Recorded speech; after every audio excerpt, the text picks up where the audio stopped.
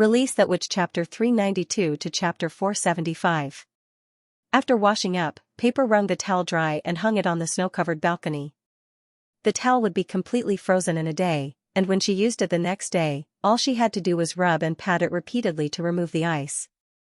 Of course, she could also use her ability to quickly evaporate the water in a warm room, but that would reduce the number of times she practiced every day. Paper knew that the amount of magic power in her body was among the lowest among the witches, so she had to use it precisely. After she finished cleaning, there was a knock on the door. Almost every day at this time, Sister Vendi would bring her to the castle hall for breakfast. Coming right away. Paper happily opened the door, and as expected, it was Vendi standing outside. She hugged her affectionately and sniffed her cheek. Not bad. You're clean. Hee hee. Paper grinned and pulled Wendy's hand as they walked towards the hall.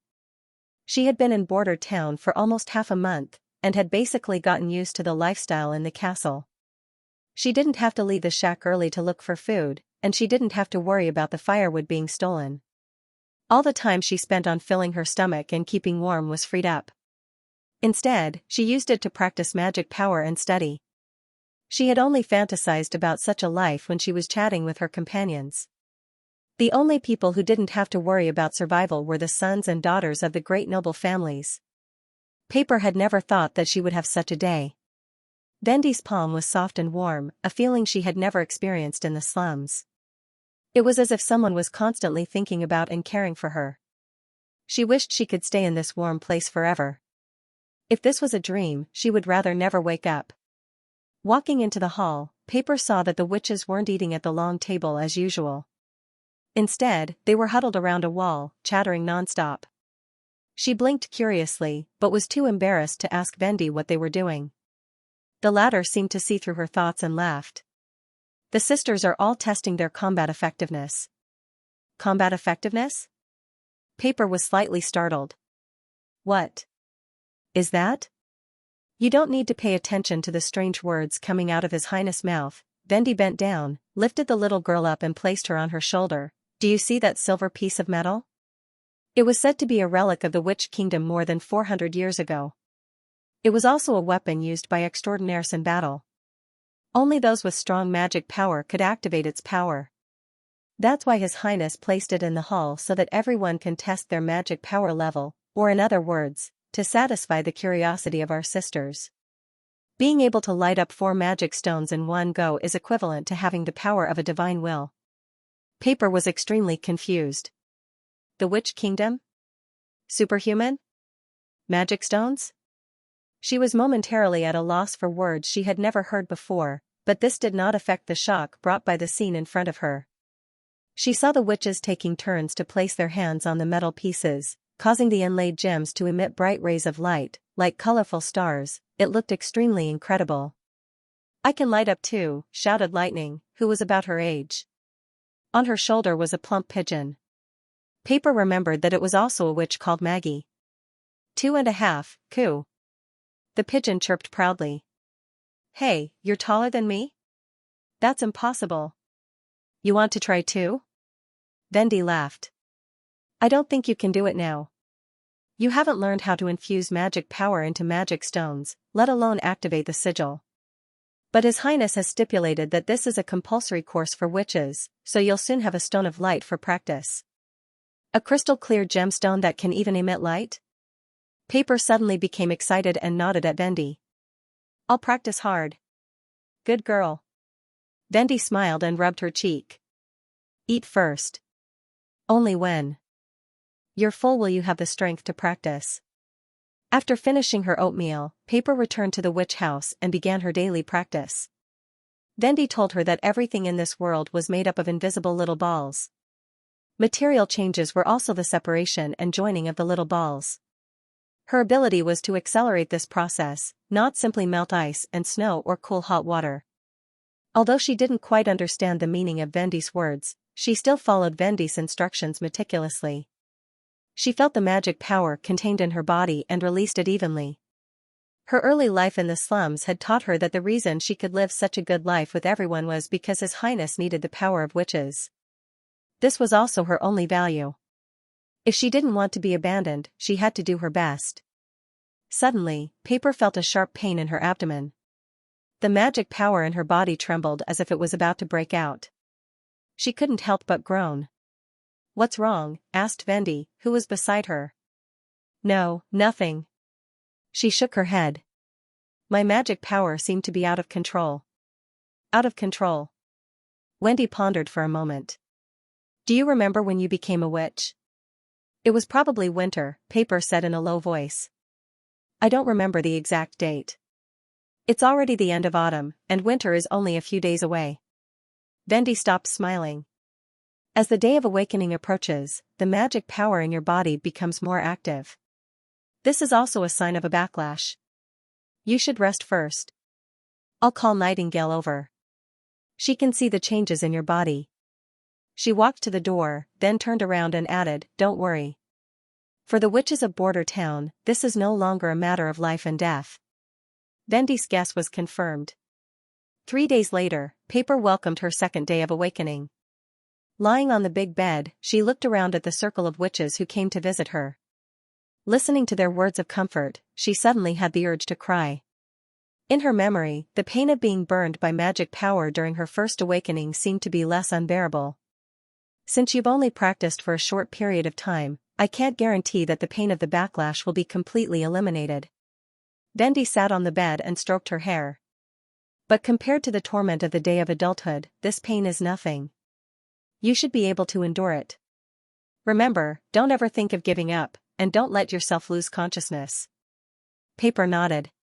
She didn't dare to answer, afraid that if she opened her mouth, she would cry uncontrollably. She didn't want everyone to see her humiliated appearance. Living in the slums, crying was the weakest expression. Only those who had given up struggling would do such a thing. Paper closed her eyes and waited for that moment to come. When she opened her eyes, it was already white outside the window. The backlash was much weaker than she had imagined, so much so that the various rescue methods that everyone had prepared could not be used. When she woke up, she felt that her body was full of magic power. Subtle changes seemed to have taken place throughout her body. Her eyes could see further, and her hands and feet were stronger. After washing her cheeks, Vendi's knock on the door came right on time. "I'm here." Paper happily opened the door and took her hand. This time, however, Vendi did not lead her to the castle hall. Instead, they went to the 3rd floor, where the lord's office was. The gray-haired lord smiled and handed her a piece of parchment. "From today onwards, you are an official member of the Witch Union." After entering winter, the heavy snow actually calmed down a lot. Roland hummed a tune as he looked at the 3 manuscripts on the table. They were the trial and production plan for the new ammunition, the design plan for the new generation of light weapons, and the construction project for the wizard tower. The first 2 were the products he had been thinking about for a long time. Now, with Agatha's refrigeration and temperature control, the town's nitric acid production had greatly increased, and the stability of the large-scale production of nitroglycerin had also been solved. The conditions for the production of double-base propellant were basically met. Although he knew that this propellant was made by dissolving nitrocotton in nitroglycerin, and finally obtaining a viscous jelly-like substance that could be sliced or granulated, the specific ratio still needed to be tested by an alchemist. Fortunately, Xianxia was now very proficient in quantitative and qualitative testing. If this task was entrusted to him, he should be able to get the results within a week or 2. Since he wanted to produce a new propellant, the development of a new light weapon naturally had to be arranged on the agenda. Compared to the large caliber will used at the beginning, the double-base propellant could achieve the equivalent lethality with a small amount of weight. Therefore, in terms of comprehensive power and cost-performance ratio, the new small-caliber automatic weapon was the inevitable choice. Of course, the specific parameters needed to be further determined according to Anna's results. Roland drank a mouthful of hot tea and placed the 3rd manuscript in front of him. This was also the thing he was most interested in at the moment. Compared to the previous plans, the contents of this document seemed extremely uncoordinated. At Agatha's request, he planned to build a wizard tower on the other side of the witch house for the research and development of sigil. Just think about it, a towering wizard tower in the midst of a forest of chimneys and factories. This feeling was simply extremely fashionable. Roland couldn't help but laugh out loud. Nightingale, who was gnawing on dried fish at the side, rolled her eyes at him. Are sigil that interesting? The Witch Kingdom has many sigil, but in the end, it's still lost to the demons. But there is no lack of very interesting things in it. The prince took out a thick leather book from a drawer. It was a translation of the sigil encyclopedia left behind by the Quest Society, which recorded all the formulas obtained by the Quest Society in more than 200 years. To him, this was a new continent. After Agatha finished translating, Roland spent almost the entire night on the book. Looking at the dazzling list of uses and combinations of the magic stone, it was as though he was assembling the rune language. When the chief alchemist received elementary chemistry, he probably had the same excitement when he read those chemical formulas. When it came to knowledge that one had never seen before, even if it was just a superficial knowledge, it would still be extremely tempting. For example? Nightingale leaned over. Like this. Roland pointed to a line on the page. The ancient witches called it the sigil of listening.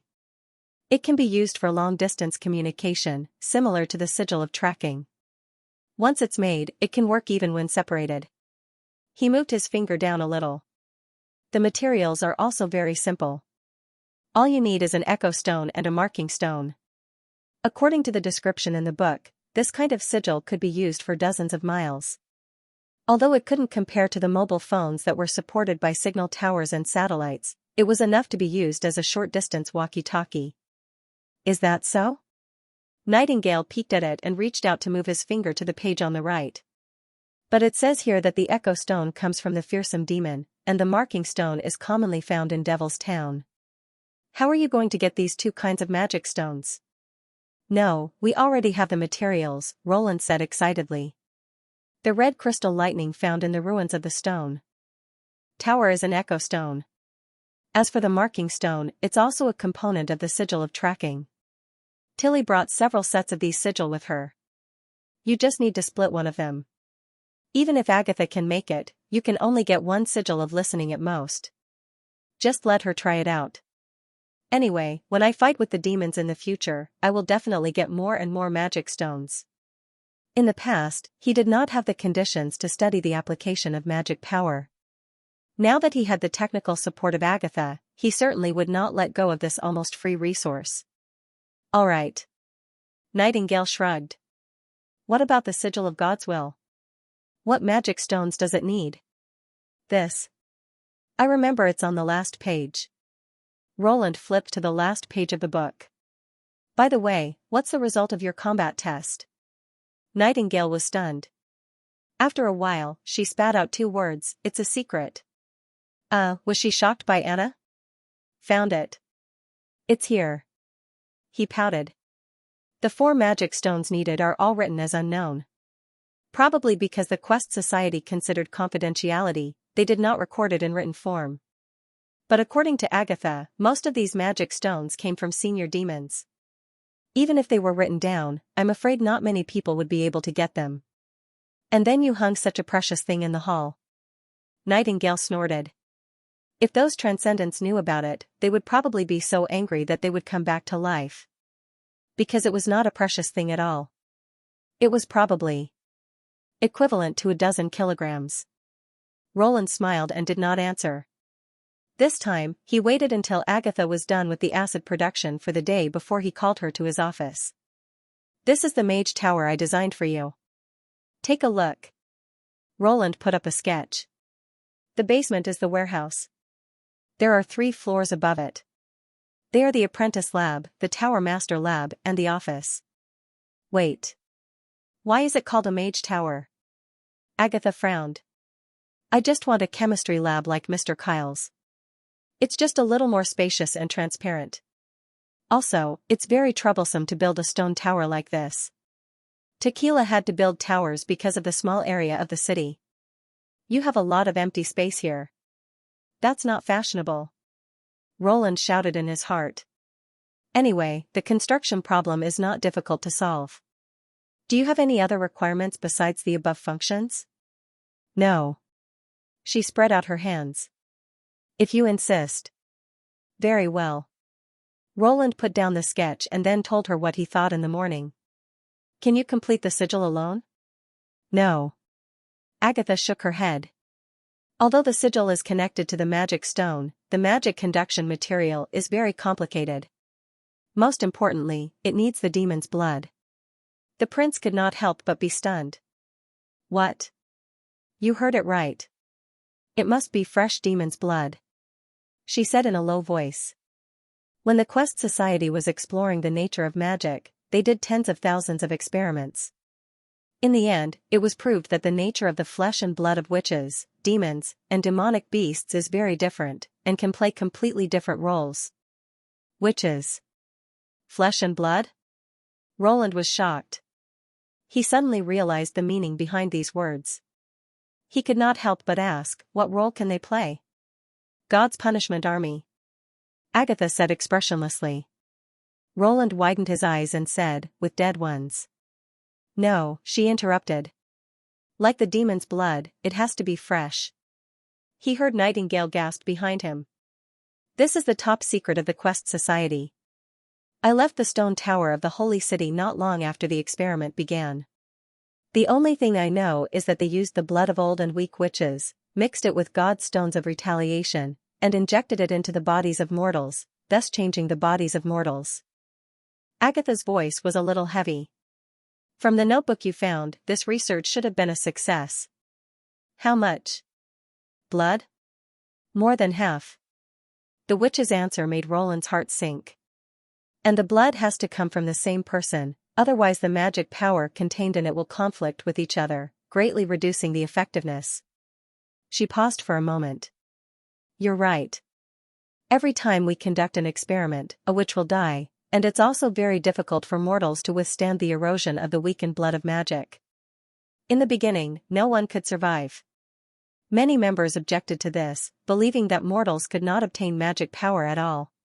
If it wasn't for the insistence of Chief Alice, this plan might not have been carried out to the end. But now the church has a large number of God's punishment army. According to Tilly's information, the number of scourge may be about 500 to 1,000. Roland frowned. Assuming the success rate in the notebook refers to increasing the conversion rate to 100%, it means at least half of the witches died, and I don't think that group of people should be able to gather so many old witches. So the reason the church captured and bred witches was to drain their blood and use it to create powerful extraordinary warriors? Roland felt the hand on his shoulder tighten involuntarily. Damn it, hundreds of witches with all kinds of strange powers died in the holy city of Hermes for nothing, and they have to bear the name of the fallen, despised by the world. Such a stupid organization must be destroyed, even if their original intention was to fight against the demons. Don't worry, I'll stop them, Roland said word by word. After Agatha left, Nightingale came out of the mist and appeared in front of him. She gritted her teeth and said, I didn't expect the God's punishment army to be like this. If the church was really transformed from the Union, then their chief must be a lunatic. Indeed, he sighed, so it makes sense that the church would adopt female orphans and abandon babies everywhere. They are just collecting materials for the army. Perhaps the vilification of witches as the devil's minions was also part of the plan to justify the punishment of witches. Nightingale didn't reply, but her face was filled with anger. Roland grabbed her hand worriedly. Are you going to cause trouble for the church alone? She shook her head. I'm not that stupid. If they could really be overthrown by a witch, someone would have done so long ago. The prince was slightly relieved. The ultimate purpose of the church creating the God's punishment army is to strengthen their own strength, so if there are witches with extraordinary abilities, they will certainly not be used for blood supply. Facing these witches who are loyal to the church, even if we hide in the mist, we can't guarantee our safety. When the war with the church starts, it is the safest way to advance step by step with the First Army's firepower. No matter what the enemy is, in front of bullets, there is no difference. He paused. I said, in the new world, witches will be like ordinary people, living a normal life without barriers. Yes, Nightingale responded in a low voice and put her forehead on Roland's head. I believe you can do all this. After sending paper back to the witch house, Vendi returned to the Lord's castle with satisfaction. Recently, she felt that her life had been very fulfilling.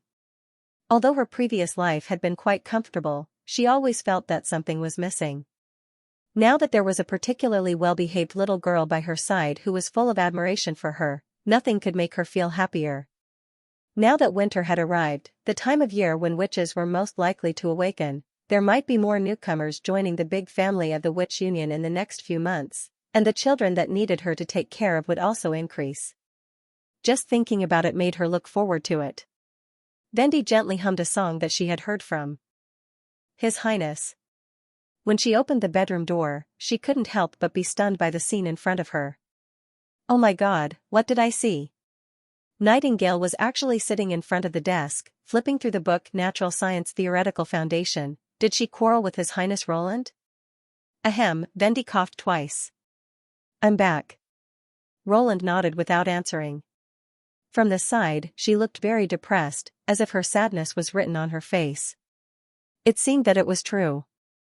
Vendi walked forward, patted her on the shoulder, and softly comforted her. Love is like this, sometimes there will always be disputes, but in fact, when you think about it, it's not a big deal, you just need to sleep. What are you talking about? Nightingale frowned. You and His Highness. The quarrel is only temporary, you don't have to take it to heart. Why would I quarrel with him? She said while holding her forehead. No? Vendi was startled. Then why did you suddenly want to study? Nightingale took a deep breath and repeated the experiment of the God's punishment army that Agatha had revealed. I just feel that I need to become a little stronger, so that I can do more in the battle to overthrow the church in the future. So that's what happened. After listening to her, Vendi nodded solemnly. I didn't expect that the purpose of building the monastery was actually for the witch's blood. If Ashes hadn't suddenly awakened as an extraordinary and attracted all the guards' attention, I'm afraid I would have become one of the corpses.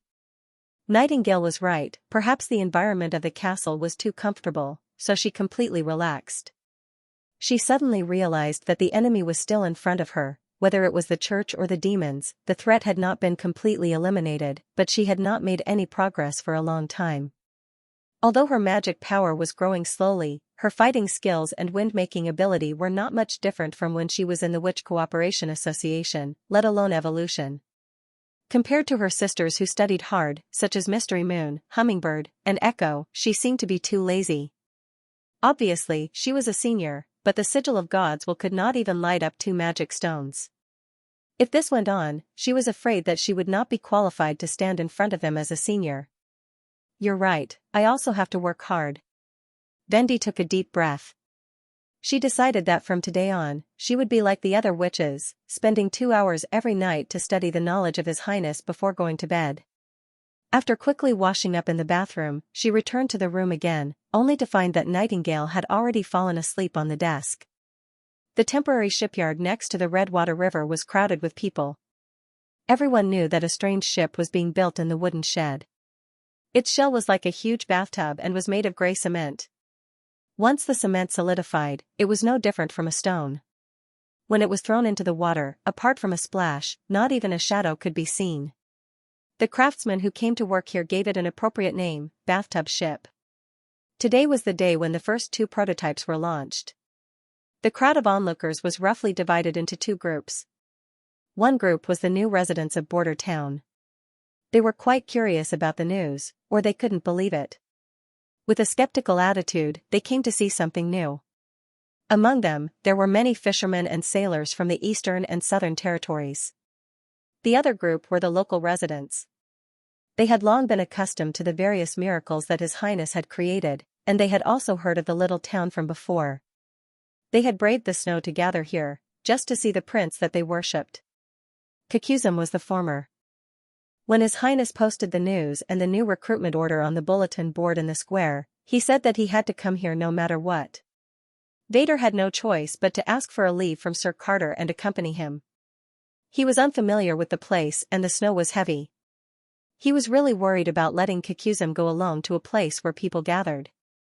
If he was pushed and fell, it would be an incurable injury for the old man. You underestimate me, child. The old man waved his hand, indicating that Vader did not need to follow him. I've also been through a lot. Although I'm old, I'm not much weaker than you. Yes, Vader said disapprovingly. Anyway, I've already asked for leave. It's too late to say anything. I just don't understand. Why do you have to see this thing go into the water? Isn't it just a ship? But you said it was made of gray stone. Kakuzum shook his head. How can a bathtub-sized stone float on the water these days? It's all my fault for being too talkative, Vader thought to himself. I didn't know how we ended up talking about the announcement in the square when we were chatting. Perhaps His Highness was just exaggerating. A wooden ship is probably partly made of cement, right? That's even more impossible, the old man insisted. Think about it, when was this wooden shed built? It seems like, more than a month ago. That's right. It was even earlier than when you were recruited as a police officer. When we moved into the inner city of the town, this place was still empty. His beard trembled. It took a month to build the shed. Doesn't that mean that His Highness only used half a month to build his first ship? Is there something wrong? Vader was puzzled. Of course not, cried Kakuzum. In the name of Poseidon. I have never seen a ship that can be built in half a month. This has nothing to do with size. As long as it is a sailboat, just processing the ribs will take more than a month. It needs to wait for the wood to be completely air-dried before bending it with steam. This process is extremely troublesome and cannot be completed in a short time. Vader was astonished.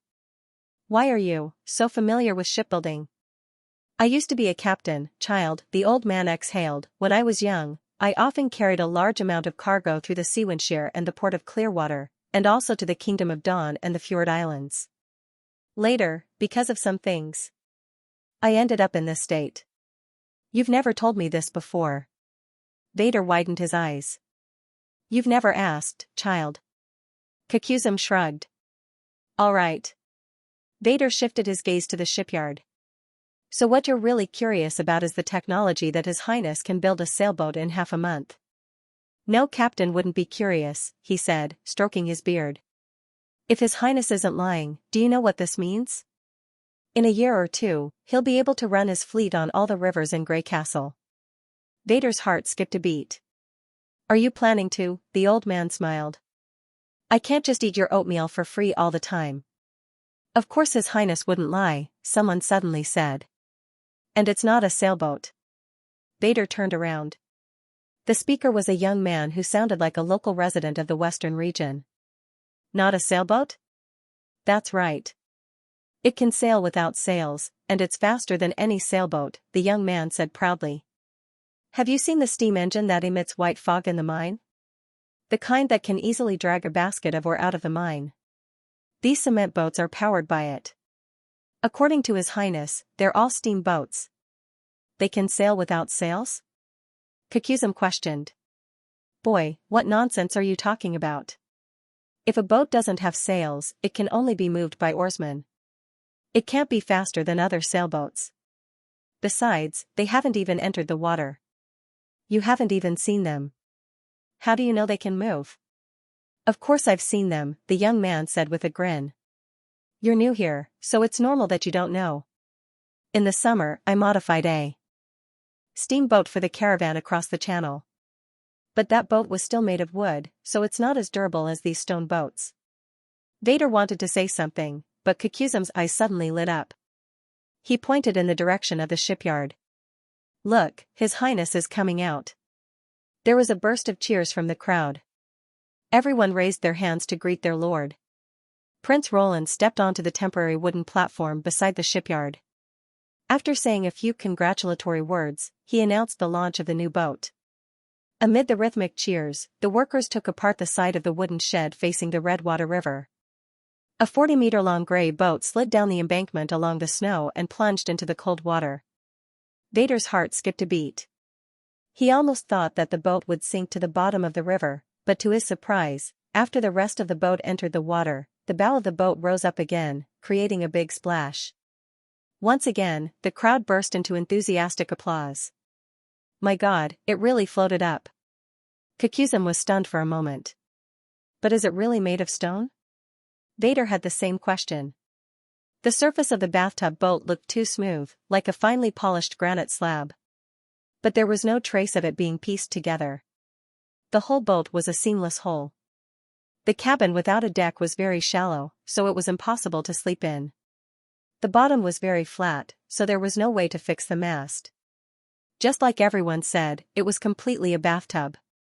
But no matter what, His Highness had indeed built the boat in half a month. He looked at Kakuzim and found that his eyes were shining with excitement. "I want to apply for the position of captain," the old man said. Amidst the cheers of his subjects, Roland watched with satisfaction as the second concrete boat slid into the water. These two concrete boats looked simple, but in fact, they were much better than the original little town. For the first time, a dense steel frame was added to its interior, and the quality of the cement had improved significantly. Its overall strength was several times higher than that of the little town. In order to speed up the construction, Roland had reserved slots and interfaces for the steam engine, transmission mechanism, and paddle wheels when designing the hull. When the time came, he only needed to weld the corresponding fixing bolts on these metal parts to achieve rapid assembly, and the installation would be like gluing a model together. At the same time, the template had been changed from temporary masonry to an iron mold, which not only guaranteed the density of the poured concrete, but also improved its waterproof performance. It could also ensure that every boat was basically the same, so there would be no deviation when installing the power system. In order to obtain a complete template, he had scrapped at least 7 or 8 experimental boats. Fortunately, cement was no longer a scarce product. From grinding the stones to mixing them into the kiln, the steam engine had replaced all manual work. It could be said that this was one of the few industrial projects in Border Town that did not rely on the power of witches to produce it on a large scale. With sufficient materials, reliable templates, and skilled workers, the only thing limiting the production of the hull was the hardening speed of the cement. However, with paper's accelerated response, the cement boat, which originally needed to be placed for 1 or 2 months, could be launched in 1 day.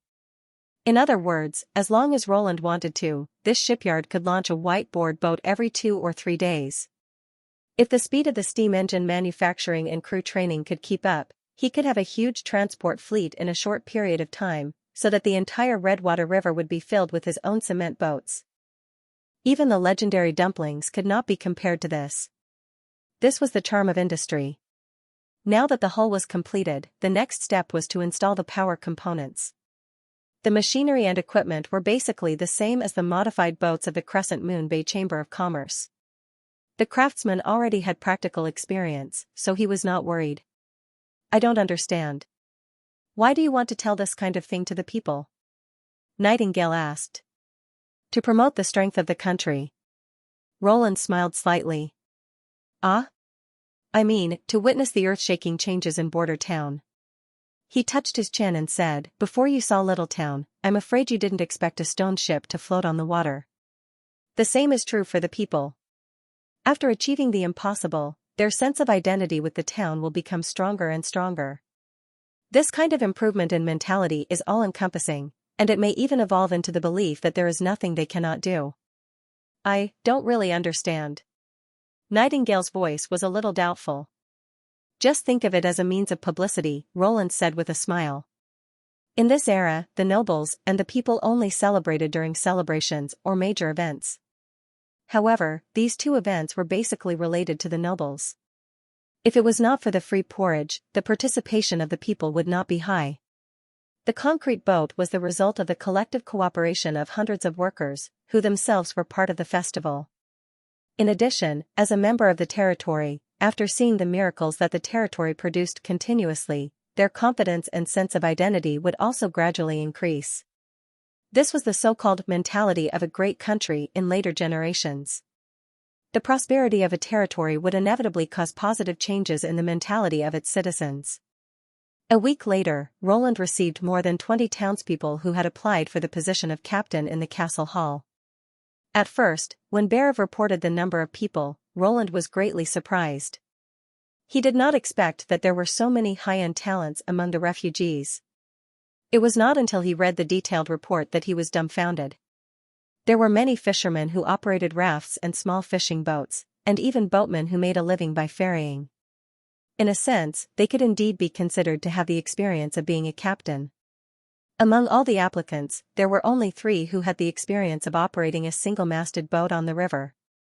One of them even claimed that he had been a merchant fleet commander and had lived on the sea for a long time. After thinking for a while, Roland finally decided to recruit all the people. Because steamboats and sailboats belong to completely different systems, they were completely different to operate.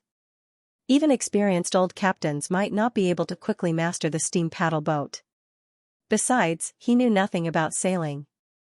Instead of blindly commanding them, it was better to let them understand and learn by themselves. Since they were starting from scratch, they had to have the determination and courage to explore. I have already read your application. Roland swept his eyes over the group of people kneeling on one knee in the hall.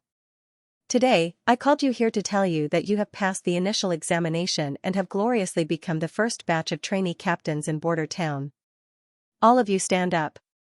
Yes. Your Highness. The crowd cautiously stood up and looked at each other. It seemed that they were quite confused by the term trainee captain. The prince took the initiative to explain, trainee means that you are not an official position. Before you actually board the ship, you will only receive half of the salary stated on the notice, which is 10 silver royals per month. The first 2 months will be a learning period.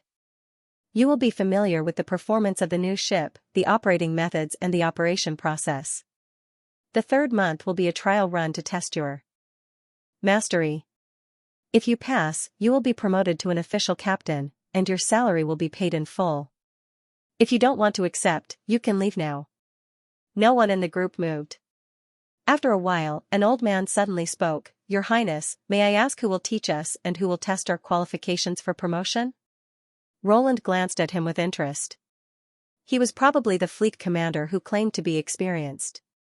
His name seemed to be Kikuzum or something. If he remembered correctly, he was a relative of a policeman who had performed well in an assassination case 2 months ago. From the old man's tone, Roland could tell that he did not think that anyone could teach them how to sail a ship. In fact, there was no one. The teachers will be yourselves.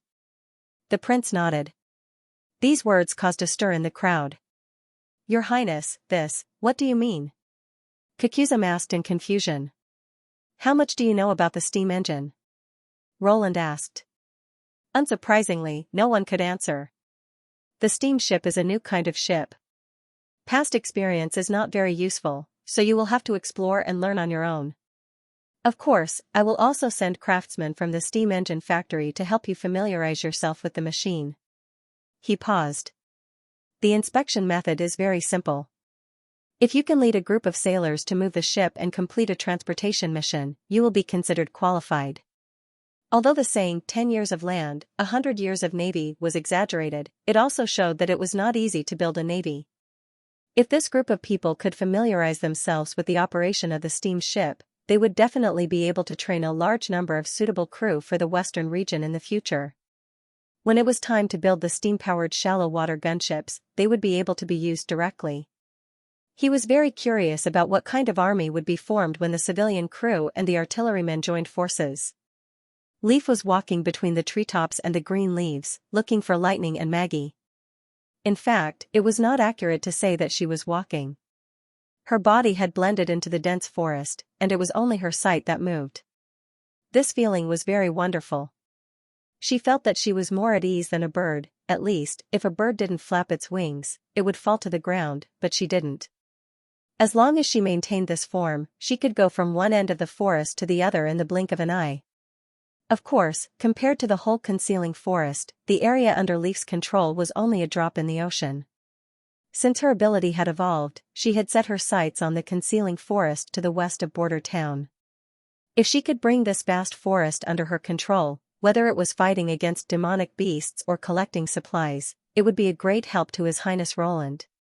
There weren't many ways she could repay His Highness. In addition to improving the crops, this was the only thing she could do. Compared to the castle's back garden, this was a real forest, and its complexity was far greater than the ecosystem composed of olive trees and grapevines. Every inch of the land was hiding many creatures. If you looked down along the roots of the plants, you could feel dormant animals, squirming reptiles, decaying corpses, and small gurgling water sources. In order to avoid losing her mind, she carefully expanded her territory.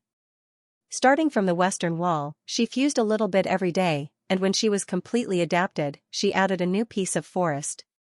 At this speed, in 2 or 3 years, she would be able to cover the whole concealing forest with her consciousness. After a while, Leaf found the 2 people who were hunting in the forest. If she didn't fly close to the treetops, but walked in the snow, she would be able to find them faster. "I found a prey," Leaf said, shaking a branch. "Ah," Lightning trembled, then patted her chest, "you scared me." "Goo, goo." Maggie nodded. "Sorry," Leaf made her figure emerge from the trunk, like a new branch. "Is this better?" "Well, at least it doesn't seem like I'm talking to a ghost." Lightning lightly landed on the ground. "Can you appear in any place in the forest?" "As long as it's within my control," she nodded. Maggie landed on Leaf's back and paced back and forth. She even pecked at the part where her body was connected to the trunk. "You actually grew into the tree, coo." Leaf felt an itch on her back and couldn't help but laugh. "This is my ability. It feels a little strange, coo." "How dare you say that others are weird? You can transform into a giant demon bird yourself." Lightning rolled her eyes at the pigeon and then looked at Leaf. "Where's the prey?" "Come with me," she said, tilting her head. Since it was impossible to maintain a human form while moving, Leaf simply made vines stand up on the ground to guide them forward. "What kind of prey?" Lightning asked. "A wild boar, from the heart of the forest," she answered. "Are you sure you want to do it yourself? I can tie it up with a vine and throw it at the foot of the wall." "Of course, explorers pursue more than just the results," the little girl said with her head held high. "Sometimes the process is more memorable than the results. As long as there's meat to eat, coo." Leaf couldn't help but raise the corner of her mouth. Before she integrated with the misty forest, the 2 of them were already frequent visitors here. They practiced their magic by hunting in the forest, and Maggie would carry all the prey they got back to the castle. Now half of the meat on the table was provided by them. "Look, there it is," Leaf said. She saw a huge wild boar squatting by the stream, licking the cold water. Its fangs were thick and sharp, and its bristling mane was almost as long as a finger. It looked very difficult to deal with. If a hunter encountered such a beast, he would generally retreat, but for a witch, it was just a good meal. "I'm going," Lightning said, pulling out her dagger. "Don't you need a gun?"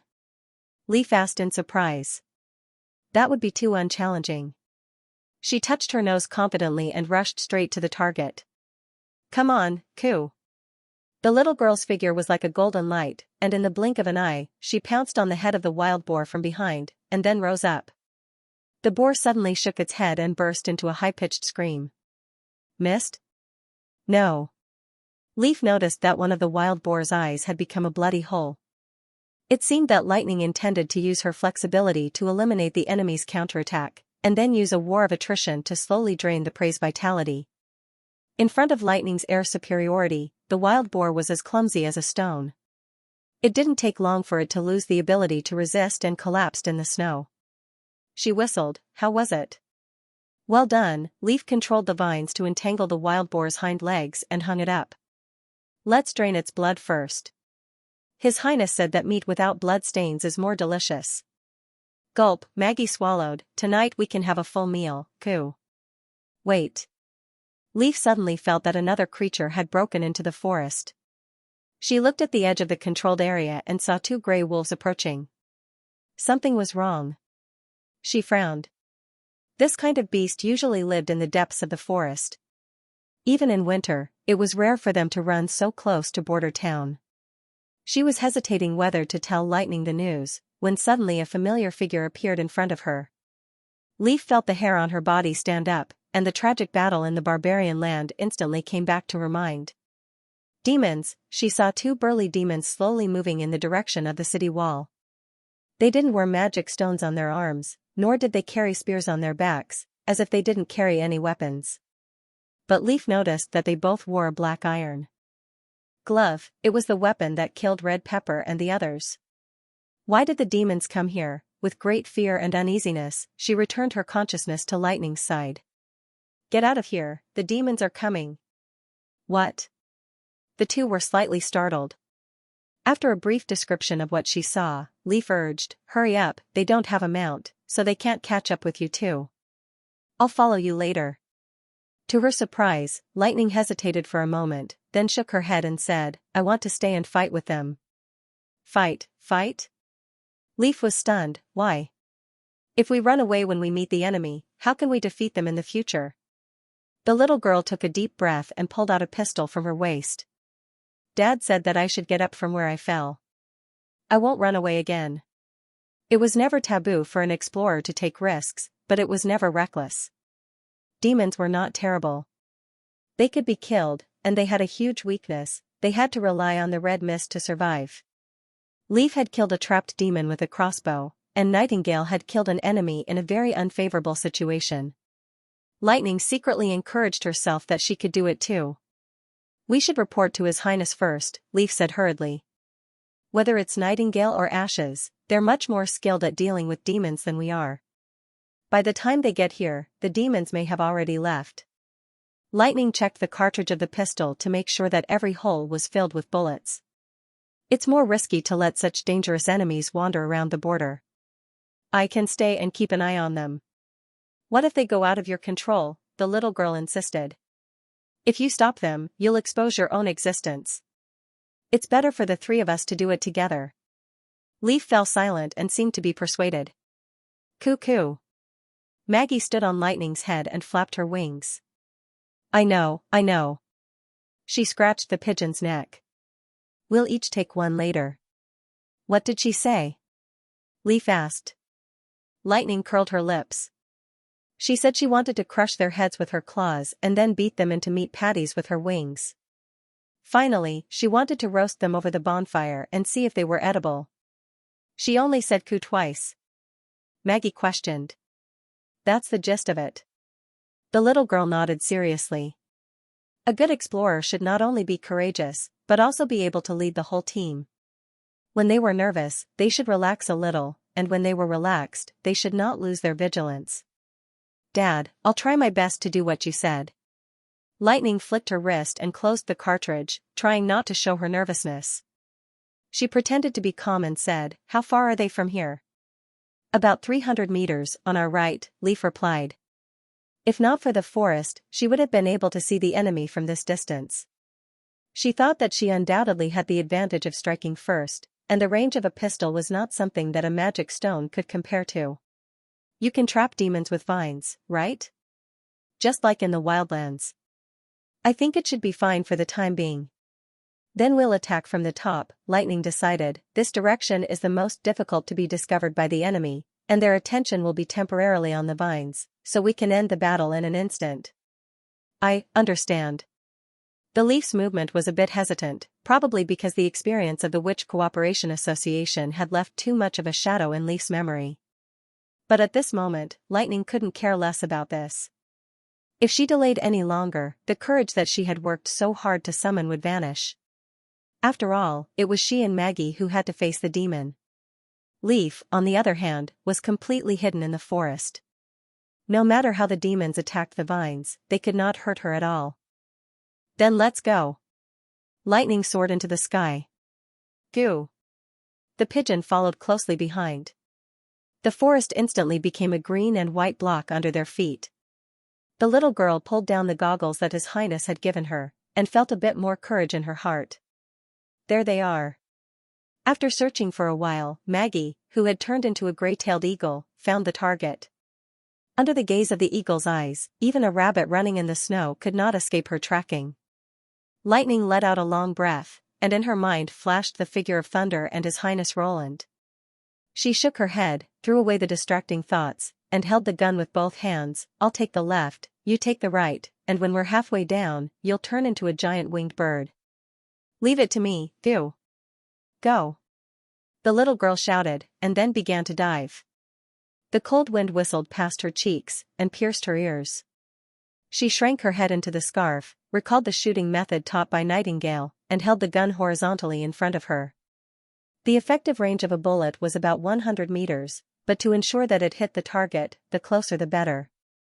If Leaf's information was correct, the iron gloves worn by the enemy must be inlaid with a lightning magic stone, and the firing range was similar to that of a witch, between 5 meters. Therefore, shooting from 7 or 8 meters away was the best choice. The enemy's figure became more and more clear, and she could already see the horrible head and scarlet mask on the enemy's body. Suddenly, a devil stopped, raised its head, and roared at the two of them. "Have I been discovered?" Lightning's heart sank. Why does it seem like the enemy is able to perceive my existence? At the same time, countless vines suddenly rose from the side of the devil. They wrapped around the enemy's legs, and continued to climb up, tightly surrounding the enemy. A white light flashed on Maggie's body, and in an instant, she turned into a huge monster, and at the same time, she dived down and let out a high-pitched roar. "Forget it," Lightning gritted her teeth and sped up again. When she was only 50 meters away from the enemy, she suddenly made a turn, and like a meteor, she fell straight behind the enemy. If she shot vertically, she could only hit the enemy's head, but shooting horizontally could greatly increase the target's area. This was also what Nightingale repeatedly emphasized, that in a situation where you were not sure, you should fire at the widest part of the enemy's body. The devil struggled to raise its right hand, which was entangled by the vines, and dazzling lightning burst out from the iron gloves. Lightning pulled the trigger almost at the same time, and a loud roar suddenly resounded over the forest. As she expected, the attack range of the magic stone was extremely limited. The blue-white arc of light disappeared in a flash, and with the sound of the gunshot, a dark red mist of blood burst out from the back of the devil. The bullet not only penetrated its body, but also rotated and smashed the gas tank on its back. Maggie, on the other hand, was in a much worse situation. Another demon's lightning directly hit the giant bird's body, causing sparks to appear. Maggie's roar turned into a scream, and her wings curled up. She then heavily smashed into the demon's body, raising a large amount of snowflakes. At the moment of impact, Lightning felt the ground tremble. Probably because the collision was too violent, the gas tank on the devil's body was crushed, and the red mist overflowed from the giant bird's body, which made the little girl's heart suddenly jumped. Leaf reacted immediately. Dozens of vines combined into one, and lifted Maggie away from the devil. The giant bird rolled twice in the snow, and then lay motionless on the ground. Lightning anxiously flew in front of her, holding her huge head and shaking it. "Maggie, wake up. Are you all right?" "Coo." "A little numb." Maggie opened her eyes, as if she could no longer maintain her magic form, and changed back to her original appearance. What happened? Lightning checked her body up and down, and after confirming that she was all right, she was relieved. "It's good that you're all right." It seemed that in the form of a flying beast, Maggie would not be hurt by the blood mist. Moreover, after her body became larger, her resistance to damage had also increased. The electric arc had only knocked her out temporarily, and the demon had acted as a cushion when she fell to the ground. It seemed that the attack was frightening, but in fact, she was barely hurt. It could only be said that it was a blessing in misfortune. They looked dead. Leaf poked half of her body out of the trunk to check the two dead devils. "What should we do next?" "Take the bodies back," said Lightning. "His Highness should know what to do with them." When Roland heard the news, he was startled. He didn't have time to ask in detail. He hurriedly followed Leaf to the castle's back garden, only to see Lightning unloading the two demon corpses from Maggie's back to the ground. "Your Highness, we won." Seeing the prince, the little girl jumped down and threw herself into his arms. "We defeated the demons." "Was no one hurt?" "No, everyone is fine." She looked up, her eyes sparkling with a "praise me quickly" light. If she had a tail, it would have been wagging. Roland let out a breath, seeing her expression. He didn't want to ask why she didn't come back to report after seeing the demons, so he put this question aside for the time being. It's good that no one was hurt, so. What was the specific situation? After listening to the three people's answers, he finally figured out what had happened. The battle seemed easy, but in fact it was not small. If Maggie hadn't taken an electric arc and been safe, or if the demons hadn't broken free from Leaf's restraint, the consequences would have been unimaginable. Next time, don't do such a risky thing, Nightingale couldn't help but say. With Sylvie there, the enemy couldn't escape. It's better to leave the battle with the demons to us. But we won, Lightning pouted. That was also luck. Before the fight, did you expect that Maggie would be hit? Nightingale said mercilessly, the spear skills I taught you are so that you can protect your sisters in a crisis, not take them into danger. Yes. Her head drooped. I know. And you too. Nightingale then looked at Maggie. You knew that at this time you should have come back to report, but you still fooled around with her. If you make such a mistake again, don't even think about eating a piece of dried fish from me. Coo. Maggie's head also drooped. No wonder she was the strongest witch in Border Town. Roland looked at Nightingale with approval. Well, this matter will not be repeated again. Help me call Tilly and Agatha over. Next, it's time to check the loot. In the basement of the castle, 2 corpses lay flat on the cold stone floor. They had been stripped naked, and their torn clothes and belongings were neatly placed aside. These are the enemies in the Battle of Divine Will? Tilly asked, covering her nose. He doesn't look much stronger than an ordinary person. Ashes curled her lips. Agatha's face was gloomy. Don't underestimate them. Any devil, regardless of whether they have magic power or not, is a difficult opponent.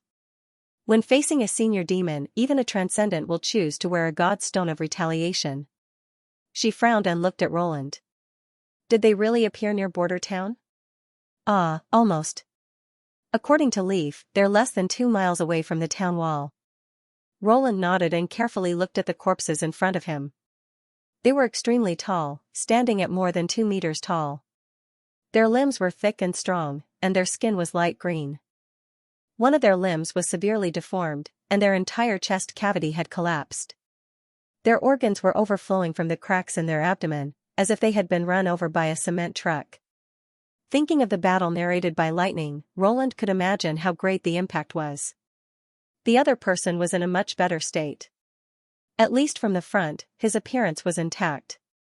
There were 2 holes in his body, and blue blood was still flowing out.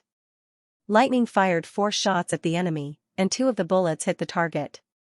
One of the bullets went straight through the chest, and there was no doubt that it was a fatal shot. It was understandable that human blood was red because it was rich in oxygen-carrying hemoglobin. The other demons did not need to breathe oxygen, so it was not strange that their blood was of a different color. It was not surprising that the shape of their bones was relatively broad. After all, they had to support such a strong body and at the same time resist the burden of a huge force. The only thing that puzzled Roland was that although the 2 demons looked very much like humans, they did not have sex. How do they reproduce? He asked Agatha curiously. Don't demons distinguish between men and women? As far as I know, they don't have sex. The latter shook her head. The reproduction of demons has always been an unsolved mystery. After all, it's difficult for us to get close to the Red Mist Tower. Some people think that demons are born in the tower and are condensed from the mist. However, the Quest Society does not agree with this theory, because many people have noticed the phenomenon of demons' promotion in the hundreds of years of fighting against the demons. Promotion? Ashes frowned and asked, what's that? Some demons that were seriously injured by witches appeared on the battlefield again. Their forms had already changed, but from the wounds left behind, we can see that they are still the same demon. This may mean that the senior demons are not born, but they achieve breakthroughs in battles. Once they complete the promotion, even their forms will change, Agatha explained. Well, the magic stone technology is already worrying enough, but the demons also have the ability to upgrade. No wonder they could defeat the humans in the 2 battles of Divine Will. Roland squatted down and looked through the clothes and belongings. Fortunately, these things did not exceed the average level of the current era, and even, were a little behind. The clothes were a mixture of animal skin and woven cloth, as ugly as the work of primitive people. The ferocious-looking masks were actually the skulls of hybrid demonic beasts, and they were all different, which proved that they did not obtain these equipment through manufacturing. Even the transparent mask inlaid on the beast's head was just a polished crystal, and because it had been soaked in the red mist for years, it had become blurred. When placed in front of Roland's eyes, it was completely scarlet. He did not know how the demons could get used to it. Apart from these, there were about a dozen black slates and a few magic stones. Did the Quest Society see these things? Roland spread out the slates and saw a few of them were engraved with twisted red runes, but most of them were empty. These black stones reminded him of the towering buildings standing in the red mist. The demon's way of recording, Agatha nodded and said, this kind of writing is also recorded with magic power, but we have no way to decipher the content. Maybe their way of thinking is completely different from ours, Tilly said. It's indeed possible, Roland agreed. What about these magic stones? Perception stone, pathfinding stone, and marking stone. Agatha glanced at them a few times. These are things that the scouting demons often use, so they are not rare. Scouting demons. Roland felt a slight headache. So, the demons have now noticed this place and have begun to send troops to investigate the situation in the town? That's not necessarily true. Agatha shook her head. According to the experience of the Second Battle of Divine Will, if they want to investigate the situation in the human town, they shouldn't act so casually. What do you mean? The prince asked hurriedly. In order to bring back the information, such investigations usually consist of 2 or 3 small teams, most of which are equipped with demonic beast mounts, and they won't be too far away, at least within the range of the mad spear-throwing demons, she said slowly.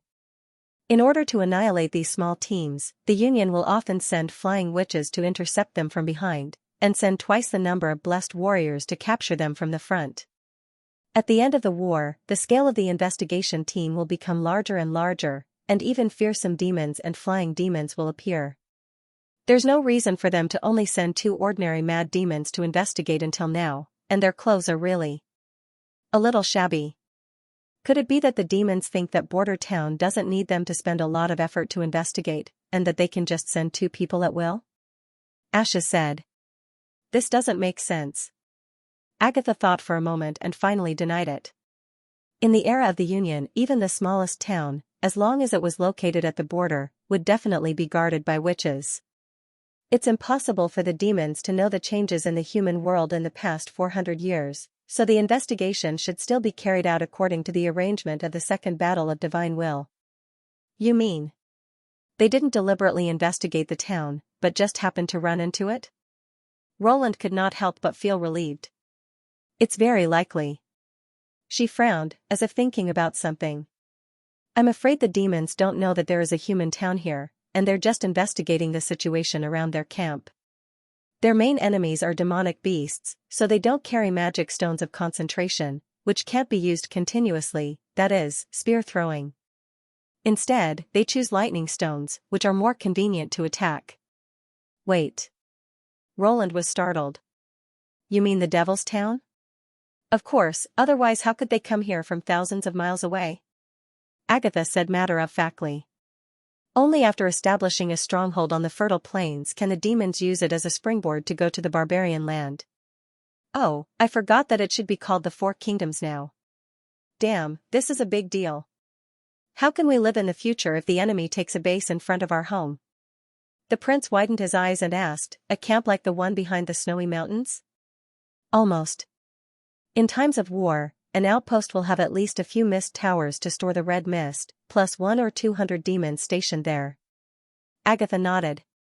But considering that the bloody moon has not yet arrived, it is unlikely that they will build a new tower fortress on the fertile plains. The transportation of the red mist is also very inconvenient, so the scale of the camp should not be large. What do you plan to do? Tilly looked at Roland worriedly. First find the camp, if it really exists, he paused, and then, get rid of it. A decisive choice. Ashes raised the corner of her mouth and said, this is the kind of decision a lord would make. Don't worry, we will also lend you a hand. If Agatha was right, the demons would not be able to extend their reach to the entire fertile plains before the Third Battle of Divine Will began. Therefore, after removing the stronghold near the western region, they could at least get a few years of peace. Even if the demons wanted to retaliate, they would not be able to. Of course, this was not without risks. At least the demons would know that a group of humans was stationed to the east of the impassable forest and had the ability to actively attack the demons. However, if they allowed the camp to expand, it would only bring more trouble to themselves. After the disappearance of the first batch of scouts, they were likely to send more people, and it was only a matter of time before Border Town was exposed. Moreover, as the stronghold grew larger and larger, the demons would only increase. When the months of demons ended, they would have to deal with the demons that would come to harass them at any time, which would be a bit of a loss. If the first army was pinned down in the town and could not move, how could they complete the planned spring offensive? When Roland returned to his office, he immediately summoned Lightning and Maggie and explained the situation. Remember, this time, you must not fight with the demons on your own. Return immediately when you find the camp. They may have flying beasts, so your safety is the first priority. Yes. Cool. He paused for a moment, and then added, if you can successfully find the target, the dessert for the next week will be ice cream bread. Maggie stretched her neck straight, leave it to us, Coo. 3 days later, Roland received Lightning's report. In the barbarian land, about 130 kilometers away from border town, they found a place that was suspected to be the Devil's Town. After marking the approximate location on the map, he noticed that it was just in front of the Witch Cooperation Association's route. It was less than 10 kilometers away from the place where the Witch Cooperation Association had encountered the demons. Why is it suspected?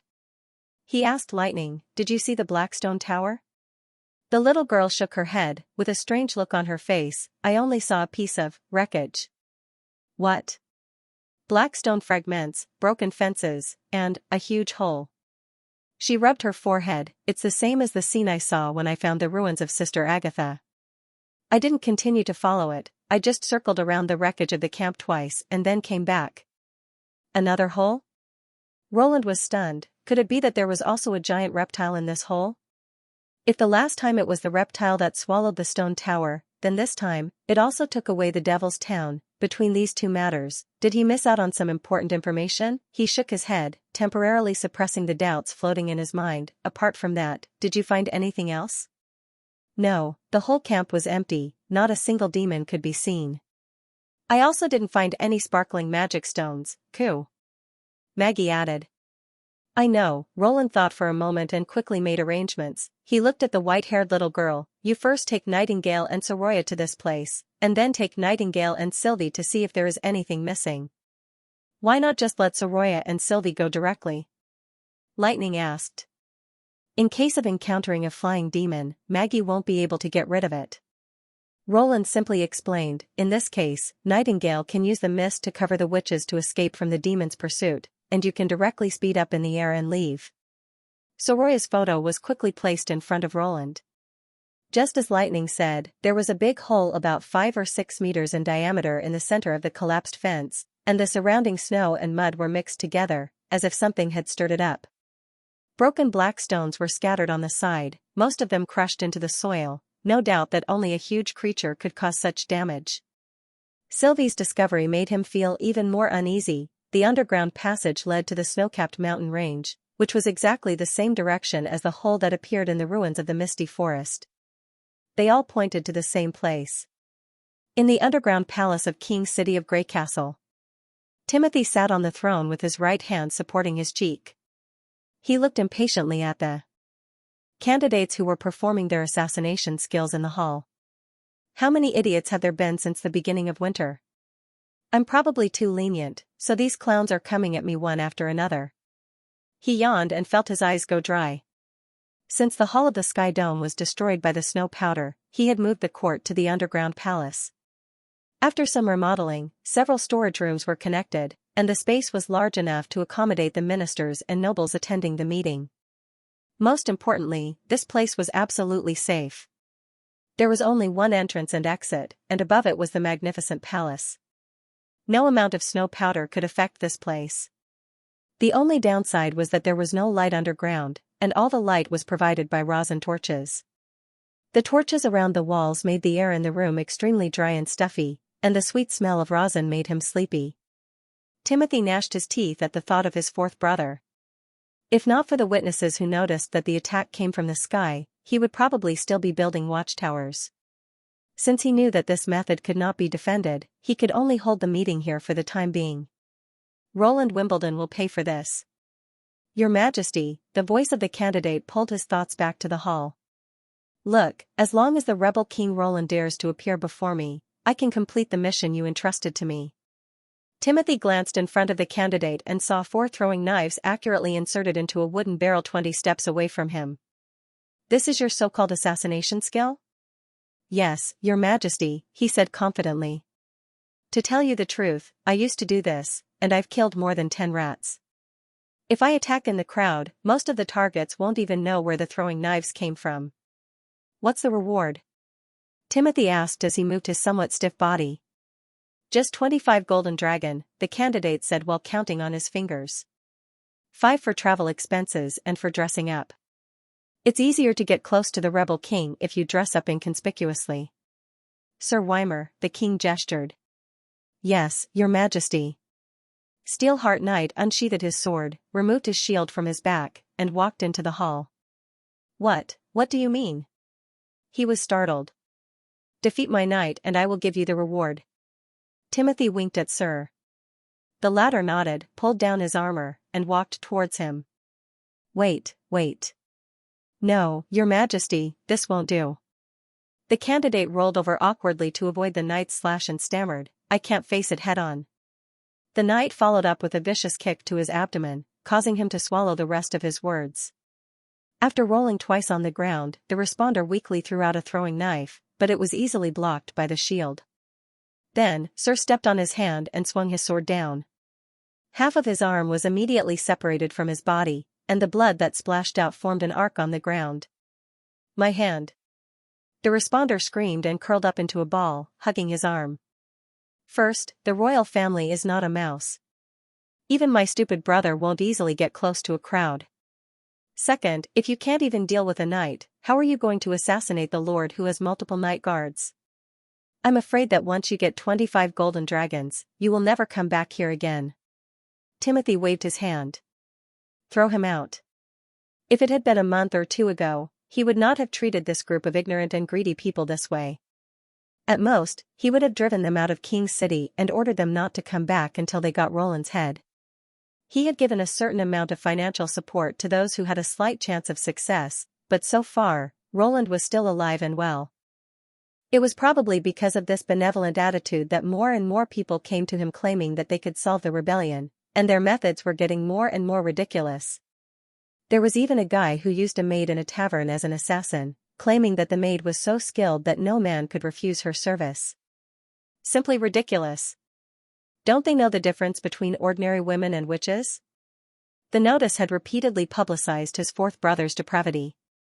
How could the Lord, who could raise witches, take a fancy to such inferior goods? Timothy heaved a long sigh of relief. Teaching these arrogant applicants a lesson should also make the others restrain themselves a little. Perhaps recruiting people to put down the rebellion itself was a mistake. The only things that could defeat Roland were pills and snow powder.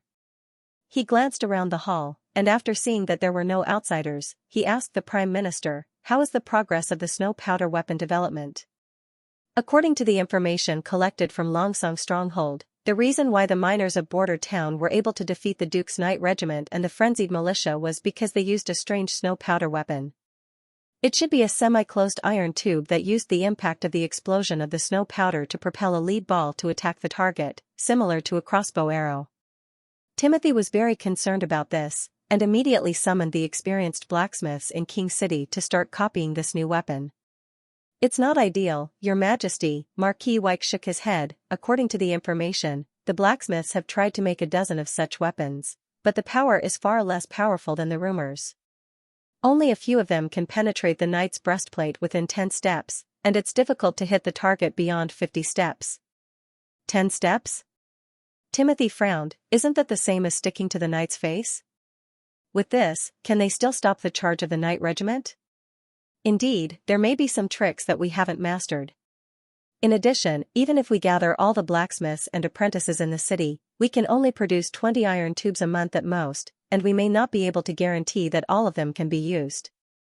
The Marquis sighed. So far, for iron tubes have exploded during training, and the guards are also somewhat reluctant to practice this snow powder weapon. Damn it, Border Town is many times more barren than King's City, but Roland has managed to gather hundreds of iron tubes in one winter. He must have gotten help from the demons. Timothy changed the subject angrily. What about the pills? Hasn't the church given an answer yet? Yes, Your Majesty, the Marquis replied. The high priest said that the holy city is fighting against the invasion of demonic beasts, and temporarily has no energy to provide more berserk drugs.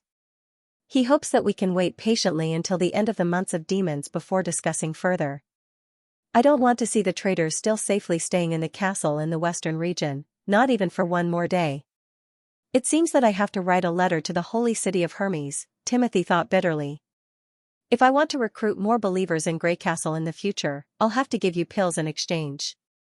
When he was about to announce the end of today's court meeting, the foreign minister, Sir Brent, suddenly stepped forward and said, "Your Majesty, the envoy from the Kingdom of Dawn has arrived in King City today, and he hopes to receive you." According to past practice, envoys from other kingdoms were usually received in the Hall of Sky Dome, but the rubble from the collapsed ceiling had just been cleaned, and it was still a long way from being repaired. Thinking of this, Timothy's hatred towards Roland increased by a fraction. "Take them to my study." He pondered for a moment and finally decided to receive them in the palace. It would be rude to bring the envoys to the basement. As for the purpose of their visit, it was most likely to be to seek help either in terms of food or cold-resistant materials. There was a saying among the nobles that they contacted friends in the summer and enemies in the winter. This saying was also true between kingdoms. Timothy secretly shook his head. He still had many things to do, so it was better to send the envoys away as soon as possible. When he returned to the study, the two members of the envoy delegation had been waiting for a long time accompanied by Sir Brent. When they saw His Majesty, they stood up and bowed. "Respected King of Grey Castle, Wimbledon 4, the King of the Kingdom of Dawn sends his regards to you." "Greetings to him too." Timothy nodded casually. "Have a seat." He noticed that the man and the woman were both very young and looked quite similar. The family emblem on their chests was an antler scepter. If he remembered correctly, they should be from the famous Luoshi family in the Kingdom of Dawn. But what on earth was King of Dawn Mizala for thinking? How could he send such a young man as a begging negotiator? Timothy was a little surprised. Most nobles at this age were proud and arrogant. Compared to the old guys who shamelessly cried poverty at the negotiating table for help, they were really too different. "You're both members of the giant deer family, right?" Timothy pointed to his chest. "I've met Duke Luoshi once." "Indeed, Your Majesty."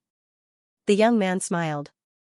"My name is Otto Luoshi, and this is my sister, Belinda Luoshi." "Their brother and sister." He raised his eyebrows. In that case, there was no need for him to beat around the bush with them. Now is the time when the months of demons are raging. "May I know why the King of Dawn sent you here?" Timothy was the first to speak. "If you are in urgent need of food, cotton, or linen, I can only move some from my own palace to show my sincerity. You should know that the royal decree for the selection of the crown prince has turned the kingdom into a mess. Many places have fallen into a state of paralysis. Just the relief of the refugees has depleted the capital's food reserves. It's very difficult to take out more supplies." "I deeply regret this matter," Otto said with a hand on his chest, "but Ms. Olafor did not send us here to plead for help, but to deal with a greater threat." Timothy was slightly startled by his words. "What threat?" "The church, Your Majesty," Belinda continued. "Now the army of the church has occupied the kingdom of Everwinter and the kingdom of Wolfheart, and a large number of fugitives have poured into the Kingdom of Dawn. According to the news they brought, the church is extremely vicious and has seriously violated the rules of war among the nobles. They will hang or exile those who resist. Only the nobles who completely submit to them can survive. This method is completely intended to eliminate the nobles and completely bring the territories under the control of the church." Otto's tone was rather heavy. "Ms. Olafor believes that the Kingdom of Wolfheart won't be their final target. The Kingdom of Dawn and Grey Castle are now in a precarious situation. In the coming year, the church is likely to launch a new war and bring the flames of war to our land. The King of Dawn hopes that the two countries can unite and fight against the church." "Are you sure that the Kingdom of Wolfheart has fallen?"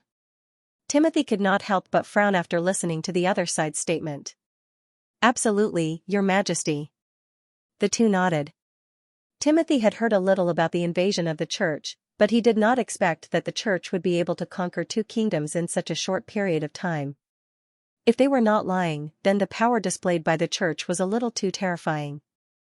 Of course, he had to confirm this with the Minister of Intelligence. The early arrival of the snow in the months of demons had hindered the caravan's journey, and he had not received any news from the kingdom of Wolfheart for a long time. After a long silence, Timothy asked, "What's the specific plan?" Otto licked his lips, took out a roll of map from his bosom, and spread it in front of Timothy. "If the church sets off from the holy city and attacks the kingdom of Dawn or Grey Castle, then the other country will lead its army north and attack the holy city of Hermes. This will curb the church's offensive and make it impossible for the two countries to attack each other." "An offensive and defensive agreement?" "Yes, Your Majesty," the messenger replied.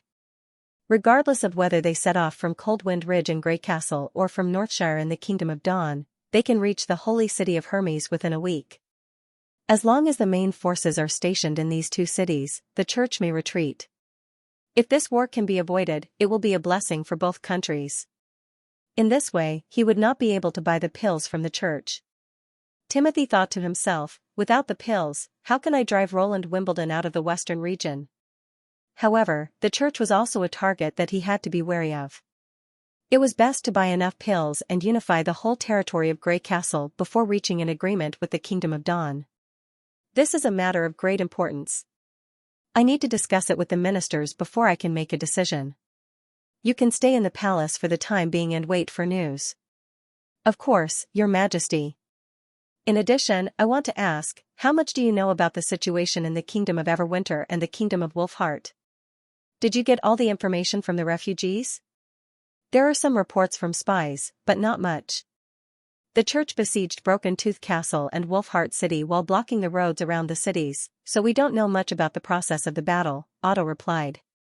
Ao2O replied, "According to the refugees, the church used a terrifying siege weapon and destroyed the walls of Wolfheart City in just one day. That's probably also a snow powder weapon, which was probably leaked by Third Sister." "That's not what I'm asking about." Timothy waved his hand. "Have you heard any news about the Black Sail Fleet and Garcia Wimbledon?" "Well." The two looked at each other before Belinda said cautiously, "I heard that she and Wolfheart were killed by the church's arrows when they were escaping from King City." "Garcia and Wolfheart were together?" Timothy's heart skipped a beat. "Did you see their bodies?" No. But judging from the church's propaganda and the silence of the Kingdom of Wolfheart, the chances of them escaping were not high." "Is that so?" Timothy exhaled. Although he was a little disappointed, this was one of the few pieces of good news since the beginning of winter. He hoped that they were right. "All right, you can leave now."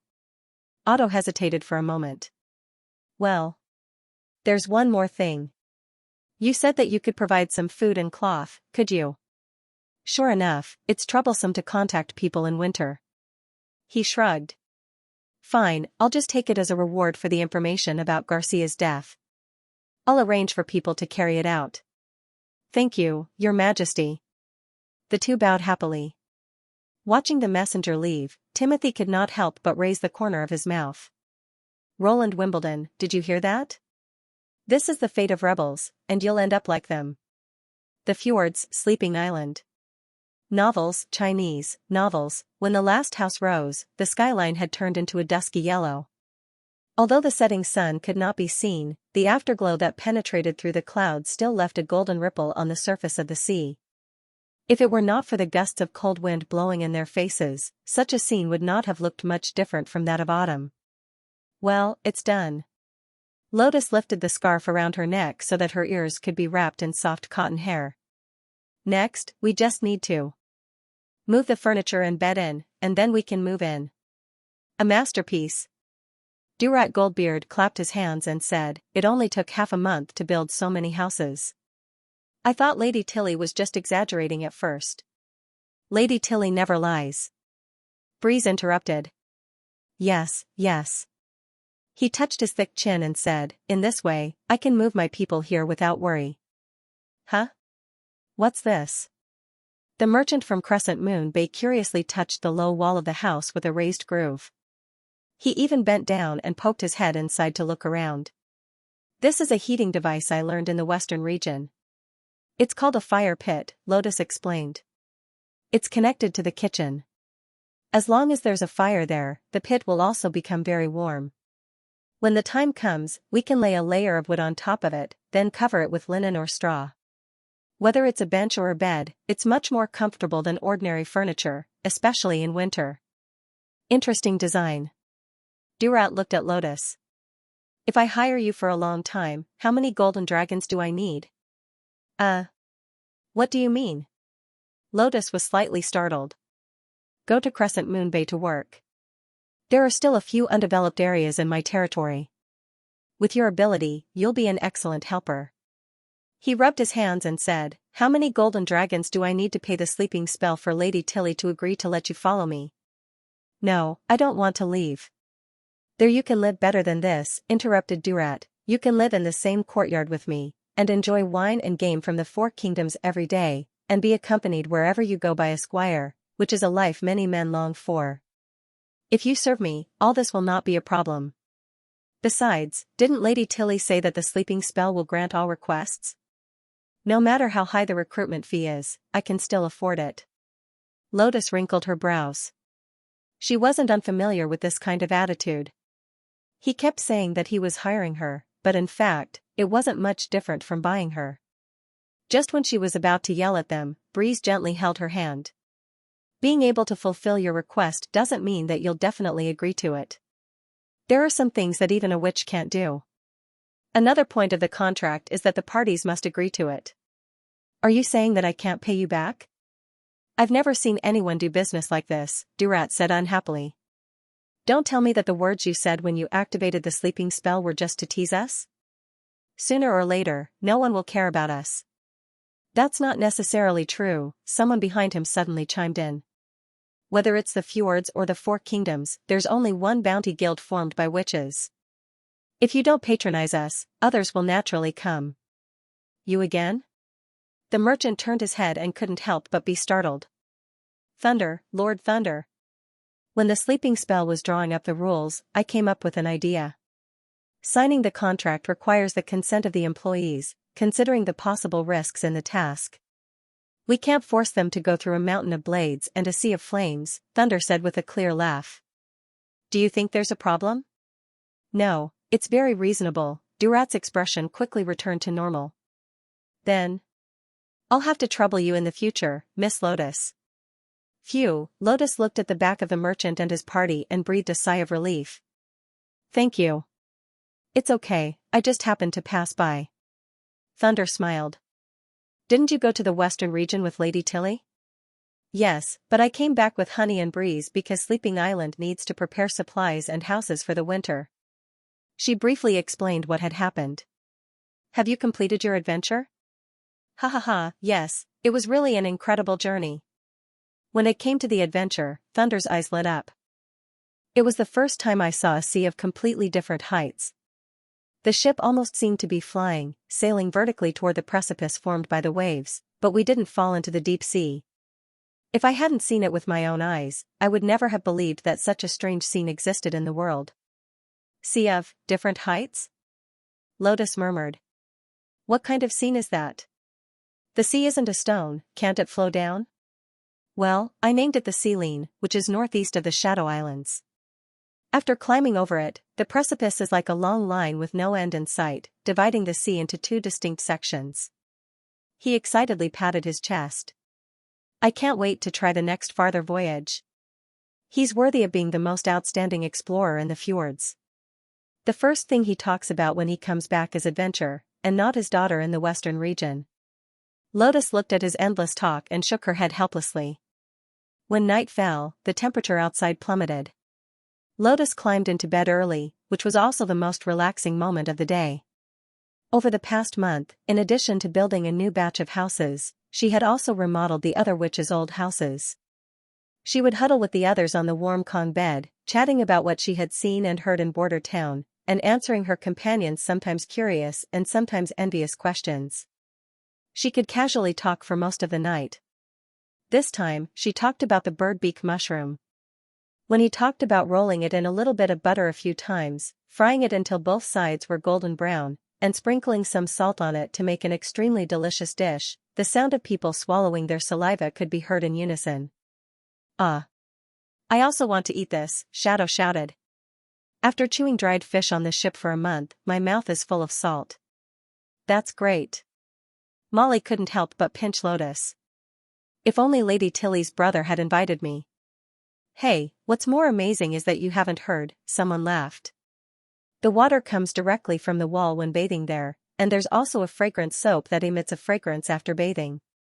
There's really such a thing? Shadow asked curiously. Of course, I also brought one back, Lotus curled her lips. But it's already been used up.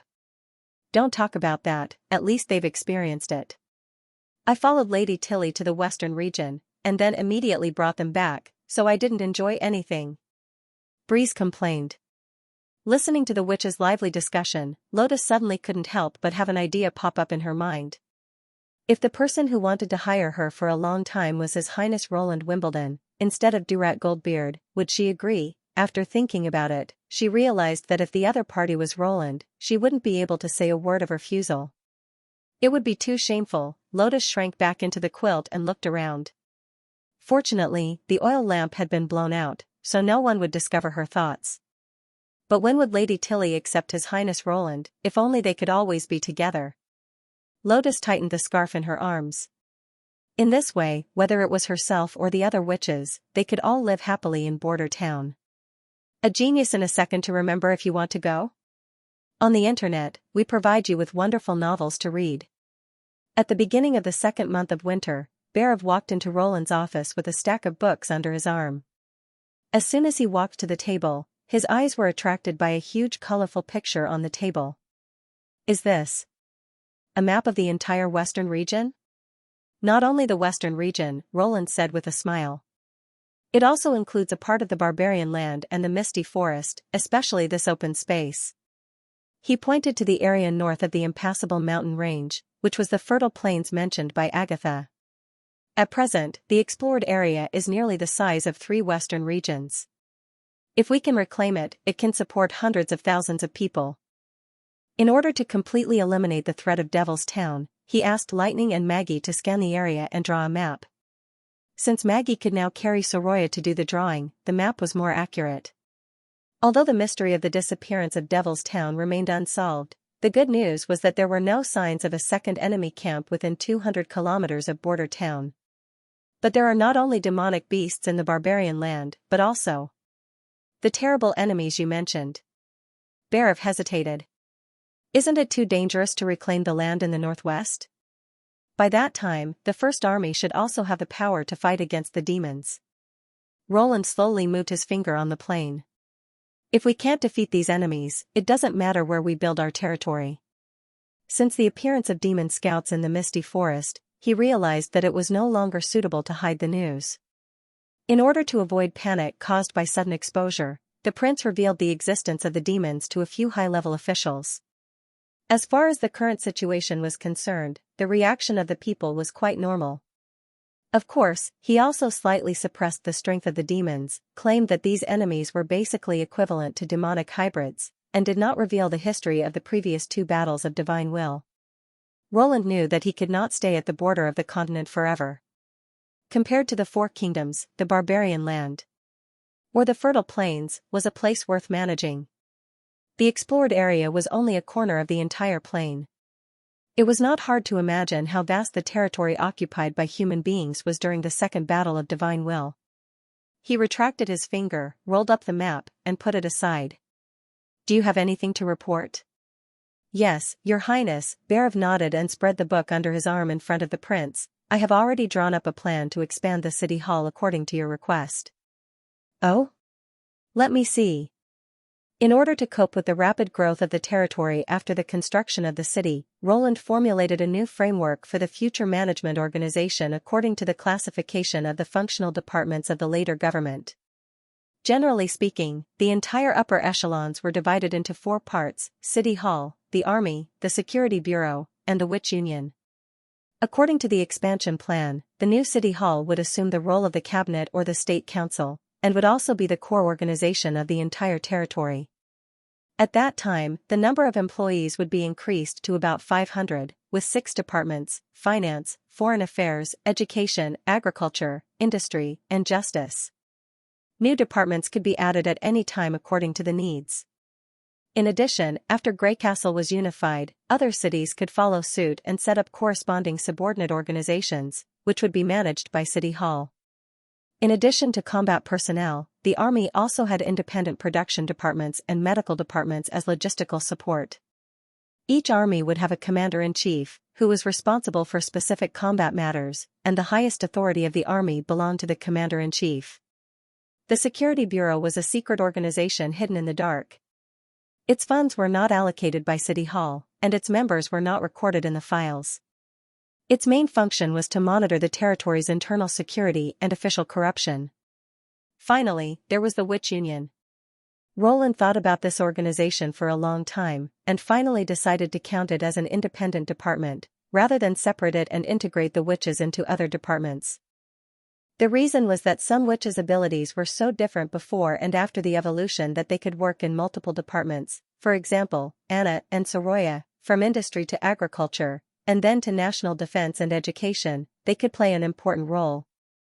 Another point was that some witches did not have a job for the time being, but it did not mean that it would be the same in the future. Grouping them together could effectively avoid dampening their enthusiasm. This was also what Scroll and Bendy had mentioned to him. He hoped that in the future, the Witch Union would be able to operate on its own, including accepting witches, checking their abilities, and assigning jobs. Can you recruit so many literate people? Roland looked up and asked after he finished reading the City Hall director's proposal. An organization of 500 people was definitely considered huge in this era, and it required everyone to be able to read documents, which was almost impossible to achieve in other territories. It might be possible to find so many literate people in the king's city, but the proud nobles would certainly not be willing to serve as an apprentice. With the addition of the new batch of graduates, there should be no problem, Berev replied.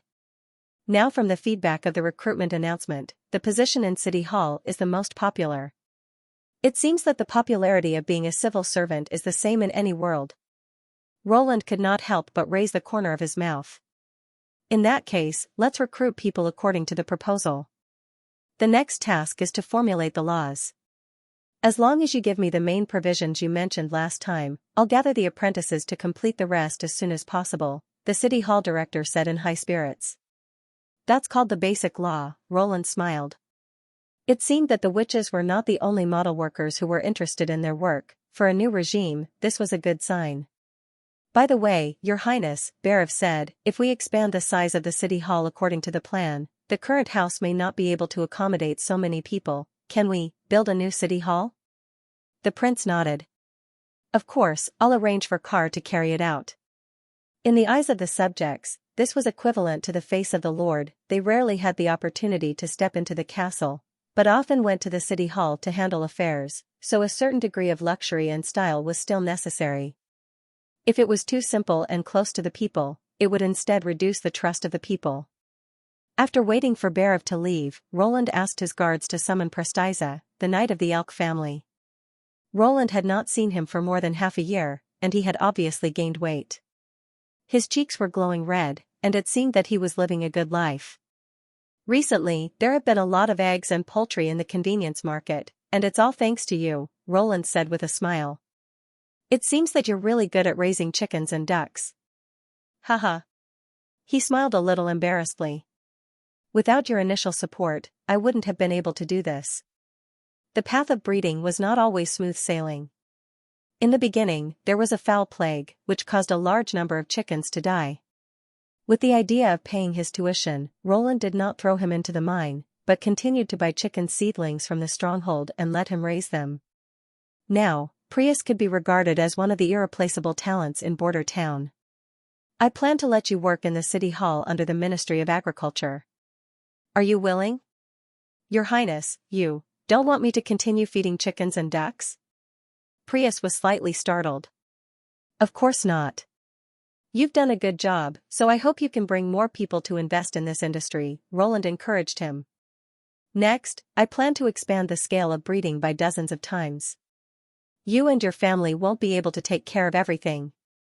After you join the City Hall, you can pass on your experience to more people and guide them on how to raise chickens. With Lily's ability to kill bacteria and get rid of diseases, the thorniest problem in animal husbandry no longer existed. Not only chickens and ducks, but also the breeding of large livestock such as cattle and sheep was obviously part of the prince's expansion plan. This is undoubtedly a great job, no less than the honor brought by the identity of a knight. The prince paused and then said, "One day, eggs and poultry will be served on the dining table of every household in the western region, and when they see these delicious foods, they will firmly remember your name. What do you think?" "I am willing to serve you." Prius excitedly clenched his fist in front of his chest and bowed in response. Genius, 1 second to remember love? Go? TalkNet, providing you with wonderful novels to read. Nana got up from the bed and yawned loudly. She glanced at the white sky outside the window, but it was still the same snowy scene. The little girl reluctantly moved out of the warm quilt, put on a thick winter coat, and slowly walked out of the bedroom, only to see Aunt Ada cleaning the living room. "Good morning," she said vaguely. "Ah, little princess, you're up." Ada smiled at her. "Do you want breakfast?" "It's already heated up." "Yes." Nana sat at the table, glanced around the room, but did not find her father. "Where's my father?" "Lord Pine went out early in the morning," Ada's voice came from the kitchen. "He carried his silver shotgun." Sure enough, she curled her lips. "He probably went to the city wall to practice shooting."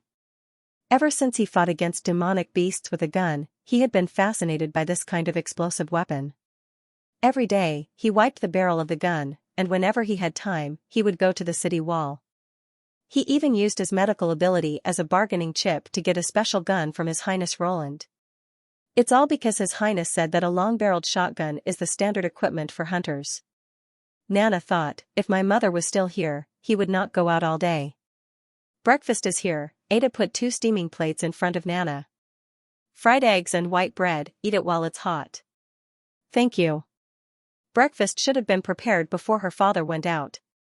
In order to prevent it from getting cold, she put it in hot water to keep it warm. Only the careful Aunt Ada would do this. If he let his father take care of him, he would definitely be eating frozen eggs. Love go little Saynette Kanana could not help but sigh. It would be great if she could marry her father. But the little girl also knew that this hope was unlikely to come true. Ada was a family servant, but her father was now a noble in border town. According to her knowledge, it was difficult for nobles and ordinary people to get together. After finishing the bread and eggs, Nana wiped her mouth and shouted, "I'm going to the hospital." "Okay." Ada put down the broom in her hand and sent her to the door. She squatted down and tied the scarf for her. "Be careful on the road, Miss Pine." N. Nana went out of the door, welcoming the snow. This was her daily routine. She would leave home in the morning and go to the hospital. If there were any injured, she would help them. If not, she would use animals to practice her abilities. At noon, she returned to the castle to have lunch with His Highness Roland. In the afternoon, she continued to stay in the medical center until the evening when she returned to her residence. She was the only witch who did not live in the castle. Although waiting in the medical center was a little boring, she persevered in order to let the injured get treatment as soon as possible. Another thing that supported her was the smiles and enthusiasm of the townspeople. "Lady Nana, good morning." "Miss Angel, did you go to the hospital again? The weather is not good today. Pay attention to your health." "Have you had your breakfast, Miss Pine?" "I just cooked some hot oatmeal, come and have a bowl." Walking on the road, such greetings came one after another. Compared to the situation a year ago, it was a completely different situation. Her sisters all said that she was now the most popular witch in border town, even Anna couldn't be compared to her. Nana did not care who was more popular. She simply liked the current atmosphere. Every townspeople who had been treated by her would greet her warmly, which filled her heart with a sense of achievement.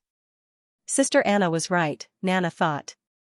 Only by being strong enough to face prejudice can I change. When she arrived at the medical center, a soldier of the First Army who was guarding the door saluted her respectfully. "Hello, Miss Nana." "Good morning. Have any injured people been sent here?"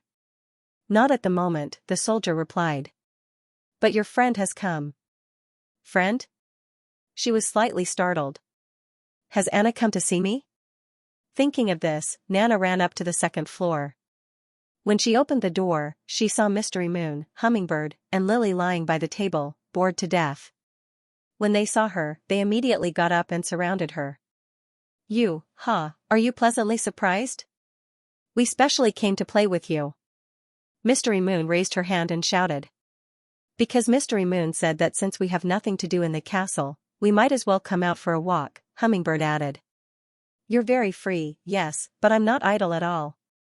There are so many small insect samples to observe, Lily, who was walking at the back, complained. And Miss Nana should be very busy. Do you think she's like you? Really? Yesterday I saw you dozing off in front of the microscope. It was obvious that you were very impatient, Mystery Moon shrugged. No. It turned out that it was not Anna. Nana was slightly disappointed, but she quickly recovered. Sister Anna was now the busiest person by His Highness' side. Naturally, it was impossible for her to accompany her as often as before. This could not be helped. No, I'm also very idle, she smiled. Thank you. Ahem, since you said so, I'll stay with you. Lily tilted her head. It's no big deal to leave the insects for tomorrow's observation. What are we going to play? Hummingbird asked. Do you still need to ask? Mystery Moon took out a deck of cards. Of course it's this. Hey, landlord is very interesting, but only 3 people can play. No, it's not fighting the landlord. She shook her head mysteriously. It's a new game. 4 people can play together to see who can play faster. I just learned it from Andrea yesterday. The Sleeping Island Poker Trio? Lily put her hand on her forehead. Of all the people you could learn from, you learned from them. If you used your energy to learn new knowledge from His Highness, you wouldn't have made no progress until now. These are also from His Highness Roland, Mystery Moon protested. How is it not learning new knowledge from His Highness? Except for you, no one else in the Witch Union will think so. Lily glared at her. I also want to learn. Hummingbird muttered in a low voice. Nana looked at all of this and couldn't help but laugh out loud. It was as if she had returned to Teacher Carl's academy, living a carefree life. Count me in, since it's 3 against 1, it's decided, quickly deal the cards. Accompanied by the 3 witches, the boring morning passed in the blink of an eye. After returning to the castle for lunch, Nana returned to the medical center alone. As soon as she entered the hall, she saw an unexpected person. Carr Van Bate. Mr. Carr. Nana said in surprise. Why are you here? To see you. Carr smiled and looked her up and down. He said with relief, You've grown up. Really? Nana lowered her head with some embarrassment. But compared to Sister Anna, I'm still far behind. Everyone is different. You also have your strengths. He laughed. After witnessing your and Anna's growth, as well as the changes in the whole town, I can no longer see any cracks. Cracks? Nana was stunned. Nothing, you can think of it as nonsense. Carr shook his head. I used to think that God had abandoned this world, but now it seems that He is still watching us. Not God, Nana corrected him. His Highness said that this is the result of people's own efforts. Weren't those residential areas built by you? But without a source, all of this would not have happened. At that time, I thought that Anna had died and you had awakened as a witch. I was panicking and didn't know what to do.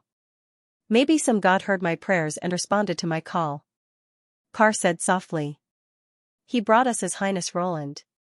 Genius 1 second, remember if you want to go? The internet provides you with wonderful novels to read. Ah. I envy Nana.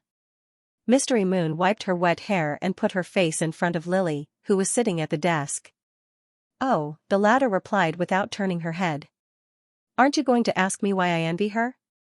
You're going to say it soon anyway, Lily curled her lips. Damn it. Mystery Moon muttered, but finally couldn't help but say, didn't you see how the soldiers guarding the hospital and the nearby townspeople treated her? I saw it. Hello, Lady Nana, Miss Angel, are you leaving, Miss Pine? This is the wheat cake I made myself. I also want to be treated like this. Mystery Moon put her face on Lily's cheek, but was then ruthlessly pushed away. That was exchanged with her ability, Lily said calmly. Didn't you notice that after the arrival of the months of the demons, she stayed in the hospital almost every day, waiting to treat the wounded? Half of the town's original residents have received her help, and the rest are basically the families of the recipients. You're exaggerating. No, Lily sighed and put down the book in her hand. Although not everyone will go up to the city wall to fight against the demonic beasts, getting injured is a normal thing for the town's residents. Miners will get their toes smashed by ore, kiln workers will get scalded, and even more so for the apprentices in the steam engine factory and chemical laboratory. She paused. His Highness once told me that Nana and I are the cornerstones of Border Town's medical care. One of us is in charge of internal affairs, while the other is in charge of external affairs, so that everyone can still maintain high-intensity work in the absence of a safety system. But in fact, except for epidemic prevention for the new refugees, I have done nothing else. So you also envy her, just like me.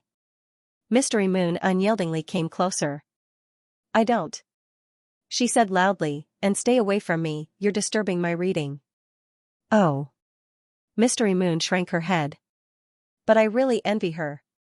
Then learn from Nana, take the initiative to help every townspeople until they know you and are familiar with you. Naturally, people will say hello to you wherever you go. Lily shrugged. But I don't have her ability, Mystery Moon said dejectedly. If you don't have the ability, then you have to rely on your physical strength, Lily sneered. Anyway, in the Witch Cooperation Association camp, you also did the same. You, despicable. When she went back to bed, Mystery Moon was still upset. Although she knew what Roland had said was right, she still felt that she was inferior in the Witch Union. But she didn't want to continue like this. She had finally found an ideal place to settle down, and doing nothing all day made her feel uneasy. After a sleepless night, the next day, Mystery Moon knocked on the door of Roland's office with dark circles under her eyes. What's wrong? The prince asked in surprise. Were you bullied? By Lily. No, it's nothing. She leaned over to Roland's table. Your Royal Highness, didn't you say that I have great potential? Why haven't my abilities changed? Can't I evolve if I don't understand natural science theoretical basis? So that's how it is. The other party couldn't help but laugh out loud. Actually, I've been thinking about this too. What's the problem? Didn't Agatha say that more than 400 years ago, even though the Union witches lacked a systematic understanding of the world, they could still awaken to a higher level? In addition to continuous practice as a foundation, the rest was an epiphany. This could be triggered by observing real phenomena, or it could be an accidental inspiration.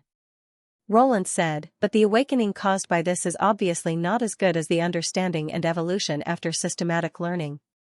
Agatha's magic power is the proof. Not only is she the lowest among the evolved witches, but she's even worse than some ordinary witches, such as Sylvie and Andrea. It doesn't matter, as long as I can evolve. Mystery Moon's eyes lit up. Have you thought of a way? It's not guaranteed to succeed. The prince spread out his hands and said, just take it as a try. What do you think of magnetic force? A force produced by a magnetic field on a magnet and an electric current. The directional movement of electrons produces magnetic force. This is the original words in the book. He laughed.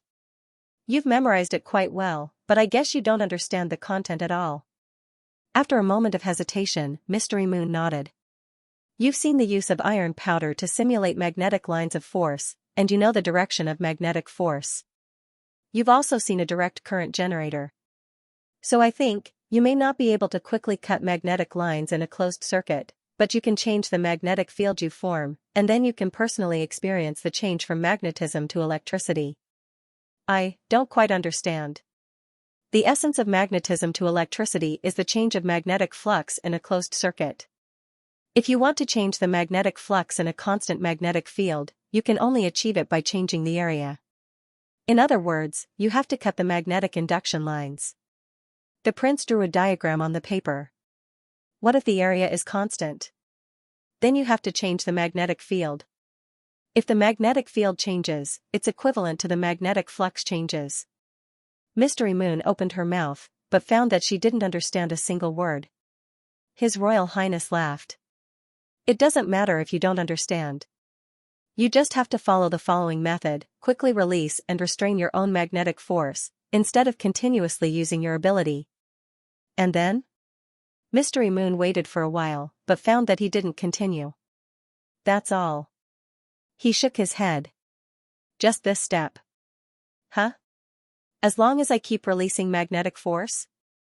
That's right. If possible, it's best to change the direction of the magnetic field lines, for example, from your left hand to your right hand. The prince laughed. You can practice this method first. I'll prepare a little toy for you. When you master this method, you'll naturally understand its meaning. 2 days later, Mystery Moon received the so-called little toy from His Royal Highness. It was a square frame made of copper wire, the top of which was connected to a transparent spherical glass, less than half the size of a fist. If one looked closely, one could see that the copper wire was broken in the sphere, and was connected by a much smaller metal wire. In addition, there was also a manual: hold both ends of the square frame with both hands to practice your ability. Note: remember to close the curtains and hide the stone of light. What kind of game is this? She scratched her head and finally obediently followed the instructions on the manual. Anyway, it was all practice, so she would just pretend that it didn't exist. It wasn't difficult to quickly release and restrain the ability, but changing the direction of the magnetic force was a big headache for Mystery Moon. After all, magnetic force was like a natural part of her. At first, it was as if she had to take turns to breathe through her 2 nostrils. Although she had said goodbye to poker these 2 days and practiced this skill all day, she could only maintain it for a short period of time. She took a deep breath and mobilized the magic in her body. At first, she didn't feel anything different, but soon, Mystery Moon saw a red light. The metal wire in the glass ball turned into a thin orange-red line, and then the light became stronger and stronger. In the blink of an eye, it was so dazzling that Mystery Moon couldn't believe her eyes. The dark room was unexpectedly illuminated by a soft light that she had never seen before, which was far purer than a candle. Until with a soft pop sound, the red light dissipated and everything returned to darkness, she still hadn't come to her senses. Genius. 1 second. Remember Love Yogo? The internet provides you with wonderful novels to read.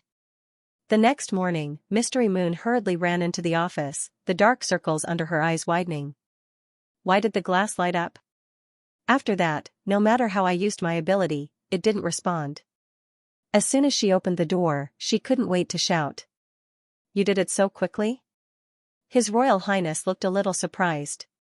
He put down the quill and took the small toy from Mystery Moon's hands. I thought it would take you 2 or 3 days. Mystery Moon stood on tiptoe, rested her chin on the edge of the table, and asked while blinking, what is the light? It's an electric light, His Royal Highness laughed. You released thunder from the sky. Thunder? Thunder? She couldn't help but repeat in a low voice, and then shook her head, but it doesn't look like it at all. The light is orange-red, and it continues to shine. Thunder flashes and then disappears. Thunder ignites the filament, so that it continuously emits light. The prince pinched the glass ball and spun it twice, then took it off. It doesn't matter if you don't understand, I will let you see real electricity. Mystery Moon's eyes widened, staring at his every move, for fear of missing something. After he pulled the 2 copper wires closer, he twisted the glass ball back. Well, continue to practice. That's it? She took the wire frame, feeling very disappointed. Yes, the prince covered his mouth. Remember to close the curtains during this practice. When Mystery Moon returned to the bedroom, Lily was sitting on the bed, reading the book Natural Science Theoretical Foundation. Why did you get up so early today? She said with a look of surprise. Since you're up, help me bring back breakfast. I want fried eggs and bread, not oatmeal. No, I won't bring breakfast for a traitor. Mystery Moon snorted, reached out and closed the thick French curtains. The room suddenly became dark. Hey, what are you going to do? Lily frowned. Practice my ability. She sat on the floor, closed the curtains, put away the glowing stone. This is His Royal Highness' request. Okay, the little girl rolled her eyes. I'll go to the hall to read. You can't. Mystery Moon shouted. Why? Lily glared at her. I can't read now, and I'm hungry. Am I supposed to stay here with you? Mystery Moon choked. Then I'll bring you breakfast. Can you stay here? Why, said Lily with interest, are you afraid of the dark? Of course not. She puffed up her cheeks and muttered after a while, I just want someone to accompany me. She wanted others to see her progress. She wanted others to be amazed by her ability. If she failed, she also wanted someone to comfort her. However, she would never say these words to Lily. All right, judging from your pitiful tone, I'll reluctantly promise you this once. The latter yawned. Breakfast, hurry up. After running an errand, Mystery Moon was finally ready to practice. What are you going to do? Lily asked while chewing the egg. Are you going to give magnetism to the thing in your hand? No, I want to quickly change the magnetic force in my hands. His Highness said that we can see thunder this way. Lily couldn't help but be stunned. Thunder? Well, I'm starting. Wait, the little girl shouted and moved her body toward the door. Now, you can use your ability. Mystery Moon let out a long breath and operated her magic according to the previous practice. If this scene happened in the camp of the Witch Cooperation Association, her mentor Kara would definitely come and scold her. But in order to make it easier for her to practice, His Highness deliberately replaced all the iron utensils in the bedroom, including the iron nails, with copper products. Because of what she had experienced in Border Town, she was even more unwilling to accept her own inaction. Pictures emerged in her mind one by one, like a horse lantern. This time, she found that she was very quickly in the right state. The magic jumped between her hands, faster and faster, and the intensity was constantly increasing. Then Mystery Moon saw the electric light. Like a blue ghost appearing in the clouds, the light appeared briefly and disappeared in an instant, but at that moment, she clearly saw the trajectory of the electric light. It was like a small arc, jumping from one end of the copper wire to the other, and at the same time, it made a slight crackling sound. But this was far from the end. Then the second one, the third one. She was surprised to find that every time the magnetic force changed, she could see the striking electric light jumping up, and the track also corresponded with it, making the same change. As the direction of the magnetic force quickly changed, a blue and white bridge gradually appeared between the two copper wires. What is this? Lily, who was standing in the distance, could not help but stare. Compared with the orange light yesterday, this electric light was insignificant, but it made Mystery Moon's heart tremble. For the first time, she saw her own ability with her own eyes. Compared with the invisible magnetic force lines, the rhythm and direction of the electric arc were completely under her control. This was indeed the thunder that she had created. Electricity generates magnetism, and magnetism generates electricity. So this is how it works. She felt the power in her body become clear. Mystery Moon stood up, put the metal frame on the table, and slowly loosened her hands. The magic power subsided, but the two ends of the copper wire were still shining, and from a distance, they looked like stars in the night. She now had a deeper understanding of the words. In other words, electricity was magnetism, and magnetism was electricity. Roland bit the quill in his mouth and rubbed his sore neck. Do you need my help? Nightingale's voice came into his ears. Thank you. She gently nodded, and then a pair of white hands put on his shoulders, and the strength was just right. Roland slightly closed his eyes, enjoying this moment of peace. For the town's first law, which was also the basic law that would become the main law in the future, he had woken up even earlier than his personal guards in the past 3 days. He had only finished writing it today. Because he knew nothing about the law, he could only rely on his own understanding of the system to put together a short dozen or so articles in plain words, which added up to less than 2 pages. But it already contained the ideas of the new world. Completely different from the ancient feudal system, he believed that this law, together with his territory, would promote the new system to the whole continent. With it as the foundation, the new kingdom would inevitably radiate a different brilliance. Your Highness. The office door was suddenly pushed open, and Mystery Moon ran in, holding the copper wire frame. I finally understand. Roland opened his eyes and saw. That Mystery Moon put the little toy on the desk, and then let go of her hands. Look. She clearly did not touch the wire frame, but the arc of light still existed at the broken copper wire. Looking at this incredible scene, Roland could not help but open his mouth, and the quill slipped from the corner of his mouth and fell to the ground. What did he see? A system that was independent of external energy supply but still generated electricity on its own. Considering that Mystery Moon's ability was an enchantment type, the answer was obvious. She had given a brand new feature to the metal frame, which was to use magic power as a source of energy. Translator, Endless Fantasy Translation Editor, Endless Fantasy Translation, how did you do it? Roland asked in amazement. You said that creating thunder and lightning requires a change in magnetic force, so I tried to attach the changing magnetic force to the copper wire, and the result is like this. Mystery Moon answered carefully, her eyes full of expectation. So that's how it is. The prince thought. Electricity and magnetism are interrelated, but they are inseparable. I can't help but think, since my ability can make objects magnetic, can I also make them generate thunder and lightning? So that's how it is. The prince thought. Electric current can indeed generate a magnetic field, but a magnetic field can't generate electric current unconditionally. The latter must act on a closed coil, and at the same time, there must be a change in the magnetic flux. Whether it is changing the magnetic area or the magnetic force, external energy is needed to achieve it. Mystery Moon's new ability replaced this part, making the magnetic force change automatically without external interference. In the past, Roland would definitely think that this was a perpetual motion model, but now he understood that the witch's ability could not be measured by common sense, and the magnetic force of enchantment did not necessarily come from the magnetic poles, just like black fire was not fire. These were all the effects of magic power. The only thing he was curious about was, has Mystery Moon ever noticed the magnetic force change of enchanted objects before?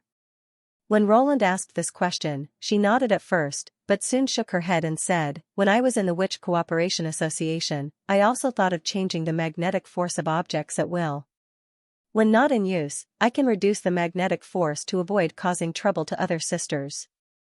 But it seems to be useless, the magnetic force of objects is always maintained at a fixed size. I thought it was impossible, so I didn't try it again. Sure enough, Roland turned to Nightingale and asked, the form of her magic power. It has condensed. Nightingale emerged from the mist and said with a smile, like a surging blue wave.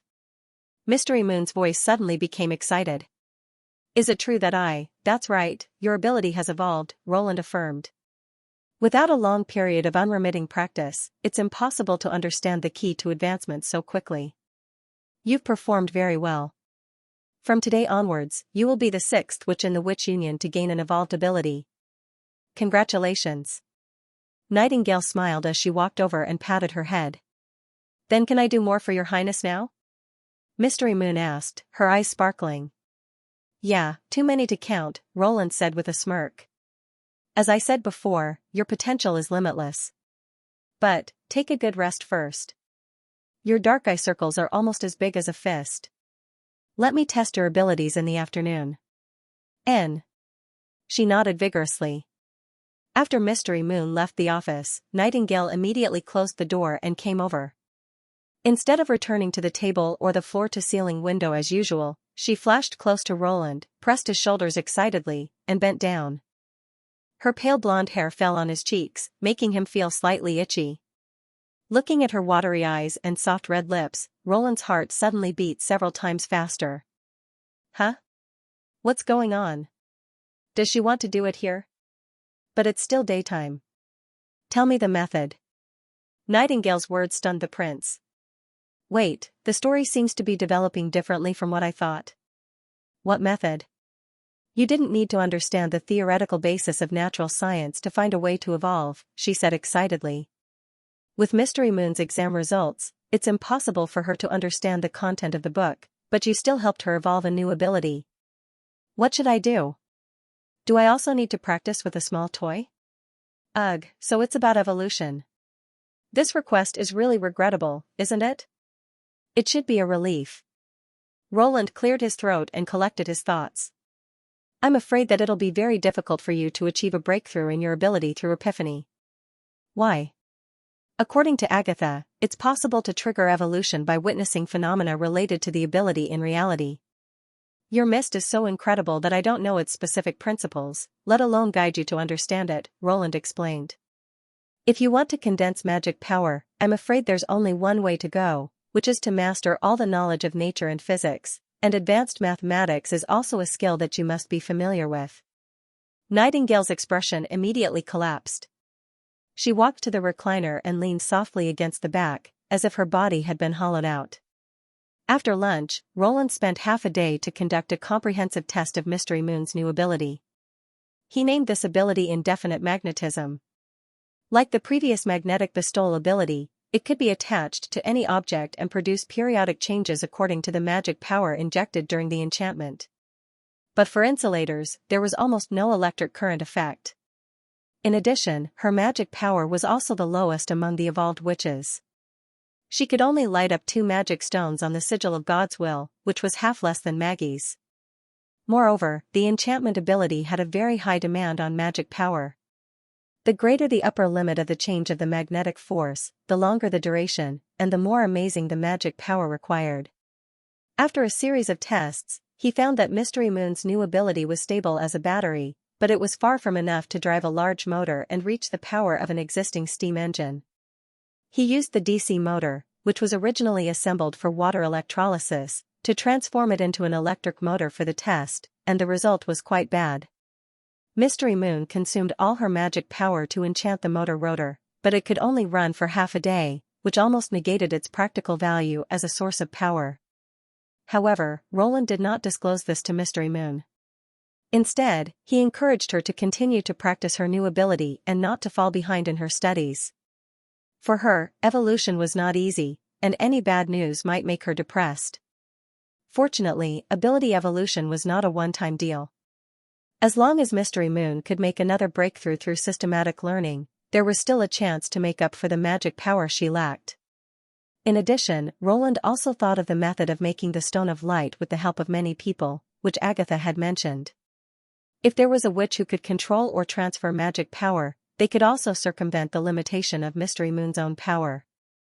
In the evening, he found Tilly Wimbledon. A magic control-type auxiliary witch? After listening to the prince's description, she pondered for a moment. No one on Sleeping Island has such an ability. Is that so? Roland could not help but sigh. It seemed that Mystery Moon could only rely on her own efforts to improve. However, Tilly's next words made his expression change. But I know where you can find such a witch. Could it be that she didn't follow you to Sleeping Island? The prince soon realized what Princess Tilly meant. Indeed. Princess Tilly shook her head helplessly. Her name is Spear Passy. Her ability is Magic Channel, which can connect the magic power of several witches. In other words, the witches connected to the channel can temporarily borrow the magic power of others while the channel is active. That should be enough to meet your requirements. She paused. She lives in Fallen Dragon Ridge. Since you know so clearly, you must have contacted this witch. Roland was puzzled. Why did she stay there, even at the risk of being arrested by the church? Tilly was silent for a moment before she answered. Because she's both a Marquis and the Lord of Fallen Dragon Ridge. Lord? He was stunned. A witch. That's right. Her father, Old Parsi, the previous lord, passed his title and territory to her instead of his second or third son. Because of her high status, Spear can hide her identity well and live a much better life than ordinary witches. Tilly said slowly, during the Great Migration, she took the initiative to come to my door and offer help. That's how I was able to gather the witches in the central and southern towns of the kingdom so quickly. Took the initiative to come to my door. Roland immediately sensed something unusual. Wait.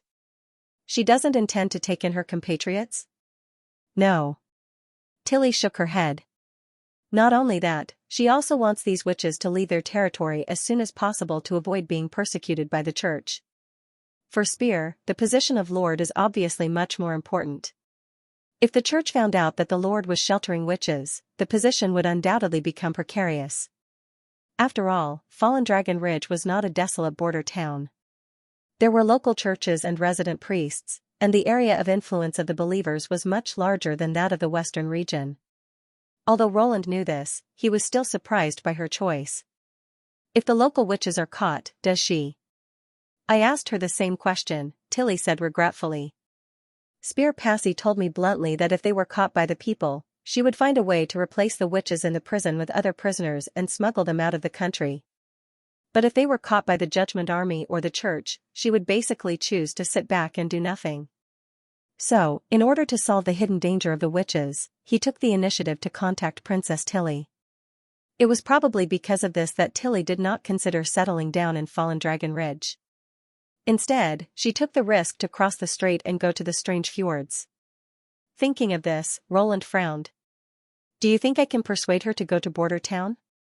There's not much hope, but you can try, Tilly spread out her hands. I'm just telling you that there is such a witch, but I can't guarantee that she will come. Roland heaved a long sigh. I'll send a messenger to talk to her first. There was no doubt that Nightingale was the most suitable person to be the messenger. She was able to sneak into the castle without being noticed, and she was also able to detect lies. As long as she showed that she was not hostile, the other party probably wouldn't take any drastic actions. It would take 5 or 6 days to travel from Border Town to Fallen Dragon Ridge by boat, but it would only take half a day for Maggie to fly by air. With the help of lightning, the journey would not be too dangerous. The 3 witches were the most mobile combination in the Witch Union. Now that they had guns, they could attack and defend at the same time. After thinking for a while, Roland had an idea. Although the success rate of persuading the Marquis was close to 0, it was necessary to investigate the situation in the Marquis's territory. Fallen Dragon Ridge was the main road to the southernmost region, which was within the scope of his spring offensive plan. I heard that another witch in the castle has evolved. Tilly suddenly changed the topic. Ah, are you talking about Mystery Moon? She has indeed condensed her magic power. Roland nodded and roughly described the process of her evolution. However, using the ancient witches' methods to promote the evolution isn't ideal for the improvement of magic power. If you want to be like Anna, you still have to learn the basic knowledge honestly. But this can also be regarded as a way to improve the ability, Tilly said with great interest, and in the content you just mentioned, there is one point that I am very concerned about. Ability is the concrete manifestation of magic power, not a natural phenomenon. How should I understand this sentence? This is also my personal speculation. He picked up the cup and took a sip of hot tea. Whether it is Anna's heart fire or black fire, there is no corresponding example in nature. It is not difficult to understand that they are the embodiment of magic power. But what about the ordinary flames before the evolution?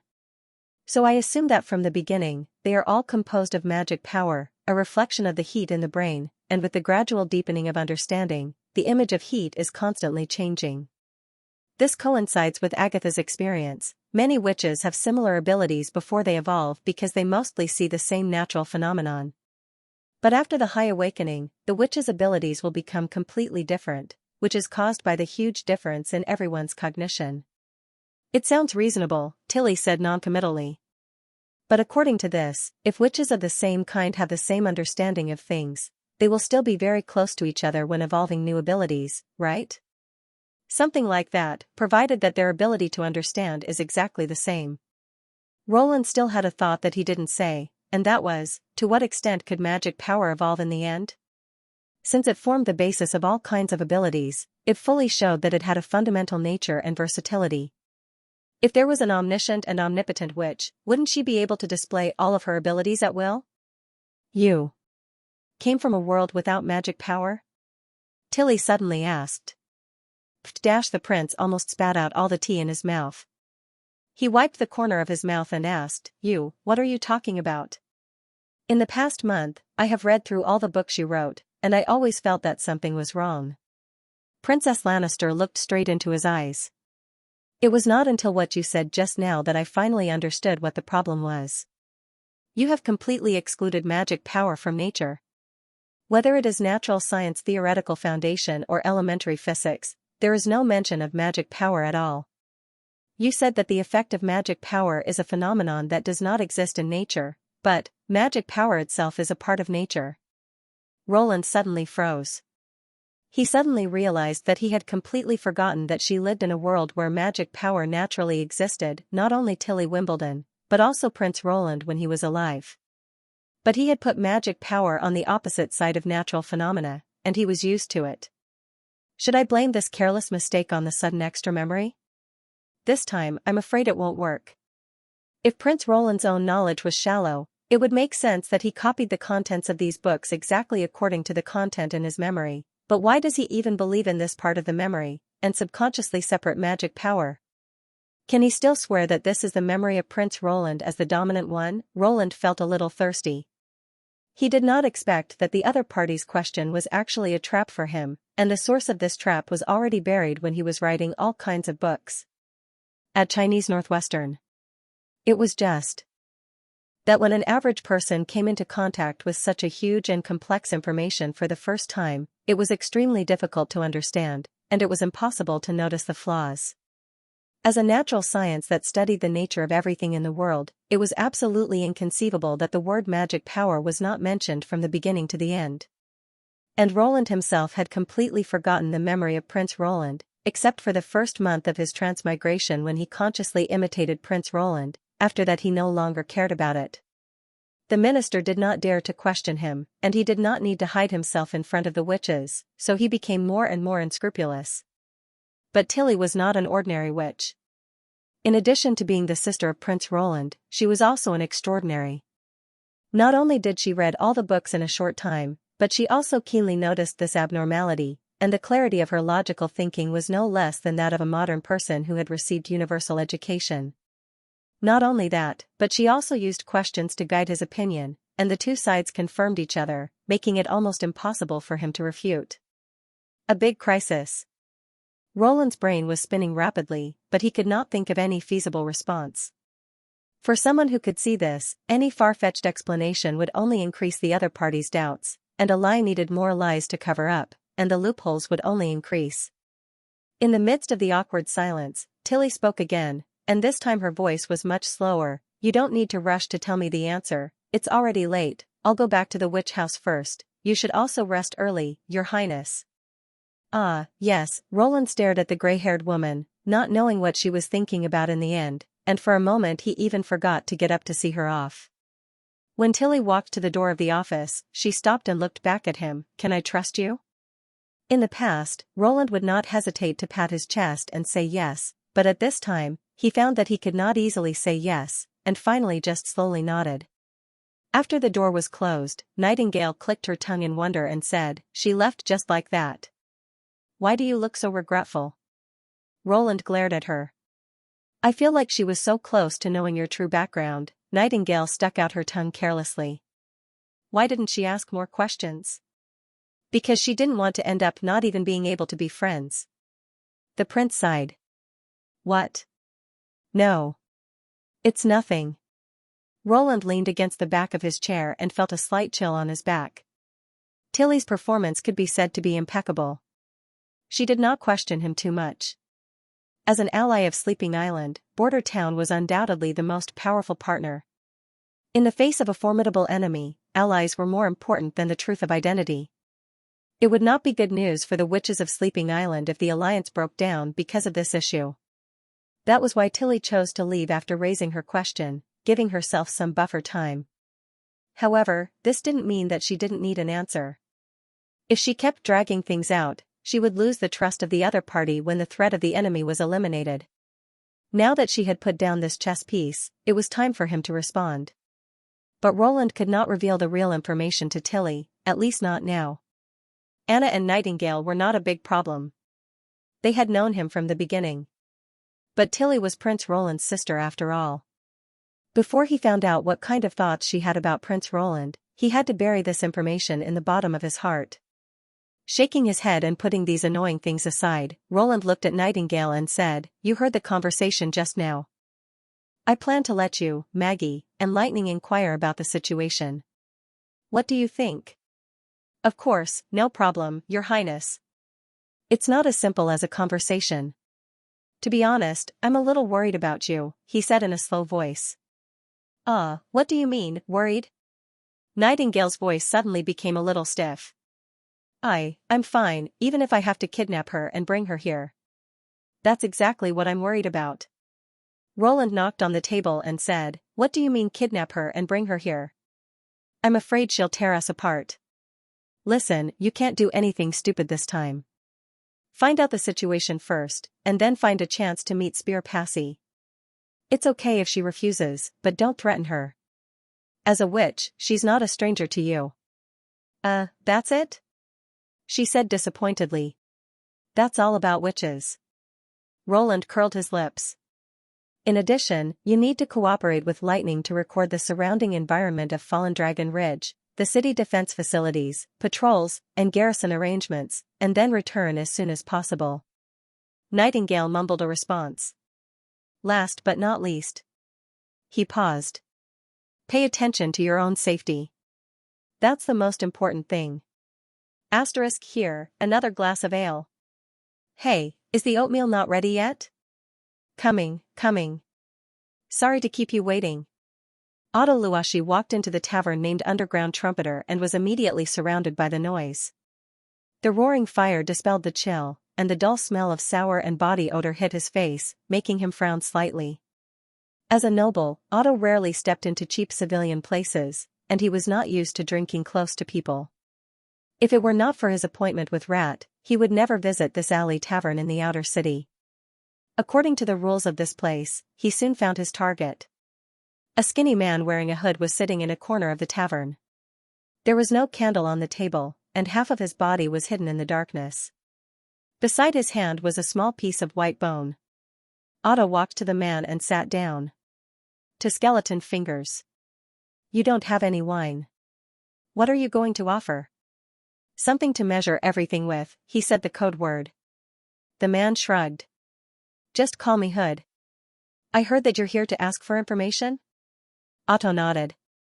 While Timothy did not reply for a long time, he had not been idle. Instead, he had been asking around for information about the rebel king.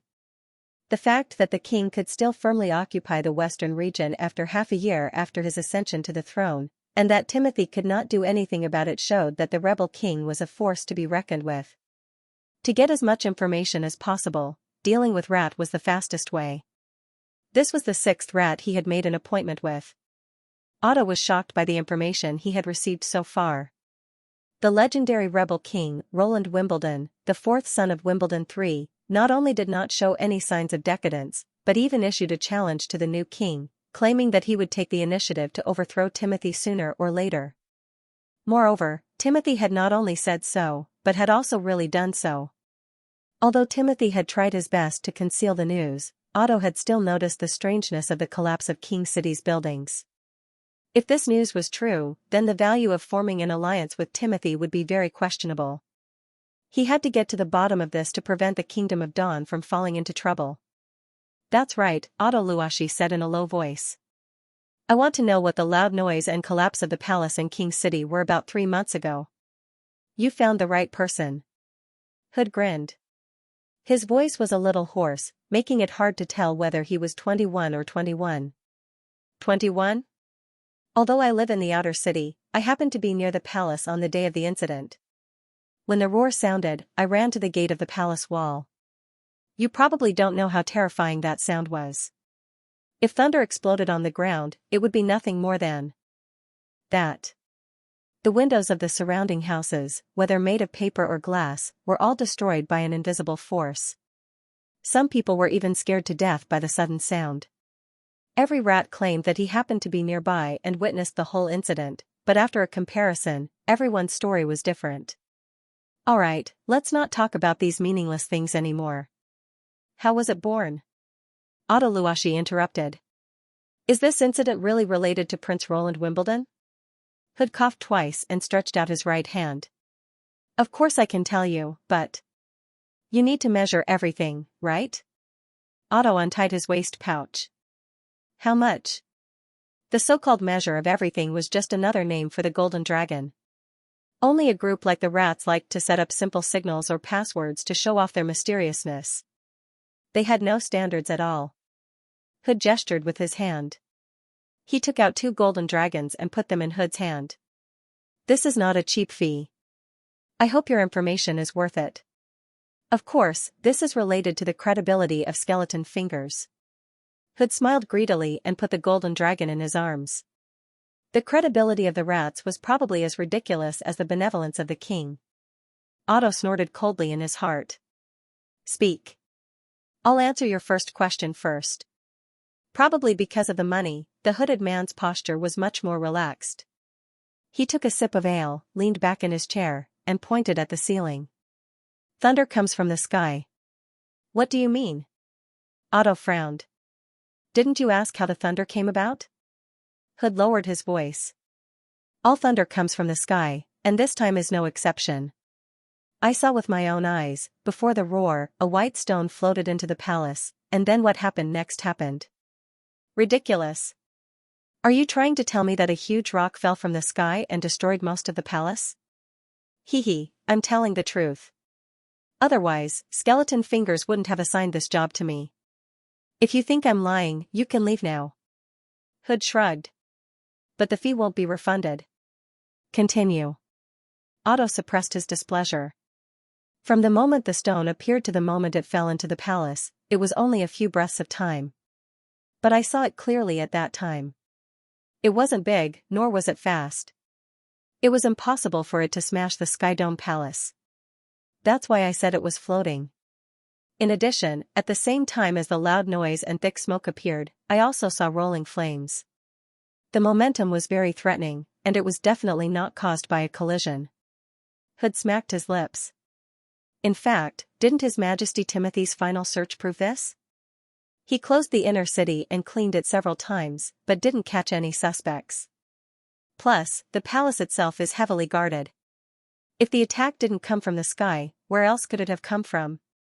He took another sip of ale. As for the flames and thick smoke, they were very similar to the phenomenon produced when an alchemy item called snow powder burns, which is why I'm sure it was an attack. By the way, I also know some information about snow powder, but you'll have to pay extra for it, just. No, I don't want to know, Otto interrupted.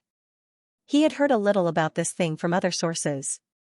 It was originally a celebratory item, but after modification, it could be used as a weapon. Rats were unlikely to know its specific composition, so he did not need to waste his money on it. Okay, now to answer your second question. Hood spread out his hands indifferently. There's no doubt that this matter has a lot to do with Prince Roland. Why? I don't know when you arrived at King City. Of course, I'm not asking about your background or identity. This is the rule of Blackstreet, so you don't have to answer me. Hood chuckled. What I mean is, if you arrived at King City in early autumn, you'd definitely know one thing. His Majesty sent thousands of troops to attack the western region, but only a few came back alive. Moreover, these defeated soldiers carried the letter that Prince Roland submitted to His Majesty. Since all 6 rats mentioned this, it seemed to be true, but he still had to ask a few more questions. You mean the notice about revenge? It's really sensational. Are you sure it's not a rumor? Most of the letters followed the defeated soldiers into the palace, and the few that came out were basically searched by City Hall, but Skeleton Fingers always surprises customers. In fact, I have a copy of the notice here. Hood held up 5 fingers. Considering that it's a personal letter from Prince Roland, and it's rare, the price will be a little higher. What do you think? Otto Luashi returned to the palace against the cold wind, and Belinda immediately greeted him. Any news? Not much, but I got a letter from Prince Roland. He handed the crumpled note to her, then took off his coat, sat in front of the fireplace, and told her about his investigation in detail. The 6 rats basically gave the same answer to the second question. With this note, the result should be clear. Roland Wimbledon is not as weak as His Majesty said. In fact, it's the opposite. If the Kingdom of Dawn forms an alliance with Timothy, it may not benefit them at all, and they may even make themselves a troublesome enemy. But the rats all gave different answers to the first question, Belinda said with a frown. This proves that the attack was very strange, and almost no one knows how it came about. I'm actually starting to believe the last rat's words. Otto took a sip of hot tea and let out a long sigh. After staying in the cheap tavern for too long, he felt uncomfortable all over. From the sky? Belinda looked at him in surprise. Are you crazy? Of course not. If I hadn't seen this letter, I wouldn't have dared to think in this direction. He's very confident about the time and place of attack. Only by attacking from the sky can he cross the towering city walls and tight defensive lines, and even the well-informed rats don't know about it. He curled his lips.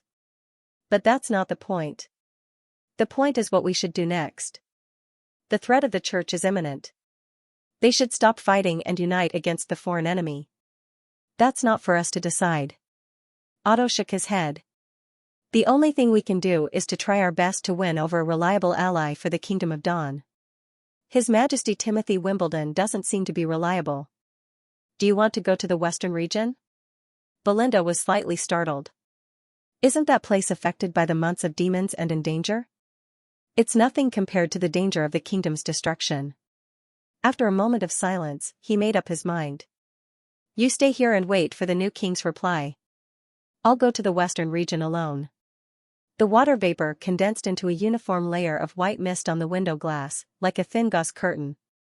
From time to time, the cold wind banged against the window, creating a sharp contrast with the quiet burning of the stove in the room. Scroll sat in front of the long desk in the City Hall office, flipping through thick rolls of documents. The contents of the documents had nothing to do with education, but the statistics of the various departments.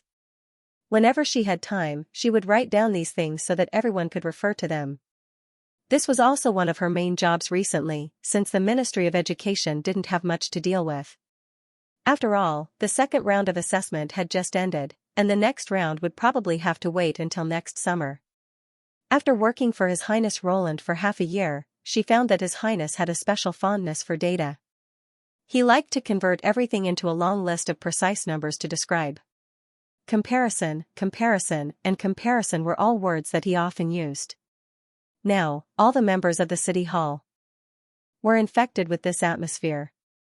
As the population of Border Town increased, the relevant statistics also increased sharply. His Highness entrusted this task to her, and also jokingly called himself Border Town's database. Although it sounded like something like a warehouse, His Highness described it as particularly important.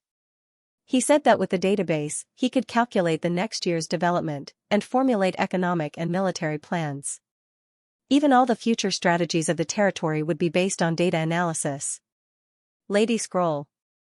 The wooden door of the office was suddenly pushed open, and a woman dressed as an apprentice came in. After saluting, she handed an application form to Scroll. Hello, I am Fuya. Sir Carter of the Ministry of Justice wishes to obtain the information of the fugitives who passed the residency review last week. His Excellency has approved this application. Because the number of times the branch ability could be used was limited, His Highness stipulated that when inquiring about complex data, he must first obtain Barif's consent. As for individual data, he could consult her at any time. Wait a moment. Scroll glanced at the signature on the form, then summoned the Book of Magic, and the corresponding content appeared on the page. Well, give this to Mr. Carter. Thank you. She carefully held the golden book that appeared out of thin air, her expression as if she was hugging a demonic beast. Don't worry. It won't hurt you. Scroll couldn't help but laugh. Most people would show such an expression when they first touched the Book of Magic. You don't have to return the book to me. It will disappear on its own in 4 hours. However, according to the confidentiality rules, you can't give it to anyone other than Carter. Yes, my lord. The other party bowed and left. The moment the door was pushed open, Scroll could see the bustling scene in the hall. The noise instantly poured into the room, but it quickly quieted down as the door was closed. Today was the weekend, which was supposed to be a day of rest, but the City Hall was still as busy as ever. Everyone already knew that Border Town was about to be built, so they worked especially hard. Coupled with the overtime pay that His Royal Highness had proposed, no one was willing to stay at home at this time. Scroll didn't quite understand His Highness's approach. In her opinion, the work of the City Hall wasn't that heavy. Compared to the physical exhaustion of the miners and furnace workers, writing documents, statistics, and producing reports didn't require much effort, and these were the main tasks of the City Hall. As long as His Royal Highness gave an order, everyone would gladly obey, so there was no need to increase their pay. For most of the nobles, his approach was too lenient. His Royal Highness Roland didn't seem like a real lord. This was Scroll's opinion, but it was such a person who had led everyone to this point, which could be said to be a miracle. She didn't think so because of her respect and trust, but because the data clearly explained everything. Compared to a year ago, only the miners had a stable income in Border Town. Today, the lowest paid miners, furnace workers, and handymen were paid twice as much as before, while some new professions, such as steam plant assemblers and acid plant operators, were paid 8 times as much, and their numbers were still growing. As for the changes in the town itself, there was no need to mention it. If one hadn't lived here all the time, it would be hard for anyone to believe that the current town was the same place as a year ago. Scroll rubbed the handwriting on the document. She couldn't imagine what the territory under His Royal Highness control would look like in the future, but she believed that it would be a road full of hope and surprises. Miss Scroll, the wooden door was pushed open again, and this time it was His Royal Highness' personal guard who came in. His Royal Highness wants to see you. Back on the 3rd floor of the castle, Scroll saw His Royal Highness sorting out the manuscript in his hands. Do you need me to record these things? She pulled back her black hair, which had been messed up by the cold wind, and tied it behind her head, and took the initiative to ask.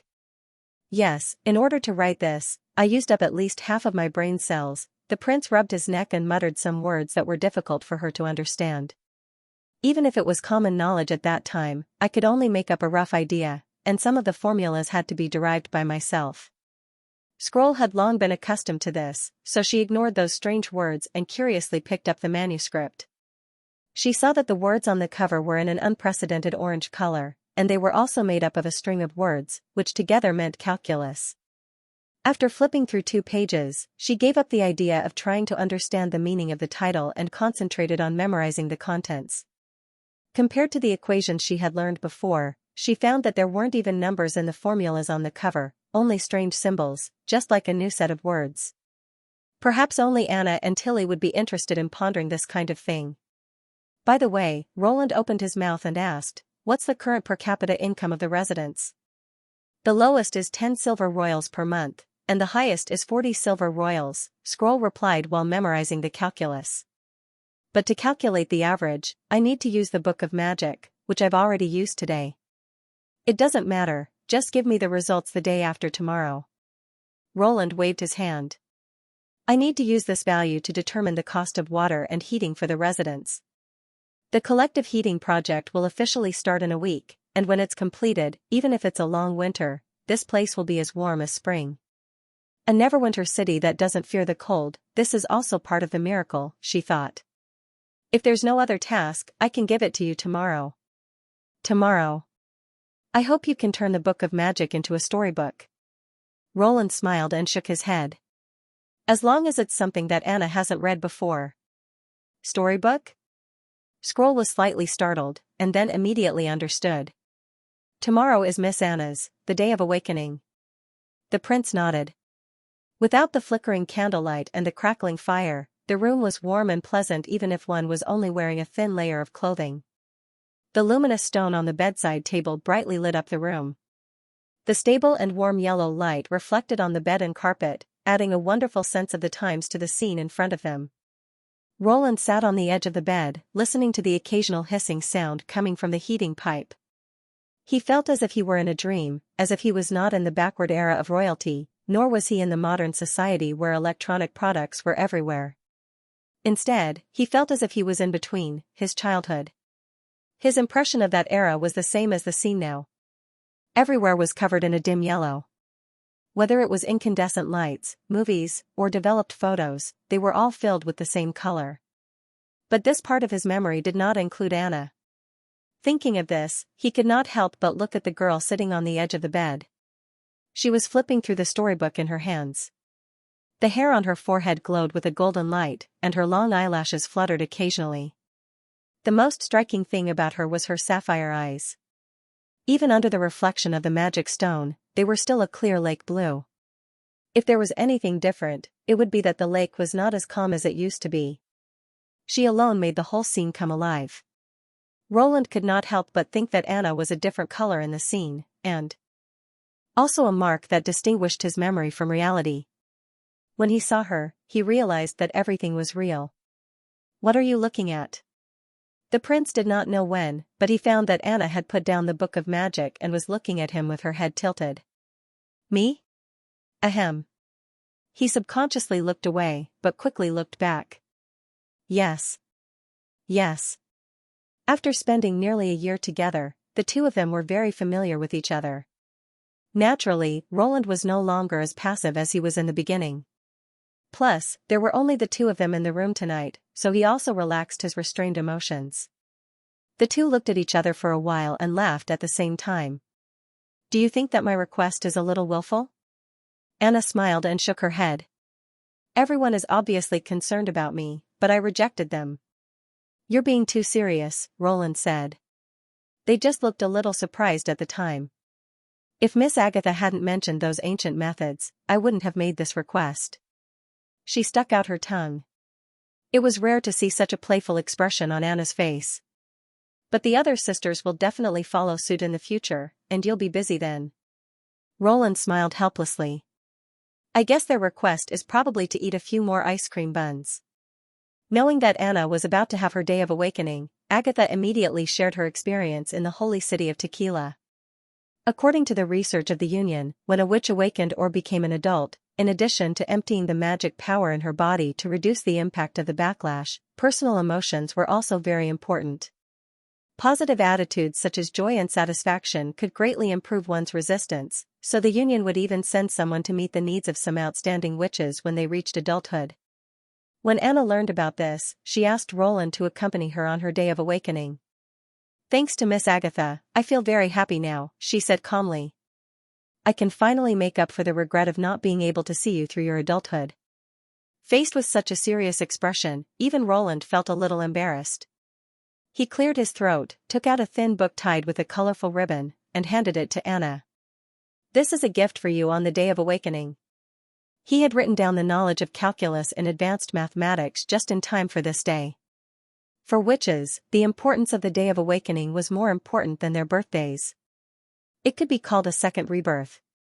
In the past, Roland had always felt that it was difficult to give a gift during the festival, and he had not made any progress until now. After thinking hard, he decided to give the new knowledge to Anna as a gift. Not only was Anna talented in learning, but she was also very interested in these things, so it was not a bad choice. However, after receiving the orange-covered book, she did not open it as she usually did. Instead, she put it aside together with the book of magic. Thank you. Have you finished reading the storybook? Not yet. Anna shook her head gently. But I want to hear something special. Special? Roland was slightly surprised. Well, she smiled. Your story, last time, I didn't listen for long before falling asleep. This time, I want to continue listening. Is she referring to the day when we lay on my bed together? Roland pursed his lips. He suddenly had an impulse to tell her his true origin, instead of hiding it. Do you remember that I said I used to live in a big city? In fact, that city wasn't King's City of Grey Castle. I know. Huh? Anna's answer surprised him. Because in hindsight, even in the palace of King's City, the things you said couldn't have happened. She grinned. I'm someone who has read the Chronicles of Grey Castle several times. Is that so? Roland hesitated. I actually, don't say it, Anna stopped him. You're hesitating, which proves that it's not something that can be easily said, right? Then don't say it. And it's not difficult to guess. I believe I'm not the only one who feels this way. The closer I get to you, the easier it is to feel this, you're different from everyone else. She paused. How about, we make a bet? Bet, what? Bet how many guesses I can guess, Anna said excitedly. I'll record these guesses in my notebook. When you don't have to worry and can easily say it, then I'll see how many guesses I've guessed correctly. If it's more than half, I win. Roland suddenly remembered a game he used to play when he was a child, Time Capsule. You put some words you want to say to the future into cans and take them out after a few years. Although most of these cans were missing, when the last 2 or 3 were found, you would always feel inexplicably touched when you read the words you left years ago. He didn't ask what the bet was. Winning or losing was meaningless between the two of them. She probably mentioned it to comfort him, not to really guess the answer. He had to admit that among all the witches, the one who was closest to his heart and could understand his thoughts was Anna. Well, it's a deal, he nodded. So where did we stop last time? Finishing my studies under the tutor's guidance. Roland smiled. Let's start from here. When the light of dawn shone on the skyline, Anna peacefully passed her first day of awakening since adulthood. The world was gray, whether it was the sky, the ground, or the sea. Although the south-central region of Grey Castle would not be covered by endless snow, it could not escape the influence of the months of demons. The sun could not be seen above their heads, and gray clouds occupied the entire sky. A pale fog rose from the earth, covering the soil, rocks, and jungle, leaving only a black and gray mountain peak, which was exposed from the clouds, winding toward the southern end of the mainland, which was also the target of Nightingale and her team. When flying in the sky with Maggie, she deeply experienced how terrible the cold wind was.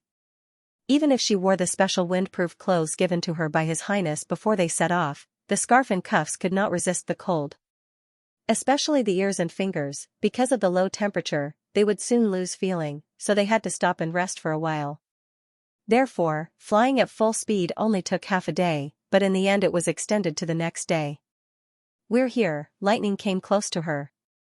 Nightingale poked her head out and saw that the ridge under her feet had become much lower, as if it had sunk into the ground. A city built on the mountain faintly appeared in the fog, which should be their goal, Fallen Dragon Ridge.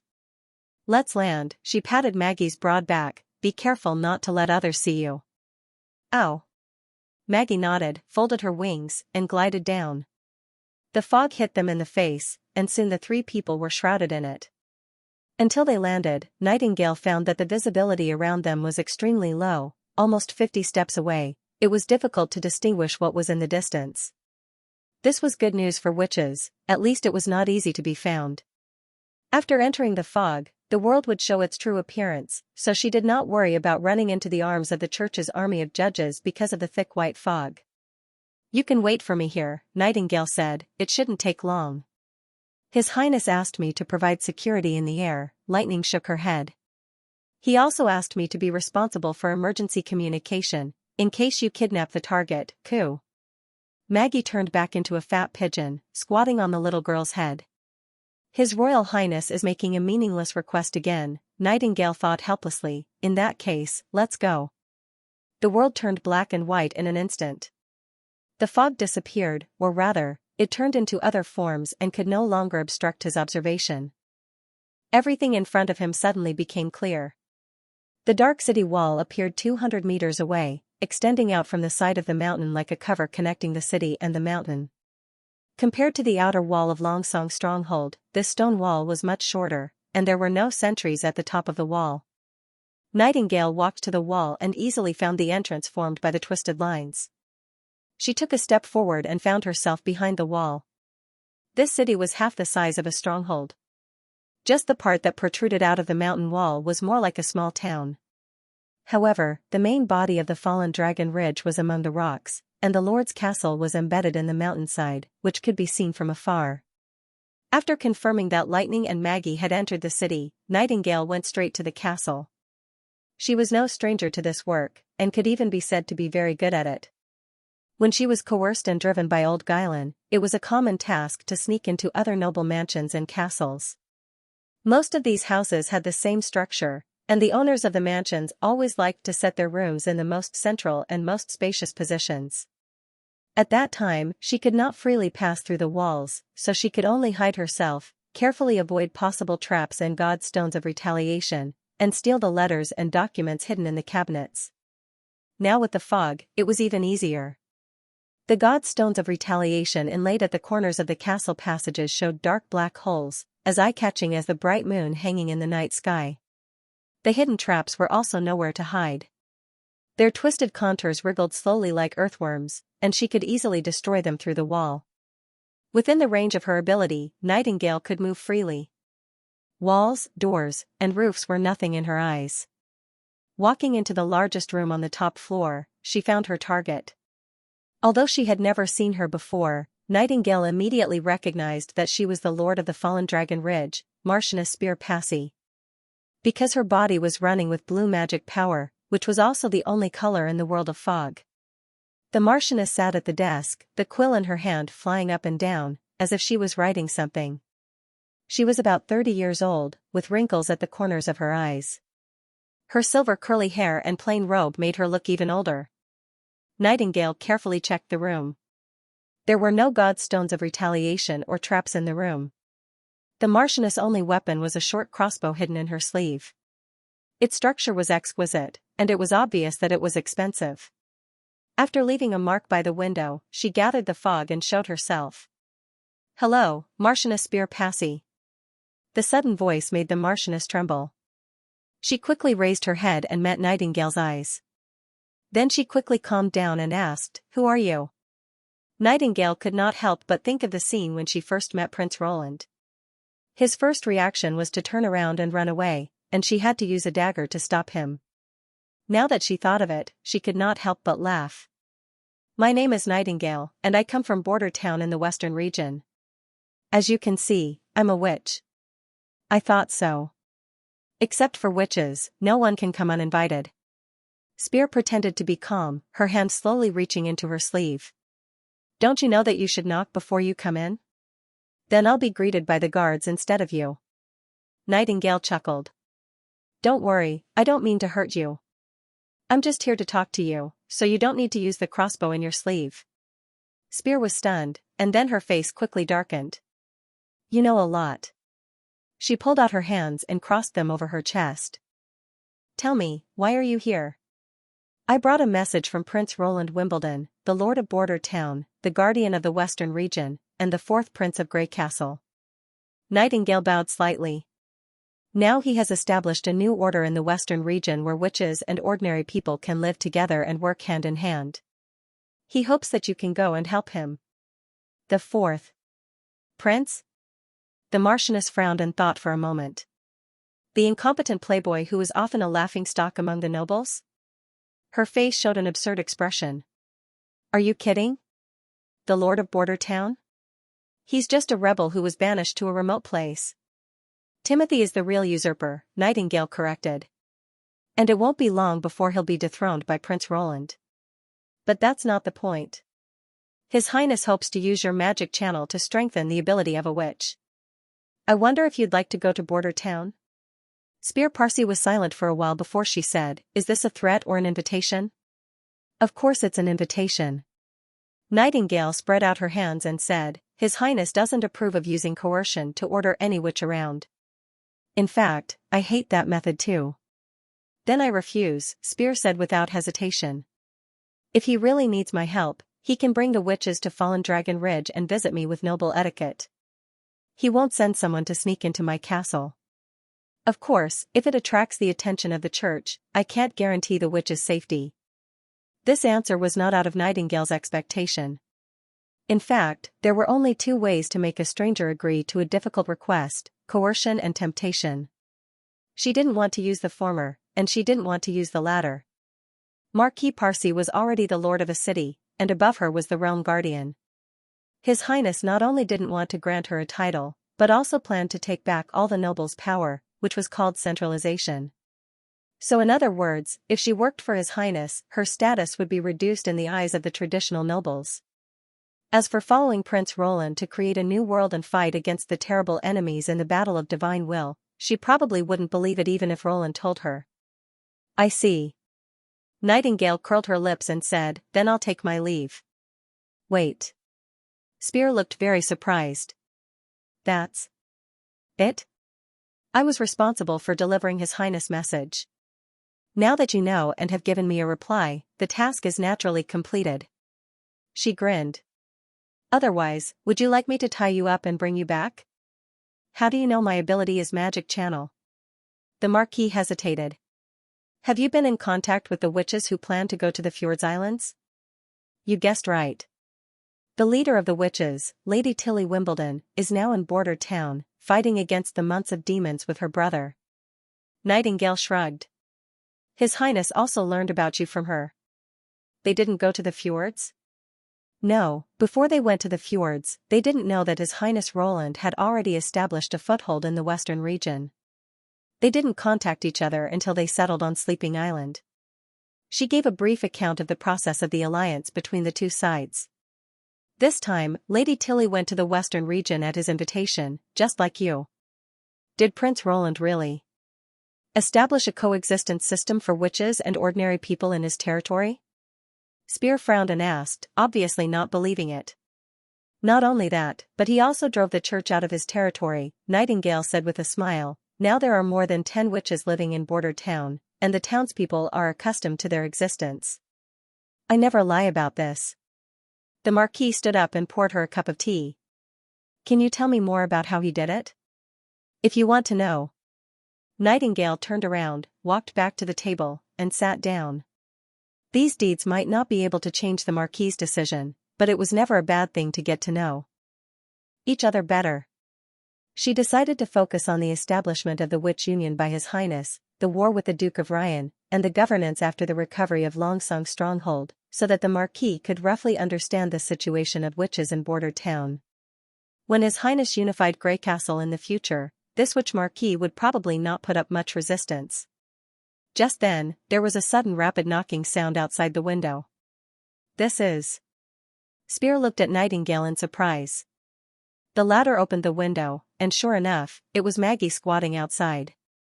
Danger, Coo. Lightning found something unexpected, Coo. What happened? A team of Judgment Army is coming to the castle, Coo. The pigeon flapped its wings and said, there are at least 20 people, Coo. The church's Judgment Army? Nightingale turned around and frowned. Are they here for you? No. I didn't make an appointment with the priest of the church today. The Marquis also looked very puzzled. Did they discover your whereabouts? It's unlikely. She shook her head. Unless the church has the ability to monitor every bird in the sky. That's strange. Spear muttered. If they're here for me, they shouldn't have sent so many Judgment Army soldiers. This is almost the entire manpower of the fallen Dragon Ridge Church. What are you waiting for? They're about to enter the castle area. A golden figure jumped in from the window and landed lightly beside Nightingale. It was Lightning. Although I don't know the situation, I suggest you hide for a while, Nightingale said in a low voice. Or ask your guards to stop them outside the castle and find out the reason. This is my castle. Where can I hide? Don't worry. Without my permission, they can't come in. Otherwise, I wouldn't have been able to protect those witches. Spear sighed. But this meeting may have to end here. If you're not in a hurry, I think. Before she could finish, chaotic footsteps came from under the castle. There was even the light sound of swords and knives clashing, which was particularly clear in the castle embedded in the mountain. The Marquis' expression changed. Who let them in? Guards. Spear shouted several names, but no one responded. The footsteps were getting closer and closer. It seems that they're here for you. Nightingale gestured to Lightning, reminding her to leave. It's not too late to leave now. We can protect you. No, I'm not going anywhere. This is my territory. How dare they be so presumptuous? Before he could finish his words, the door was slammed open, and a group of fully armed Judgment warriors came in. They raised their swords and shields and surrounded the Lord. At the same time, Nightingale hid in the mist and retreated to the corner of the wall, where it was convenient to escape and to observe the situation in the room. She noticed that Lightning and Maggie had not left either. The former was poking her head out of the window to spy on the enemies. The latter was squatting on top of the beam, methodically taking care of her wings. These two brats are so reckless. His Highness must discipline them when we get back. She shook her head helplessly and looked at the Judgment warriors of the church. Each of them was wearing a godstone of retaliation. The dark black holes overlapped and covered Spear completely. She could only hear the Marquis scolding angrily. Redwin, are you crazy? How dare you bring them into my castle without permission? Of course not, my sister, a man's voice rang out from the crowd. Father made a mistake, that's why he passed the title to a devil's henchman. I'm just correcting his mistake. What? What are you talking about? Spear said in disbelief. The devil's minions? This is a blatant false accusation. The priest will decide whether it's a false accusation or not, the man called Redwin said loudly. Father may be deceived by you, but it doesn't mean you can deceive everyone. Soon, the people will know your true colors. Hell is where you belong. Did you make all this up? Spear's tone suddenly turned cold. Or someone else? I think the answer should be the latter. After all, the reason why Father chose me is because you and third brother are too useless. Shut up. Then Nightingale heard a crisp sound and the Marquis's painful groan. Enough. Take her back to the church for trial, another man said. Before the trial, she's still a noble. Don't be rude. After Spear Parsi was dragged away, the judgment warriors followed her out. Soon, there were only 2 people left in the room. Because of the God's Stone of Retaliation, Nightingale could not see their faces. She could only tell from their voices that one of them was Redwin, who had talked to the Lord earlier. If she heard it right, this person seemed to be Spear's younger brother. You've done well, Mr. Redwin. Perhaps the next time we meet, I'll have to address you as Earl. Is that all, Lord Rosad? Redwin's tone was mixed with uncontrollable excitement. Can I really inherit the title and become the Lord of Fallen Dragon Ridge? Of course. As long as you follow our agreement, it's even possible, the latter said with a smile. What should I do next? He asked eagerly. Can I move into my sister's room? She can't come out of prison again, right? Spear Parsi will soon be hanged in the square as a witch. This is also the guarantee of our cooperation. The other man pondered for a moment. As for what to do next, I suggest you gather her ministers, knight, and subordinates, tell them about this, and divide part of the Marquis's rights. Do we have to do this? If everyone can benefit from this incident, your position will be much more stable. This will also facilitate the smooth implementation of our subsequent agreement, Rosad said. If you feel at a loss, I can assign a priest to you. He is very good at handling government affairs. If you have any questions, he can answer them at any time.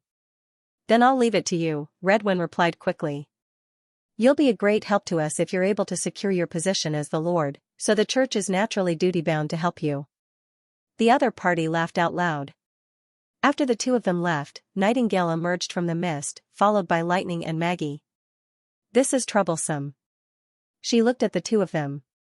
How did the church find us so coincidentally? Didn't her brother discover her true identity and reveal it to the church? Lightning's eyes lit up. Now we have something to do. You didn't discover it earlier or later, but now? I feel that something is not right, Nightingale said with a frown. No matter what, we can't just watch them execute Spear, Lightning said with her head held high. We must save her and destroy the church. Destroy the church, coup. Ever since she defeated the demons, the blonde girl's confidence had swelled, which was not a good sign. Nightingale shook her head. We can't destroy the church for now. They must be involved in this conspiracy. If we eradicate them, Spear can naturally return to her position as Lord. This may be an opportunity for us. As long as we save her quietly, she may agree to return to Border Town with us when she has nowhere else to go. Hey, aren't we going to fight the church? Lightning said disappointedly. Fighting is the last resort. The church outnumbers us and has a large number of God's stones of retaliation. It's very risky to eliminate them quickly. Nightingale thought for a while and said, I'll go to the church first and see if I can figure out what's going on. There was one more thing she didn't say. If they didn't figure out the cause and effect, Spear Parsi might associate this trap with His Highness, which must be avoided. What about us? The little girl asked. Just wait for me outside. The Fallen Dragon Ridge Church was located in the outer city. It was small, with a prayer hall, a residence for believers, and a 3-story tower. It was surrounded by walls and had only one entrance. But for Nightingale, these obstacles were not a problem. By evening, after the believers who came to pray had left, she had explored the whole area. Although the number of God's stones of retaliation was several times more than in the castle, it was not difficult to move. There were large God stones in the hall that could block the magic power of the whole room, as well as some of the aisles. But she could take a detour, or even climb over the floor. Nightingale also found the place where Spear Parsi was imprisoned. It was in the basement of the high tower. She didn't seem to be tortured, but she was a little dispirited. She planned to take the Marquis out in the dead of night. After explaining her plan to the two, Nightingale sneaked into the high tower again. This time, she followed a line that did not exist in reality to the top floor and hid in a luxuriously decorated room. This should be the priest's room. When he came back and faced with the threat of the dagger, he would tell the truth. When the 9 o'clock bell echoed over Fallen Dragon Ridge, the door was pushed open. She quietly pulled out the dagger but did not move. Judging from the footsteps, there were two people. What a surprise. The first one to speak was a woman. I didn't expect Marquis Spear to be a witch. It seems that we have to make some changes to our plan. Your Excellency, the one who answered was Rosad, and his tone was very respectful. Isn't it more convincing if she's a witch? Things are different now. According to the Supreme Pontiff, if there are new witches, they should be handed over to the Holy City as much as possible without being exposed, the woman said.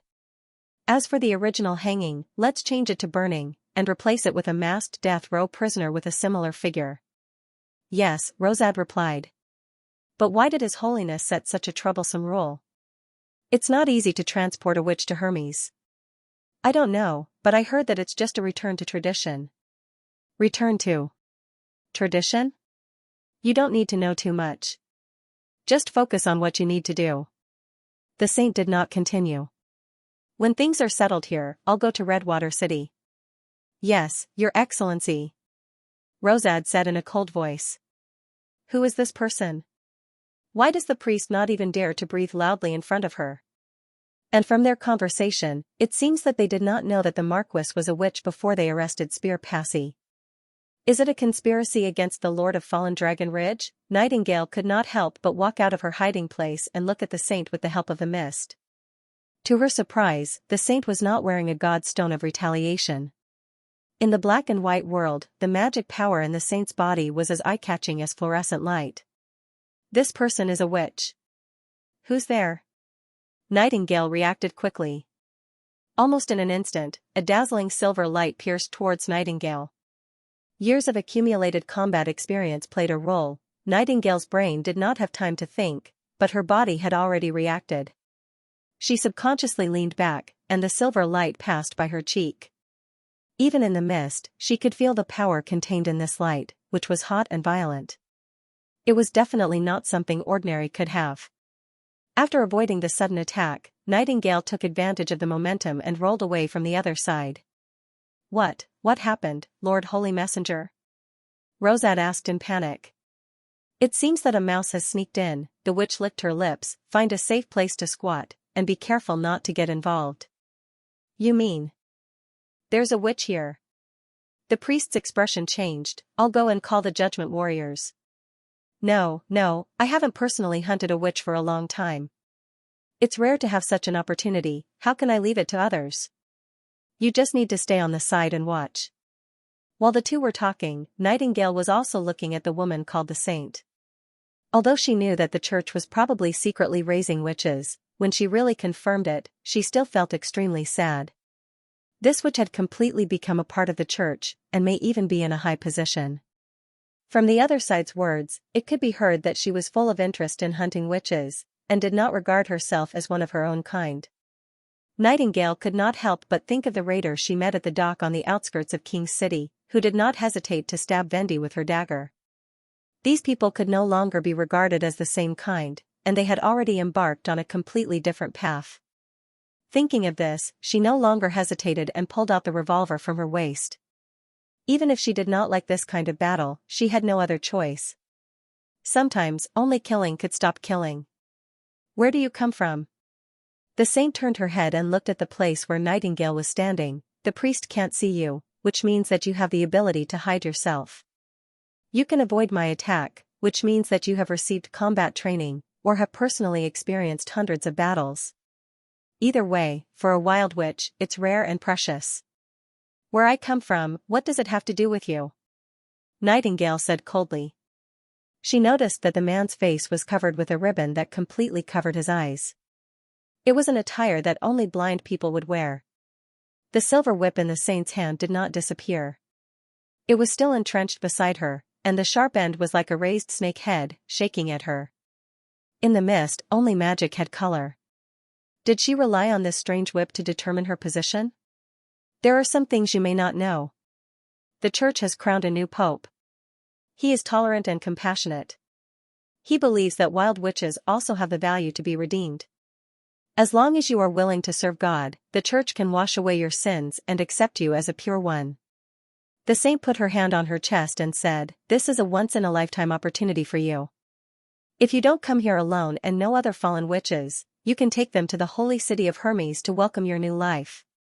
Is that so? It sounds pretty good, Nightingale sneered twice. But if there really is a so-called sin after awakening as a witch, and you have a way to get rid of it, then why did you only set this rule now? Why didn't you save those lost sisters from the beginning? Do you think I'm a 3-year-old child who has never seen a shameless lie? She took a deep breath and said word by word, "I am not guilty." At the same time, Nightingale left the mist and pulled the trigger. The gun barrel burst into flames and let out a roar like thunder. The silver whip moved in an instant. The ribbon of light rose up and blocked in front of the saint. Suddenly, sparks overflowed. Then the whip stretched out and threw a small piece of twisted metal to the ground. It was her own bullet. This thing can actually block the flintlock. Oh? The saint raised her eyebrows. What kind of hidden weapon is this? Her voice suddenly became cold. I changed my mind. It seems that you have to die here. The silver light pounced on Nightingale again. The difference was that this time it divided into dozens of long whips, almost covering her entire position. Nightingale used the mist and crossed a distance of 3 or 4 meters in one step. Unlike ordinary objects, the long whip made of magic power could not be avoided even in the mist. She could not ignore it and pass through it head-on. She could only circle around it to avoid it. However, the enemy's attack range was too wide. The silver light flashed, and she felt numb in her calf. She could no longer maintain her balance and fell to the ground. The magic whip pierced into the position behind her like a storm, shattering the stone slabs on the ground. If she was hit directly, she would probably lose the ability to resist in an instant. Nightingale did not have time to check the injury on her leg. Lying on the ground, she shot all the bullets in the pistol in one breath. The silver whip retracted again and turned into a rapidly rotating belt of light, blocking all the bullets. She knew that she did not have time to reload bullets in the mist. Once she could not use the flintlock to contain the enemy, she was likely to be in trouble. The space here was too narrow to be more than 5 meters away.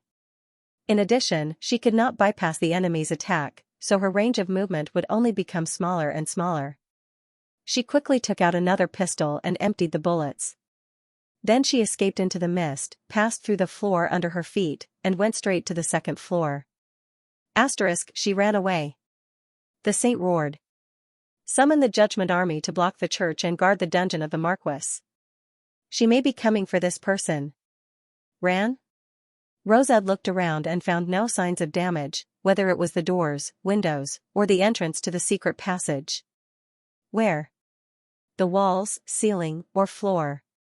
Her ability is not as simple as being invisible. There is no magic reaction in the room. The pure witch gritted her teeth. Do as I say. She's injured and shouldn't be able to run far. Ask your people to put on God's stone of retaliation crossbow bolts. Yes. After the priest left in a hurry, she sat on the ground with weak legs. Her fingers trembled slightly and she could not summon any strength. Damn it, what kind of weapon is this? Her ability could be said to be both offensive and defensive, especially in defense. It was regarded as the strongest shield among the pure witches. This magic light could block any attack, be it swords or crossbow bolts, but it was impossible to pass through the barrier formed by it. In order to strengthen her ability, she always kept her magic light activated. After more than 10 years, the magic power that her body could hold had become very large. Even if an ordinary crossbow shot hundreds of arrows, it would not be of any use. She would never run out of magic power to defend against flying arrows. However, her opponent's instantaneous attack had drained all of her mana. Now, she could not even maintain her ability, and her body felt extremely exhausted. This feeling of weakness and powerlessness had not appeared for many years. The saint thought bitterly, I must catch this fallen one, dead or alive. Nightingale followed the route she had figured out earlier, passed through the roof of the third floor, and landed directly in the dungeon where the Marquis was imprisoned. Spear Passy heard the noise and looked up. Her eyes widened. You. Where did you come from? She made a shushing gesture and limped out of the iron gate. There were 2 guards standing in the hallway. Judging from their attire, they should be believers of the church. She used the mist to step behind the 2 men, pulled out her dagger and quickly slit their throats. The 2 men did not expect that someone could attack them from inside the prison. They did not even turn around to look at her until they died. Back in the dungeon, Nightingale finally had a chance to check her injuries. She saw that Soroya's specially made windproof pants had been cut open, and her calf was bleeding profusely. The wound was almost as deep as a fingernail. The enemy's magic whip had probably pierced through the pants from the side and taken away a piece of flesh. Fortunately, it didn't hurt her bones. If it weren't for the toughness of the coated pants, she would have been more seriously injured. You're hurt. Spear frowned. It's not a big problem. We have to get out of here. If we don't, you'll become a corpse. Nightingale didn't tell the Marquis that the saint planned to take her to Hermes. In her opinion, it was no different from death, or even worse. They didn't know you were a witch before they caught you. This is all a conspiracy led by the church. All they want is the position of the Lord of Fallen Dragon Ridge. What about my brother? He's probably a puppet of the church. We don't have much time. I'll explain it to you on the way. Nightingale tied the wound with the gauze she brought with her. Where's the god's locket of retribution? The Marquis pointed to her neck. At first, it was just a chain tied to my feet. Later, they changed it to this. Damn it. Nightingale's heart sank. She saw a metal ring as thick as a thumb tied around the Marquis's neck. The god's locket of retribution was made by stuffing several god stones into the iron ring and then closing it with a special tool. It was extremely difficult to unlock it with one's own strength. Do you remember which room the locking tool was kept in? The cell at the entrance. They locked the place where they took me. Apparently, after discovering her true identity, the saint had switched to the safest shackles, which could trap almost all witches except the extraordinary. If he wanted to take Spear away, he had to remove this thing first, or else he wouldn't be able to pull her into the mist state. Let's go to the first cell, Nightingale decided. You come with me. Enduring the stinging pain in her leg, she once again returned to the fallen guard, took the key, and opened the cell door. At this moment, a crisp bell rang from the top of the tower. The urgent sound echoed in the silent building, as if it was pounding on her heart. It's the church's alarm, Spear said, her expression changing. They'll come sooner or later, Nightingale said in a low voice. Only by moving faster than the enemy can we have a chance to survive. In a sense, the alarm at this time helped her. The believers stationed in the basement heard the bell and all gathered at the only exit of the prison. This undoubtedly gave Nightingale a chance to catch them all in one fell swoop. She descended from the fog, aimed at these people, and pulled the trigger. Several bullets hit the first target and pierced through his body, then directly into the body of the second person, splattering a large amount of blood. The godstones of retaliation they wore were the most eye-catching targets in the black and white world. Facing the elusive Nightingale, these people held swords and shields, but they didn't know where to attack. After 2 rounds of shooting, there was no living guard left in the prison. But she knew that these were just the lowest-level believers of the church. Soon, the fully armed Judgment Army would arrive, and if they couldn't remove the godstones of retaliation by then, it would be difficult for them to escape. Come here. She quickly found the locking tool. It was an iron tool set up against the wall, with 2 rusty calipers sticking out. At first glance, it looked like a horrible instrument of torture. Spear put her neck on the caliper, and Nightingale pulled the iron bolt and shook the handle. With the help of the belt, the caliper separated and opened a gap in the god's lock of retaliation. At the same time, the sound of the shaking armor of the Judgment Army appeared at the entrance of the dungeon. There they are, someone shouted. Aim and shoot. Go. Nightingale pulled Spear into the mist, but a massive black hole shot at her and instantly tore the mist into pieces. There were god stones of retaliation on the bolts. Nightingale felt cold sweat on her forehead. After getting rid of the cover, they were completely exposed to the Judgment Warriors. She had to admit that the training these Judgment Warriors received was very different from that of ordinary believers. In the first round of shooting, they only shot the bolts roughly in the direction of the passage so that the anti-magic effect of the god stone could block the way. Only half of them participated in the first round of shooting. The other half were waiting for the moment when the witches showed up. With a clear target in mind, the second round of shooting came in no time. Hearing the buzzing of the loosened bolts behind her, Nightingale pulled the Marquis in front of her and shouted, "Lower your head." A piercing pain came from her back. She didn't know how many bolts had hit her. The pain spread like fire, but she didn't stop for even a moment. Rounding the corner of the cell, Nightingale felt a salty taste in her mouth. The pain probably made her bite her lip. "Are you okay?" I'm fine," the Marquis said in a daze. You blocked the bolts for me? You'd be dead if they hit you, but it won't hurt me if they hit me." Nightingale touched her back and found that none of the bolts had pierced through Soroya's windbreaker. Although her back felt like it was on fire, as long as the bolts didn't penetrate her body, they would only bruise at most. More importantly, the powder of the god stone would not seep into her body. The Judgment Warriors hurriedly chased after them. They probably did not expect the two of them to be able to block the second wave of crossbow bolts without a shield. When they stopped to shoot, the distance between the two of them had already increased. Freed from the restraint of the god stone of retaliation, Nightingale grabbed Spear, unfolded the mist, and rushed up along the ever-changing lines. They passed through the floor and the soil to the outside of the tower. Then, she took out a bamboo tube from her waist bag and pulled the fuse. A dazzling red light burst out of the bamboo tube and rushed into the sky.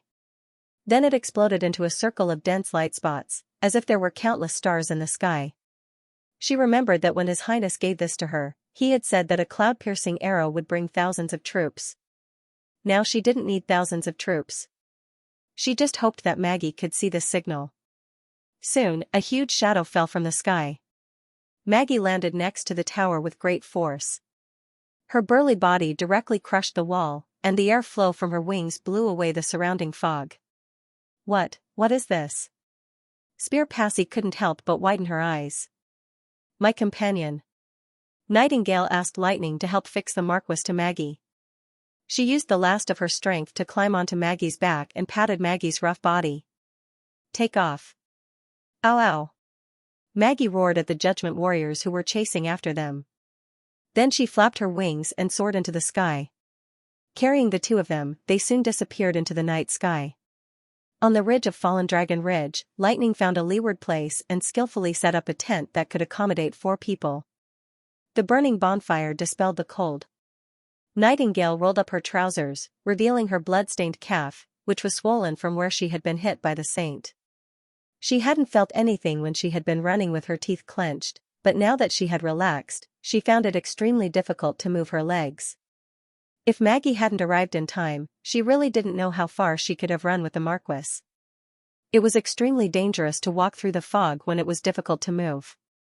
Those ever-changing lines were not only stairs but also sharp blades, which could easily cut one into pieces if one didn't grasp them well. "Let me help you, Coo." Maggie rummaged through her big backpack and found a pile of first aid supplies. In addition to cotton cloth and a small bottle of alcohol, there were also some herbs processed by leaf, which were the main medical means in the Witch Cooperation Association. When the pungent alcohol was poured on the wound, even Nightingale couldn't help but let out a muffled groan, her eyebrows tightly pressed together. If His Highness hadn't told her that this thing could effectively kill small creatures and prevent the demonic plague from eroding the wound, she would have thought it was no different from torture. Fortunately, the coolness brought by the herbs quickly dispelled the burning pain. After the wound was bandaged, she immediately felt a lot more comfortable. "Your back," the Marquis whispered, "is it okay?" "What's wrong with my back?" Lightning went into the tent with a bundle of firewood. "She was shot by those people's crossbow while trying to save me." Spear sounded a little depressed. "It's not a big deal. It's just like being punched a few times." Nightingale curled her lips. At most, I won't be able to lie down and sleep tonight. It's better to apply some herbs. Lightning fiddled with the branches in the fire pit, splashing some sparks. Leaf's medicine can not only stop the bleeding, but also has a good effect on bruises. Lie on me, coo. Maggie sat down and patted her thigh. I'll apply the medicine for you, coo. Looking at the white-haired girl's serious eyes, Nightingale could not dissuade her. In the end, she could only nod. All right. After taking off her clothes, she covered her chest and lay on Maggie's lap. Then, she heard the Marquis gasp. She didn't need to look to know that her originally smooth back was definitely red and swollen, with patches of blue and purple, but it only looked scary. She disapprovingly thought that this kind of injury was nothing for a witch with a strong self-healing ability, and it would disappear in 2 or 3 days. While applying medicine, Nightingale coughed twice and said, "What do you plan to do next, Lord Marquis? Your brother, Redwin, was instigated by the church to betray you. Before that, neither he nor the church knew that you were a witch." She briefly told her what she had heard in the tower. "They should be after your position as lord. Even if you're not a witch, they'll still think you're a devil's henchman and execute you. This isn't a difficult thing for the church. They dared to murder a marquis in public." Spear gritted her teeth. "I'll make Redwin pay for the moderate church. What the church does is far beyond your imagination." Nightingale shook her head. "Even the king doesn't blink before taking action. The kingdom of Everwinter and the kingdom of Wolfheart are the best examples." Spear was suddenly stunned. After a while, she said, "Is the church really going to annex the 4 kingdoms? I've only heard this from some merchants in the neighboring countries, but most of the nobles in King City think it's just nonsense. The nobles in King City also say that Roland Wimbledon is a rebel king." She shrugged. "If His Highness guessed correctly, that's only the first step of the church's plan. But I can't tell you about the conspiracy behind it for now unless you join the Witch Union. Besides, the church definitely didn't plan this coup in a day or 2. Most of your subordinates should have already sided with Redwin, who sold more benefits. If you want to take back Fallen Dragon Ridge, you can also ask His Highness for help." "He will really help me?" "Of course. It's our duty to eradicate the church." Nightingale chuckled. The Marquis fell silent and seemed to be hesitating. "Don't worry." Nightingale knew the hesitation in her heart, which was also what most witches worried about before going to Border Town. "If you want to leave the western region, you can do so at any time. His Highness never forces anyone." Did he really realize the coexistence of witches and ordinary people? This was the second time Nightingale heard the Marquis ask about this, and every time she answered this question, she would always feel a surge of pride. Yes, His Highness's territory is such a place. It's the holy mountain of witches. Spear Passie's face looked uncertain in the firelight. After a long time, she nodded slightly and asked, "Shall we leave tomorrow?" "Not for now," Nightingale and Lightning said in unison. Then they looked at each other and could not help but laugh. "The church will definitely try to report this news to the Holy City. In the next 2 days, we must intercept the carrier pigeons released by the enemy," she explained to the Countess. "After that, Maggie will send you back to Border Town, and I have other tasks to complete." In the room at the top of the tower, she remembered that the saint had said that she would soon set off for Redwater City after dealing with things here. Obviously, every time she arrived in a city, she would set off an undercurrent. No matter how big the influence was, it would always cause trouble for His Highness. Moreover, this person had seen her attack methods. If she could intercept her, the church's plan would inevitably be thwarted, and she might be able to find a lot of information from her. Nightingale took a deep breath. She decided to intercept the church's team of messengers, but she was not sure whether His Highness Roland would agree with her plan. If he asked her to go back, she did not intend to stubbornly go. 3 days later, after sending off the Marquis, Maggie returned to Fallen Dragon Ridge again. This time, she was accompanied by 2 witches from Sleeping Island. "Why are you here?" Nightingale looked at them in surprise. "His Highness Roland asked us to help you." Andrea jumped off the back of the beast gracefully, took off her hood, and flipped her blonde hair. "The reward is 2 ice cream buns." How can I be left out of the mission to wipe out the church? Ashes said with a smile.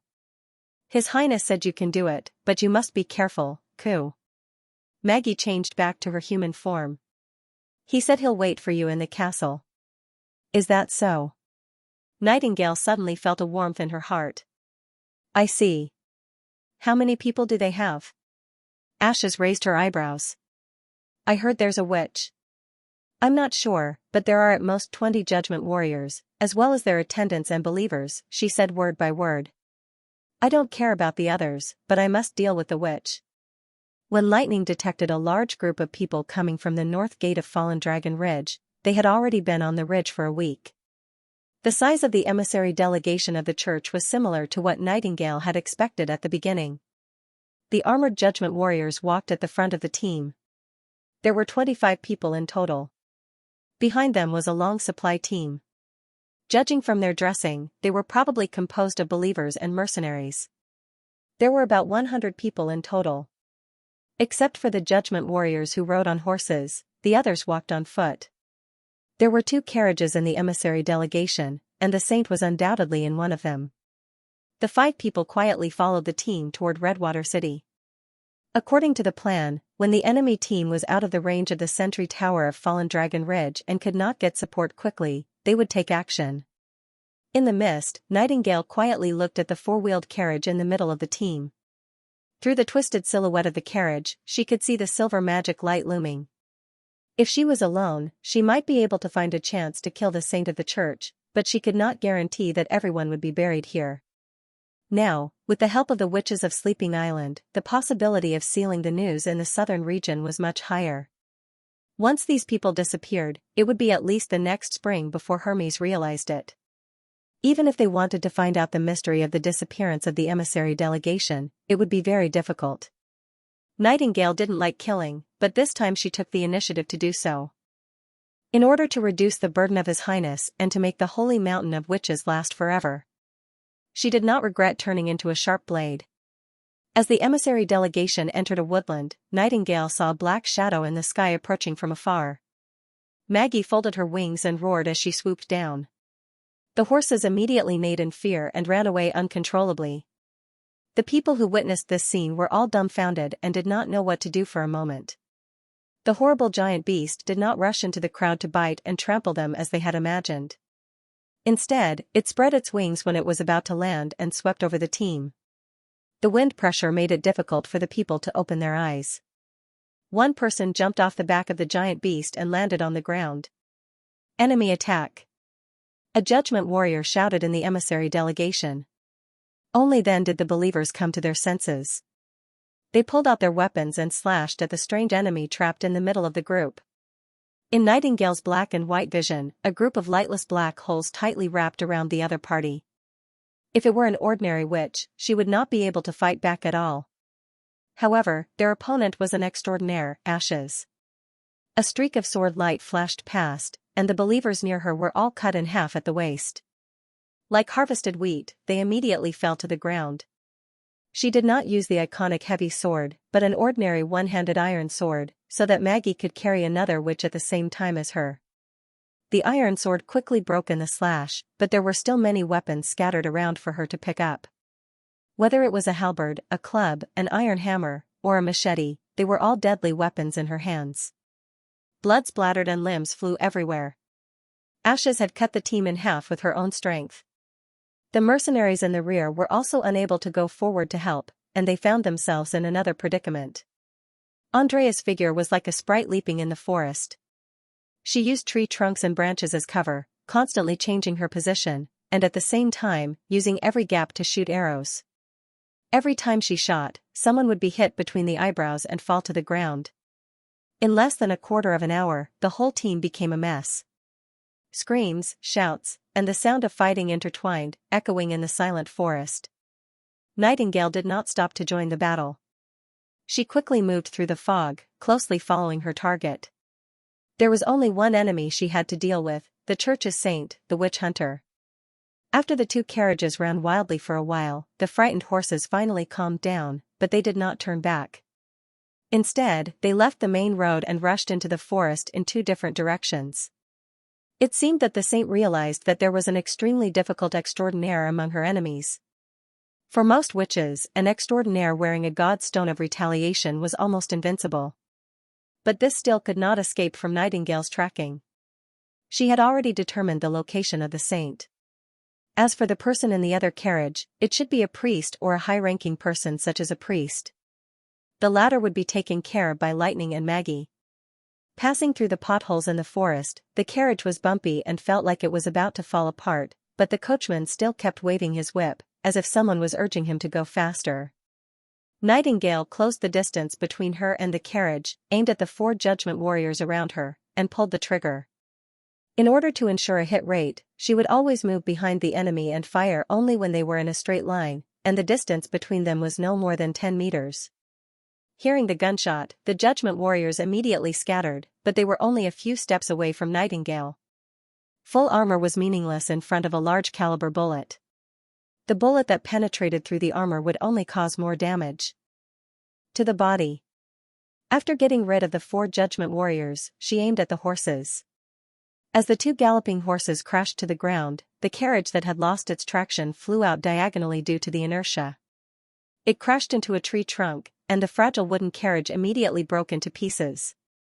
Among the flying debris, a figure wrapped in silver light rolled out. Nightingale did not hesitate to aim and shoot. The light made of magic power seemed to be self-aware and blocked the bullets one by one. She quickly moved away and reloaded a new cartridge. "Traitor!" cried the saint, with a roar of rage, and rushed towards her hiding place. But this time, the 2 of them were in a completely different situation. No longer confined by the narrow room, Nightingale took a step back, and the saint had to take more than 10 steps to catch up with her. The effective range of a revolver was about 50 meters, far beyond the range of a witch's ability. The saint's silver whip could not touch her at all, but the bullets she shot could threaten the saint's life at any time. Even though the hit rate was reduced to only 1 or 2 out of 5 shots hitting the target at this distance, she still had plenty of time to reload the bullets and fire continuously. The silver light gradually dimmed. After the 5th round of shooting, a bullet hit her left shoulder, and the second bullet penetrated her abdomen. The saint could no longer support herself. She staggered 2 steps and fell to the ground. Nightingale did not rush to approach the saint. Instead, she returned to the place where the carriage had fallen apart, picked up a god stone of retaliation, and walked toward the saint. Her retreat route was completely around the carriage so that it would be easier for her to search the scene afterward. When she walked up to the blood-stained witch, she suddenly stretched out her right hand, only to find that the silver light did not penetrate the enemy's body as expected. "You damned devil, the gods will judge you." She spat out a mouthful of blood and said through gritted teeth. Nightingale expressionlessly pointed the muzzle at the saint's chest and said, "Really? I'll wait for that day." Then she pressed the trigger. The smoke dissipated and the forest returned to its tranquility. The witch's long braids scattered like white flowers under her body. Hot blood flowed freely from her back and soon formed a circle of dark red puddles. The blood slowly seeped into the ground and melted the hard and cold soil. The air was filled with the smell of iron. Nightingale squatted down and untied the witch's blindfold. She found that the witch's face looked unexpectedly young and should be about the same age as herself. However, the scars around her eyes destroyed the overall beauty. Her eyes looked like they had been repeatedly burned by a red-hot iron. Her skin was curled up and reddish-brown, and the outline of her eye sockets had disappeared. This was undoubtedly caused by acquired wounds. Nightingale gently touched the wrinkled scars. As for whether she had suffered these before becoming a witch or after serving the church, she did not know. But these were no longer important. From this moment on, she could no longer hurt any more witches, nor did she have to endure other tortures. She searched the saint's body and found a letter, a seal, and an emblem from the inside pocket of her robe. The emblem was a circle divided into a cross with a clenched fist in the center. Apart from this, she did not carry any other items, whether it was the golden dragon or jewelry. Perhaps she had never enjoyed anything in her life, Nightingale could not help but think. "Hey, look what I caught," Lightning's voice came from midair. She looked up and saw the little girl flying over with a struggling man in her hand and then throwing him to the ground. The man uttered a painful groan and rolled twice. He seemed to want to get up, but his hands and feet were tied, so he could only helplessly twist back and forth on the ground. Judging by the man's attire, he should be the priest sitting in the other carriage. Where's Maggie? She guided Ashes to chase the fleeing Judgment Army. Lightning walked to the side of the saint. Is this the witch trained by the church? Yes, Nightingale whispered. She won't hunt us anymore. Looking at her, it's hard to believe that she sees us as enemies that must be killed. The little girl sighed. If it wasn't for the church, none of this would have happened. Nightingale looked coldly at the captured man. When the latter saw the witch lying in a pool of blood, his eyes immediately widened and he tried to say something, but he couldn't because of the cloth in his mouth. She pulled out the cloth. What do you have to say for yourself? Ahem. You killed Bishop Tayfun's pure witch. You audacious devils, sooner or later you'll be hung at the city gate by the church and fed to the crows. Even if we didn't kill her, being caught by the church won't be any better, Nightingale said. And compared to that, you should worry about your own situation first. Even if I die, I will be redeemed by the gods, but you will only sink into hell and suffer eternal torment, he shouted. That's why I gagged him. Lightning spread out her hands. Nightingale stuffed the cloth back and said, Let His Highness deal with him. I heard from him that Iron Axe is very good at interrogating people like this. It was already afternoon when Maggie arrived with the 2 sleeping island witches. Ashes jumped down from the back of the giant beast and landed beside Nightingale. Are you hurt? Not bad. She shook her head. What about you? Of course, none of them escaped, Ashes said with a proud smile. She's dead? After landing, Andrea looked at the saint and said, I thought you would spare her life. The enemy is a witch. Any hesitation and carelessness are extremely dangerous. Ashes curled her lips. If it were me, I wouldn't have let her live. Tsk. You don't have the slightest mercy for your own kind. She's not our own kind. She's a puppet controlled by the church. The extraordinary said carelessly. Besides, sometimes our own kind is much crueler than the otherworldlings. At least I've never seen demonic beasts or demons imprison people and repeatedly torture them for years. After saying that, she took off her blood-stained gloves and put her hand in front of Nightingale. Your actions and performance are admirable. You did the right thing. The latter stared at her for a moment and then took the hand. Thank you. Even a person like her can comfort me, Nightingale thought. She probably doesn't want me to feel that killing a witch is too much of a burden. Lightning also put her hand in front of Andrea's. I think this victory is worth celebrating. Then Maggie said, Coo. Andrea rolled her eyes and put her hand in front of everyone's. I have to say, if it's just your hand, I don't want to touch it at all. This is for Nightingale's sake. Okay, I know. Ashes raised her eyebrows. Then, the 5 of them raised their hands to the sky at the same time, like a sturdy tower standing in the cold wind. In addition to collecting the information carried by the emissary delegation, they also needed to bury the traces left by the battle. The group of people busied themselves in the forest for 2 days to deal with these trivial matters. By the time they returned to Border Town, it was already 3 days later. When they landed in the castle's back garden, Nightingale was immediately surrounded by her sisters. I heard you were injured? Where's the wound? Nana shouted. She's been waiting for you for a long time. Why did she come back so late? Lily complained. Do you feel pain now? Lucia asked eagerly. This batch of herbs was specially made by me. It can stop bleeding and reduce swelling. The effect should be good. Right? Leaf laughed. You were too careless. You dared to run into the church alone. I'm afraid you won't be so lucky next time. This was Bendy's voice. Forget it. It's good that you came back safely. This was Scroll's voice. Looking at their concern, Nightingale sincerely felt a surge of warmth from the bottom of her heart.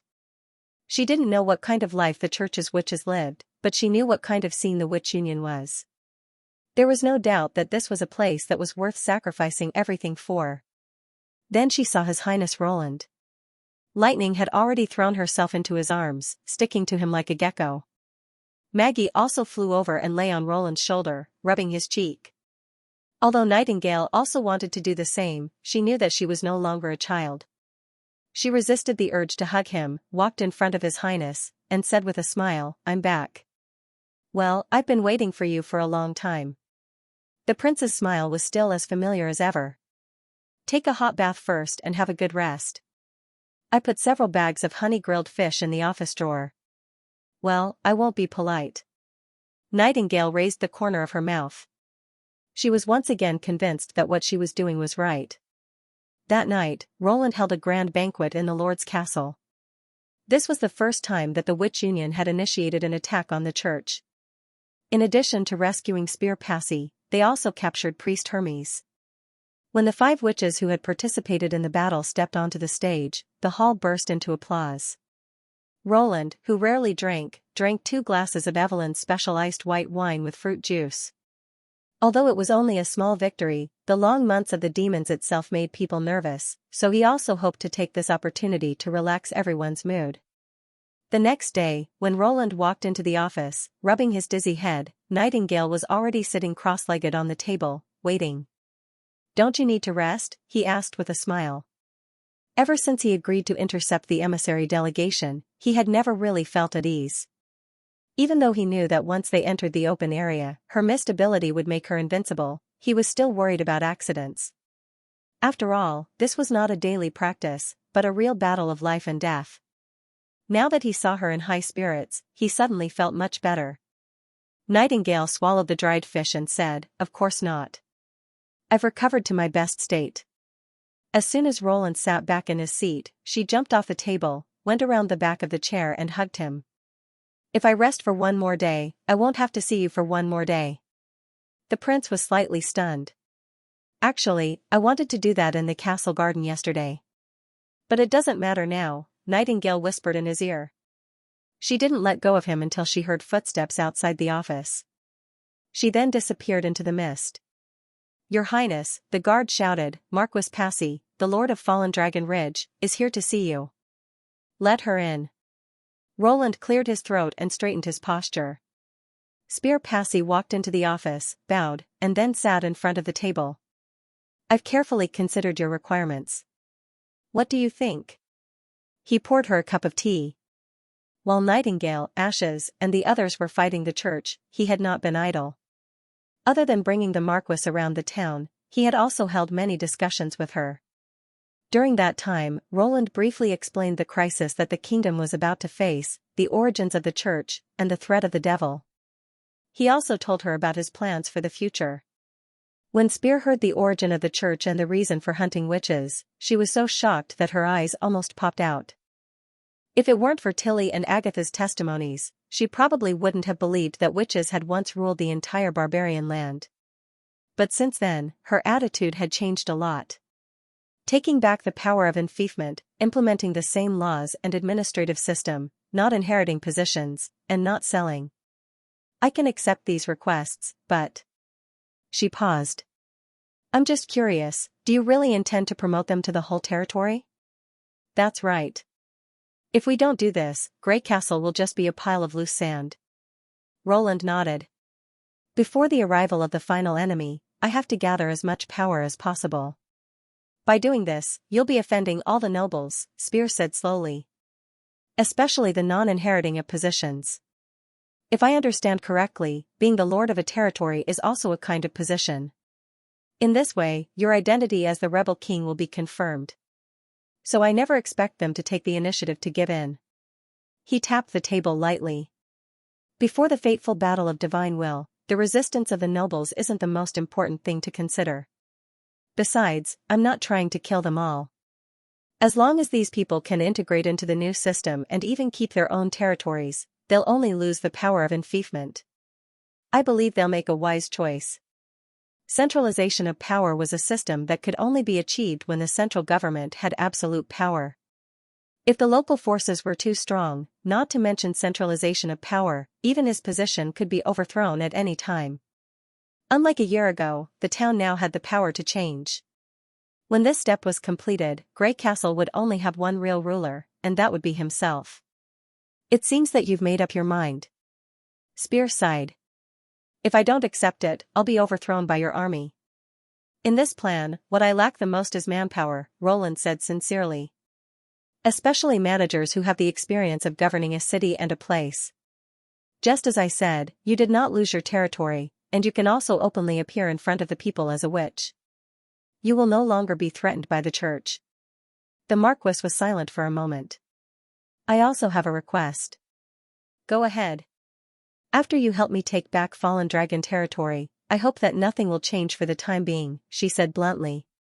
Unless Timothy is overthrown, I can only stand on your side without any scruples. A perfect answer. Roland thought. It wasn't a direct rejection, but also left room for negotiation. In layman's terms, he had to prove to her that unifying Grey Castle wasn't just empty talk, and that he really had the strength to do so. Only then would she be willing to side with him. Then it's a deal. He didn't care about the Marquis's little calculation at all. If the spring offensive went well, Timothy's fall would be even faster than the recovery of fallen dragon territory. By the way, Your Highness. Spear hesitated for a moment. Can I go with the witch's lessons tonight? Roland was stunned. Those are very basic lessons. I don't think you can learn anything from them. I think those calculations are very interesting. She shook her head and said, I've never seen anything like them in the arithmetic books before. Does she mean the multiplication table or algebraic equations? He couldn't help laughing. Of course, as long as you're willing to join the Witch Union. After lunch, Iron Axe brought good news. He's willing to talk? Roland was a little surprised. So soon? According to Nightingale, he had thought that the captured priest was a stubborn person. Not everyone has an iron will, Your Highness, Iron Axe replied solemnly. The Sand Nation has some unique interrogation methods, which cause very little physical harm, but are extremely destructive to the will. They can even make people feel that death is a kind of release. He has already surpassed many ordinary people. That's right, Roland thought. Professional spies not only have extraordinary willpower, but also have to undergo special interrogation training to keep their mouths shut. Obviously, no one in this era has such experience. Take me to him. Roland nodded. I have a lot of questions to ask. The town's dungeon had not changed much since he came here a year ago. Large-scale infrastructure construction had not taken this place into account. Although the houses and roads above had all been changed, becoming orderly and bright, the underground prison was still full of a rotten and dilapidated atmosphere. Moss grew on the stone walls, and dirty water flowed down the stairs, making a noisy dripping sound. The only difference was that there were few prisoners left in the dungeon. With the expansion of the territory, people could always find a job to fill their stomachs as long as they were willing to work. As for the scoundrels who refused to repent, they were all sent to the mines, where they were naturally taught how to behave with whips and sticks. Since the lowest cell had been destroyed by Anna and there was no need to repair it, they simply sealed the entrance and abandoned it. Roland followed Iron Axe to the center of the third floor of the prison and saw the imprisoned priest, who was also the only prisoner on this floor. He was not hung on a rack, nor was he tortured to a bloody pulp. In short, it was completely different from the interrogation scene that Roland had envisioned. He was sitting in a corner of the cell, leaning against the cold wall. His clothes were basically intact, but he looked a little dispirited, pale, and dazed, as if he had lost his focus. Is he all right? Roland asked in a low voice. Not a big problem, Your Highness, Iron Axe bowed and replied. If you have any questions, you can ask him directly. The prince nodded. It seemed that the Sand Nation's way of interrogation was indeed different, but he was not interested in how Iron Axe did it, nor did he want to find out whether it was humane or not. He just wanted to get the result. He cleared his throat, sat on the long wooden bench beside the cell, and asked through the iron bars, What's your name? You're the fourth prince of Grey Castle. Roland Wimbledon? The priest's eyes changed a little. Look. Look what you've done. You've released the power of the devil. His Highness is asking for your name, Iron Axe said coldly. If you don't want to repeat last night's punishment, you'd better not talk nonsense. The priest's expression suddenly froze. He paused for a moment before lowering his head and saying, My My name is Xianxia. I heard you're from the holy city of Hermes? Roland looked at him and asked, who is the witch who came with you? Is she also from the holy city? What position do you have in the church? She. Xianxia hesitated for a long time before replying, her name is Aurora, a pure witch of Lord Taifun. She doesn't hold any position in the church. Taifun? The prince thought for a while. He seemed to have seen this name somewhere before. He's one of the 3 archbishops of the Holy City and is in charge of the church's external affairs. He's also an important figure second only to His Holiness the Pope, the priest explained. Roland finally remembered that he had indeed seen this person at the royal city's celebration. On that day, Wimbledon 3 held a grand coming-of-age ceremony for Tilly Wimbledon. The bishop sent by the church to host the ceremony was Taifun. In his memory, he looked like a kind old man. His smile was filled with love and compassion, as if nothing ugly in the world could have anything to do with him. What are pure witches? Xianxia hesitated again until Iron Axe scolded him. He reluctantly explained, pure witches are witches trained by the church. Only the archbishops or His Holiness the Pope can control them. I don't know much about them. Roland scratched his ear and asked Nightingale for confirmation. The response he got was that Nightingale was not lying. How many people know that the church hides witches? The priest shook his head.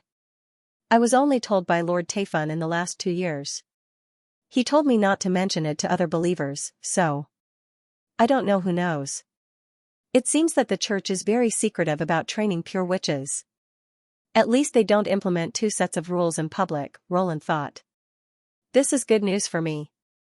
He had only guessed before, but now it was confirmed.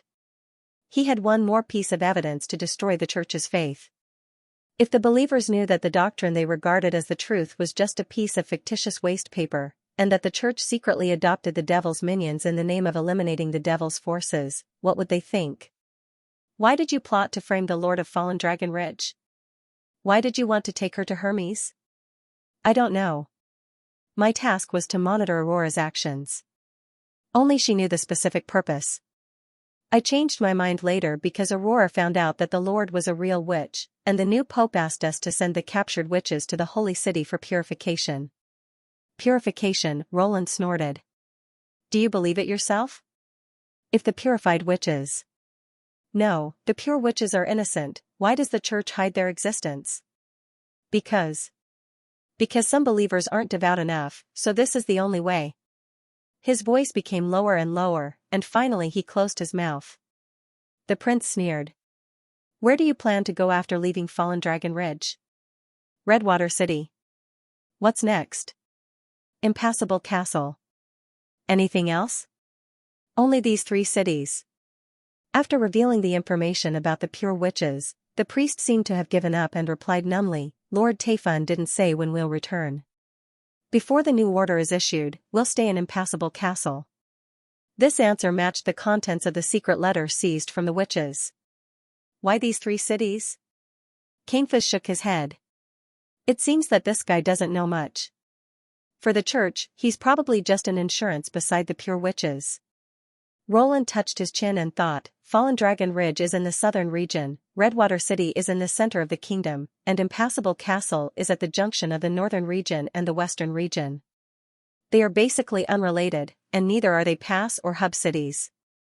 Even if the church wants to overthrow Grey Castle, it should be unlikely that they will attack them first. If there were any similarities between them, it would probably be that all 3 cities happen to fall on the border of the western region. An idea suddenly came to his mind. Is the mission of the emissaries actually aimed at me? The interrogation lasted until the evening. When Roland sorted out the information he had obtained and got up to leave, he noticed that the priest was leaning against the wall, motionless like a living corpse. He neither begged for mercy nor rebuked him, which surprised him. Aren't you going to ask me what I'm going to do with you? You used torture to force me to say all this. God will see it, Xianxia said with his eyes closed. In the end, it's God who will judge me, not you. As for what you'll do with me, it doesn't matter. Your Highness, give him to me for one more night, Iron Axe said in a low voice. I'll change his attitude. No, that's all. Since the priest had said what needed to be said, Roland was not interested in torturing him for the sake of torturing him. He'll be judged, not by God, but by the people. For the first time since the beginning of winter, a wooden stage was set up in the center of the square of Border Town. But this time it was not for a theatrical performance, but for the first public trial of the town. The announcement had been sent out 2 days ago. On the day of the trial, the wooden stage was already crowded with people. The expanded square was much larger, but it still could not accommodate so many people. Sporadic snowflakes were falling from the sky, but everyone was in high spirits and completely ignored the wind and snow. When Roland stepped onto the stage, the atmosphere suddenly reached its peak. Looking at the people waving their arms at him, he could not help but sigh. Compared to a year ago, when he participated in Anna's trial here, he was almost a laughingstock in the eyes of the nobles, and his influence on the people was even closer to zero. In just a year, the situation had become completely different. With a burst of cheers, Priest Campus was also pressed onto the stage. Facing the dense crowd, his expression changed a little. Probably this kind of situation was not uncommon in the eyes of the church's higher-ups. They had long been accustomed to the worship of believers, and their words and actions could influence the lives of the people. Roland thought, but this time, he was afraid that he would not be able to experience the glory of the past. Next to the wooden stage were the witches of the Union. Their eyes were filled with irrepressible excitement. For them, who were often slandered, hunted, and unfairly judged, this time, their roles were completely reversed. The witches were the victims, the accusers, and the perpetrators, while the target of the trial was changed to the church. It was not that they had not imagined such a scene, but they did not expect that this day would come so soon. Roland pressed his hand down, and the people suddenly quieted down. "Greetings, my subjects. Today, I have gathered everyone here to announce a shameless crime to you. The church has concealed the truth from the beginning. If it were not for the fact that the priest from the Holy City had been arrested in a case of rebellion, I would not have been able to know such shocking news." 2 days ago, Roland repeatedly thought about how to publicize the crimes of the church more effectively. Obviously, the rebellion in Fallen Dragon Ridge could not be the focus, because the people would not care about what happened in a distant small city. The Battle of Divine Will and the Witch Kingdom could not be mentioned either, because the things that happened hundreds of years ago were too vague, and exposing the existence of the demons could easily cause panic. If he wanted to arouse the anger of the people, he had to start with the things that they cared about. In other words, he had to be grounded. There was no doubt that the witches who lived here were the closest to their daily lives. The church claims that witches are the devil's minions, unclean and ominous, but in fact, whether it is the Pope or the Archbishop, they are raising witches, and the scale is astonishing. This is what the priest himself said. Roland turned to look at him. "Am I right?" After a long silence, Campus replied, "Yes." A commotion broke out among the crowd. "Your Highness, is he really a priest from the Holy City?" someone asked. "Of course." Roland cast a praising look at Echo. Moreover, he was sent to Grey Castle in the name of the church's saint. The documents he carried proved his identity. Instead of letting them think about it later, it was better to let Echo raise the question first, and then he would answer it himself. Moreover, these things were genuine, and there was no need for him to forge them. "Back to what I said before, my people," the prince continued. "Pay attention to the word I used, raise. Yes, they collect the baby girls and female orphans from all over the kingdom and send them to the monastery in the Holy City, where they are raised like animals. Due to the low rate of witches, only a small number of people can become witches, and then they are further trained. Those who can't become witches become the playthings of the believers of the church. No, these." Campus raised his head and opened his mouth, but found that he could not make any sound. In order to get more witches, in addition to taking in female wanderers in the name of relief, they even collude with the Black Street rats to steal babies. Think about it, my people. If there is a church in this town, not only will you lose Miss Nana, but your own children and children may also disappear for no reason. But they claim that witches are evil people who have been tempted by the devil, and they also drive the believers to persecute these innocent women. Can you tolerate Miss Nana being framed by them? No, Your Highness, never. The square instantly boiled up. The crowd clenched their fists and expressed their indignation to the priest. Miss Nana can't be evil. She cured my burns with her own hands. I watched her grow up, and my daughter went to Teacher Carr's academy with her. If not for her, I would have died under the claws of demonic beasts. She is the angel of the First Army. Roland paused for a moment, waiting for the crowd to vent their anger, and then suppressed their discussion. So, why do they do this? This question caused a stir among the people. Because the church needs witches to maintain their rule. Not waiting for them to speculate too much, the prince directly said, everyone has seen the witch's ability. It can be said that they are diverse and incredible. In addition to Miss Nana's ability to heal wounds and Miss Lily's ability to kill the demonic plague, there are many other abilities that can change our lives. For example, the water supply equipment in the community, which was personally made by Miss Anna and Miss Soraya. The guns used by the First Army, the steam engine used to pull the mine carts, these are all gifts brought by the witches. It can be said that without them, this town would not be able to have its current appearance. But everything has two sides. Just like a sword, it can be used to fight against demonic beasts, but it can also be used to kill innocent people.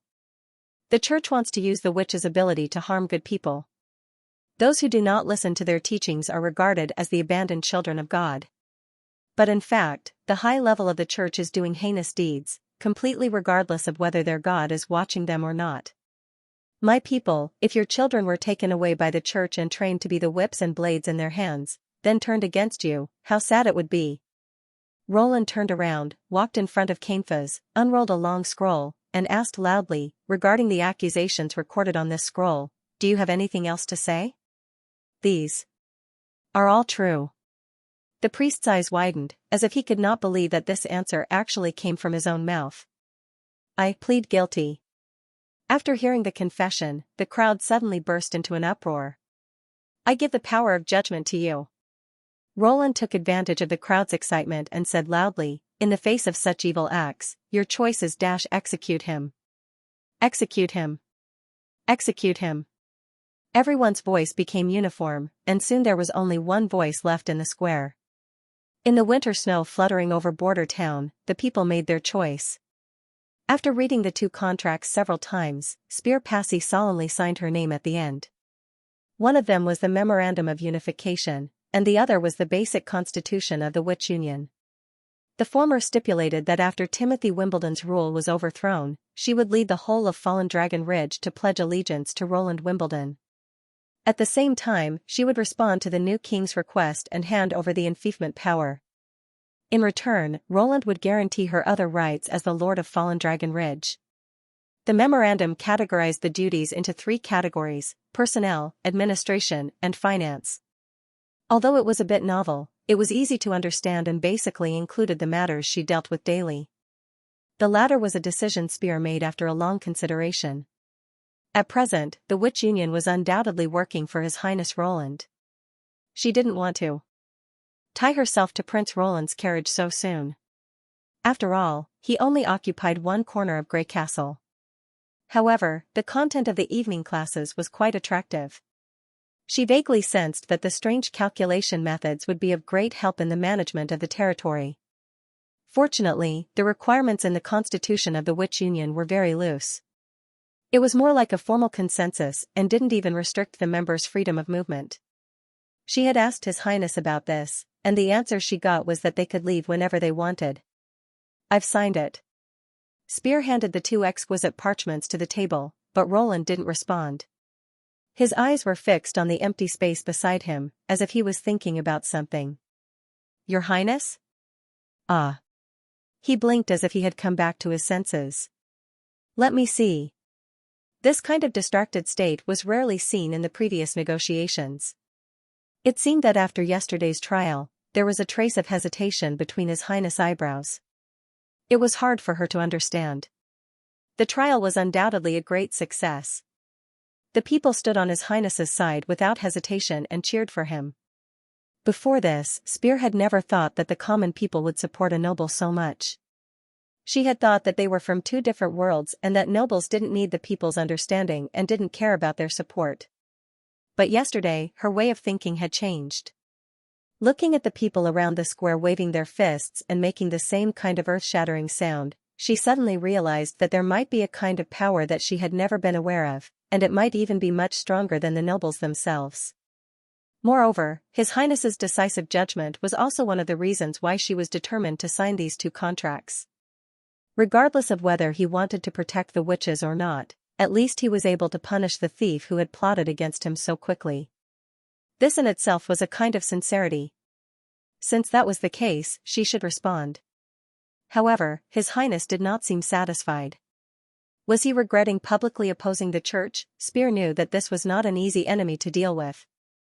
It was related to the direction of future cooperation, so it was better to ask clearly. She hesitated for a moment and then put forward her speculation. His Highness was stunned for a moment, then he smiled and shook his head. I have never regretted fighting against the church. They are enemies that must be defeated, no matter what. Then I'm just feeling a little emotional. Emotional? I'm telling the truth and exposing the crimes committed by the church, but I still feel a little embarrassed. He shrugged his shoulders. It seems that I'm far from being a qualified politician. Politician? What was that? Someone like an astrologer, someone who focused on studying politics. Before she could ask, His Highness stopped this topic. I'll accept the contract. I heard that your ability is related to controlling magic power. Yes. Spear did not continue to ask. To be precise, it's to extract a witch's magic power for other witches to use. Of course, I can also withdraw my own magic power to achieve the purpose of consumption. This process has almost no effect on the outside world, and I can repeat the process in the castle at any time. How did you discover that you have such an ability? The prince asked curiously. Since I awakened, the Marquis replied. The Marquis replied, I don't know how other witches understand their ability, but I can feel its existence. It's like suddenly, having an extra organ. Interesting. He nodded thoughtfully.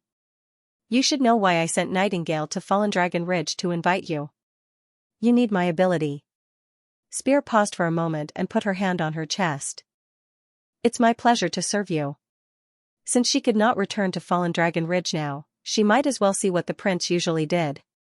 Although she had only been in Border Town for more than a week, she found that the scene here was very different from other territories. It was a remote place far from the center of the kingdom, but it was no less lively than King's City. As a lord, she was full of curiosity. What surprised Spear even more was that the life of the local witches was completely different from what she had imagined. Prince Roland did not control them too much, but let them do whatever they wanted. This could be seen from the fact that he waited for Nightingale to return. He obviously wanted her to return earlier, but he still agreed to her request. His Highness did not treat them as his servants. She knew that some nobles secretly hid witches because of their beauty. Now that His Royal Highness was openly recruiting witches, she thought that he would be more unscrupulous, but she didn't expect that he would be so cautious in this regard. Was he still the rumored lustful and incompetent Prince Roland? While she did not know whether to laugh or cry, she could not help but trust him more. Now that she thought about it, what Nightingale had said in front of her was true. Following the prince out of the castle, Spear met the other two witches in a yard in the mountain behind the town. This is Anna, and that's Mystery Moon, Roland introduced. Mystery Moon's magic power is on the low side in the Witch Union, but her ability consumption is very high. I'm obviously at the middle level. Mystery Moon protested. Among the awakened witches, the prince added. The latter immediately became listless. Do you want me to connect their magic power? Spear looked at Anna. She should be the girl with the strongest magic power in the Witch Union, right? I suggest you call more witches. The amount of magic power has a lot to do with their age. Even if there's a difference, there shouldn't be too much of a difference.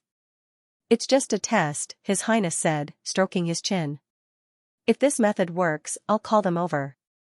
The Marquis nodded and summoned the magic channel. It was a sphere shining with light blue light, quietly floating in the air. Then, under her control, two thin lines stretched out from the sphere, like invisible tentacles, toward Anna and Mystery Moon. It'll feel a little weird at first, but just relax, Spear explained. If you resist, it can't transfer magic power by force. When the tentacle sank into Anna's chest, she suddenly froze. What is this? The tentacles didn't seem to be connected to rotating magic power, but to a hard metal cube. It was so huge that she felt like an ant standing at the bottom of the metal, looking up to see its top. How could there be such a form of magic power? Spear stroked the edge of the metal in disbelief. This was her unique way of perceiving magic power. After connecting the channel, she could see, touch, and even smell the magic power in the witches' bodies, as if she were walking into their bodies. The surface of the metal was hard, cold, and as smooth as a mirror. She could see every detail of the tentacle clearly. When it touched the cube, it bounced off immediately. Relax, the Marquis comforted her. This thing won't harm you. But she wasn't sure if her ability would work on this hard metal. Anna's magic power didn't seem to flow at all. After several attempts, the tentacle finally stuck to the cube. However, the magic power didn't react. What's going on? Nightingale noticed that something was wrong. I've never transferred magic power like this before. It's too huge, and it doesn't seem to be a flowing aura. Spear felt her throat dry. After the channel is connected, the magic power should be absorbed by the core. Let me try to inject magic power into it, Anna suddenly said. Just like how I used the sigil of God's will. Be careful not to output too much at one time. His Highness nodded. What was the sigil of God's will? Spear found that since she came to the small town, she had heard several new words with unknown meanings every day. Just as she was puzzled, the magic power in Anna's body suddenly changed. The perfect mirror was broken at this moment. Ripples appeared on the metal block, and the lightless liquid squeezed into the pipe as if pushed by something and swarmed toward the floating ball. Then she felt its weight. This liquid was extremely heavy. Different from the previous magic cyclones, when it flowed into the core, it felt like stuffing iron ingots into it. Spear found that her magic power consumption was increasing rapidly. This was incredible. Previously, she could easily maintain this ability for more than half a day, but now she found that at this rate, she might not be able to last more than a quarter of an hour. Helplessly, she pulled out an extra tentacle from the core and connected it to her body, using the magic power provided by it to maintain the channel. When the ball of light was completely filled, Anna's metal cube still maintained its original form, as if the magic power was just an insignificant part of it. Spear really wanted to swallow what she had just said. She coughed and said, well, the channel can now provide magic power for Miss Mystery Moon. What should we do next? Just keep it, Prince Roland said as he handed a cylinder that looked like it was made of red copper to Mystery Moon. The rest is up to you. Yes. The latter took a deep breath, held the bronze pillar with both hands, and closed his eyes. His mana began to flow frantically. Spear saw that the metal block inside Anna was glimmering, and the liquid in the core was being drained and refilled quickly. The whole tunnel kept shaking, as if it could be torn apart by the surging magic power at any time. Fine beads of sweat appeared on the Marquise's forehead. She felt as if she was standing in front of an overwhelming tsunami. On the other side, Mystery Moon's brows were slightly furrowed and her cheeks were flushed. It was obvious that she was also suffering from the impact of the waves. But compared to herself, who was just lucky, Mystery Moon should have been more affected. Even so, she didn't stop using her ability, which was proved by the rapid consumption of her mana. Are these girls all monsters? Spear didn't know how she managed to hold on until the end. When the mana in Anna's body was exhausted, she felt weak in her legs and didn't even have the strength to stand. It's done. Mystery Moon opened her eyes and raised the bronze pillar excitedly. I did it. Well done. Roland carefully clamped the bronze pillar with a pair of wooden pliers as if it were a red-hot soldering iron. What's this? The Countess asked. It looks the same as before. A strong magnet whose magnetic force is constantly changing, the prince replied. I don't know if it will form a channel with the earth and discharge electricity when it's held in someone's hand. It's better to be cautious about this. Spear blinked and asked, what? Nightingale laughed. Ignore them. Only Anna can participate in this kind of conversation. Then. What's its use? Now, it's time to verify it. Roland placed the copper pillar into a black iron lump in the middle of the yard. At first glance, it looked like a huge iron tube. At the bottom was a wooden pedestal, and in the middle was an iron rod as thick as an arm. Then the prince looked at Mystery Moon and said, "Turn the switch on. If it works, you'll bring a new source of power to the town." Mystery Moon nodded, grasped a wooden handle beside the iron lump and pulled it down with force. Sparks burst out from the handle, making a crackling sound. Spear was surprised to find that the iron rod in the middle of the cylinder was spinning rapidly. The problem was, this solid long rod weighed at least 1 or 2 people. How could it spin so fast? Does this count as a success? Not yet. The prince found a chair and sat down. He smiled and said, "The key is to see how long it can run." Spear noticed that the prince's eyes were shining, as if he was gazing at a dazzling jewel instead of a simple and crude iron. 3 days later, Roland pushed open the gate of the backyard of North Slope Mountain again. Hearing the noise, Anna stopped what she was doing and strode up to him. She said with irrepressible excitement, "It's still running." Even without her reminder, the prince had also heard the buzzing sound of the electric motor. For him, this noise was like the sound of nature. This meant that the variable magnetic core column enchanted by Mystery Moon was still running normally. As a new source of power, it had practical value. Roland walked to the middle of the yard and saw Mystery Moon sitting beside the electric motor with her hands on her head, looking at the black lump with boredom.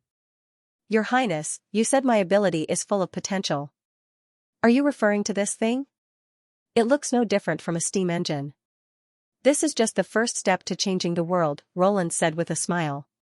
"You'll soon see the changes it brings to the town." Every advancement of human beings was closely related to the way they used energy. In a sense, it could even be used to measure the progress of a civilization. From steam to electricity, and then from electricity to nuclear energy, energy breakthroughs usually brought about huge improvements in industrial production.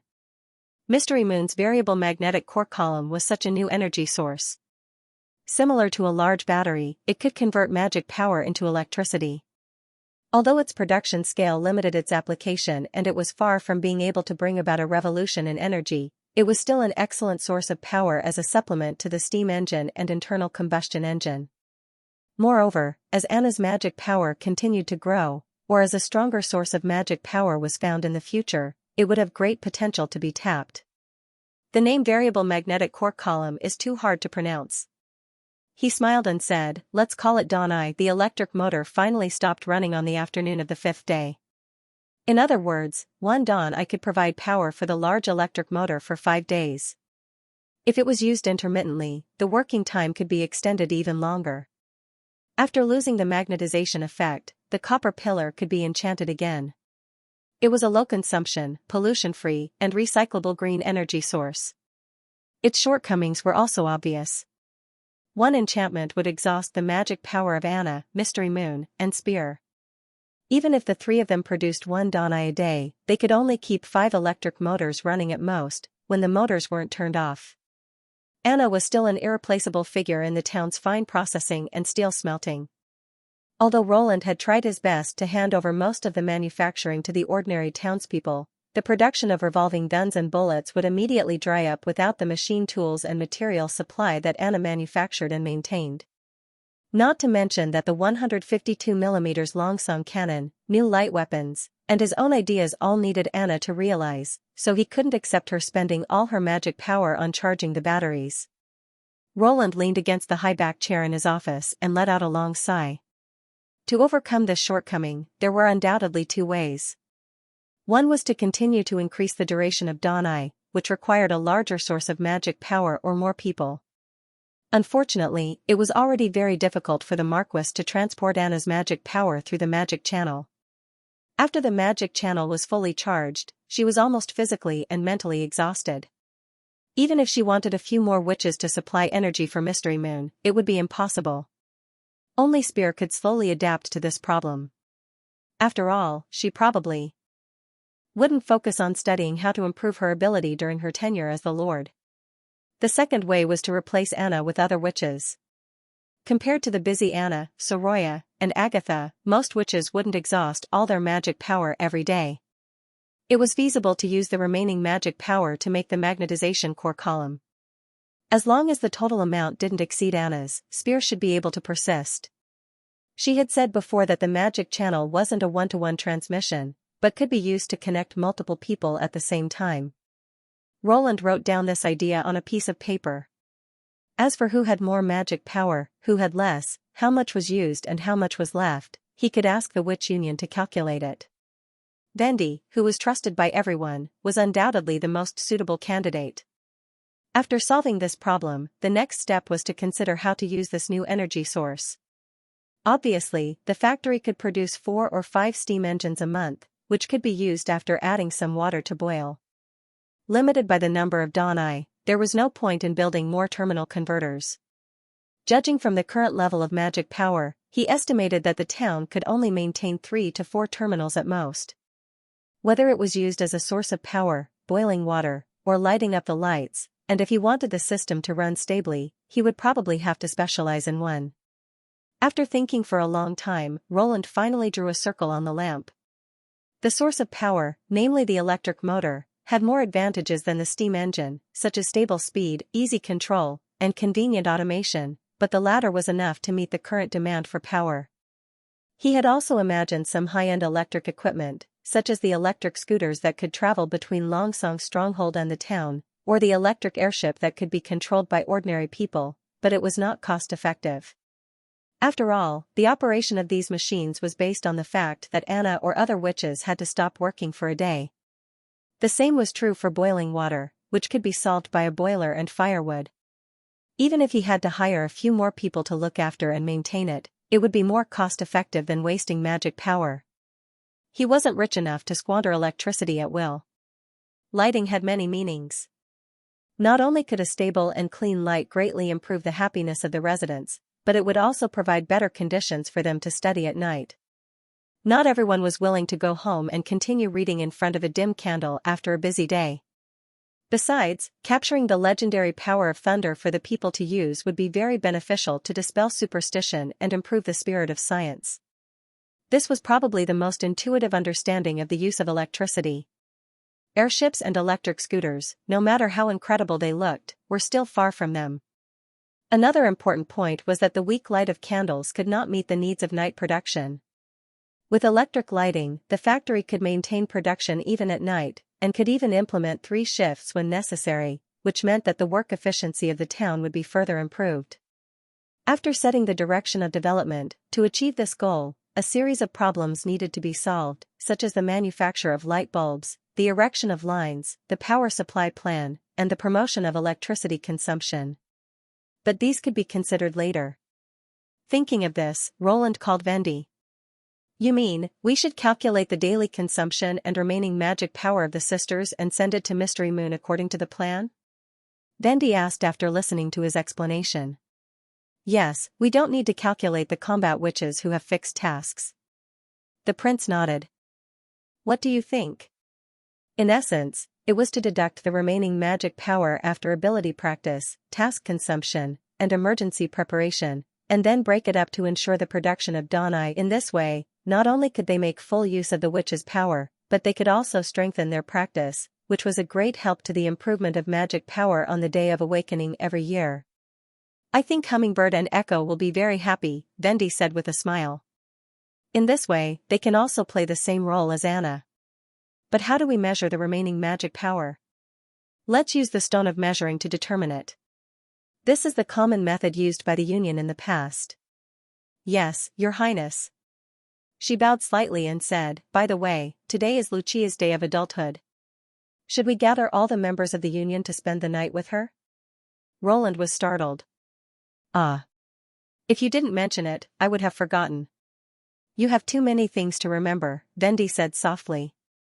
"I have recorded the growth history of each sister in the book, so that it will not be missed." After Anna had passed the Day of Awakening, Nana, Lightning, Echo, and the others had also passed their second birthdays, but the significance of the Day of Adulthood was more intense. It was a special Day of Awakening. Although it happened on the same day, the magic power bite suffered on the Day of Adulthood was several times more than usual. Before the witches could master the pain of the bite, it was the most difficult life and death situation for them. Once they reached adulthood, their abilities would be stabilized and improved.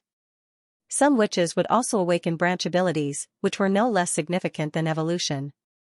Well, I will prepare a sumptuous dinner tonight, Roland said softly. Not only the witch union, but I will also spend the night with her. After dinner, Lucia White's room was full of witches.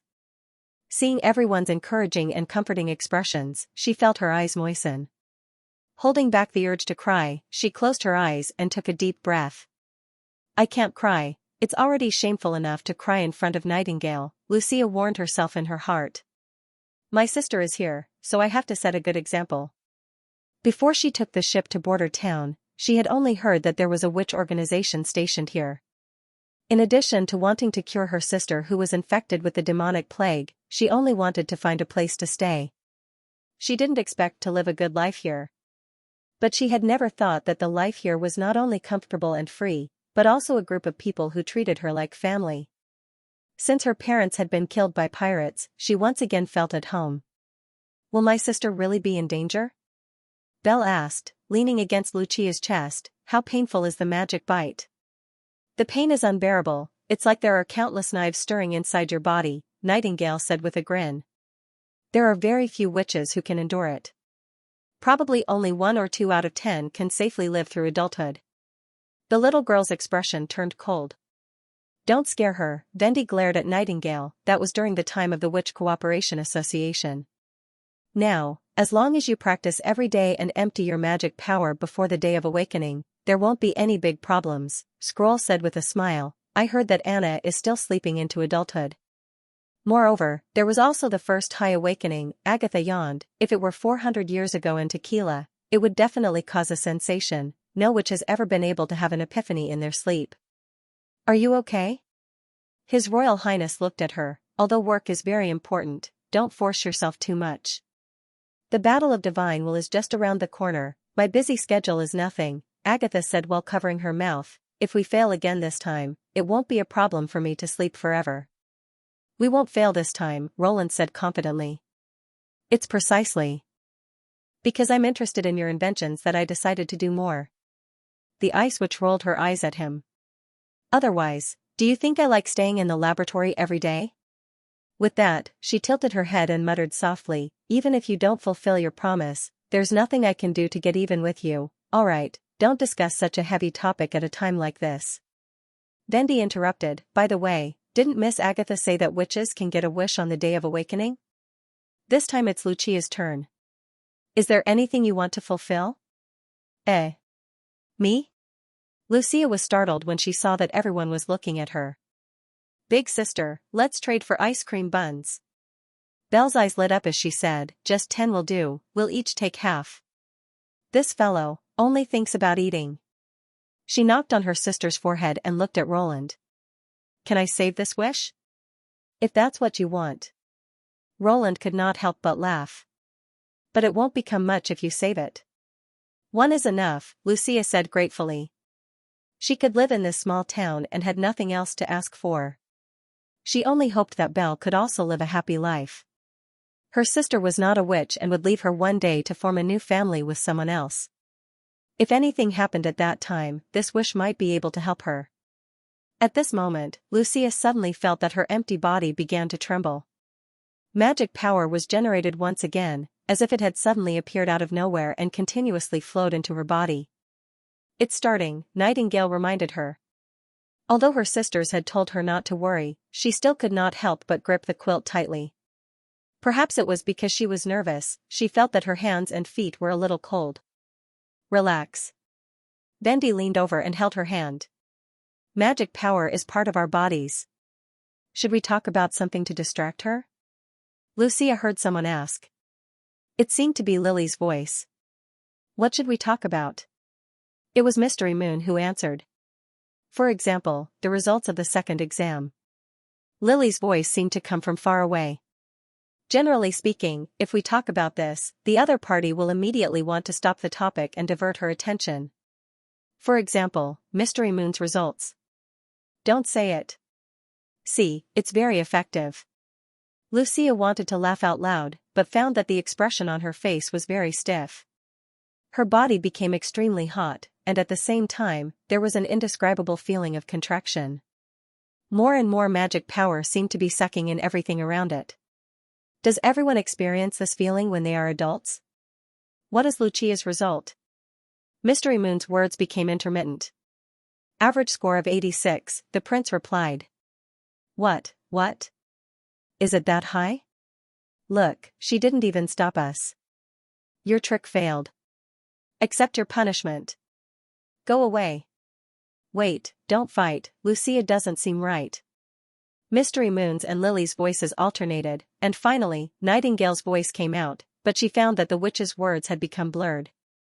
Lucia gritted her teeth and raised her head to look at her sisters, but was surprised to find that the scene in front of her had completely changed. Everyone's appearance became hazy and trivial, as if composed of countless squares, some of which were big, some of which were small, and each of which was different in color. She wanted to scream out in fear, but there was only a hissing sound in her throat. The feeling of contraction in her body became more and more intense, and it began to produce bursts of pain. Lucia could only hold her breath and endure it. The figures around her were already in chaos. Just as Nightingale said, the pain on the day of adulthood was far more intense than the previous awakening.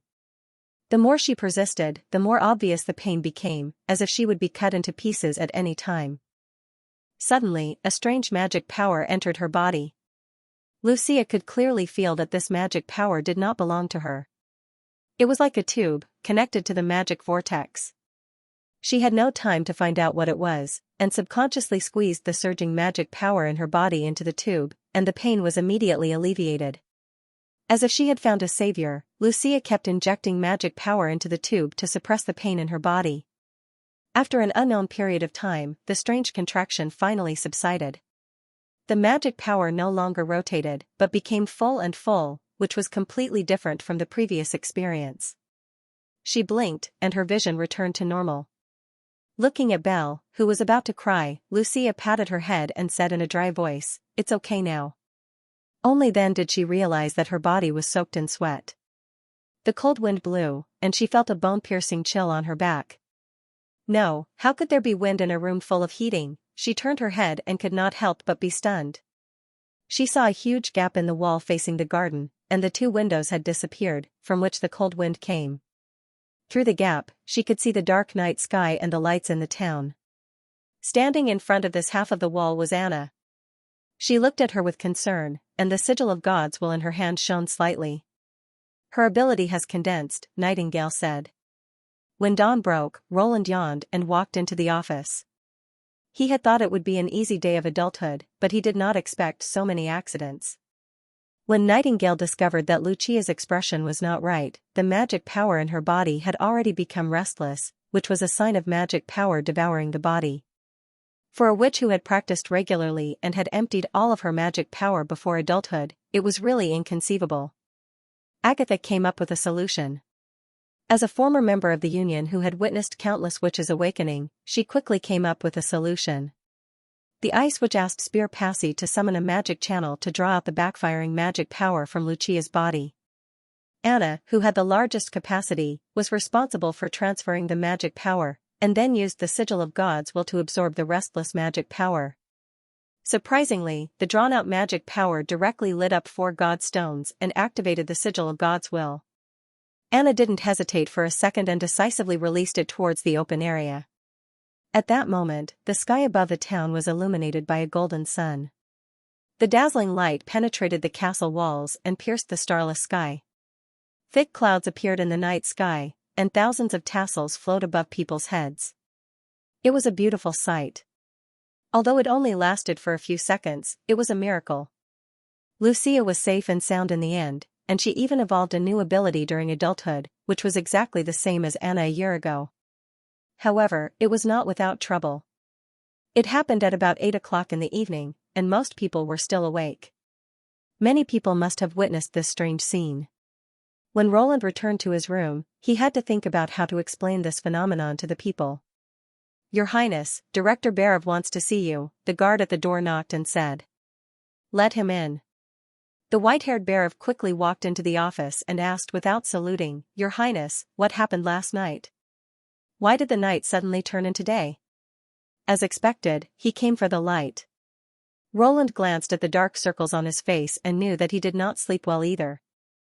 If the castle did not prohibit outsiders from entering or leaving at night, he would have come to the door immediately. "Don't worry, sit down and talk." The prince pointed at the chair in front of the table. "Have a cup of black tea first." Slowly pouring a cup of hot tea for her, he briefly told her about Lucia's coming of age. "It was just an accident.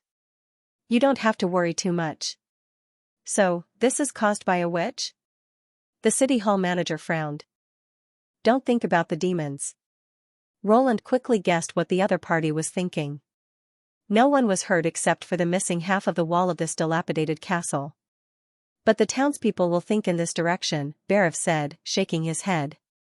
"Most of them accept Miss Nana's harmless healing ability, but not the terrible ability to destroy the castle and cause changes in the sky. So I thought of a solution." Roland took a sip of tea and said slowly, "Later, arrange for your men to spread the news. The golden light that appeared last night was because His Royal Highness had captured thunder in the sky. His purpose was naturally to bring light to his people." "What?" Berev was startled. "I will soon set up power supply equipment in Border Town. Its nature is the same as thunder and lightning in the sky." The prince simply explained a few words. He knew that the other party would not understand if he explained too deeply. "This set of equipment can make the town brightly lit at night, which coincides with the news." Is that so?" The manager was surprised. "You can really make thunder and lightning?" "It itself is everywhere." Roland shrugged. "But you have to remember that this is just a rumor, so you must spread it as a rumor. Do you understand?" In order to avoid affecting his future universal education, such remarks must not be too deeply rooted in the hearts of the people. As long as he could temporarily give the people an ambiguous explanation and direct the source of the discussion to himself, it would be fine. Not long after Berev left, the Minister of Construction, Kar van Bate, also came to the castle. "Your Highness, in the evening. I know what you want to ask." Roland put his hand on his forehead and said, "Sit down first." He sighed in his heart. He was afraid that he would have to explain this matter for the whole day. Fortunately, Kar did not think as deeply as Berev. After listening to him, he just sighed and said, "It turns out that Anna is already so powerful." At that time it was indeed a very decisive decision. Roland agreed. If it had been a few seconds later, I'm afraid it wouldn't have been the wall that disappeared, but the whole bedroom. That hole in the wall. Just fill it with bricks and stones. You arrange the specific plan. It should be finished before dusk today. I will let Lightning and Hummingbird help you," the prince said. After repairing the wall, he should let Soroya paint a simulation coating, and the castle should be restored to its original appearance. "Yes, Your Highness."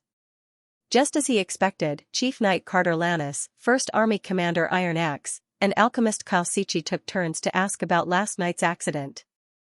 Everyone was concerned about different things. Carter was most concerned about whether he was injured or not. Iron Axe was most concerned about whether the light came from the demon's attack. And Kyle was most concerned about which was more powerful, the sigil of God's will or the nitroglycerin. Roland didn't send them away until his mouth was dry from all the talking. He leaned against the back of the chair and was about to take a nap when there was another knock on the door. The last one to come was Tilly Wimbledon. "Don't worry, what happened yesterday was—" "I already know," Tilly interrupted him. "Before coming here, I asked Miss Anna and she told me what happened." I see." Roland cleared his throat and sat up straight. "Is there anything else?" "I'm just a little concerned about why such an accident happened." Tilly said slowly, "According to Lady Agatha, as long as a certain amount of training is guaranteed, it's very difficult to have the symptoms of body devouring. This is basically consistent with our experience. The witches on Sleeping Island have never had such a situation, so why did Lucia fall into the magic bite?" She paused a little and shook her head with a smile. "As for the High Awakening, I'm not surprised. Since I came to Border Town, I feel like I can see a few every day." "A few every day is too exaggerated." Roland poured her a cup of tea and thought for a moment before saying, "I have a preliminary guess about what happened to Lucia." He took a report card from the drawer and handed it to Tilly. This may be the reason. Results? Tilly took the list doubtfully and glanced at it. She has made great progress. Indeed. Roland nodded. Lucia White comes from a merchant family in Valencia. She has a certain foundation in writing and arithmetic. Plus, she has a good understanding of natural theory classes. That's why she has such good grades. I don't doubt what you said about a deeper understanding of the world promoting ability evolution.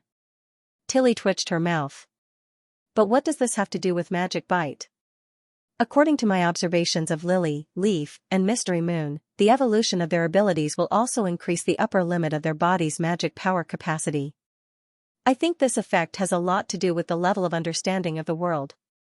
Roland explained his conjecture in detail based on what Agatha had said about the difference between the ancient High Awakening and the evolution of the abilities of the witches in the small town.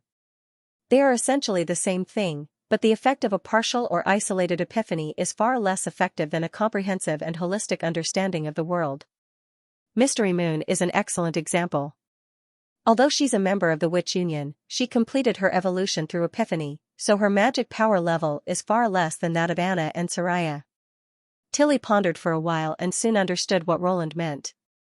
You mean that Miss Lucia's magic power has always been at a low level, and her body has always adapted to this level of magic power, whether it's during normal times or on the day of awakening.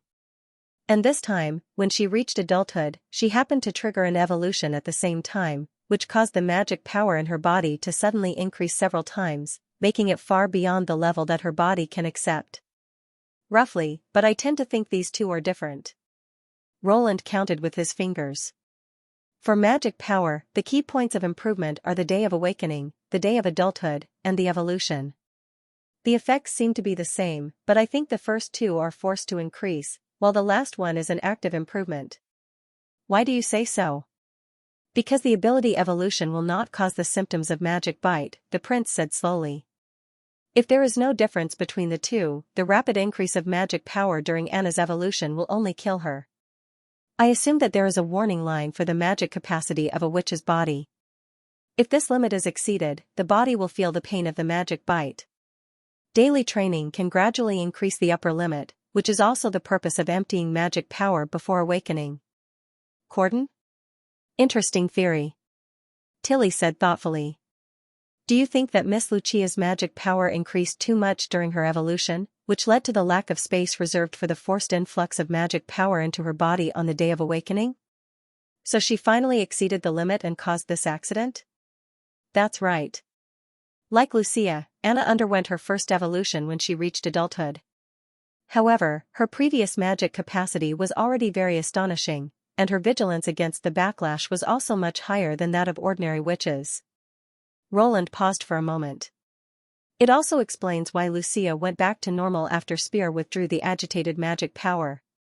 The magic power didn't belong to her in the first place. Your point can explain a lot. She tucked her feverish hair behind her ears and supported her chin with her hand. Why do witches have different forms of magic power even though they have the same origin? Why can the magic power in the outside world only be seen when a witch awakens? It's because the magic power will only become part of a witch's body after she accepts it. Awakening can be seen as attracting magic power, but in the end, only a small part of it can be left. Evolution, on the other hand, is to expand and strengthen this small part of oneself. The wider the understanding, the better the strengthening effect. As for the fact that there is no limit to the number of times a witch can evolve, how can there be an end to exploring the world? I'm suddenly a little curious. What? If you were a witch, how vast would your magic power be after the evolution? Tilly covered her mouth and laughed. Roland almost choked on his own saliva. Although he really wanted to experience the wonders of extraordinary abilities for himself, he would rather not pay such a huge price. Can I take a copy of your textbooks back to Sleeping Island? She raised her eyebrows.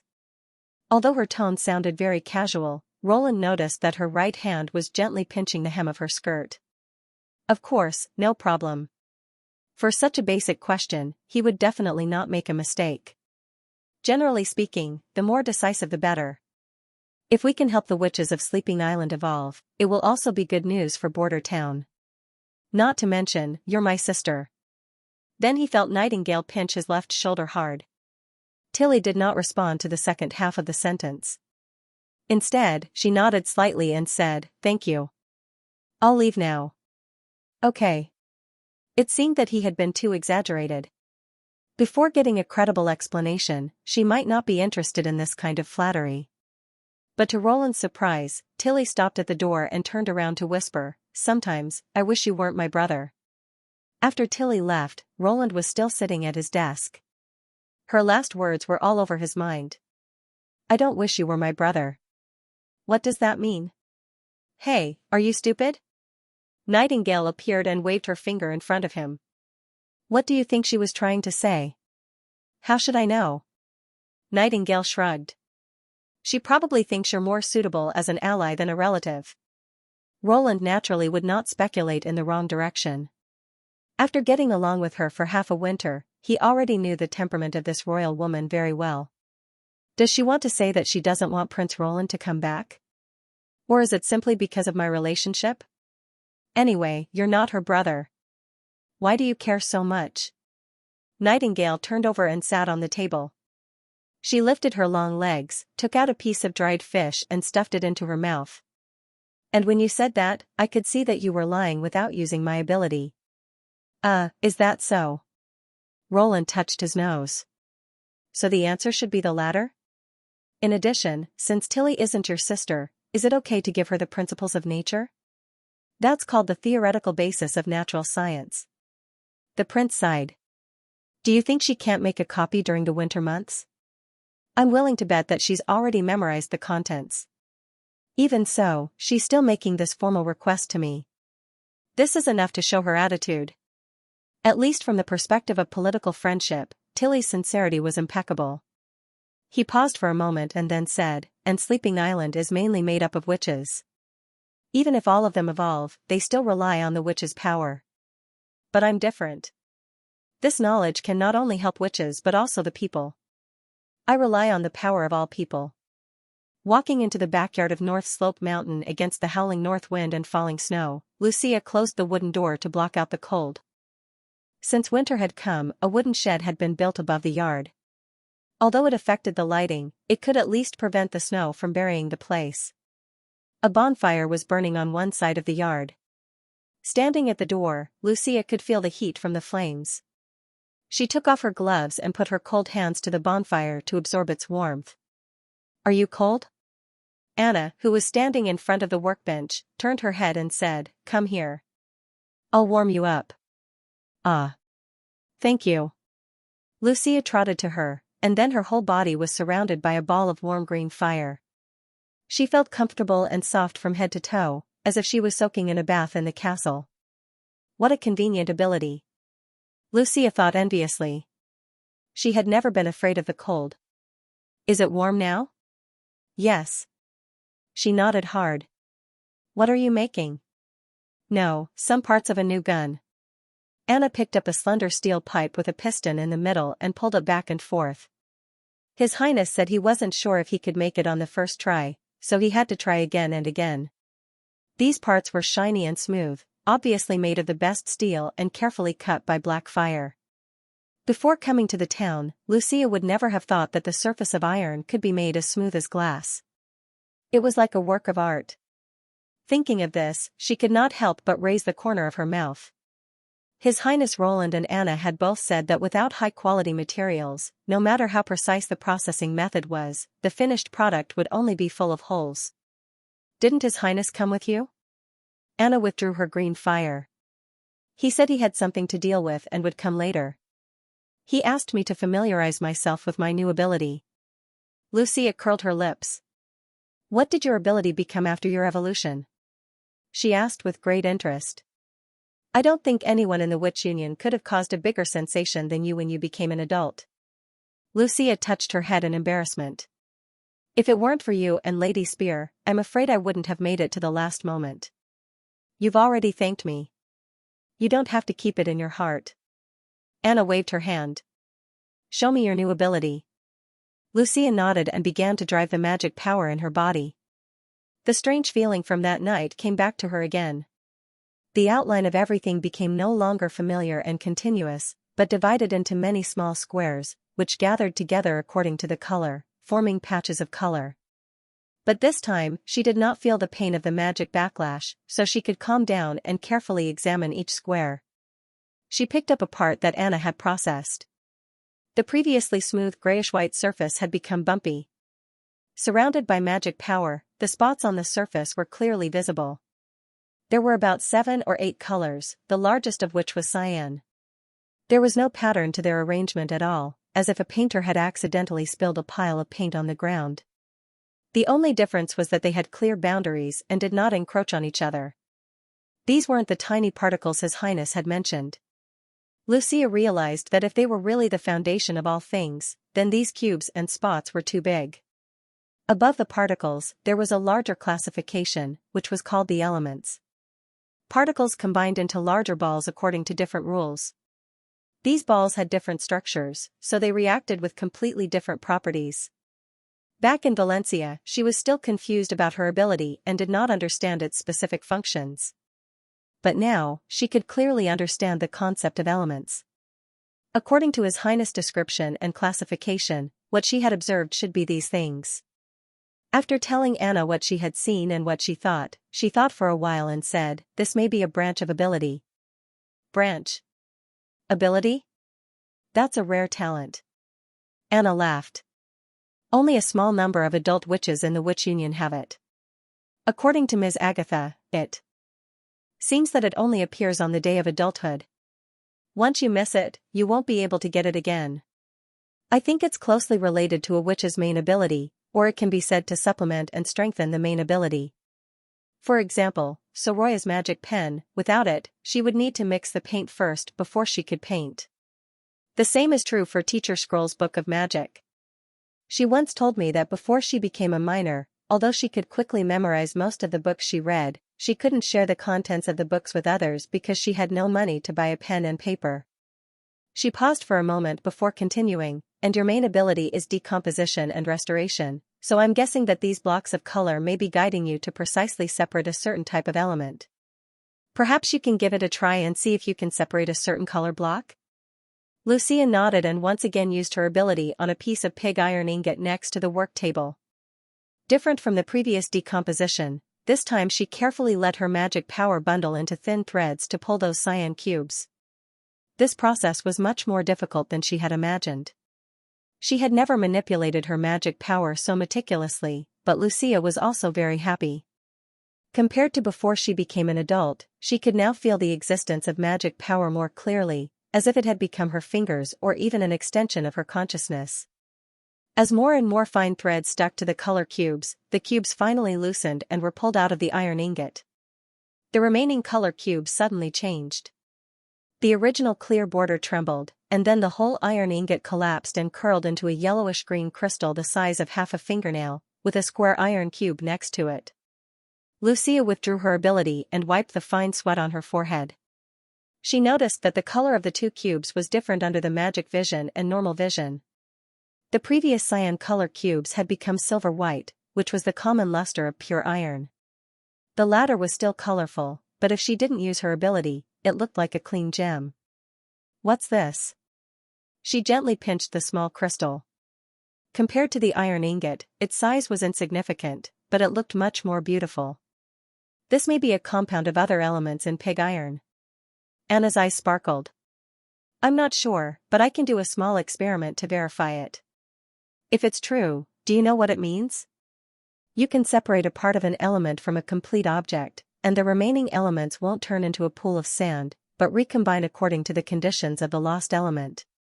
Any useless inferior material can be reborn in your hands." After Lucia came of age, Border Town also entered the last month of winter. But for the months of demons, the end of winter did not mean the end. The heavy snow often lasted until the next spring. As for when it would subside, it was completely up to God. Based on past experiences, the months of demons ended in the first half of the first month of spring, which was quite a difficult period. The second half of the first month was a very difficult period. If the months of demons continued to the second month, it would be very difficult to even survive. But this was only the situation that border town residents had encountered. This year's situation had greatly improved. Even if the months of demons lasted until the end of the second month of spring, the stored wheat in the granary would be enough to fill everyone's stomachs. Naturally, Roland would not be satisfied with the passing line of not starving or freezing to death. These days, he had been lying in front of his desk in high spirits, drawing drawings, and thinking about his next stage of large-scale production plan. The entire plan was divided into two aspects, military and civilian. The former included the construction of new weapon factories, bicycle factories, docks, and shallow water-heavy gunboats. The latter was mainly about water, heating, and electricity supply in residential areas, as well as the popularization of iron farming tools. It was Lucia White who made him full of motivation. After testing her new ability, Roland clearly realized that the last restriction of large-scale production had been solved, and the productivity of border town would usher in a new peak with the growth of the population. This restriction was the supply of materials. Modern smelting was a very complicated subject, and the output of steel was one of the most important parameters to measure an industrial country. But Roland did not know much about it, so the iron-making ability of border town was still very backward. The technology was not beyond this era, and the scale was not even comparable to some private smelters of mining merchants. When the iron ore was smelted into pig iron in the brick blast furnace, the good quality was sent to make steam engines, and the bad quality was given to Anna for further smelting into steel. But this process was completely uncontrollable, and the carbon content was also high and low. Sometimes the usable materials could only fill 2 or 3 carriages after a whole day of work, which greatly limited the production capacity of the steam engine factory. And although Anna's special furnace could transform inferior pig iron into quality controllable steel, the output was only enough for the military factory. In autumn it could basically meet the town's needs, but when winter came, the army went through 2 expansions, and in addition to the development of new firearms and cannons, this amount of steel was a little insufficient. Lucia's evolution could be said to be a cardiac stimulant. Her targeted separation ability could easily remove the undesirable components in the materials, and she could also adjust the proportion of various elements during the smelting stage, so that each furnace of molten steel could maintain the same performance. It could be said that with Anna and Lucia, the level of smelting in border town was enough to instantly improve several levels. For that, Roland had asked Anna to put aside all her other work and focus on building the new generation furnace. Compared to the special furnace designed for her before, the new furnace was more than 10 times larger. It was 50 meters long, 10 meters wide, and nearly 4 meters tall. At first glance, it looked like a slender swimming pool. In essence, it was no different from the previous generation of special furnaces. It was still an iron box without any heating equipment. It relied entirely on Anna's black fire to smelt. However, it was buried in the ground and relied on the soil to support the pressure of the molten iron on the walls. There was a walkway in the center, just enough for Anna to heat the iron ingots on both sides at the same time. It only had one advantage, which was that it was large enough. If smelting according to the previous method, just the amount of limestone used to remove impurities would be a large number, and it would take a lot of effort to clean up the generated impurities. Adding materials and stirring would also be a big trouble, so it couldn't be made too large. But now, these concerns were completely gone. As long as the pig iron was melted, and then Lucia would remove the phosphorus, sulfur, and other harmful components, it would be enough. Roland planned to build a new batch of furnaces together with the old blast furnace and the old shaft furnace. They were only responsible for the initial smelting and didn't care about the quality of the finished product, as long as the ore could be melted and turned into square iron ingots. Then these iron ingots would all be put into the new furnace for secondary refining. The molten steel would flow through the gate into the lower terrain template, directly forming materials that could be processed. After that, the steam engine plant would also be converted to steel production, which would inevitably bring a stronger source of power to the town. Roland called the new furnace Star of Steel. Once Anna's manufacturing was completed and the Star of Steel was officially put into production, the town's steel production would increase by more than 10 times. It could be said that the new large-scale production plan was built on this foundation. In addition, the development of new light weapons had also come to a conclusion. Roland found that his original idea was not appropriate. He referred to the principle of the gas-conductive automatic rifle in the future and designed a few prototype weapons himself. Simply put, automatic weapons used a part of the high-pressure gas when the bullet was fired to complete the unpacking and loading action, thus achieving the process of reloading. This work lasted about half a month. It wasn't very difficult, but he needed to repeatedly test whether each part could work properly. He didn't need to memorize the specific structure of a certain rifle. As long as he knew how it worked, he could always put together a usable weapon after a few tries. This was the problem. The assembled prototype weapon was not only big and black, but there were nearly 100 parts, each of which was personally made by Anna. Especially the springs, firing pins, gas-conductive pistons, and other small things, it was difficult to mass-produce with the current level of machine tools. If he wanted to replace all the revolving rifles in the hands of the soldiers with automatic weapons, not only would it be a great burden on Anna, but it would also be a waste of the gun processing equipment that had already been put into production. In addition, if all the soldiers were to be equipped with automatic weapons, the ammunition consumption would undoubtedly be astronomical. At first, Roland didn't pay too much attention to this, thinking that it could be solved by increasing the number of people in production.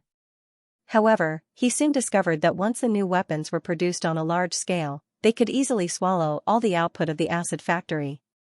As for the small problems that often occurred during the test firing, such as jams and firing failures, they were not important. After repeatedly weighing the pros and cons, he finally gave up the idea of a large-scale replacement of automatic weapons. However, increasing the firepower output of the army was an urgent need, so he set his eyes on another type of continuous firing weapon. That was the heavy machine gun. If 20 to 50 people were assigned a heavy machine gun, the number of weapons would be greatly reduced, and the two most troublesome problems would be easily solved. It could also be automatically loaded using gas-conductive methods, and its structure was similar to the prototype weapon. After some modifications, it could be put into principal testing. In addition, it could be made a bit larger, and the parts didn't need to be designed to be as tight as spider webs, which was equivalent to reducing the difficulty for him. In addition to improving the firepower of the heavy machine gun, Roland also planned to develop a bolt rifle as a supplement for mid-range and long-range accurate shooting. He did not need to produce too many, just about 100. The caliber was the same as that of the heavy machine gun, and with a scope, it was a simple sniper rifle. In this way, the production of revolving guns and black powder bullets could also be maintained without too much wastage. During the battle, the field artillery would be responsible for suppressing the enemies within 1,000 to 800 meters, and the heavy machine gun would be the best target from 800 to 500 meters. The enemies within 500 meters would be targeted by the snipers, and the last 200 meters would be cleared by the revolving guns. In theory, there would be no break in the attack. Of course, it would take 3 to 4 months to fully implement this configuration, and it might not be in time for the spring offensive.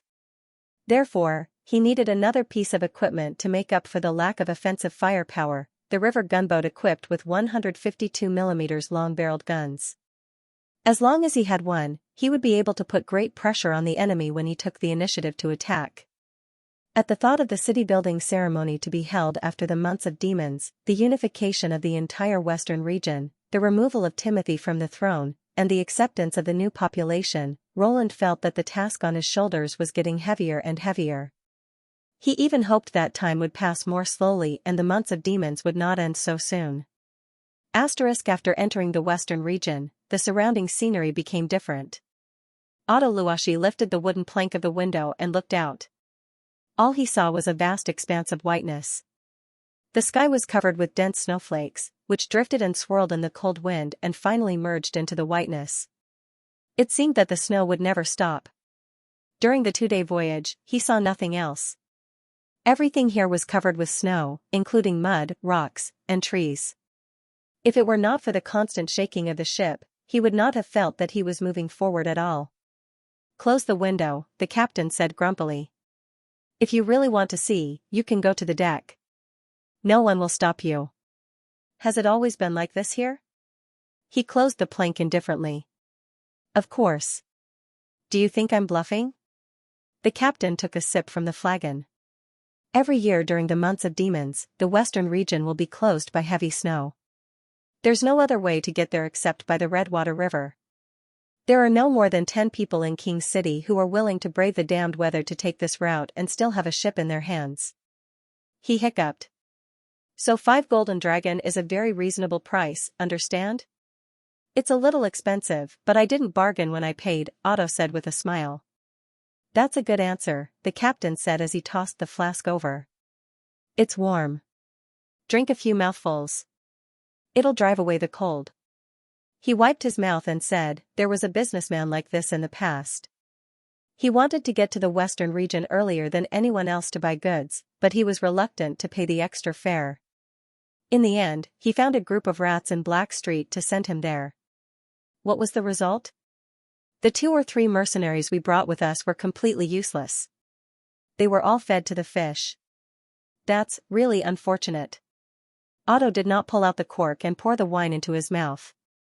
Instead, he took off his gloves and held it in his hands.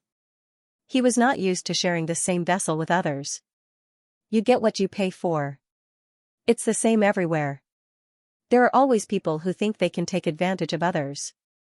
He didn't think that if the rats could steadily deliver goods at such a low price, wouldn't our shipping company be disbanded? The captain curled his lips. By the way, what business do you want to do in the western region? Don't blame me for not reminding you. This damn place used to produce some jewelry and furs, but now you can't buy anything. Oh?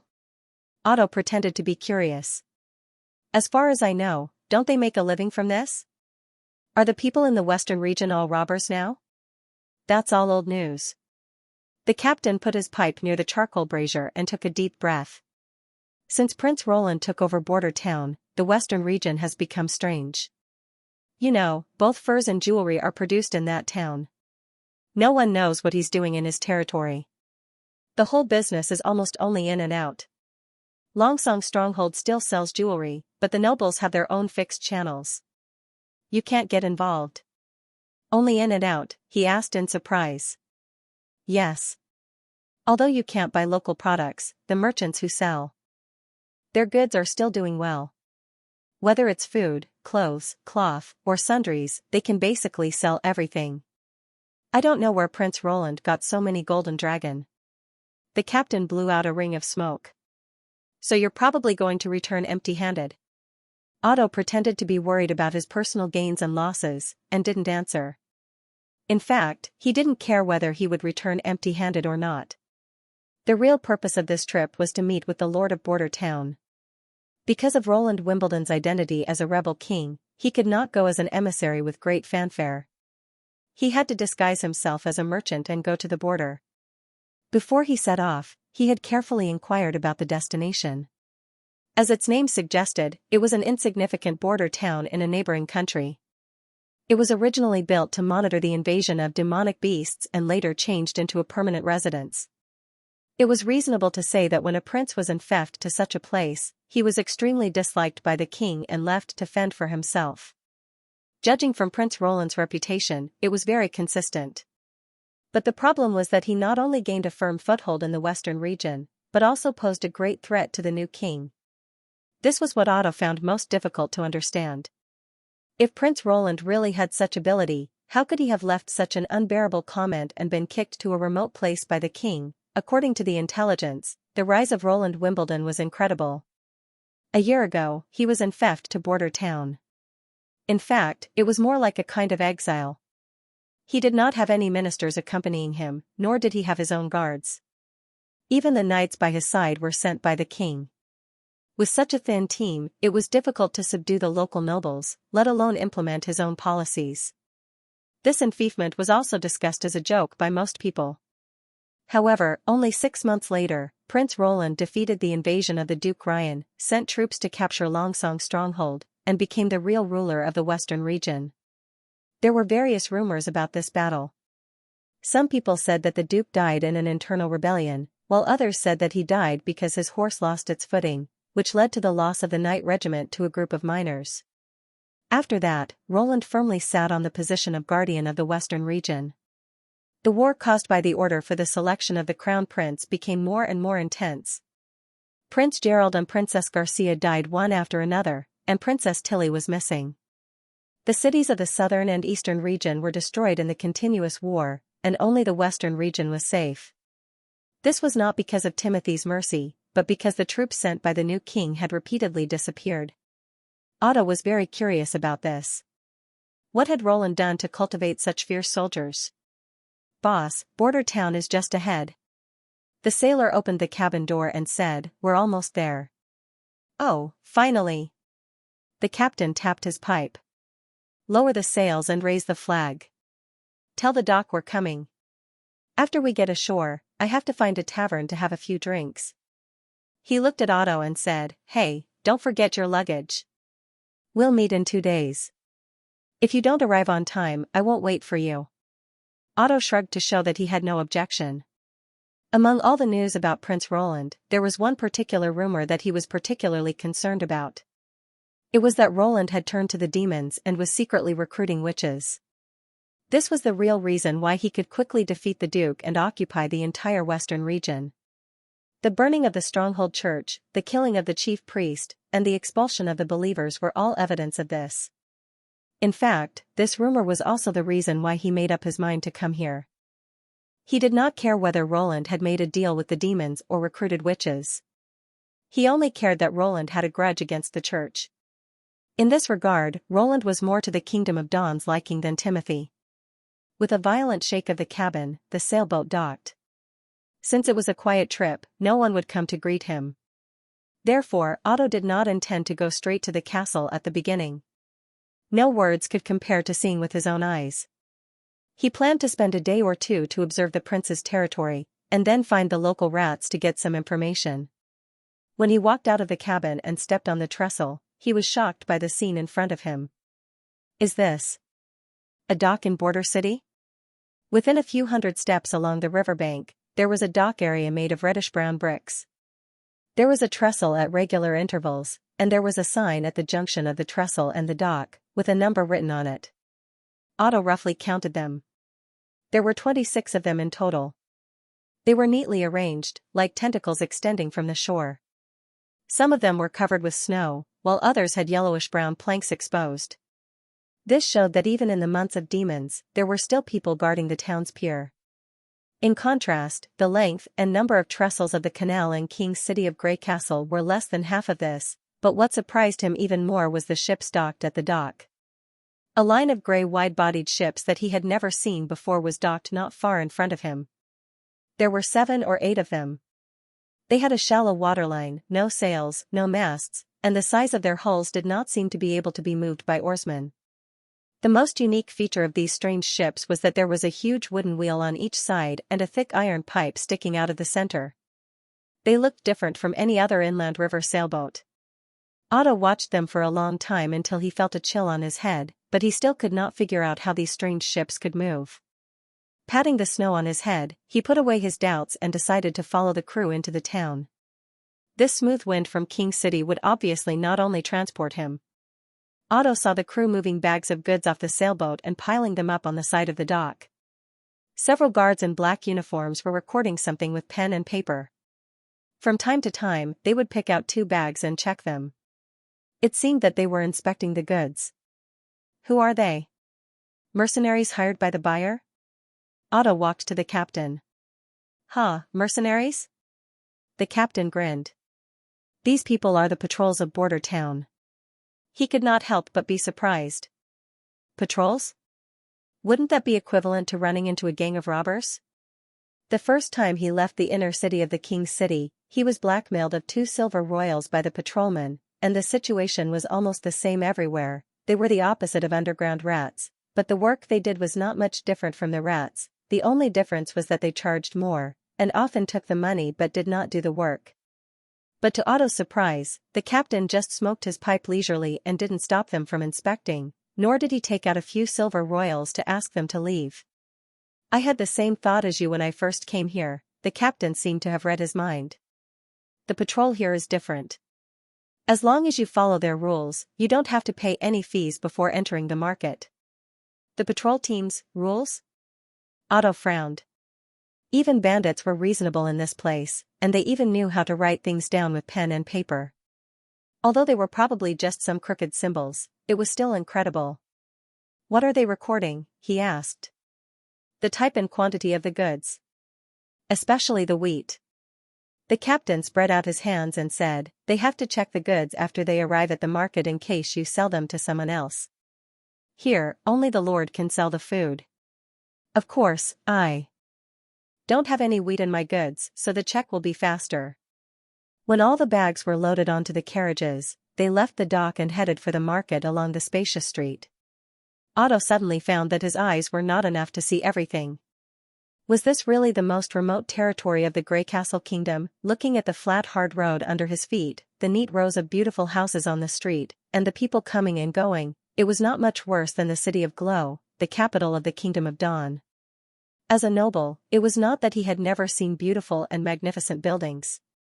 Whether it was the Dawn Spire or the Sun Reflection Hall, these 2-story or 3-story buildings were not comparable to them. However, there was only one Dawn Spire, and it was surrounded by dilapidated houses, muddy paths, and dirty water everywhere. But here, he could not find a single slightly old house, as if all these residences had appeared at the same time. "You look surprised," the captain laughed and said, "Don't mind it, everyone who comes here will show the same expression. I have to say, Border Town is a magical place. Do you see the 3-story building over there? It wasn't here the last time I came. I heard that this place used to be a base built for mining." "That's what I heard, but who knows the truth?" He picked his nose and said, "You know, some rumors will become unrecognizable if they spread too much. Maybe there's a lot of gold hidden in the North Slope mine, so His Majesty sent his son here. After all, he's his own son." "Wait, what's that?" Crossing a flat square, Otto suddenly saw 2 huge colorful balls floating side by side in the air, with a pair of banners hanging below. There were striking words written on the banners, on one side, "Welcome to Border Town," and on the other side, "Join now and you can get citizen benefits." "Are you asking about the one above or the one below?" The captain pouted. "I don't know how they got the flying ball up there. As for the one below, you can go to the east side of the square to learn about the situation.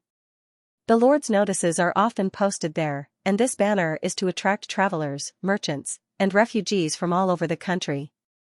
"They even want refugees?" Otto was surprised. "What citizen benefits?" "You can work here, get subsidized food for the first 2 months, and get a shelter from the wind and rain." "Sounds good, right?" The captain explained disapprovingly, "It's not that easy to get approved. Several of my crew members have tried, but none of them qualified. The Lord wants them not to be disloyal, not to believe in the church, and not to have a criminal record. Stealing is also a crime. God, which sailor hasn't stolen something? Also, in my opinion, even though this place looks prosperous, there are still many shortcomings." "Such as?" "There are too few places to have fun. There are no casinos, no brothels, and not even a prostitute on the street," he spat. "If you live in such a place for too long, won't you suffocate to death?" The market was to the north of the square. While the captain and his crew went to deliver the goods, Otto decided to take a walk here alone. According to the captain's introduction, there were many rare goods in the convenience bazaar and the boutique market on the other side. In fact, from eggs to dried fish, to clothes to farming tools, a dazzling array of goods filled the shelves. As long as he stayed in front of the stalls for a while, someone would come up to talk about it. Regardless of the outcome of the talk with Prince Roland, he had been deeply attracted by this town. Just then, there was a commotion in the crowd. He turned his head and found 2 women walking toward him. One of them had a long black ponytail and was also dressed in a black robe. She had beautiful facial features, but her cold expression made people feel unapproachable. The other was completely different. Her expression was soft, and her every move showed elegance and calmness, which reminded people of a warm spring breeze. Her swaying blonde hair was like the light of dawn. When he saw the blonde woman, Otto felt his blood boil. His hands trembled slightly, and he repeatedly rubbed his eyes to make sure he was not mistaken. Genius in a second to remember love go divided by small? TalkNet, providing you with wonderful novels to read. Please enjoy. The maid placed the wine on the square table and looked at the three of them strangely. If you need more wine, just pull the rope by the door. Love go small talk net got it. You can go. Otto waved his hand. The latter bowed and left. As the door closed, the noise in the hall was blocked out, and the room suddenly became quiet. Until now, he still felt his heart beating fast. He stared at Andrea without blinking, afraid that she would suddenly disappear. I thought it was a dream. Belinda and Oro thought you were dead. I didn't expect to see you again one day. After he couldn't help but shout in the market, the other party also shifted her gaze to him. The fact that she could react to this name proved that she didn't just happen to look like him. No, it should be said that they could not be two people. Andrea's voice and appearance were so outstanding, and her every move had a unique temperament. It was difficult for other women to compare. However, Andrea's reaction was not as surprised as he expected. Instead, she frowned, walked to him, and ordered him to follow her. Then, she hurried out of the market. She probably did not want to attract too many people. Yes, nobles should not shout in a place where commoners gathered. He was too impolite. He followed the two of them into a private room in a tavern, and only then did he have the chance to carefully look at her again. It had been 5 years, but she still looked the same as he remembered. If this was a dream, he hoped that it would last longer. Is this your old lover? The black-haired woman whistled. Since you insisted on coming, you should know the value of silence. Andrea glared at her. No one will think you're mute if you don't speak. I'm doing this to protect you. Roland grinned. Besides, you forced me to buy Tilly's birthday present at first, and now you want to drive me away. Isn't that too unbecoming of a noble? Aristocratic demeanor depends on who you're talking to, Andrea snorted. It's not necessary for you. This is. Aotua couldn't help but feel a little embarrassed when he didn't get a response. He could only look at the black-haired woman with an equally outstanding appearance. Your friend? Ashes. Before Andrea could speak, she said directly, Who are you, and why do you know her? I'm Audalosai from the Kingdom of Dawn. He was slightly surprised by the question. This woman who called herself Ashes was too blunt and sharp. She did not seem to be a well-educated nobleman. Why would Andrea hang out with such a person? I've known Andrea, my sister Belinda, Oro of the Tokat family, and the eldest son of the King of Dawn, His Highness Appin. We're friends who talk about everything.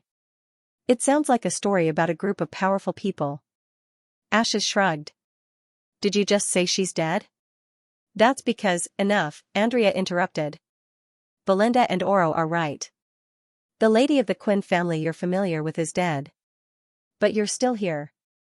Aotua shook his head repeatedly. What happened at that time? In the city of Glow, the capital of the Kingdom of Dawn, apart from the royal family, the most prominent nobles were the Tokat, Quinn, and Luashi families. The heads of these families were the king's most trusted companions and ministers with real power. This tradition had been passed down since the capital of the Kingdom of Dawn was established, and it was still the same in this generation. Andrea was the eldest daughter of the Quinn family. She was impeccable in both appearance and family background. She had countless suitors, including Otto and Oro. However, no one expected that during a spring outing, Andrea's carriage would suddenly go out of control and fall into the mountains. This accident even alerted the king.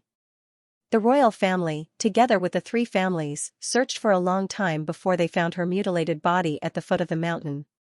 After learning the result, Aotua felt sad for a long time. Compared to Oro, who had already started to pursue her, he had not had the chance to tell her his feelings. He had thought that he would never have this chance again. He did not expect to meet her again in this foreign land. After a long time, Andrea sighed softly. It wasn't an accident. What? The carriage went out of control and fell into the mountains 5 years ago. It was all planned by my family. She said in a low voice. My father discovered my identity as a witch. Aotua was stunned. A witch? It seems that you hid it well. Ashes covered her mouth and said, You can even hide it from your childhood friends. Andrea ignored her. That's right. After my father learned about it, he immediately arranged for the accident. I wasn't the one in the carriage. Instead, the coachman and the maidservant died. After that, he sent me out of the Kingdom of Dawn and finally lived in seclusion in the broken cliff city of Grey Castle. She paused.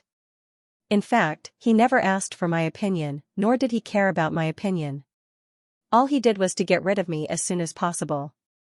So that's what happened. Otto fell silent. The flower of glow, who was deeply loved by the people, had turned out to be a witch. If this news got out, it would probably cause a serious blow to the Quinn family. However, the act of faking the accident was also to protect Andrea's safety. As a well-informed upper-class noble, he had heard more than once about the miserable treatment of witches who fell into the hands of the church. After hesitating for a moment, he spoke his mind, but was interrupted by Andrea's sneer. Protect? As long as my father doesn't hand me over, what can the church do? Bring the Judgment Army into the inner city to arrest me? Andrea raised her voice. He's the Prime Minister of the King of Dawn and controls the outer city patrol, but he did nothing. Miss Nana's father was originally just a baron, but for the sake of his daughter, he rushed into the Lord's castle and argued with His Royal Highness face to face. But he only drove me out of my home. Is this also protection? Aotua was speechless. After a long silence, he asked hesitantly, will you go back? That day won't come. Andrea stood up. As I said, the eldest daughter of the Quinn family died 5 years ago. That's what my father wants to see. Aro goes to your grave every year to lay flowers. He still can't forget you. She walked to the door and whispered, that's just his wishful thinking. He'll forget you one day. Watching the two disappear from the room, Aotua lay on the bench powerlessly. He somewhat hated his cowardice. Even now, he was still bringing up Aro instead of expressing his true feelings. I can't forget you either. He closed his eyes. Genius in a second to remember love go divided by small? TalkNet, providing you with wonderful novels to read. Roland learned from Anna that Tilly was about to celebrate her 20th birthday. Love go small say net go only now did he remember that there was such a thing. He could not be blamed for being careless. The memories of the fourth prince were like a database to him, and he would only look through them when necessary. But there was too little content about current politics and occultism, and it was mostly about troublemaking experiences and self-satisfied pranks. Therefore, the frequency of him looking back on this memory was getting lower and lower. For the fourth prince, Tilly was a dark history, so the part she occupied was naturally insignificant. The content related to her was suppressed to the lowest level, as if he did not want to remember it at all. Tilly's birthday did not refer to the day of her awakening, but the literal day of her birth. Due to the special nature of the extraordinary, she did not even know when she had awakened as a witch, and every year during the months of demons, she would not feel the turning point of the magic bite on her body. Therefore, for her, her birthday was the only thing. After looking through this memory, Roland found that, probably because Tilly was the last child of the Queen, when Wimbledon III was still alive, he would hold a grand birthday celebration for her every winter in the inner city. Even the most favored Timothy had not received such treatment. But other than that, he rarely paid attention to Tilly, as if he did not care about her life. If not for this, the fourth prince would not have dared to bully his sister again and again. As he flipped further, he found something interesting.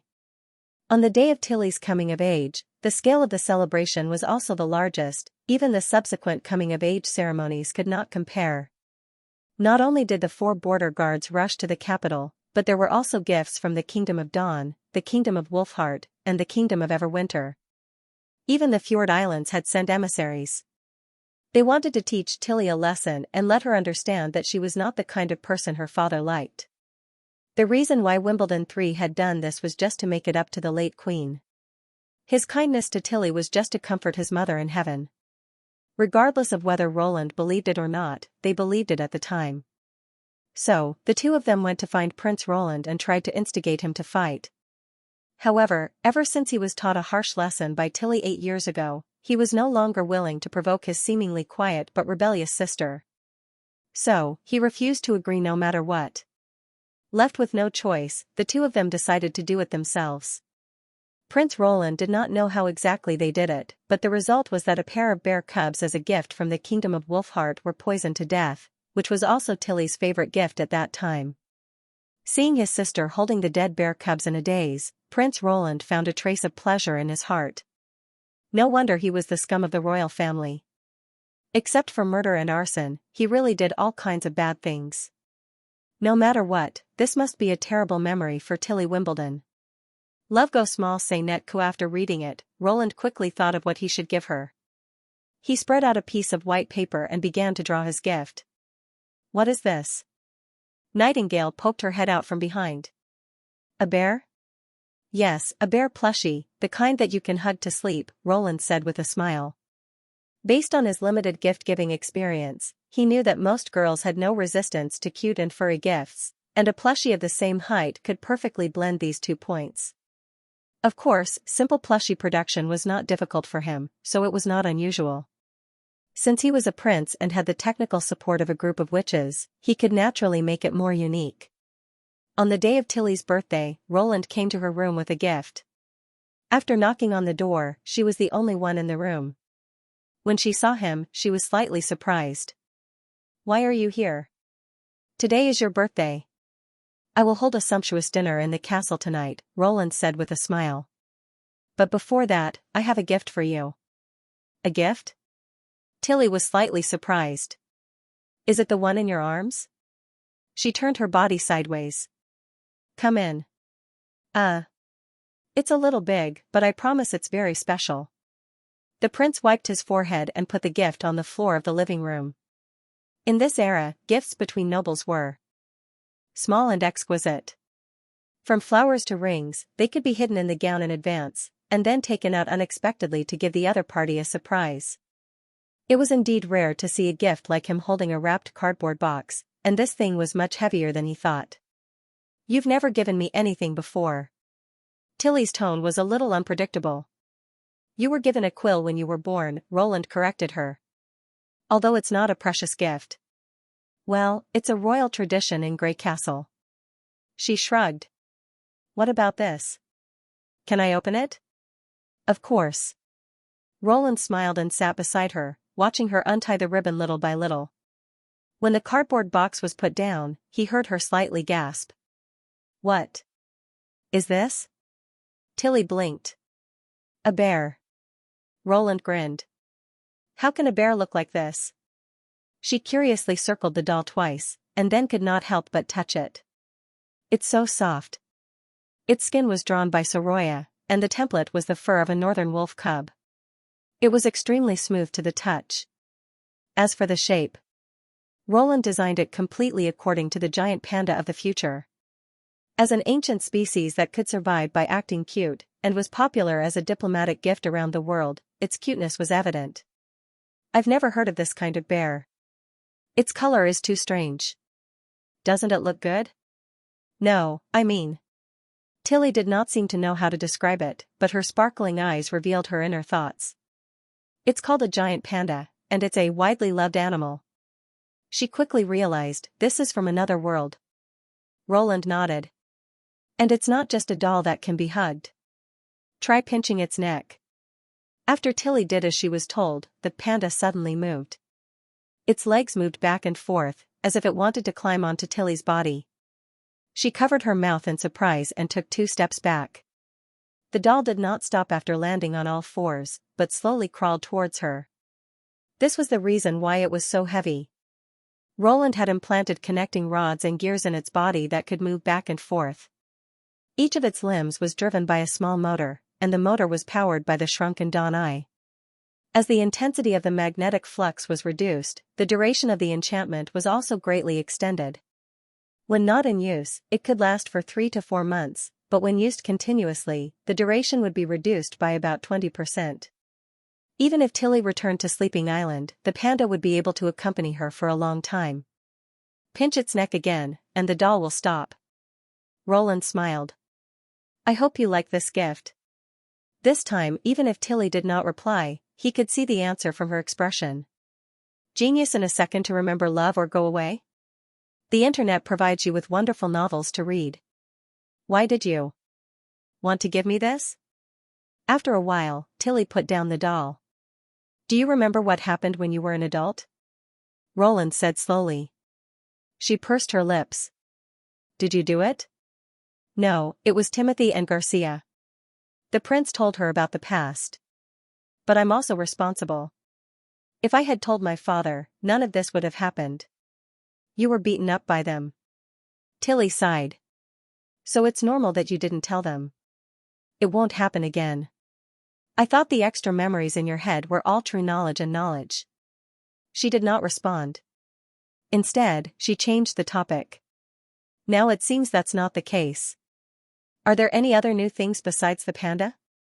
When he heard her roll up her tongue and mumble the unfamiliar syllable, Roland could not help but smile. Of course. There are many.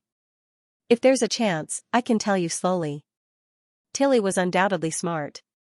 He believed that she would understand him as long as he said half of his words. Sure enough, after a brief daze, she stared at Roland thoughtfully.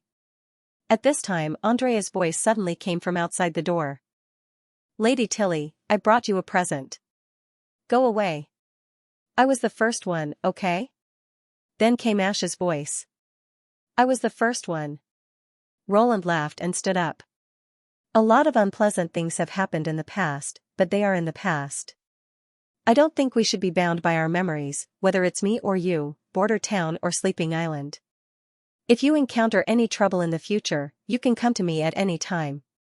I'll always be your brother. He paused. Happy birthday, Tilly. He opened the door. The two witches were stunned and stared at each other.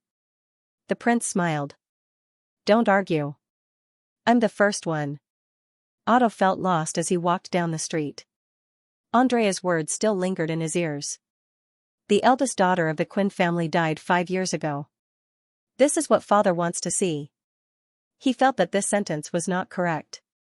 He wanted to refute it, but he did not know where to start. These days, in addition to observing Border Town, he spent the rest of his time wandering around the market, hoping to see her again, but ultimately to no avail.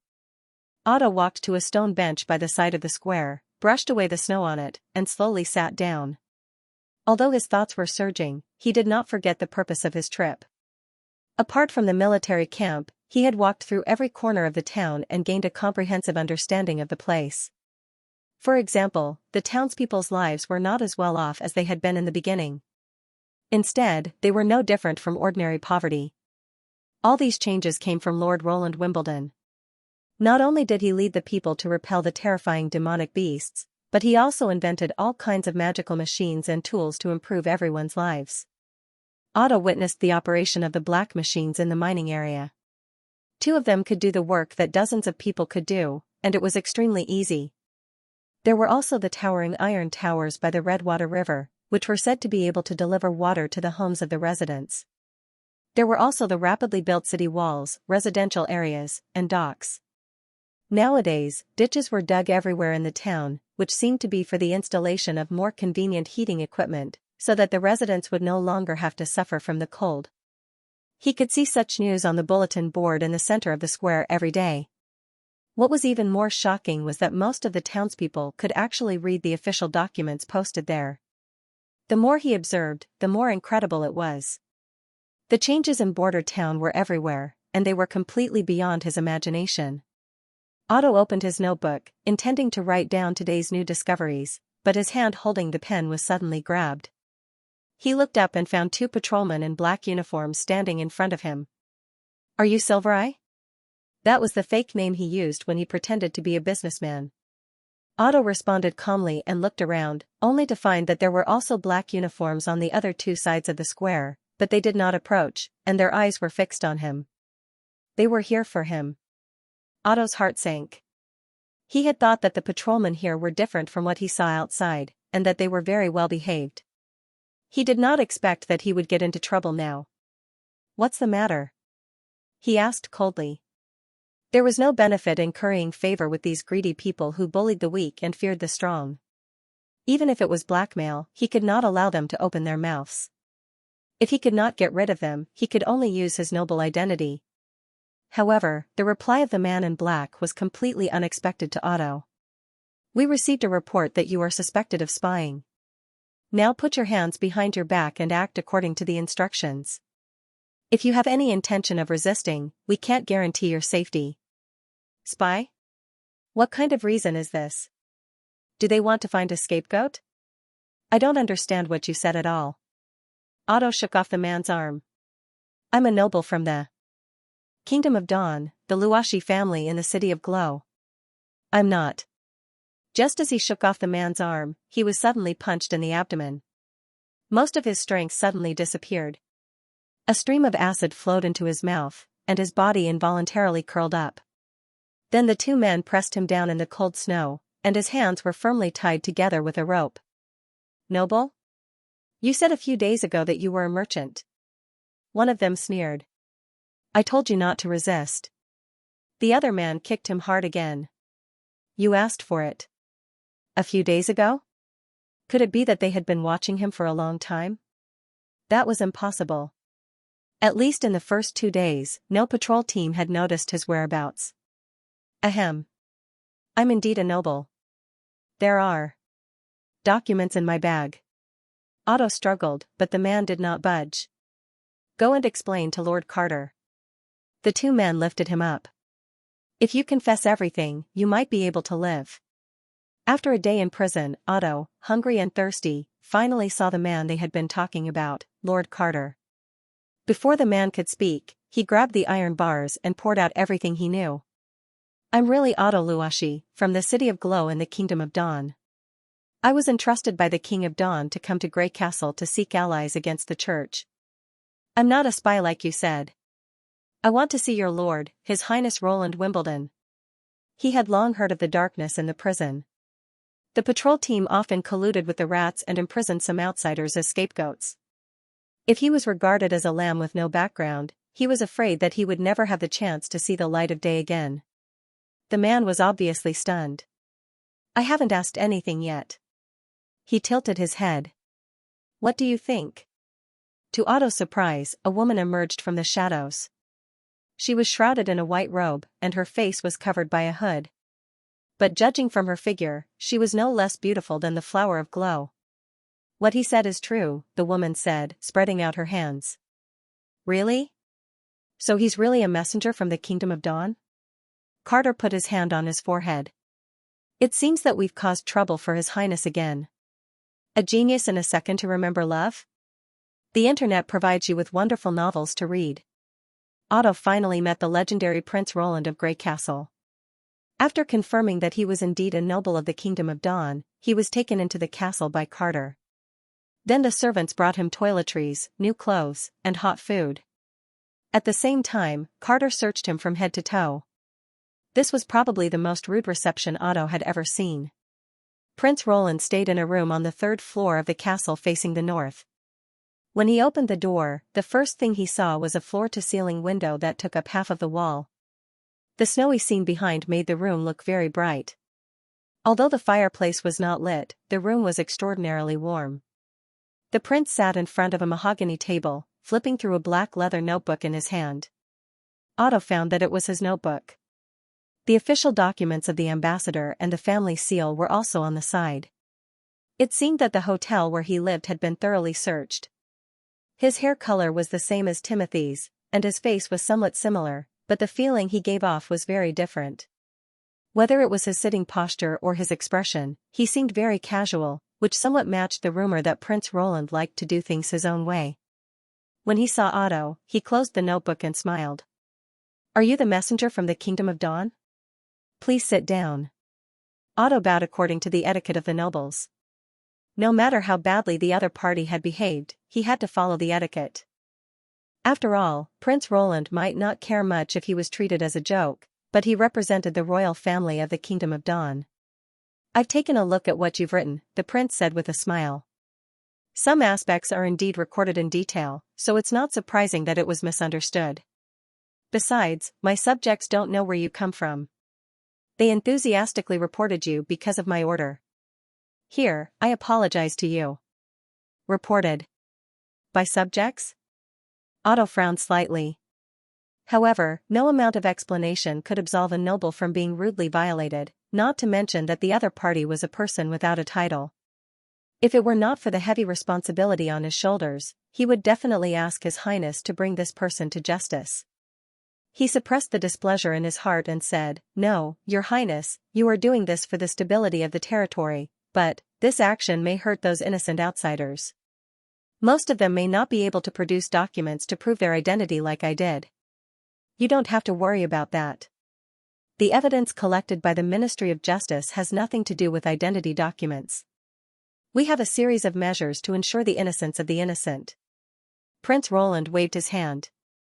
"What do they say? We don't wrongly accuse a good person, but we don't let go of a bad person either."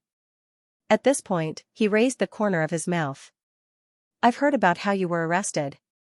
If you had followed their instructions, you wouldn't have suffered any harm. The process is somewhat rough, but it is also helpless. You must know that some of the most vicious people can pull out a weapon at any time in an attempt to fight back. Since the beginning of winter, 2 policemen in Border Town have been injured while trying to arrest them." Police. He was probably referring to the patrol members. What was the Ministry of Justice? Was it an organization that managed the patrol team? He suppressed the doubts in his heart. Does this happen often? Once or twice a month, His Royal Highness spread out his hands and said, "It's probably because of the endless winter. Timothy is bored to death." Love go small say netku. He did not hide his hostility to the new king. Otto realized that the contradiction between the two sides was obviously irreconcilable. He hesitated for a moment and said, "When I passed by King's City, I heard some rumors among the people. Are you really going to push Timothy off the throne? Are the rumors saying that the new king's throne is in jeopardy?" Roland said bluntly. Timothy shouldn't have touched the throne. In order to usurp power, he murdered his father, framed his eldest brother, and drove his third sister out of Grey Castle. The entire southern territory was destroyed by the flames of war, and the people lost their homes.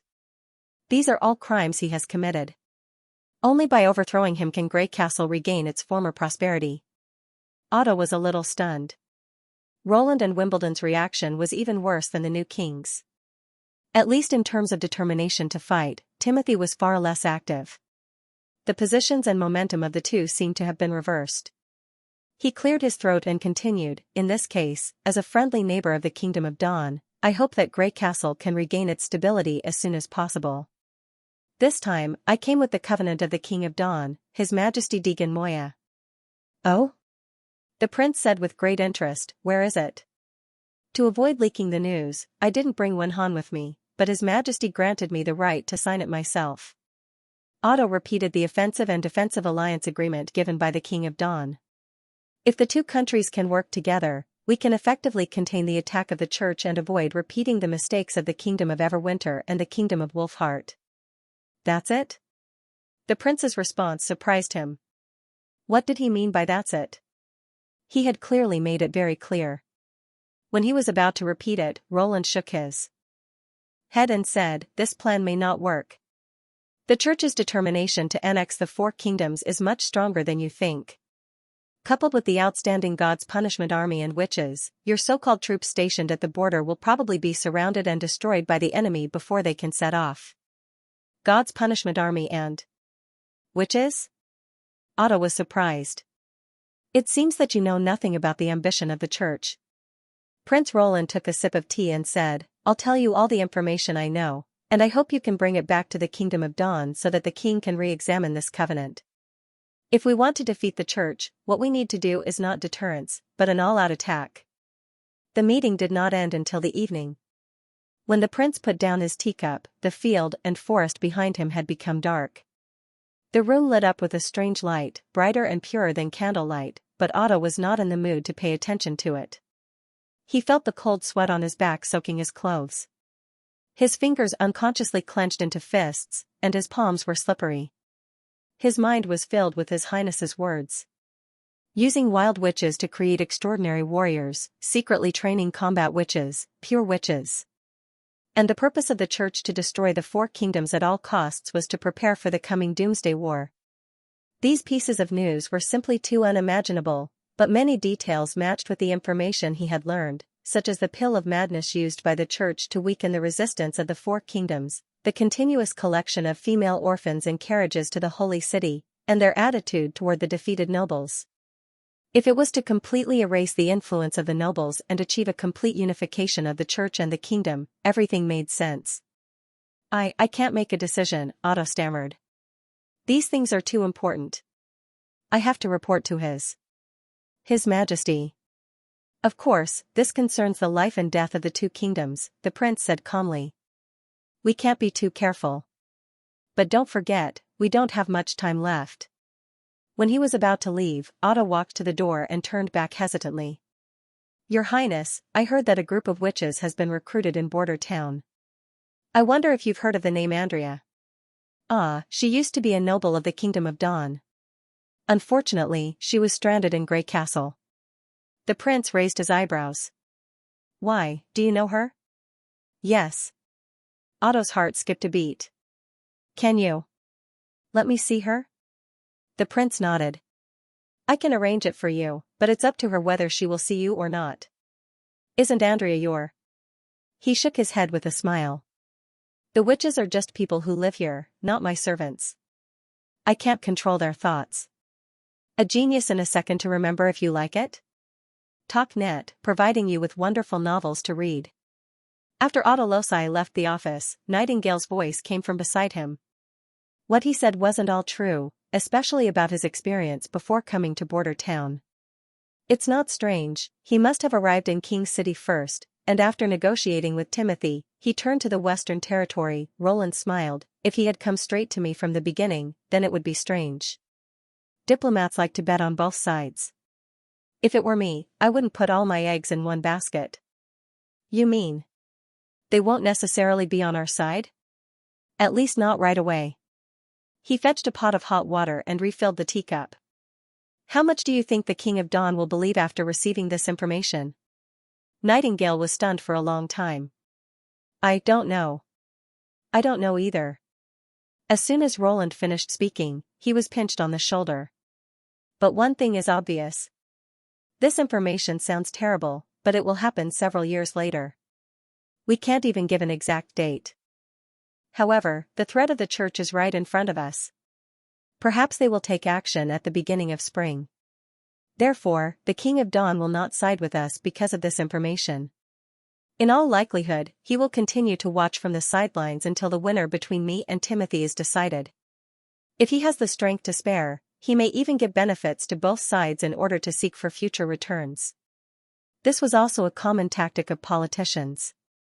They were unwilling to take too many risks and preferred to reap benefits in a stable way, especially when it came to investment projects with high returns like war. If there were no demons, Roland would not be averse to deep contact with them. He would lay a trap for them to jump into and then collect more debts with interest. But now he was not in the mood to play this kind of diplomatic game with the other side. In the next year, Border Town must take the initiative to attack and quickly stabilize the situation. A storm was about to sweep through, and the fish that were still fighting for food in the pond could only die. Then. Will you tell them the information? Nightingale was puzzled. At least the Kingdom of Dawn is not our real enemy. I don't know how much the nobles will believe about the demons, but they will definitely spread the news about the church's ambition, which will weaken the foundation of the church's rule, Roland explained. Once they lose the support of the people, it will not be easy for the church to quickly use the kingdom's resources. Although he had told Otto all the information he knew, in fact, he only revealed the part about the existence of demons to Otto. He did not tell Otto about the Witch Empire and the first two battles of divine will. The former was even more unbelievable than the existence of the demons, and it might even have the opposite effect, because most of the people were hostile to witches. This kind of thing might be twisted into a witch's conspiracy with just a little guidance. The latter could easily destroy people's confidence to fight against demons. If they failed in the first two times, what chance did they have? In short, the seeds of cooperation against the enemy had been sown. As for whether they could reap results, it all depended on the reaction of the Kingdom of Dawn. 3 days later, Roland met Ottoloshi again. From the disappointment in his eyes, he could guess the answer to the meeting. I prefer to form an alliance with you. But compared to discussing the details of the alliance, the most important thing now is to send the news back to the Kingdom of Dawn as soon as possible. He put his hand on his chest and bowed. So I'm here to bid you farewell. I hope to hear good news from you. Roland nodded. By the way. Your Highness. Otto hesitated for a moment. I have a presumptuous request. What is it? Please take care of Andrea Quinn for me. Andrea is a witch of Sleeping Island. You should ask Tilly Wimbledon instead of me. Roland sighed and agreed. Standing at the top of the castle, Andrea faced the howling cold wind and looked to the south, where the Redwater River flowed. Aren't you going to the dock? Hiding behind an invisible barrier, Xavi shivered in the cold. I heard that he's going to leave on a ship soon. As his childhood playmate, it's only right for me to send him off. It's the same here. She let out a long sigh. I heard from Ashes that he can't forget you. Only 1 out of 10 of her words can be trusted, Andrea said grumpily. She even praised him in front of Lady Tilly for being so consistent. A dog's mouth can never utter ivory. Is that so? Xavi's teeth chattered. That's right. She snorted and then looked at Andrea, who was curled up into a ball. If you feel cold, you can go down first. You can come back to pick me up later. It's okay. I'll wait for you here. Xavi shook her head. Anyway, if I catch a cold, Miss Lily will treat me. I can take a couple of days off and play a few more games of cards. Andrea gave her a thumbs up, and then shifted her gaze to the Redwater River. In the drifting snowflakes, she vaguely saw the raised sails, and a red dot swaying slightly at the top of the mast. That was the signal to set sail. That's good, she thought. Time will dilute everything. Forgetting is a better result for everyone. Andrea was not completely unaware of Otto's feelings, but she still chose to avoid it. Regardless of whether it was him or Orticat, with their status in the family, they could easily marry a more suitable woman instead of wasting their time on a witch. As one of the 3 most prominent noble families in the city of Glow, such a relationship was bound to be fruitless. Besides, she was not willing to return to the place that had abandoned her. Not seeing him was the best choice. Goodbye, my friend, Andrea thought. The faintly discernible sail soon disappeared at the end of her vision. After the messenger's matter came to an end, Roland immediately threw himself into the construction of Border Town. Now, the water supply, heating, and power supply project had officially started. The 3 pipelines were all buried underground and led directly to each residential area. Since the residential buildings had been designed with openings in mind, the entry part was very simple. The key was the location of the boiler and the water tower. According to the construction plan, Roland arranged an equipment room at each well point to accommodate all the equipment needed for the 3 connections for ease of management. The whole set of equipment included a steam engine, an electric motor, a power supply, a boiler, and 2 water tanks. Together with the water tower outside the room, the whole 3-connection system was formed. The steam engine was responsible for pumping the water from the well to the water tower and the water tank. The former was mainly used for domestic water supply, while the latter was used for heating water for the boiler. The first-level water tank was higher than the ground, with limestone and washing stones suspended in it to soften the water by precipitating magnesium and calcium ions in the water. The purified water would be directed to the second-level water tank, which was located lower, and any floating objects in the water would be blocked by Soroya's special filter mesh. The water supply to the boiler was done by the electric motor. When the internal water level was too low, the float valve would be activated, and the electric motor would start to pump water until the water level returned to normal. This process was much more stable than adding water manually or using the steam engine, and it also eliminated the need for people to observe at all times.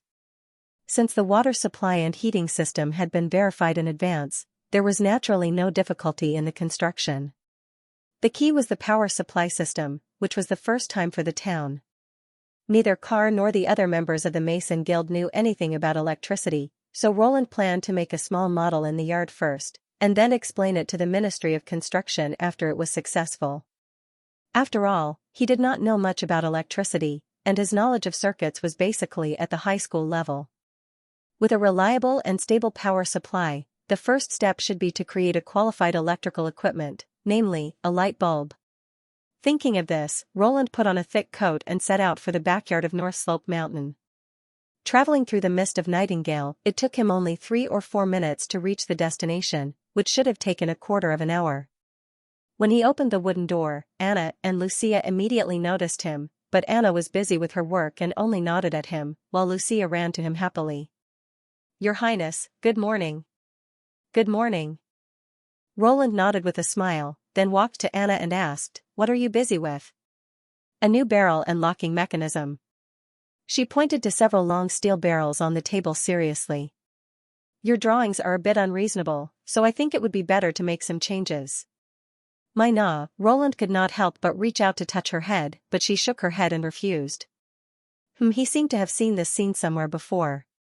He coughed twice, restrained his teasing mood, and said, "Well, do it your way." Roland did not mind her questioning his design. After all, he had deduced the gun blueprint based on the theory. It was normal for there to be mistakes and room for improvement. Moreover, Anna's learning talent and comprehension ability were far better than his.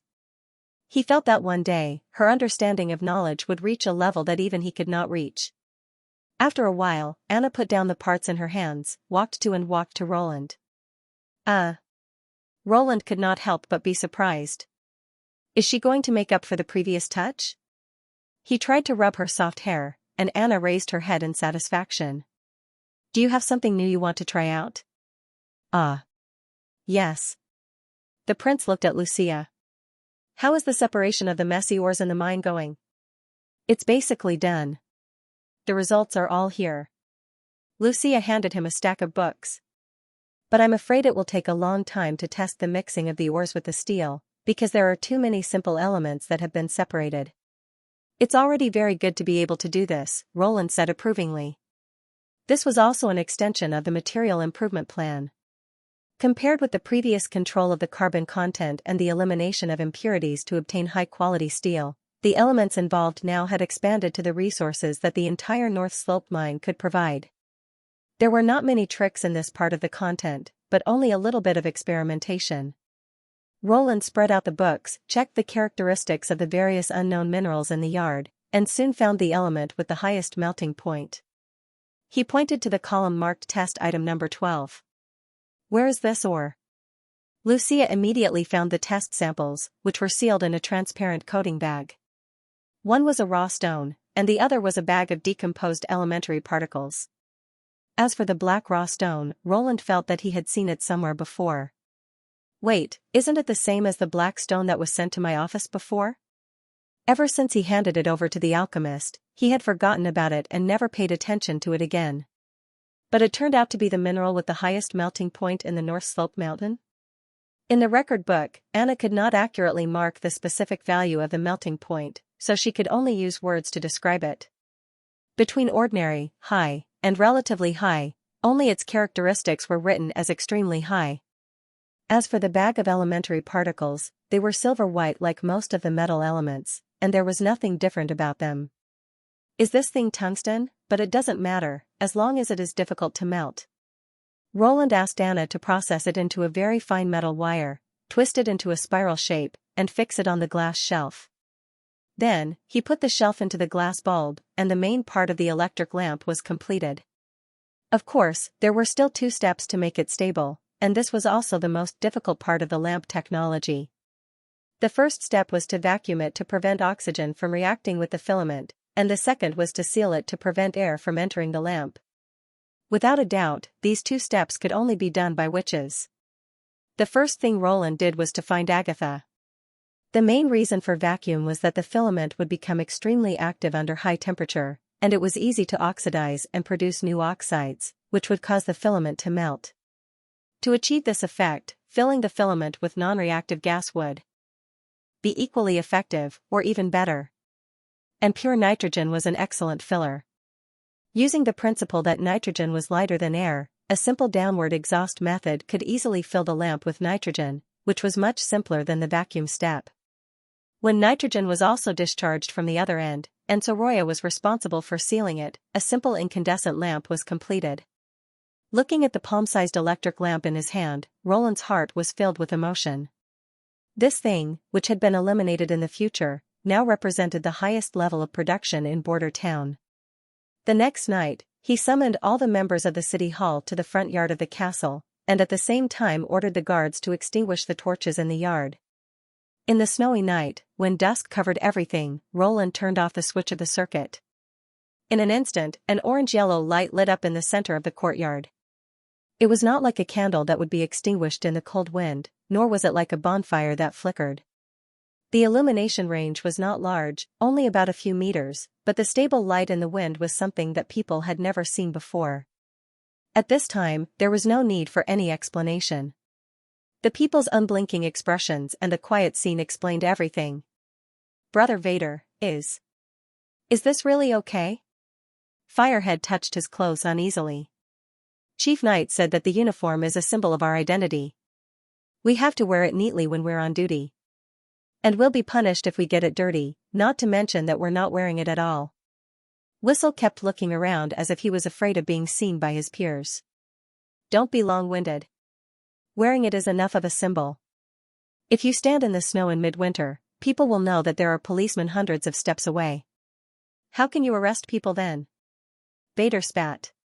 "You're from Border Town, right?" "Yes."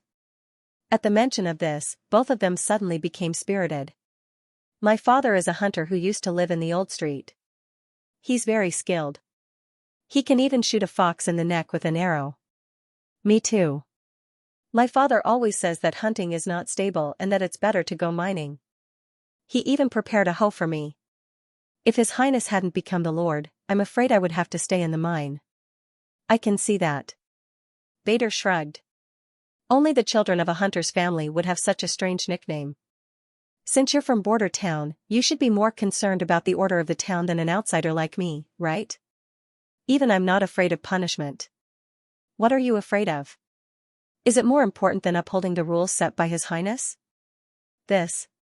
The two hesitated for a moment and then said as if they had made up their minds, "You're right. Brother Vader, you're not an outsider anymore. Haven't you already got your ID card?" "His Highness said that those who get this card are all his subjects," Whistle muttered. Vader smiled and said no more. He continued to stare at the row of caves on the east side of the temporary area. It had been nearly 3 months since he became a policeman and he had completely adapted to life in the western region. He originally thought that the patrols would have nothing to do without extortion or fraud, but he didn't expect that they would be so busy every day. The police were needed to receive refugees, deal with civil disputes, and even catch those vicious criminals and spies. Apart from fighting demonic beasts, the First Army didn't interfere with the security operations in Border Town at all. This was very different from what he had expected. In Valencia, the patrol team was more or less a supplement to the city guards. They had to do some of the dirty and tiring work, but they did not get many benefits. That was why many members of the patrol team were used to looking for extra money. But in Border Town, the police and the First Army were more like separate systems, the former for internal affairs, while the latter for external affairs. What made Vader even more astonished was that apart from the direct orders from their superiors, their targets were actually reported by the citizens. That's right, the townspeople had changed Vader's view of ordinary people. These lazy and stupid people would actually take the initiative to keep an eye on suspicious people and report them to City Hall. Every time a foreign merchant ship arrived in town, the Ministry of Justice would receive 5 or 6 such reports. Very quickly, Vader realized the enormous power contained within.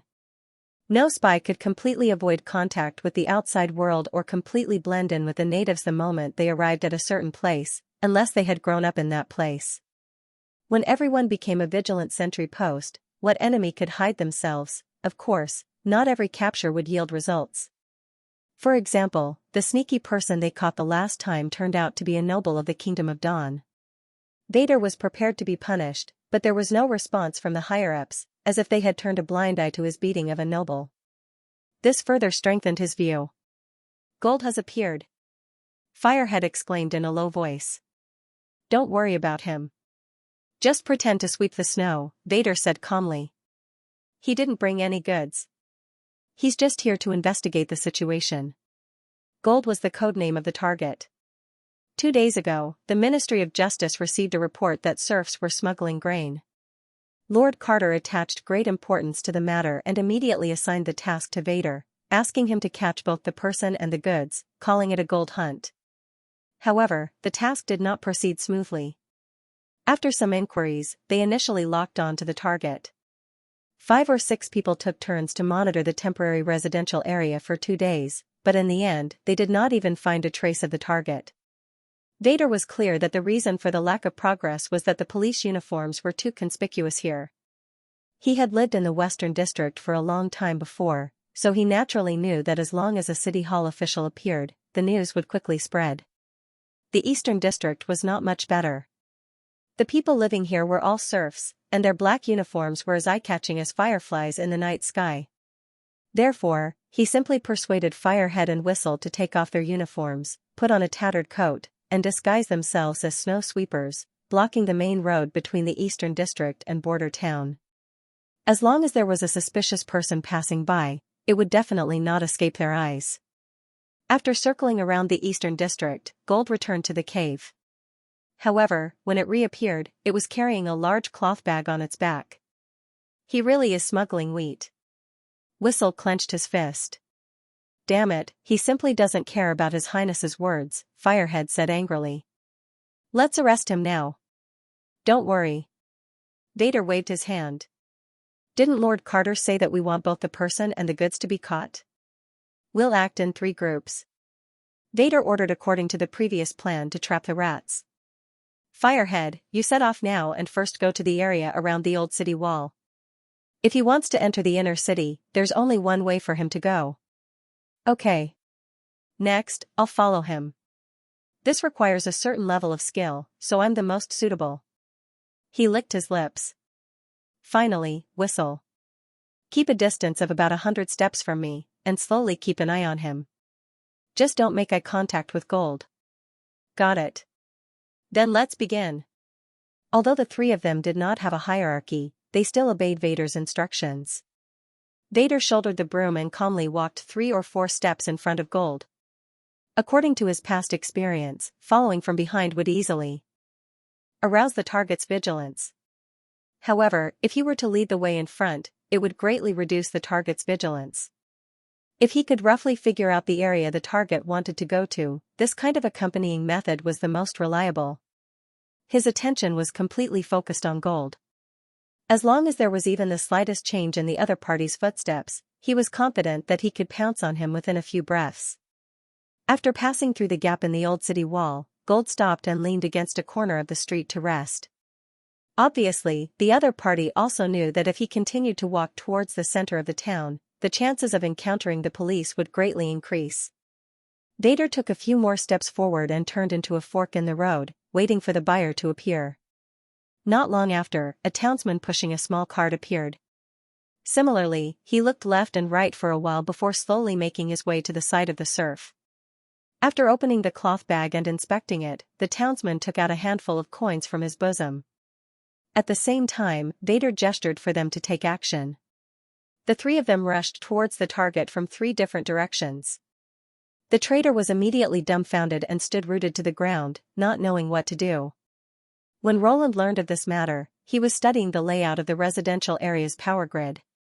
After listening to Carter's report, he put down his quill and sighed. Although he knew that such a day would inevitably come, he still felt a little helpless when it really happened. After all, the ban on selling grain privately had been repeatedly announced, but there were still people who would take the risk for a little money. Obviously, this was the first case of this kind, so it was natural to give a heavy sentence. In addition, he had to improve all kinds of laws as soon as possible, and then recruit specialized law officers to interrogate and judge the case. After all, after the city was built, there would only be more and more crimes, and he had no time to act as a judge all day long. The trial was finally decided to be held in the castle hall. Roland also summoned Berev, the director, to the castle to jointly try the grain smuggling crime. In the hall, 2 arrested suspects were kneeling on the ground, pale and with dull eyes. It seemed that they had never experienced such a scene. After Roland sat in the main seat, he cleared his throat and said, "Tell me everything you have done. Any concealment or lies will add to your crimes." Yes, sir." The 2 of them seemed to wake up from a dream and scrambled to tell the story of the grain trafficking. The serf, in particular, almost shouted himself hoarse, "His Royal Highness, Sir Lord. I know I am guilty, but if I don't sell the wheat, I really can't live. Those officials didn't buy the wheat according to your requirements, and I had no choice but to do so." The whole case was very simple, and halfway through, Roland had already sorted out the clues. In order to calm people's hearts, the City Hall set a grain purchase limit that was slightly higher than the actual consumption, so there would always be a small amount of wheat left for the townspeople who bought the maximum amount every month. Parker, who lived in the 6th residential area, seized a business opportunity. He ground the extra wheat into coarse flour, mixed it with some wild vegetables he picked himself, made it into fragrant pancakes, and sold them in the market. As a result, he found that they sold well.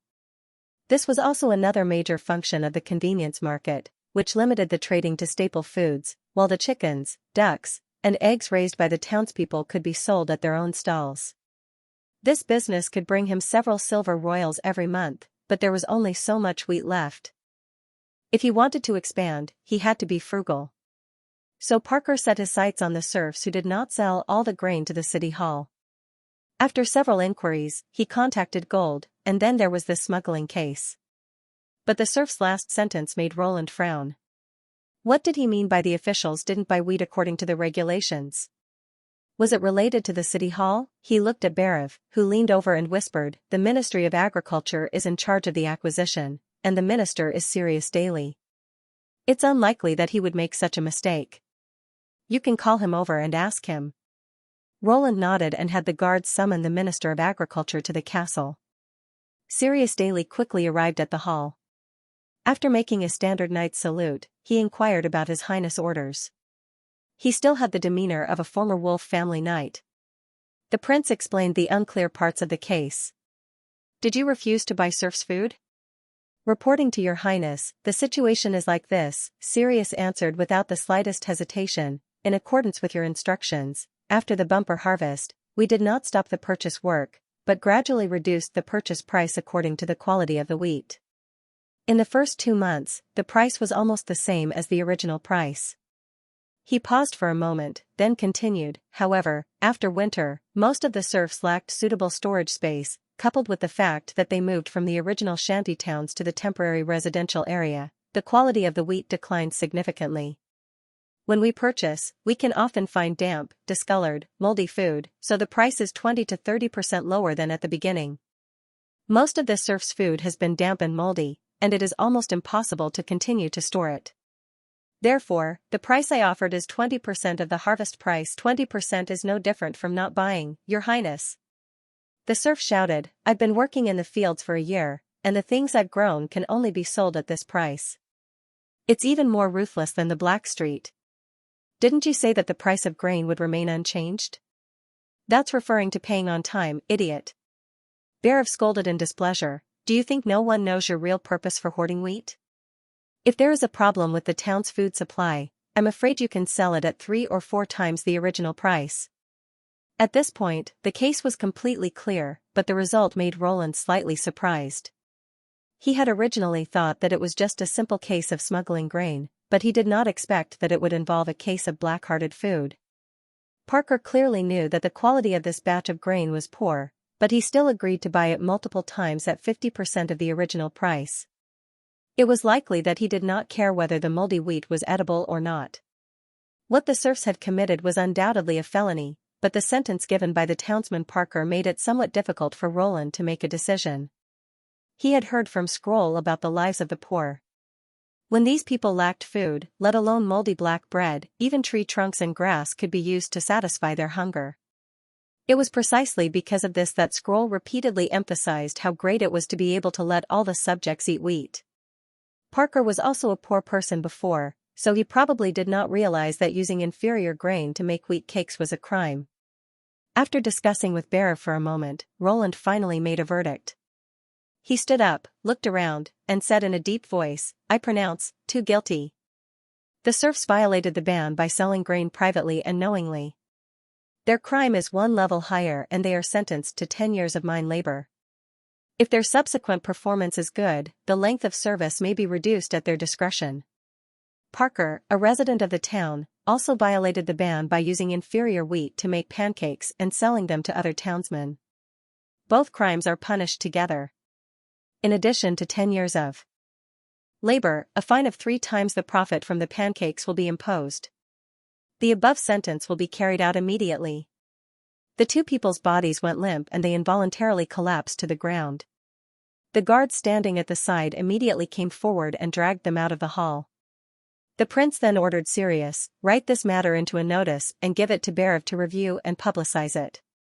I want all the subjects to understand the cause and effect of this case and prevent such things from happening again. Yes, Your Highness. After the trial was over, Roland called Chief Knight Carter to his office. I heard that the arresting person this time is Vader again? Carter nodded. But this time they went a little overboard. They took off their police uniforms and went to arrest people. In the process, they were even reported by the people as fighting. I'll give him a warning. That won't be necessary. In fact, you should praise him, Roland said while stroking his chin. Isn't this a plainclothes policeman? He knows how to be flexible and has experience in arresting criminals. He used to be a patrol member and has a good understanding of the forces of the Black Street. He's simply a natural talent for supervision. In the secret chamber of the Tower of Babel in the Hermes Cathedral, Tayfun looked at the witch in front of him and could not help but sigh. Does His Excellency Maine really have no time? Of course. The witch stroked her golden curly hair. Otherwise, he wouldn't have sent me to attend the meeting. Let me introduce myself. I'm Isabella, a pure witch of His Holiness. Sir Tayfun, this. The other 2 new bishops, Soli Dal from the Judgment Army and El from the Arbitral Tribunal, looked at each other in dismay. Although they knew that the church had a group of secret witches, they did not expect that they could also participate in such a high-level meeting. She's a direct subordinate of the Pope. Her position is equal to that of a bishop, but she doesn't hold any actual position in the church, Tayfun explained helplessly. In addition, bishops can also have their own pure witches. After this year's months of demons, you can choose a few witches to train. I see. Soli's eyes widened. Then, what kind of abilities do they have? This is top secret. Only His Holiness knows. Why do we train witches? El looked quite dissatisfied. If the believers find out, the reputation of the church may be seriously affected. Of course, it's to help you complete some shady tasks. Isabella raised her eyebrows. Apart from that, I can also accompany you to sleep, vent my anger, or play some other tricks. You know, the taste of a witch is incomparable to that of an ordinary woman. Ridiculous. Ahem, that's enough. Tayfun coughed twice. Sir El, I said that the pure witch of the Pope is equal to the bishop. As an agent, she can even be regarded as His Holiness himself. You should know the most basic manners. And Lady Isabella, please don't make such a joke. They're not like an old man with 1 foot in the coffin. I won't take it seriously when I'm angry. As you wish, my lord, Isabella said with a smile. Humph, El snorted and ignored her. Then let's get down to business first. Tayfun stroked his beard. Do you have anything to report? I don't understand why His Holiness Maine suddenly asked all the churches to escort the captured witches back to the Holy City. Even if it's just for transforming the God's punishment army, we've already paid a heavy price. El was the first to speak. Probably because she was angry at the pure witch, her tone was rather stiff. Since this order was issued, we have captured a total of 3 witches. However, during the secret escort, one of them escaped from the cage and killed all the escorts. We still haven't found her whereabouts. No caller? Asked Soli. Not all churches are equipped with the most advanced God's locket of retribution, El said angrily. Because of this witch, we lost 16 believers, 4 of whom were judgment warriors. If this kind of thing happens a few more times, I'm afraid everyone will be afraid of capturing witches.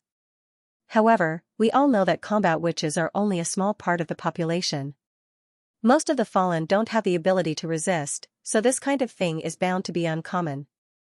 Isabella said in a relaxed tone, and every time you bring back a wild witch, there may be 2 more scourge for the church. I don't think I need to elaborate on which one is more important, do I? I agree with Lady Isabella. Sully nodded. Now that the Hermes defense line is under increasing pressure, we urgently need more God's punishment army to fight against the demonic beasts. A God's punishment army is enough to replace 3 or 4 judgment warriors on the battlefield, not to mention the reserve army. Since His Holiness has made a decision, we just need to carry it out. Taifun turned to Solidal and asked, how's the situation in the defense line? Very difficult. The ordinary hybrids are easy to deal with, but the fearful beasts of hell are difficult. Every time they appear, a scourge will be injured or sacrificed. Soli shook his head. The method of burying snow powder in advance and then detonating it is good, but we can't guarantee that it will pass over the snow powder every time.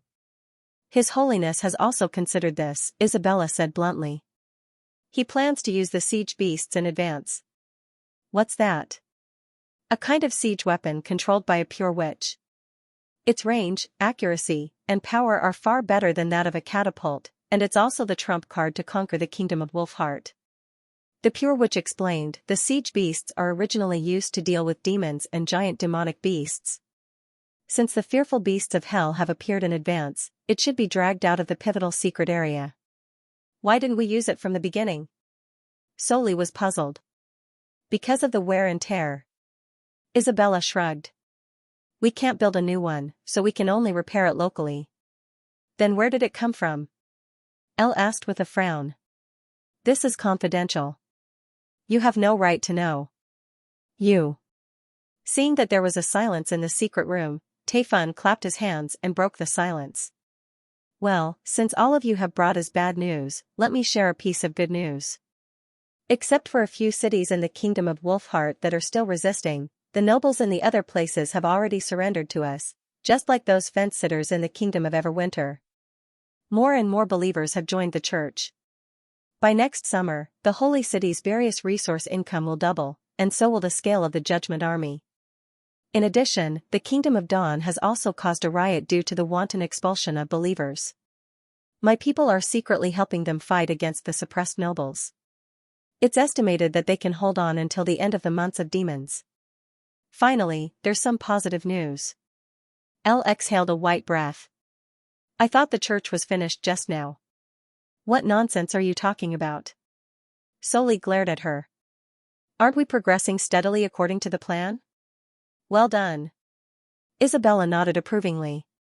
She then glanced at the 3 people one by one. Since you've finished, I'll explain the new decree of His Holiness. The 3 archbishops immediately looked at the pure witch. His Holiness wants to adjust the direction of attack next year.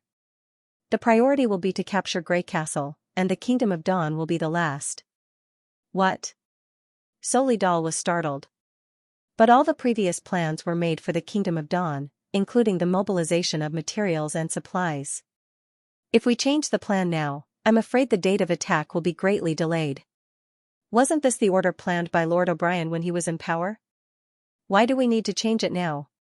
Elle was also very puzzled. The 2 kingdoms will be destroyed sooner or later. Is it necessary to pay attention to who comes first? Taifun did not say anything. When His Holiness Maine asked him to send the pure witches to Grey Castle to make arrangements for the western region, he had a premonition of this change. His Holiness's intention was not in the king's city of Grey Castle, but in the border area. After the 2 people stopped talking, he said in a low voice, I have no opinion on the decree itself, but it does involve a lot of things. Before implementing it, I want to see His Holiness Maine. I wonder if you can pass on the message for me? Taifun felt an inexplicable chill as he walked down the stone steps of the sinkhole. At the bottom of this quiet and deep church was the church's most important secret, the Hermes mechanism. It was the first time he had set foot in this place. Did His Holiness Maine really let me come here to see him? According to convention, only the Archbishop who was regarded as the successor of the Pope was qualified to enter the pivotal secret mechanism. He was too old to take over Maine's position. You've served the church for so many years and worked together, so His Holiness trusts you very much, Isabella said with a smile. Moreover, the past rules are not suitable for the upcoming war. The will of God should not be buried underground. It needs to be revealed to all the lost believers and lead us to the final challenge. This is. His Holiness's idea? Yes, she said softly. After entering the mechanism, 2 Judgment Army soldiers came to greet him. Your Excellency, His Holiness is presiding over the magic stone experiment. If you have a god stone of retaliation with you, please hand it over to me for the time being, it may affect the operation of magic power. Taifun nodded and handed a god stone necklace to them. His Holiness is here. Please follow me. Isabella turned into a long passage and pushed open the iron door at the end. With a harsh squeak, Taifun saw another pure witch with her face covered. She blocked the door like a ghost. Her white skin could be seen under the black veil that wrapped her body. It seemed that she was naked except for the veil. The most eye-catching thing was the witch's eyes, which were different from ordinary people's pupils. Her eyes were a dull silver gray and there seemed to be a whirlpool spinning in them. If one looked at them for a long time, they would be sucked in. Taifun lowered his head subconsciously. Only then did he notice that the witch was not wearing shoes. Instead, her feet were covered with a bright red dot on each of her well-proportioned toes. The bishop could not help but think of the saying, the taste of a witch is incomparable to that of an ordinary woman. Damn it, are these witches all goblins? He quickly moved his slender feet away and heard Isabella's reminder. Your Excellency? Ahem. Taifun collected his thoughts and walked into the house. The room wasn't big, and the rosin torches hanging on the walls were burning vigorously, but he didn't smell the familiar sweet fragrance. 4 pure witches sat around a stone table, fiddling with a pile of glittering and translucent stones. Beside the stone table stood the current pope, His Holiness Maine. Taifun was just about to kneel and kowtow when Maine caught his arm. There are no outsiders here, so there's no need to be so formal, he said with a smile. We are old acquaintances, Lord Taifun. It had only been 2 months since they last met, but Maine's forehead already had a few more wrinkles, and there were a few strands of silver in his hair. However, his tone was still as familiar as before, without the slightest arrogance. You can't do that. Taifun suddenly felt a surge of warmth in his heart. Even if there are no other believers, I have to follow the order of the church. And what I said is order. The Pope smiled disapprovingly. Let's not talk about this. How's the situation up there? I originally planned to ask Isabella to convey your message, but since you're here, tell me about it. Yes, Your Holiness. Taifun nodded. After describing the current situation of the church, he talked about the last order Isabella mentioned. Right now, we're preparing resources for the Kingdom of Dawn. I'm afraid it will take a lot of effort to mobilize them again. Why did you suddenly decide to attack Grey Castle first? That's the main reason I called you here. Maine sighed. Grey Castle is now showing signs of decline. The order for the selection of Crown Prince and the Pill of Madness have achieved the desired effect, and the Kingdom of Dawn is in civil strife. Their destruction is only a matter of time, so it doesn't make much difference who attacks first. I think so too, but Grey Castle is still a huge opponent. There are 2 main reasons why I decided to change the attack plan, the Pope said slowly with his hands clasped behind his back. The first reason is basically the same as your concern. Grey Castle has the largest territory and the richest resources. It's a huge enemy, but it also means a huge reward. If we can convert it into the territory of the church soon, the benefits will be much greater than occupying the Kingdom of Dawn. If we had 10 years, I would definitely carry out the plan set by Lord O'Brien, but we don't have much time.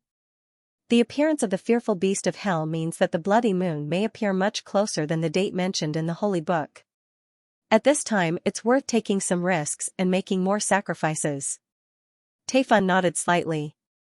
This reason was indeed good, but the problem was, it did not seem like Maine's style. Then your second reason is Roland Wimbledon of the Western region, the Pope said decisively.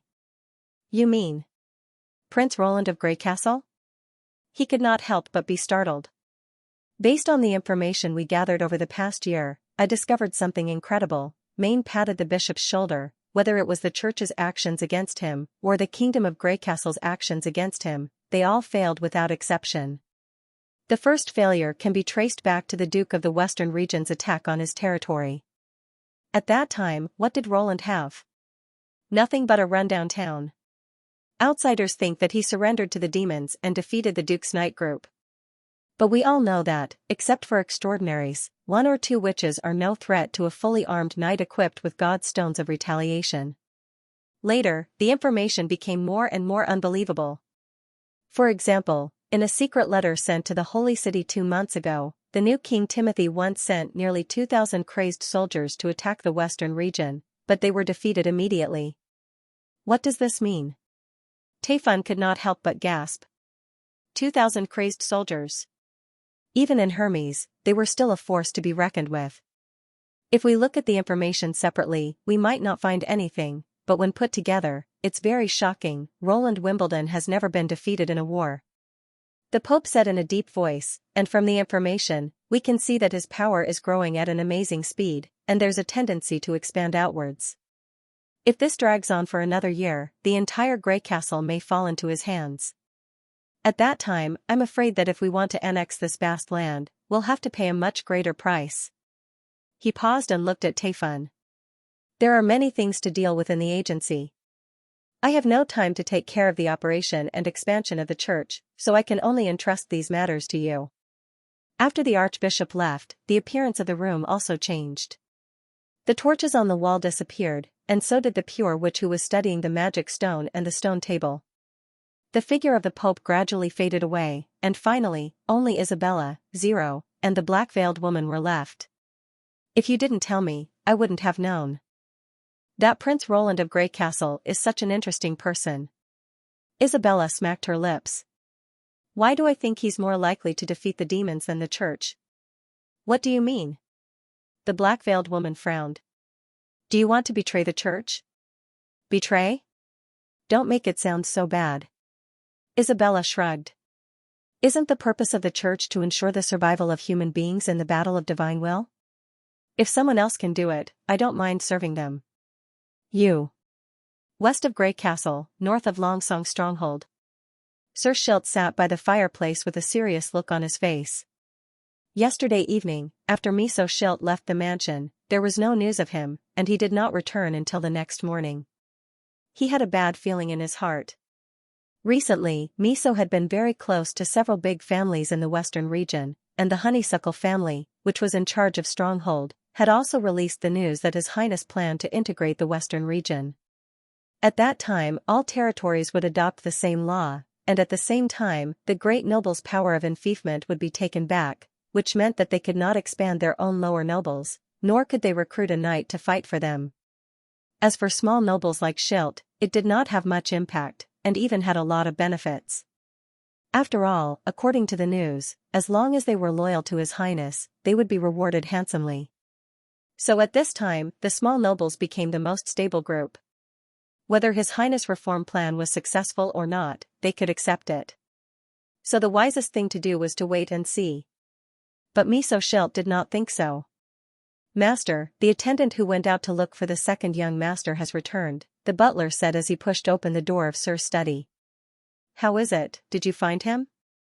No, the butler shook his head. I have searched the taverns, casinos, theaters, and brothels in Stronghold, but still did not find any trace of the young master. Sir Schilt was a little anxious. The people who were sent to look for Miso were divided into 2 groups. The first group went to the small noble territories nearby. Most of them were knight enfeoffed by Duke Ryan, and their status was equivalent to their own family, so Miso often went to these territories to attend some parties and dinners. The second group went to the entertainment places in Stronghold, which were also popular places for young nobles. Seeing that both groups of people returned empty-handed, Sir's bad feeling became stronger and stronger. He got up and walked to the window, looking to the east of the territory. After crossing 2 territories of Sir, it was the territory of the Elk family, which was also the largest Earl territory in the western region. Ever since the fall of the Duke of Ryan and the Perot of the Honeysuckle family had completely sided with Prince Roland, the Elk family had vaguely become the leader of the resistance against the prince. Damn it, Miso couldn't have gone there, right, master, second young master is back. Suddenly, a servant ran into the study. He's changing in the hall. It seems like he's about to leave. What? Sir immediately grabbed the crutch beside him, ignoring the butler's dissuasion, and quickly walked downstairs. As soon as he stepped into the hall, Schild suddenly felt a buzz in his head. He saw Miso take off his thick coat and change into a thin, soft leather coat. In front of him was a set of shiny knight armor. The two subordinates were currently bustling about, preparing the final steps of putting on the armor. "Where did you go yesterday?" The old sir could not help shouting. "What are you going to do now?" "Father, here's our chance," Miso said excitedly. "The chance to be promoted from the lowest knight to the baron. Or even the viscount." Schild felt his blood boiling. "Who told you that?" "Sir Jacques Med, he brought His Majesty's secret order." "Oh no." Schild could not help but take 2 steps back, his heart sinking to the bottom. Jacques Med was the eldest son of the Elk family, not to mention that the new King Timothy was involved. Everyone knew that the enemy Timothy wanted to eradicate the most was Roland Wimbledon, who was in charge of the western region. The last thing he wanted to happen had happened, and it seemed to be more serious than he had imagined. "You. What on earth did you hear?" Sir Med summoned most of the nobles of the western region to his castle and announced His Majesty's handwritten document, which stated that as long as they helped him capture Longsong stronghold, everyone's title and territory would be promoted by 1 level. Miso seemed still immersed in the grand scene. Lady Miriam of the Wild Rose family, Lord Cavan of the Maple family, and Lord Remanoa of the Wolf family all put their fingerprints on the document without hesitation and swore to serve His Majesty. The rest of the nobles and knight also decided to follow the 4 big families and remove the Honeysuckle family's rule over Longsong stronghold. How stupid. How could the 4 big families make a decision on the spot just because of a document? Sir sighed inwardly. Did you forget that when the Duke of Ryan was still the guardian of the western region, these people were perfunctory about the Edict of Wimbledon III? When did they change their temperament and become so loyal? There was only one answer. This was a complete drama.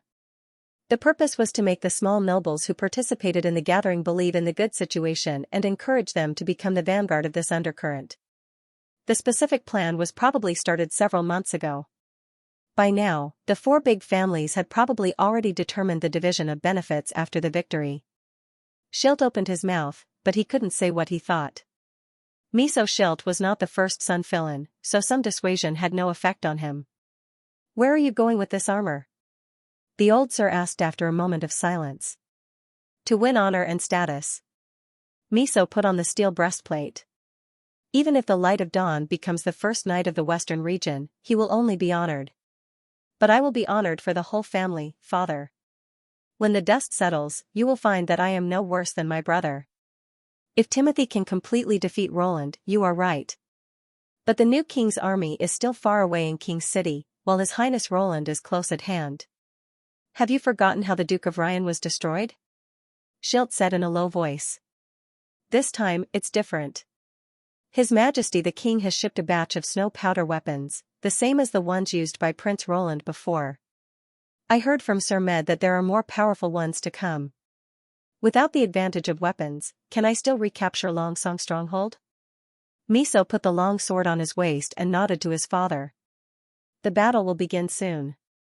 Please wait for my good news here." Looking at his second son's back, Schild threw his crutch to the ground. "Master, you don't want to stop him?"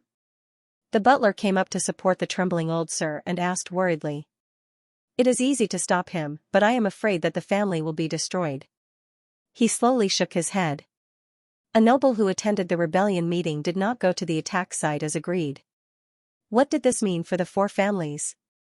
Whether it was the crime of escaping or defecting, it could lead to the death of the Schild family. Think on the bright side. What if the 4 families win? The butler comforted him. After all, the months of demons will not end so soon. I am afraid it will be 2 or 3 months before the snow melts. By the time the 4th prince's army arrives, the king's army may have already surrounded the western region. If it was before, he might really think so. But since his trip to Border Town, Sir had a completely different view of His Highness Roland. Not to mention that his eldest son Philin Schild and his family's benefactor, Lady Agatha, both lived in Border Town. However, before the butler left the territory of the Schild family, Roland had already received a letter from the Second Army of Stronghold by Bird. An hour later, Perrault's letter for help also arrived at the town castle. Due to the limited information carried by the flying messenger, Roland connected the contents of the two notes and confirmed a surprising piece of news. The four noble families of the western region had rebelled, who gave them the confidence to rebel right under their noses. Roland immediately summoned Carter and Iron Axe and slapped the note in front of them. "Your Highness, this is a message from Stronghold," Roland said angrily. Winter was coming to an end, and the new year would come in 3 days. There were many things to do in the construction of the city, and he also needed to guide the completion of the 3 supplies equipment in the town. These nobles really didn't know how to write the word death to make trouble for him at this time. According to the secret letter, the nobles in the city first led a group of squires to attack the city guards. By the time the patrolling guards on the city wall realized something was wrong, the lifting and lowering mechanism of the North City Gate suspension bridge had fallen into the nobles' control. They had to light the beacon and rely on the city wall to defend in place. The other members of the Second Army who saw the beacon signal divided the 10 groups of about 50 people in the camp into 2 teams according to the emergency response protocol. One team set out for the North City Gate, and the other rushed to the castle of Stronghold. Perrault's secret letter was sent by the second team after they exchanged fire with the enemy in the castle area. Only then did they realize that the enemy they encountered was the local nobles. Perrault mentioned that the attackers who besieged the castle carried the flag of the 4 noble families. They must have planned this rebellion. Carter frowned after reading the note. And the nobles must have a new backbone to unite these scattered people. Indeed, the 4 noble families, or the 5 noble families under the Duke Ryan, were all great nobles on equal footing. The fact that they could put aside their prejudices and cooperate with each other meant that there was a bigger force involved in this muddy water. Otherwise, the earls would not be convinced of each other's strength, even if they fought for more than 10 years. At this time, there were only 1 or 2 possibilities left who had the leisure to intervene in the western region. "You mean Timothy of King City?" Iron Axe looked at the chief knight. As a member of the Majin tribe, he was not as sensitive to the political situation in Grey Castle as Carter was. "I wouldn't be surprised if it's the church." Roland curled his lips. From what they did at Fallen Dragon Ridge, it's obvious that it's only a matter of time before they attack the western region. The problem is, the second letter mentioned that the enemy seemed to have firearms in their ranks. Carter frowned. Did they already know the gunpowder formula? Snow powder is no longer a secret to both the church and Timothy, but if they want to use it flexibly, they still have a long way to go. The prince gently knocked on the table. "I'm just curious, even if they have the support of the forces behind them, distant water can't put out a nearby fire. Border town is the closest place to Stronghold, so where did they get the confidence to fight against the soldiers of the First Army? It's probably because of the months of the demons." Iron Axe thought for a moment and replied. "Last time, although you used thunder to defeat the Duke's Knight Regiment, you didn't show outstanding siege ability. Now the roads are blocked by heavy snow, and the border is invaded by demonic beasts. For them, this is the best guarantee for a successful rebellion. You won't have the strength to attack Longsong Stronghold until at least 2 months later. Then they'll be blocked by the towering walls and mountains?" "Yes." Iron Axe couldn't help but grin. "They also have the weapons you have, plus the unclimbable walls, and even the reinforcements from the forces behind them. It's not impossible to defeat you at the foot of the wall." "I think they think so. But they know nothing about the power of Border Town." Roland stood up. "Iron Axe, please give the order, Your Highness." He immediately stood up. "The First Army is now ready to go. We'll set off tomorrow morning," the prince said loudly. 500 people with 6 field cannons. "You'll arrange the specific troops?" "Yes." Iron Axe gave a standard military salute. Now the size of Border Town's First Army was more than 4 times larger than the original 500 militia. The whole army had more than 2,200 people, and the wheels were basically in place. Their firepower output was not the same as before. And thanks to the improvement of the soldiers' cultural level, the First Army's efficiency in carrying out orders had also greatly improved. As long as the preparation order was issued, there would be special personnel in the army to allocate ammunition and rations according to the number of soldiers and the number of days. The logistics work of 500 people could be completed in almost one day. Compared to the knight and the mercenary corps, who needed half a month to prepare for the expedition, this could be called an incredible speed. And they would set off on the town's 11 paddle steamers and directly arrive at Longsong stronghold. After entering mass production, a ship with a reinforced concrete foundation would be launched every 5 days. This was under the condition that the construction speed was deliberately slowed down. The only thing limiting its number was the crew and the steam engine. Carter. At your command, Your Highness, the chief knight said with his head held high. You stay in Border Town. The knight's mouth instantly drooped. W.H. What?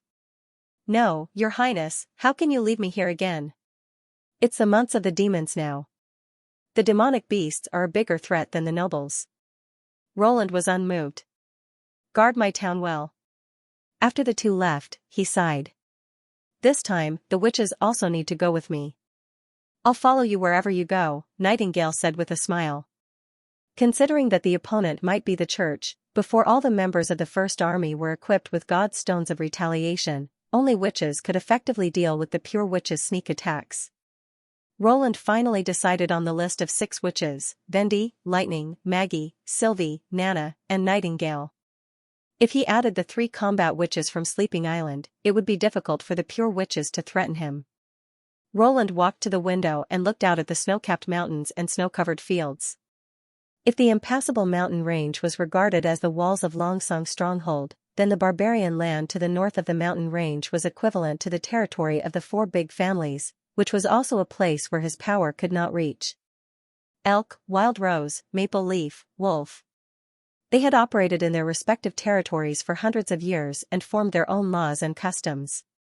Even the Ryan family, the overlord of the western region, rarely interfered.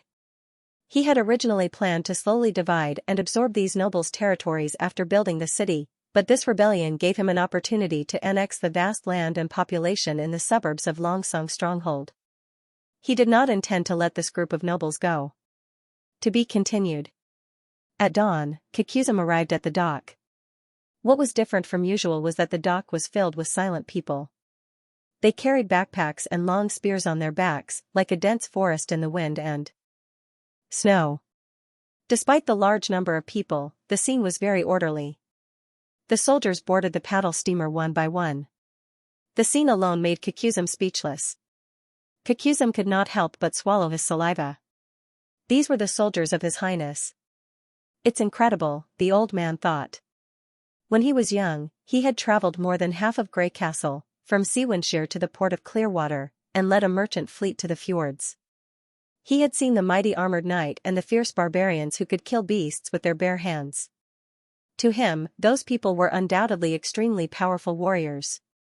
However, he did not expect to feel this power again in front of a group of ordinary people, and it was even stronger than before. Yes, these people are all ordinary people. Kikuzum had been in Border Town for almost 4 months and had a deeper understanding of the town. He knew that the members of the First Army were mostly local natives. Most of them were already adults when they joined the army. They had a variety of occupations, such as miners, hunters, furnace workers, and masons, but none of them were soldiers. In other words, they had never received combat training since they were young. However, in just a few months, these people had already become as powerful as any knight regiment. What kind of magic did His Highness cast? You really want to go? Vader's deliberately lowered voice came from behind him. He could tell that he was also affected by the silent team. Otherwise, why would I apply for the position of captain?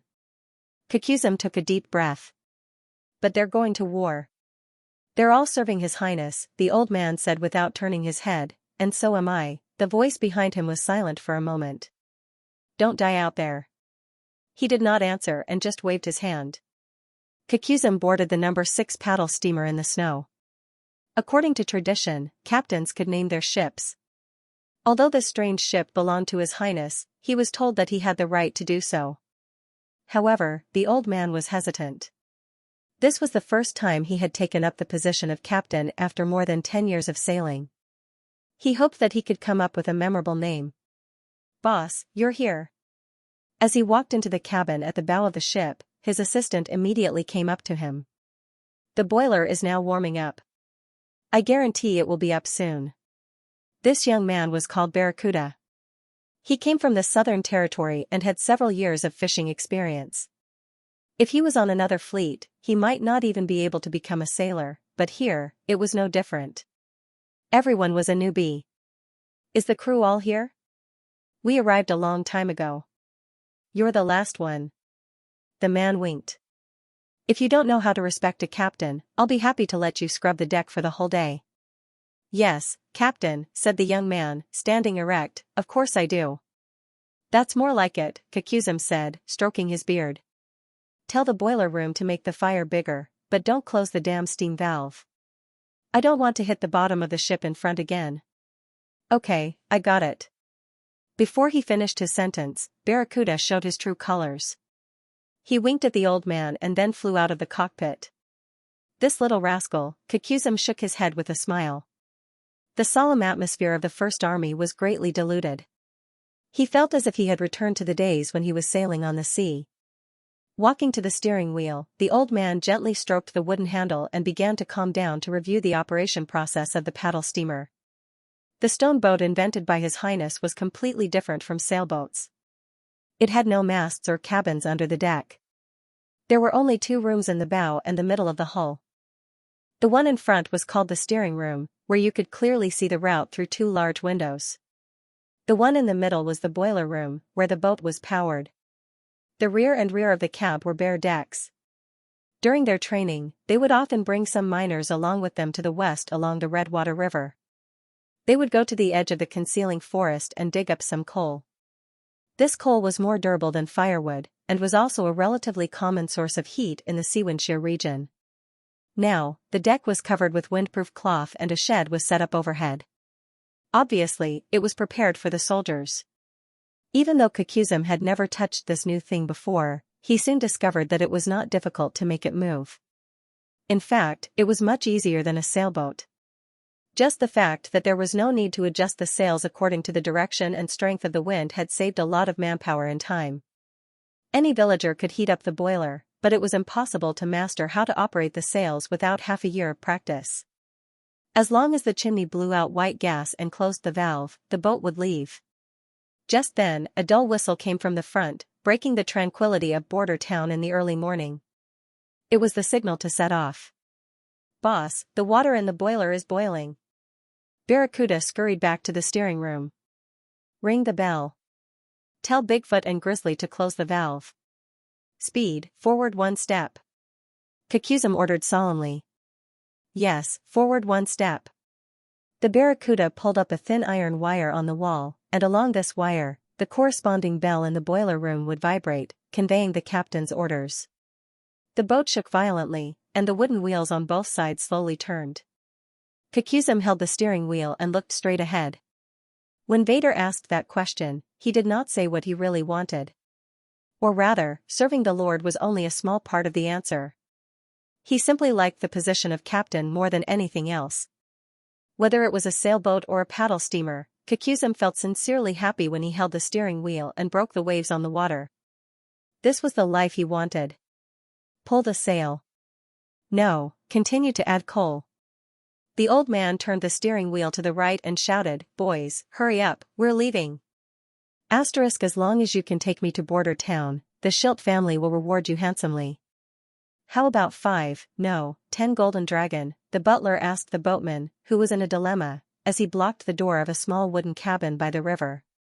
His left foot was stuck in the crack of the door, so that the boatman would not close the old door and keep him out. Sir. It's not that I don't want to take you, but I really can't, the boatman stammered. You see, my boat has a bare bottom and doesn't even have a shed to keep out the snow. It's fine for crossing the river, but you said you want to go to border town, and that's going to take several days. Not to mention whether I can get there with a pole, it's a world of ice and snow at night. Where are we going to sleep? If you sleep on the boat, you'll be frozen into 2 popsicles all night. Are there any other boatmen around here who can go to border town? The butler asked, unwilling to give up. No, the other side repeatedly waved his hand. We only have a few small boats, only in Stronghold can there be a large sailboat that can stay overnight. You should go there to find it. If I could enter Longsong Stronghold, why would I bother to come to the suburban pier to find these boatmen who fish and ferry for a living? The butler fiercely stepped on the snow on the ground. Since the four families began to attack Stronghold, all the gates had been closed. It took him half a day to bypass Stronghold and come here, but unfortunately, it was still in vain. It was getting dark. How could I complete the task my master had given me? The butler looked at the Redwater River with a bitter expression, but soon he was stunned. God, what is that? He rubbed his eyes to make sure that he was not mistaken. A very large fleet was sailing in his direction. The appearance of the ships was different from the sailboats he had seen before. In the sky full of flying snow, the fleet made a rumbling sound and moved quickly along the river. Except for the first oddly shaped sailboat, the other ships obviously didn't have sails, but they were moving against the wind. The bow of the ships cut the water into two sections, as if they were splitting the waves. Longsong Stronghold was located on a tributary of the Redwater River, and the whole city was divided into two parts by the river. Most of the residents lived on the west bank, while the east bank was a compact farmland. Unlike other big cities that set farmland in the suburbs, the towering walls of Longsong Stronghold surrounded the residential areas and some farmland. It was not so much to resist the demonic beasts, but to prevent the attack of the same kind. Even if the city was surrounded by the enemy, Longsong Stronghold would not be cut off from supplies. Because of this, the outer wall of Longsong Stronghold was cut off at the entrance of the river. Several thick iron ropes hung between the two sections of the wall. If the enemy intended to attack Longsong Stronghold through the Redwater River, as long as the hemp ropes were cut, the iron chains would slide into the river. However, the Western Territory was rarely attacked by the fleet, so the iron chains were almost never used, and this time was no exception. Roland's fleet moved as fast as lightning, and by dusk, the outline of the walls of Longsong Stronghold could be seen.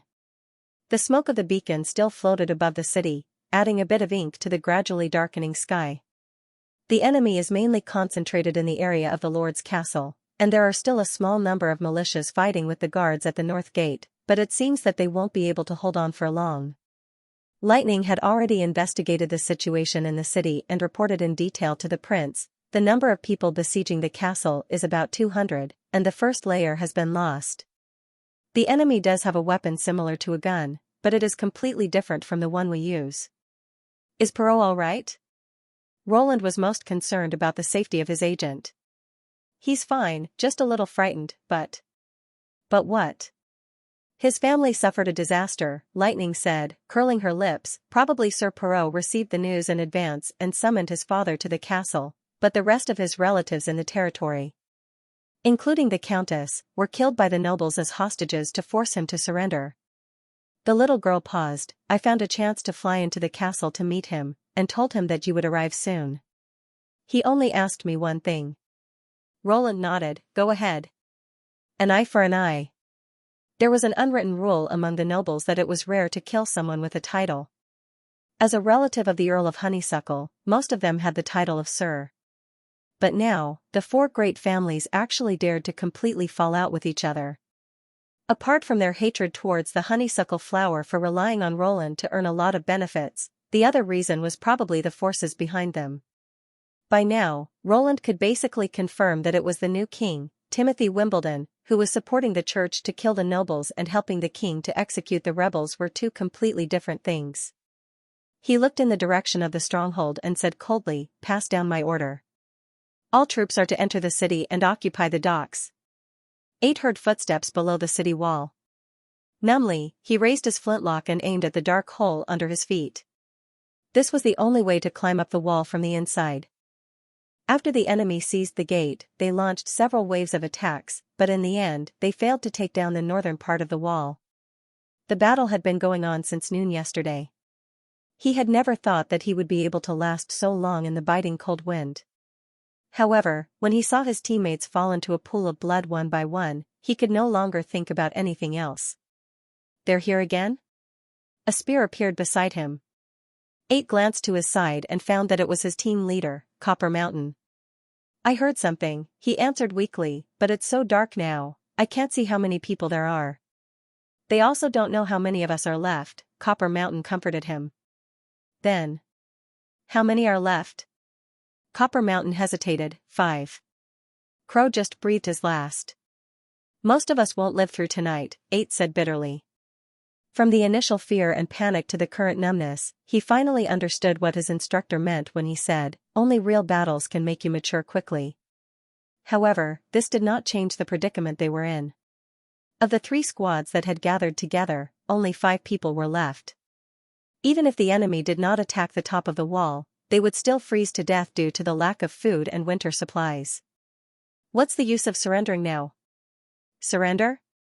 Copper Mountain snorted. Didn't you hear what they were shouting? Wipe out the rebels. Even if we surrender, we'll still die. We might as well kill some of them here. 8 knew his captain was right. Many of the soldiers of the Second Army who came to the rescue yesterday had been captured and beheaded. They were not nobles, so they had no value in ransom. But he was not willing to die here. The instructor had described all kinds of beautiful things about Border Town to him, and had also promised that as long as the months of the demons were over, the soldiers of the Second Army who performed well would be promoted to the First Army, and would also receive a new house for free. There was plenty of food, well, water that would flow automatically when the valve was opened, and the room was heated without needing a fire. He wanted to survive and go to Border Town to see the magical things his instructor had told him. They're coming! Copper Mountain suddenly shouted and pulled the trigger. With the flash of the muzzle, 8 saw the silhouettes of the enemies in the dark. 6 or 7 people were slowly climbing up with shields in their hands. He could even see their terrified faces. Although the captain's shot did not hit the target, it had pointed him in the right direction. He aimed at the figure that disappeared in a flash and fired. The bullets hit the wooden shields with a dull thud. One of the men screamed in pain, followed by the sound of a heavy object rolling down the stairs. Seeing that they had been exposed, the rest of the soldiers desperately ran to the exit. Copper Mountain was still reloading the gun, but his frozen hands affected his speed. 8 shrank back and felt a chill in his heart when he reached for the gunpowder bag at his waist. It was empty. He had used up all the gunpowder. According to his usual training, he should have put on the bayonet at this time. He gritted his teeth and pulled out the bayonet. It took him a while to fix the sleeve on the gun, but before he could straighten the spear, the first enemy had already rushed out of the cave. Copper Mountain decisively attacked and knocked the first enemy to the ground. However, the second enemy who followed closely behind stabbed the captain's long sword into his chest. 8's mind went blank. He subconsciously thrust his spear out according to his training, but it hit the enemy's shield instead. The enemy kicked him to the ground, and the gun fell out of his hand. Am I going to die here? He looked up in despair, only to find that there was a shadow in the sky. It should have been difficult to distinguish such a dark thing on a snowy night, but the shadow was too close to him. It was like a falling curtain of the night, falling rapidly toward him. As the shadow became clearer, 8's eyes widened. It was a giant monster. He swore that he would only see such a horrible monster in his nightmares. It had a bloody mouth, a head bigger than a calf, and its wings could almost cover the entire top of the wall. The giant monster landed in front of 8 and crushed the enemy who had just crawled out of the hole into a meat patty. Roar, AO. 8 was so scared that he could not move. He could only watch as the monster turned its head to look at him. He could even see the mucus dripping from its grayish-brown fangs. Don't worry. I won't eat you. Ow. The monster suddenly spoke in a muffled human voice, which almost made 8 scream. Oh my God, this thing can talk. What surprised him even more was that a woman jumped down from the monster's back and walked to Bronze Mountain. She turned him over and felt him for a while. This guy is still alive. Maggie, take him to Nana. Ow. The monster seemed to understand her words. It raised its 2 front claws and grabbed the captain. It flapped its wings again and flew away. The strong airflow made 8 unable to open his eyes. When the wind and snow stopped, he squinted his eyes and looked up. There was no one on top of the city wall, as if everything that had happened was just a dream. No, it's not a dream. The woman is still here. The top of the city wall was pitch black. He could only see her figure roughly. There was no light around, but her pupils were emitting a strange golden light, like stars in the night sky. Who are you? Reinforcements. The woman's answer stunned him. What? What? Aid felt that even a dream would be more real than this. Are you here to help me? This is His Highness Roland's order. She squatted down and found a long sword from the flattened corpse. She waved it casually, ignoring the blood and flesh on it. Aid felt something churning in his stomach. He retched twice, but nothing came out except acid. At this moment, shouts came from below the city tower again. It was obvious that the commotion caused by the giant beast and the terrifying roar had shocked the enemy. However, it was only a shock. They couldn't see the shocking scene happening on top of the city wall. When the commotion subsided, they began to move again. The Highness you mentioned. Is it the Prince of Border Town? He asked, wiping the corner of his mouth and gasping. Besides him, is there anyone else named Roland? The black-haired woman started to look for weapons on another body. Ain turned his head away and did not want to see what she was doing. But Border Town is at least 3 days away from here. How could His Highness know about the noble rebellion so quickly? Ain swallowed his saliva. And that monster was. That's not a monster, but a witch who saved you. Her tone turned cold. I don't have time to answer your questions. Just stay here quietly. Without the obstruction of the muskets, the enemy successfully climbed up the city wall. The flickering light of the torches lit up again, but when they found that there was only a woman standing in front of them, they were all stunned. But very quickly, this stalemate was broken by a low, malicious laughter. Ai naturally understood the meaning behind the laughter. All of you, pay attention. Don't get tricked by these bastards. Don't worry, boss. We'll keep an eye on him for you, but later, when I'm done, it'll be yours. Hee, no problem. Quick, come back to me. Ain struggled to get up from the ground, but what happened next left him dumbfounded. A silver light flashed and the laughter stopped abruptly. The leading enemy was cut in half by the long sword. Even his shield and leather armor could not block the blade. He did not even see how the woman did it. When the two halves of the body fell down with blood spurting, everyone's smile froze on their faces. However, this was just the beginning. The black-haired woman took a step forward and swung her sword horizontally. He could not see her movements clearly, but Ain heard a series of sounds of flesh scraping and bones breaking. Before the remaining 3 could react, their abdomens were cut open. Their intestines came out and mixed with blood, spilling all over the ground. You. Ain opened his mouth but did not know what to say. The woman looked back at him and said, Go and gather the rest of your companions on top of the wall. Someone will come to pick you up later. Then she jumped down the city wall. This section of the city wall was at least 30 feet high. Enduring the pain all over his body, he scrambled to the edge of the city wall and looked down. He saw that the crowd below had turned into a pot of boiling water. The woman was rampaging, sweeping everything in her way. She swung her weapon up and down like harvesting wheat, cutting down anyone who dared to stand in front of her. In less than a quarter of an hour, the enemy collapsed.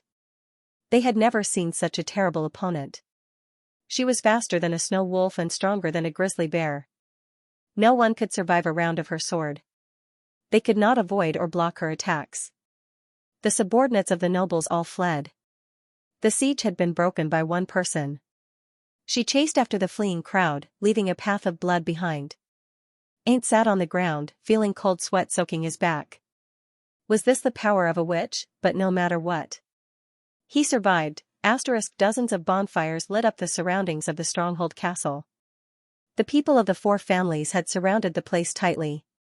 After a day and a night of fighting, the second floor of the castle had also been conquered. The rebels of the Honeysuckle family had now retreated to the top floor, suffering from hunger and fear. Looking at the towering castle in front of him, Jacques Med felt a trace of excitement in his heart. After his father's death, he had come all the way back from King's City to inherit the Earl's title. And now, he had a chance to go further. His Majesty Timothy's secret letter mentioned that if he could control Longsong's stronghold for King's City, the army of King's City would come here when the snow melted to suppress the rebel king, Roland Wimbledon. As long as he could completely eradicate the rebel king's forces, it was possible to let him manage the western region. Plus, he would get a share of the territory of the Earl of Honeysuckle. By then, he would become a duke, Duke Med, what a wonderful title.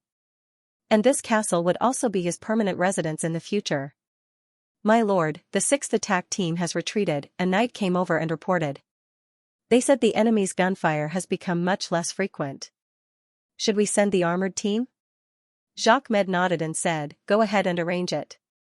The so-called armored team was a team specially set up to deal with firearms, usually consisting of 3 or 4 people. The 2 of them held a wooden shield that was made of several layers of iron sheets and was able to cover their whole body. In the middle of the shield, there was a lookout slot and a shooting hole for the gunners on their side to return fire. In order to make a few more of these shields, he reluctantly tore apart more than 10 pieces of knight armor. Of course, the thick iron shields also had a weakness that they were not easy to move. When going up and down the stairs, they could easily become the enemy's target. Fortunately, the Honeysuckle family won't be able to hold on for much longer. Jacques sneered in his heart. Although the other party's reaction was unexpectedly fast and they had already sent some of the patrolling soldiers and knights into the castle before the allied forces of the 4 families charged into the fortress, there were still less than 100 of them. It would take several days for the news to reach the ears of Prince Roland. My lord. There seems to be something wrong in the west of the city. The guard in charge of blocking the street suddenly walked quickly to Earl Med's side. I heard a strange sound coming from there, so I sent 2 teams to investigate, but none of them came back. What? Jacques frowned. You didn't hear it wrong, did you? No, I heard it very clearly. It was like the sound of a person constantly inhaling and exhaling, wheezing and wheezing. The guard even simulated it a few times. Not a tramp snoring? People sleeping outside in this weather would have frozen to death, my lord, the guard insisted. And if a person could make such a loud snoring sound, he must be at least a giant as tall as the city wall. The count stared at him for a long time before he turned around and shouted, Sir Dauphin. My lord, you called? A noble with the Maple family emblem on his chest came up to him. Bring your guards and follow my men to check the pier in the city. Jacques patted him on the shoulder. Report to me immediately if you find anything.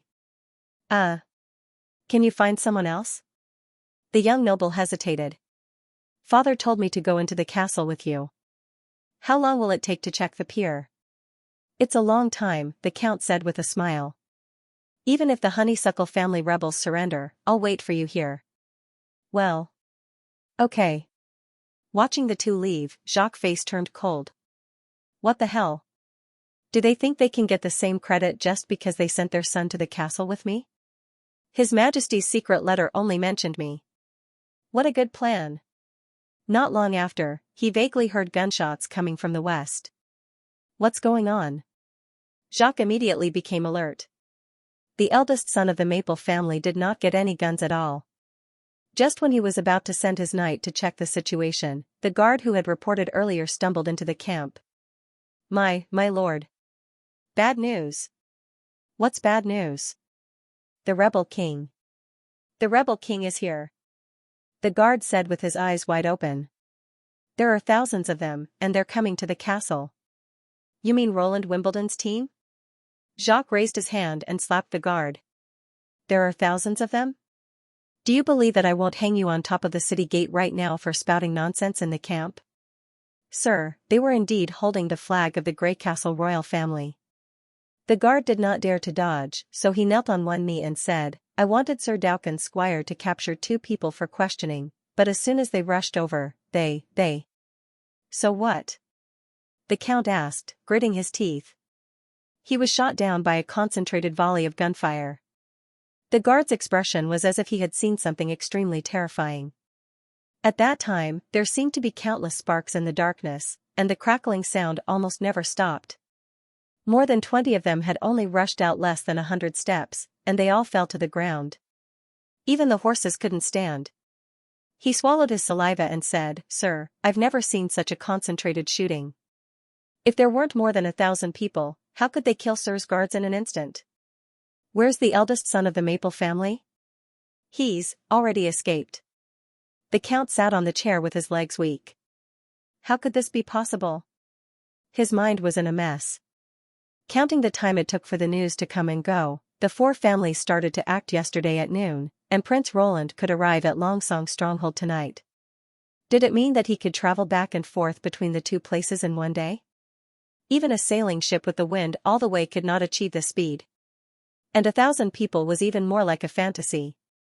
To transport so many people in one breath, at least a large fleet was needed, but the information from Border Town showed that they did not even have a ship before winter. How could things become like this? No, the more it was like this, the calmer he had to be. Jacques wiped the sweat off his forehead. The number of people should have been *T by the guards. He was completely scared out of his wits by the gunfire. Without the light of a torch, who knew how many people were standing in the dark dock area? Moreover, the range of the guns was only about 40 steps or so. Although the power was amazing, the loading speed and hit rate were extremely low.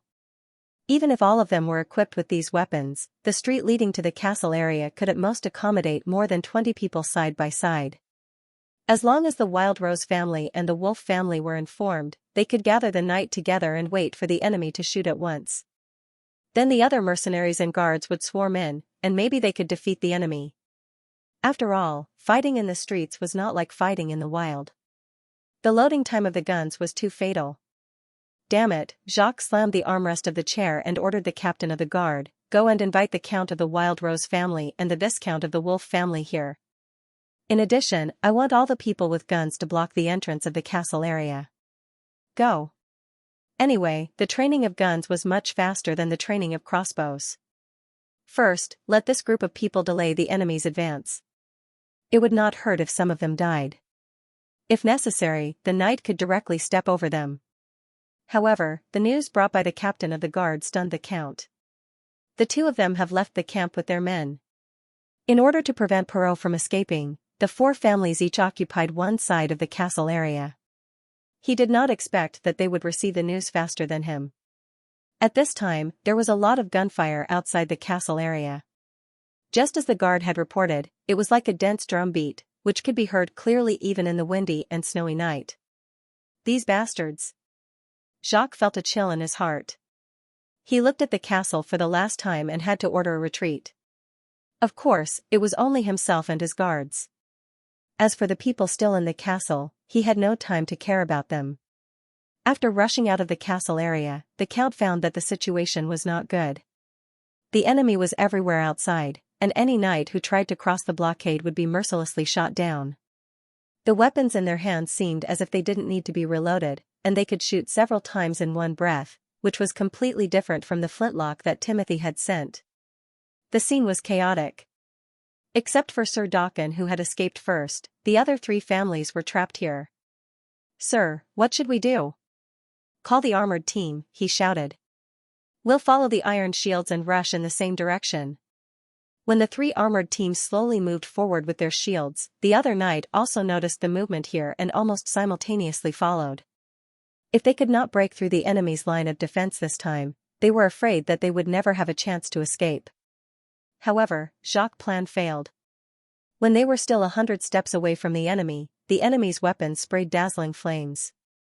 The shields that should be able to block lead bullets were shot full of holes by the oncoming bullets. The shield bearers in the front row were instantly killed, and the splashing metal fragments pierced through their bodies. A thick mist of blood rose behind the iron shields. Before the Count could shout the order to charge, he was directly knocked to the ground by a round of gunfire. To be continued. Genius in a second to remember love? TalkNet, providing you with wonderful novels to read. Roland walked into the messy castle. Perrault and Earl Hull were already kneeling on one knee in the hall, welcoming his arrival. The corpses on the ground had all been moved away, but the smell of blood still lingered. Broken furnishings and broken weapons could be seen everywhere. He could almost imagine the scene of repeated battles between the two sides during the battle for the castle. "Get up." Roland walked in front of him, bent down and held his arm. "Yes." Perrault's voice was a little choked. "Your Highness, you're finally here." "You did a good job," he said in a low voice. "The four families will pay the price for this, and the murderers will be brought to justice. I couldn't defend Longsong Stronghold for you, you did your best. It's not your fault, Roland sighed. Perrault was not a good manager, which could be seen from the previous capture of the city by the light cavalry and the current noble rebellion. He was good at managing the territory, was very proficient in trade, and was also good at seizing opportunities. But he was not a political strategist, and was not good at fighting and conspiring. If the Second Army had not been stationed in the castle according to emergency measures, he would not have been able to hold on for 2 days. But this did not mean that Perrault Hull was not a good manager. If he was not good at fighting, he should have given him a territory that did not need to fight. Compared to a talent who could fight, Roland preferred an operator who had the mind of a businessman. Love go small say netku. I believe there must be a reason for this riot. He looked around at all the people present. This is a complete conspiracy. The enemy is trying to subvert the order of the western region, so as to obtain benefits that do not belong to them. The scene quieted down. Whether it was the soldiers of the First Army who were on guard with guns, or the wounded knight behind Perrault, they all looked at His Highness with burning eyes. For this, they did not hesitate to commit felonies, murder the nobles, and slaughter the people. After today's battle, it was unknown how many people would lose their families and how many houses would be ransacked. But in the end, their plot did not succeed. It was your unyielding resistance that prevented the fortress from falling into an even greater tragedy. Your performance was heroic, and your willpower is commendable. The knight unknowingly puffed out his chest a little higher. However, the battle is not over yet. These traitors are fleeing in panic. Next, it's time for us to take revenge. I swear, no matter where the enemy hides, they will not be able to escape the judgment that will come, whether it is in the territory of the 4 great families, or in the capital. Roland paused, then said firmly, and the culprit who started the rebellion will definitely be punished. Your blood will not flow in vain. Long live His Highness. Perrault and Earl Hull knelt down again. Long live His Highness. Long live His Highness. Then, the surviving knight and the soldiers of the Second Army shouted. Soon, everyone was kneeling on one knee. Their upper bodies were straight, and their right hands were placed on their chests as they shouted a slogan in unison. Long live Prince Roland. After comforting the people present, Roland summoned Perrault, Vanner, Brian, and Iron Axe to the study on the 3rd floor of the castle. This was the only place that had not been invaded, and all the furnishings were basically intact. He knew that he would probably have to spend the next few days here. First, he had to learn about the situation in the city. He looked at Iron Axe, who immediately reported, the witches have recaptured the north and east gates that the 4 great families occupied. Now the First Army, under the guidance of Miss Sylvie, is cleaning up the rebels in the city. They should be able to restore order in the city by tomorrow morning.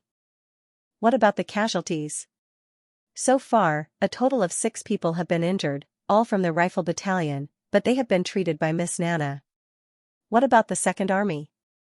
Have you calculated? Not yet, but according to the current information, the casualties are relatively heavy. Brian hesitated. The 2 squads that went to support the city wall were defeated and haven't been regrouped yet. Of the 50 people guarding the castle, 11 were killed, and almost none of the soldiers patrolling on the city wall survived. Roland nodded. The fact that these 100 people could hold on for 2 days was due to the low intensity of the war in this era, especially when the enemy lacked effective siege weapons. The defending side often had a greater advantage. If the enemy had not used firearms, it would have been very difficult to break into the Lord's castle by relying on the flesh and blood of the mercenaries and personal guards. At the beginning of the design, this building had fully taken into account the fact that it could prevent enemy attacks. Thinking of this, he ordered Iron Axe, bring me some firearms used by the rebels and let me have a look. Roland was very concerned about the new hot weapons in this era. Although he had known that this day would come sooner or later since the birth of the snow powder, Timothy's speed of research and development really surprised him. Iron Axe quickly carried out the order. Half an hour later, several long-barreled weapons of different lengths and shapes were carried into the study by the soldiers. After seeing the real thing, Roland quickly understood why the other party was able to create this batch of weapons in such a short time. In a sense, these long-barreled weapons could not be called flintlocks. They had no trigger or firing mechanism. They were just metal pipes with holes at both ends. One end was deeper and was used to load gunpowder and bullets, with a needle-like hole at the end for ignition. The other end was shallower and was inserted into a bamboo pole or wooden stick to act as a handle. In terms of structure, it was very similar to the prototype of the flintlock, the flintlock. The loading process of this primitive firearm was the same as that of a flintlock, but it was more troublesome to fire. It required the gunman to clamp the wooden pole under his armpit and hold an open flame in his other hand to ignite the gunpowder. Due to the limited posture, it was impossible to aim accurately and could only roughly point forward. But it was still an out-and-out hot weapon. Apart from all kinds of inconveniences, its firing principle was exactly the same as that of a flintlock, and the barrel and bullets were no different from those of a later generation. Therefore, it was far more powerful than a crossbow. As long as it hit, even a knight's armor would not be able to withstand it. Furthermore, it was obvious that Timothy had spent a lot of effort to modify these flintlock spears.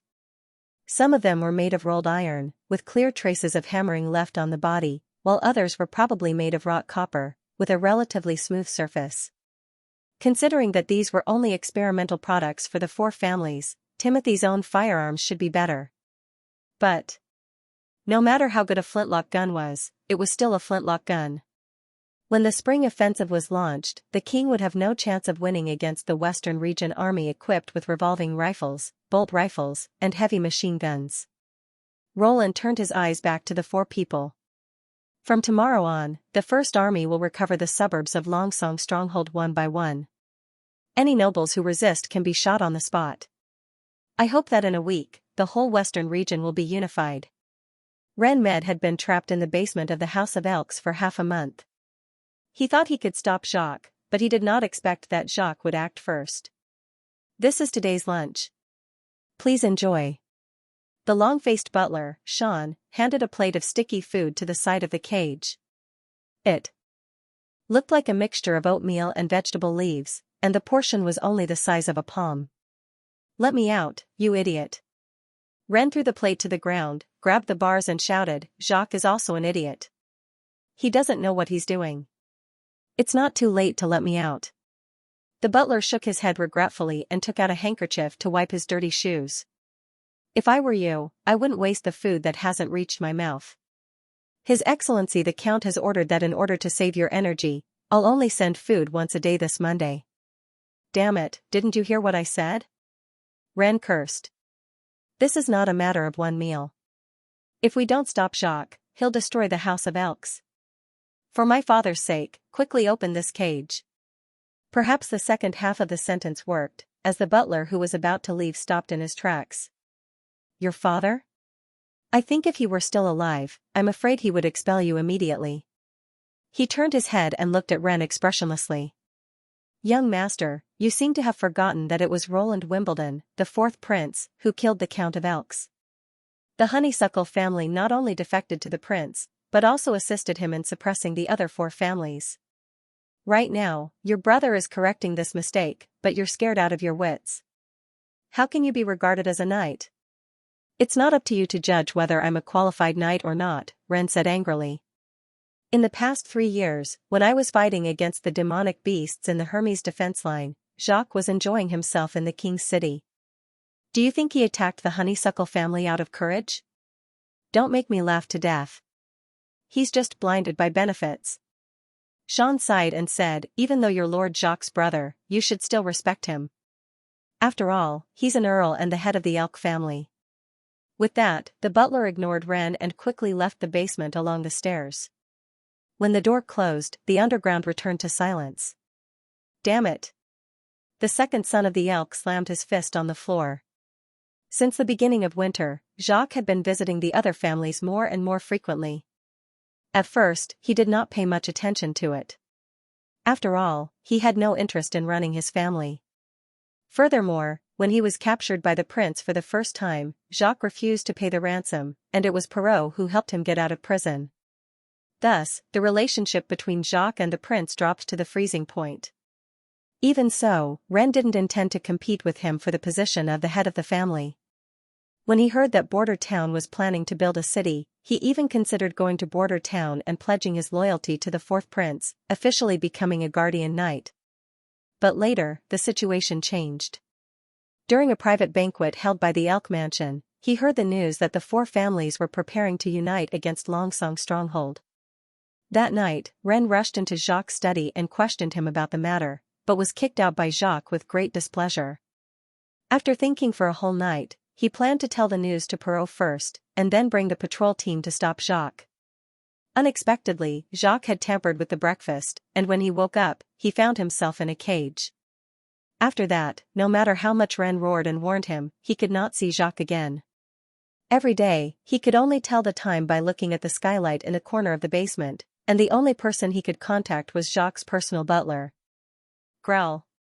His stomach growled, and only then did he realize that he was a little hungry. Looking at the food scattered on the ground, Ren turned his head and lay down on the wheat straw pile behind him. I'd better sleep, he thought. If I sleep, I won't feel hungry.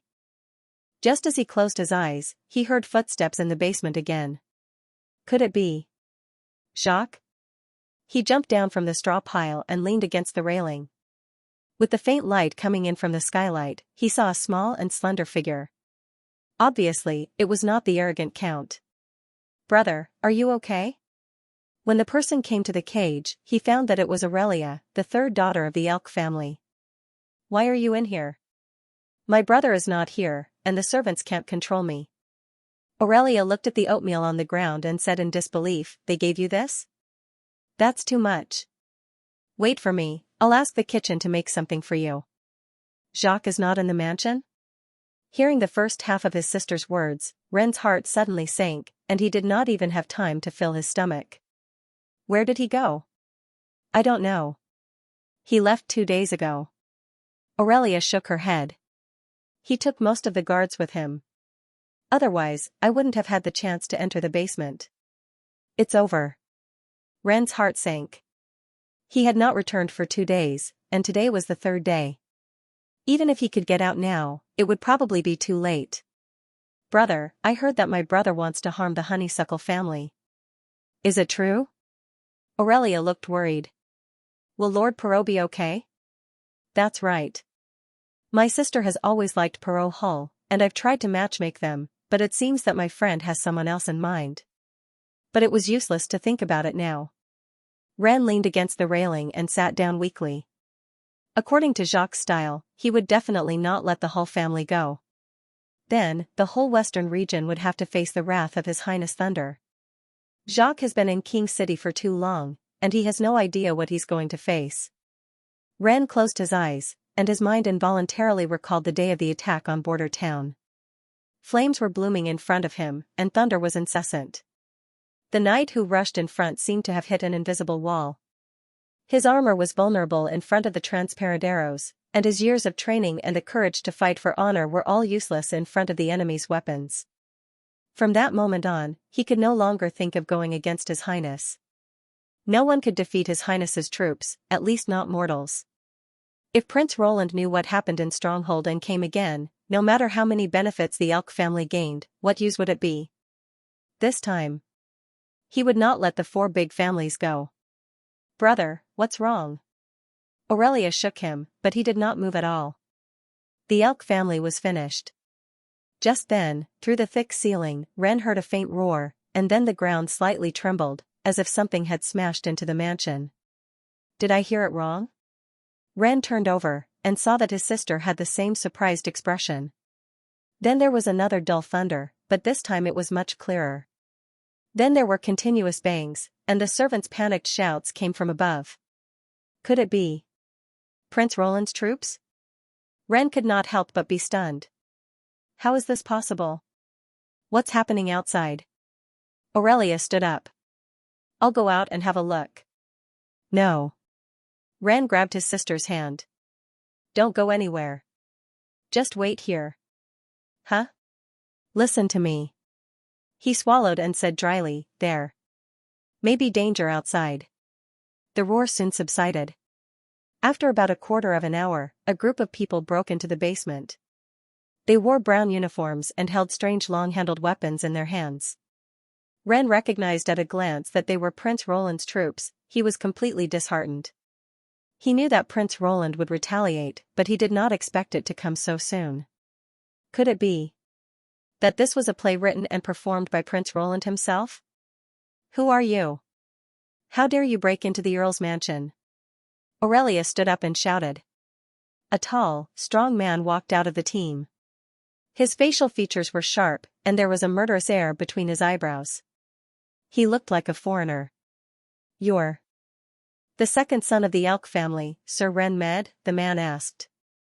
You know. Why don't you step back? What do you want? Aurelia's voice was trembling, but she still stood in front of the iron bars. I'm Ren. Don't hurt her. She's innocent. Ren thought that he was about to see an unbearable scene, but he did not expect that the man would completely ignore Aurelia, and what he said next was completely unexpected. When Ren walked out of the Count's mansion, he involuntarily squinted his eyes and took a deep breath. After half a month, he finally felt the taste of daylight and snow again. Soldiers in uniforms could be seen everywhere outside. They did not rush into the mansion to plunder, but stood at every intersection in an orderly manner. Occasionally, he could see bloodstains in the snow, but not a corpse. There were no messy clothes or cloth on the ground, which meant that they did not loot the dead when they cleaned up the battlefield. Ren confirmed his thoughts again. This team was different from any troop he had ever seen. Is Perot all right? He looked at Iron Axe beside him. How? Is Longsong's stronghold? Everything is fine.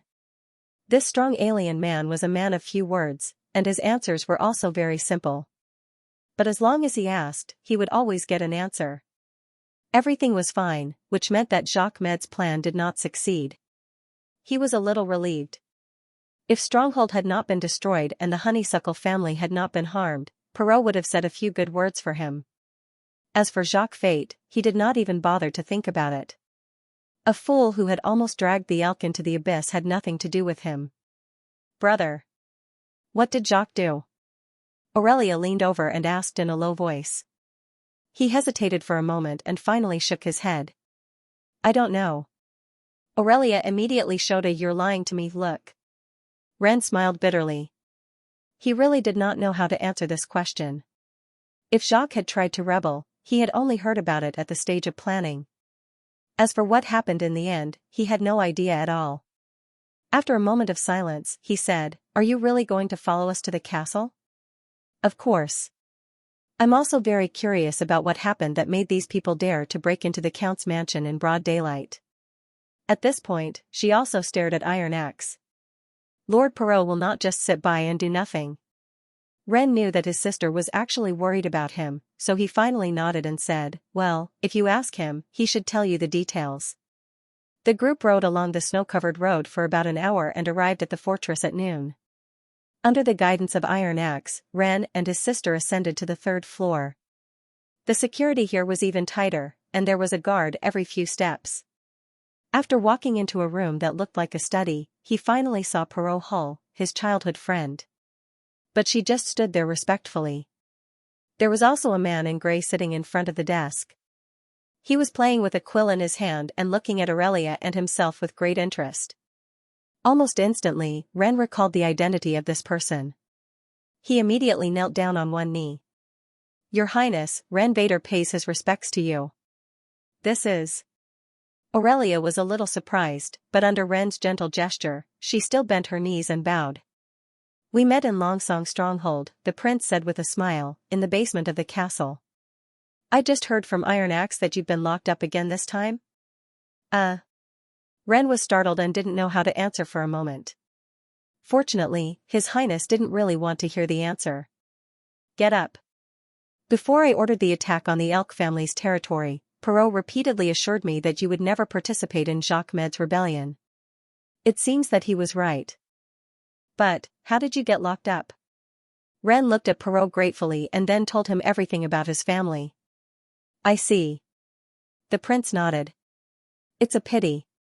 If you could stop the Earl of the Elk family, Longsong's stronghold wouldn't have to suffer this disaster. The prince's words shocked Ren. Aurelia couldn't help but ask, Big brother, what's wrong? Jacques Med colluded with the Maple Leaf, Wolf, and Wild Rose families and attacked Longsong's stronghold the day before yesterday. The prince said coldly, this attack caused many innocent casualties and 2 blocks were burned down. In order to force the honeysuckle family to surrender, they didn't hesitate to attack Perrault's family. When Ren heard the last sentence, he almost doubted that he had heard it wrong. Even when fighting against hostile nobles, it was an extremely shameful act to threaten the other side with family members. How could Jacques do such a thing? This rebellion involves a lot of people, but I guarantee that no one involved in the attack can escape the punishment of the law. The rebels will be severely punished.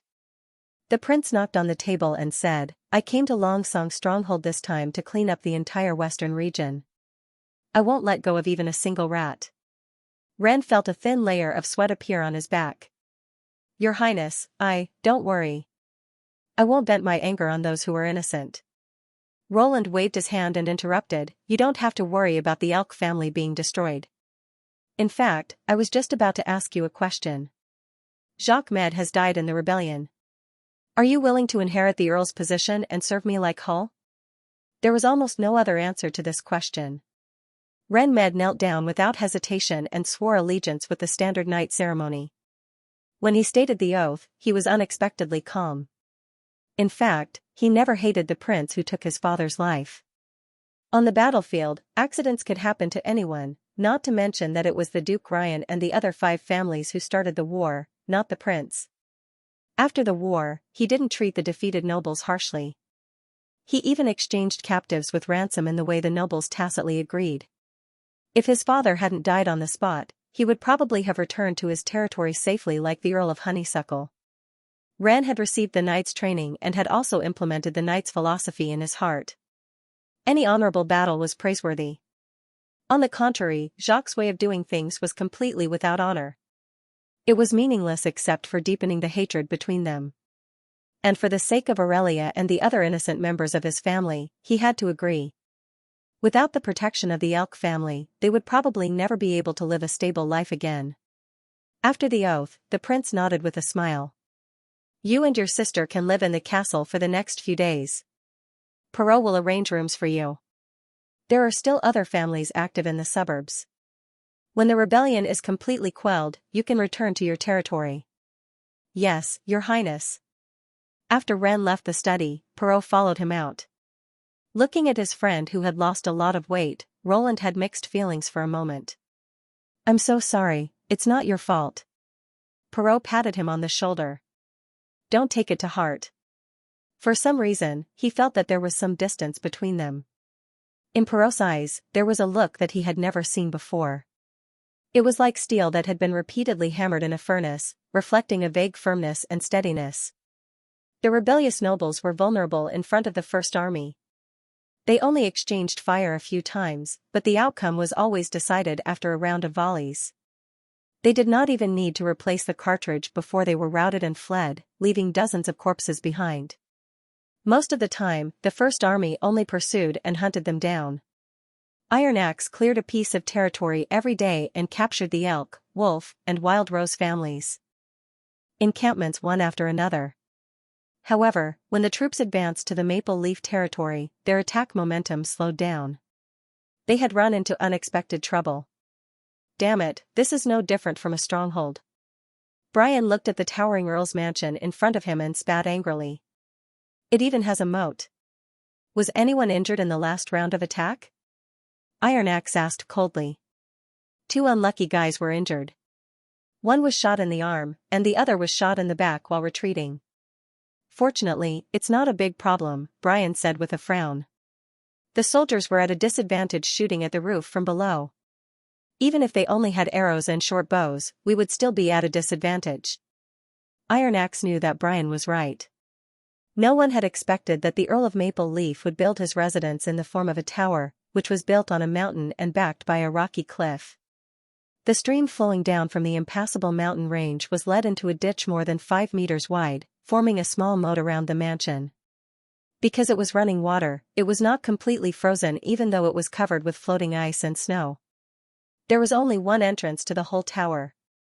If they wanted to attack the gate, they had to cross the arch bridge, which was also an important part of the enemy's defense. There was no cover around the Earl's mansion, only flat snowy ground. The First Army could shoot from a high vantage point to make up for the short range of their bows. After 2 rounds of probing attacks, the First Army only managed to kill 3 or 4 of their opponents, while several of their own were wounded. If only the artillery battalion was here, Brian said bitterly. I don't believe that he won't surrender after a few shots at the gate. Unfortunately, they can't come here. This place is too far from the stronghold and the snow is too deep. Iron Axe looked up at the sky and said, let's call it a day. Arrange for the soldiers to set up camp. The fief of the Maple Leaf family was located in the northwest of Longsong Stronghold, next to the impassable mountain range, which was also the edge of the western region. Just walking to this place took almost a day's worth of effort. In addition, there was no one to clear the snow on the road, so the 12-pound field artillery could not move an inch. According to the information they obtained, the Maple family had contributed very little to the rebellion. Even the Earl himself didn't show up, which meant that the enemy's strength was almost intact. If they were all holed up in this fortress-like tower without siege weapons, it would be very difficult to deal with them. After nightfall, a bonfire was lit in the tents of the camp. What should we do tomorrow? Brian added a piece of wood to the fire pit. Order the soldiers to rush forward while facing the arrows?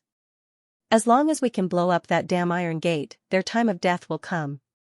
But the First Army would also suffer a dozen casualties. Iron Axe shook his head and did not answer.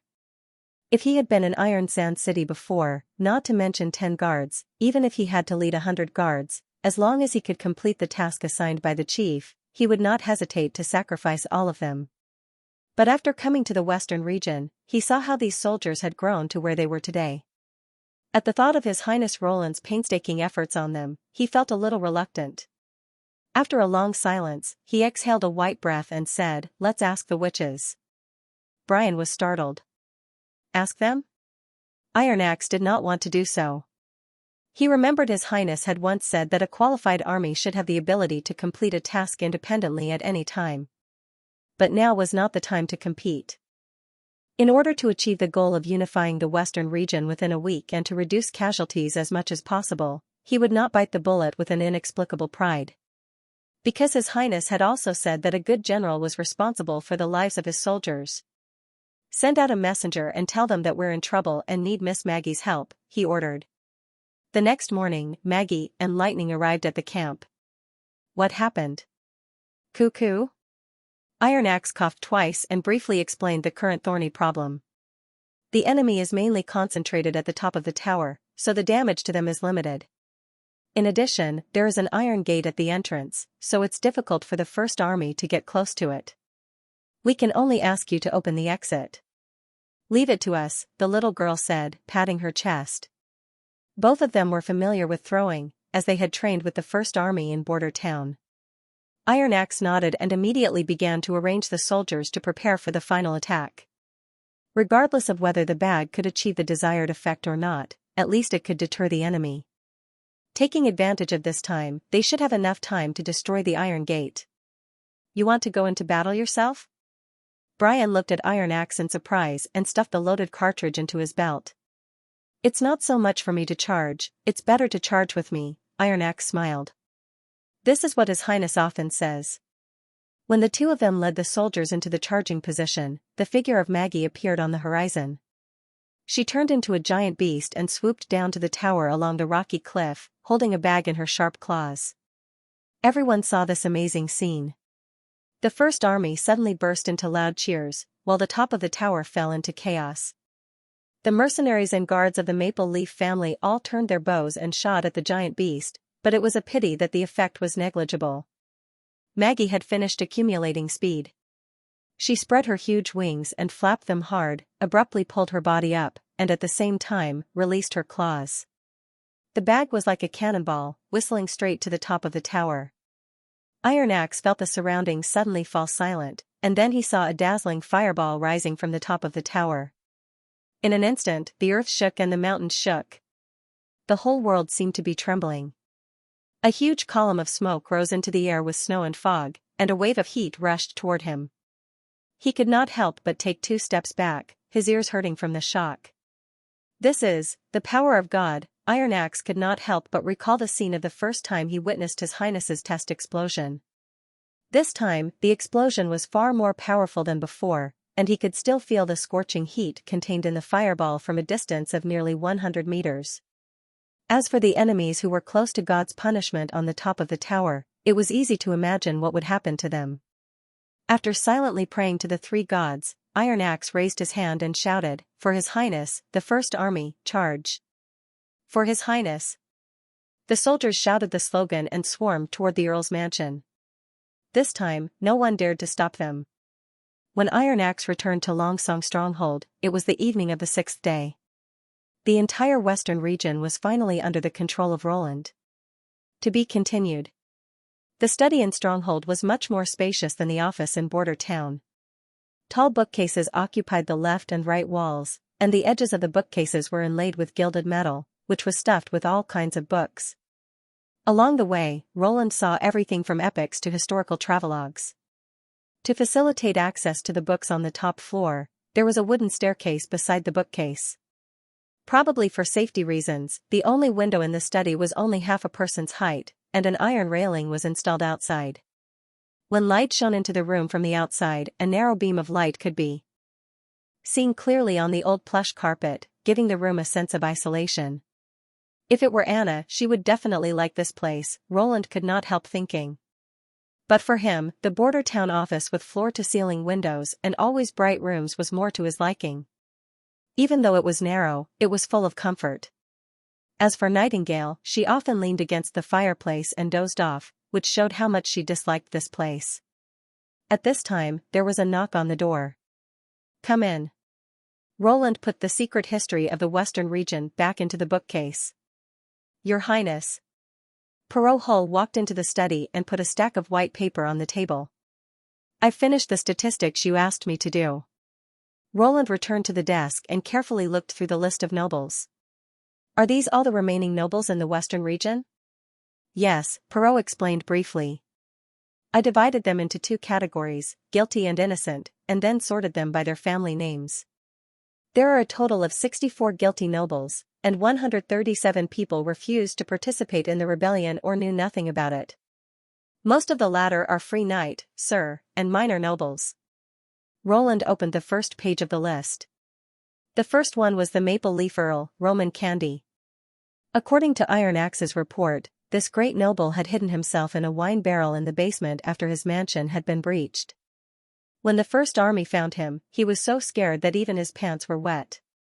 He was also the rebel with the highest rank captured in this unification war. The next page was filled with the nobles of the Maple Leaf family, such as the two sons, other relatives, and the enfeoffed knight.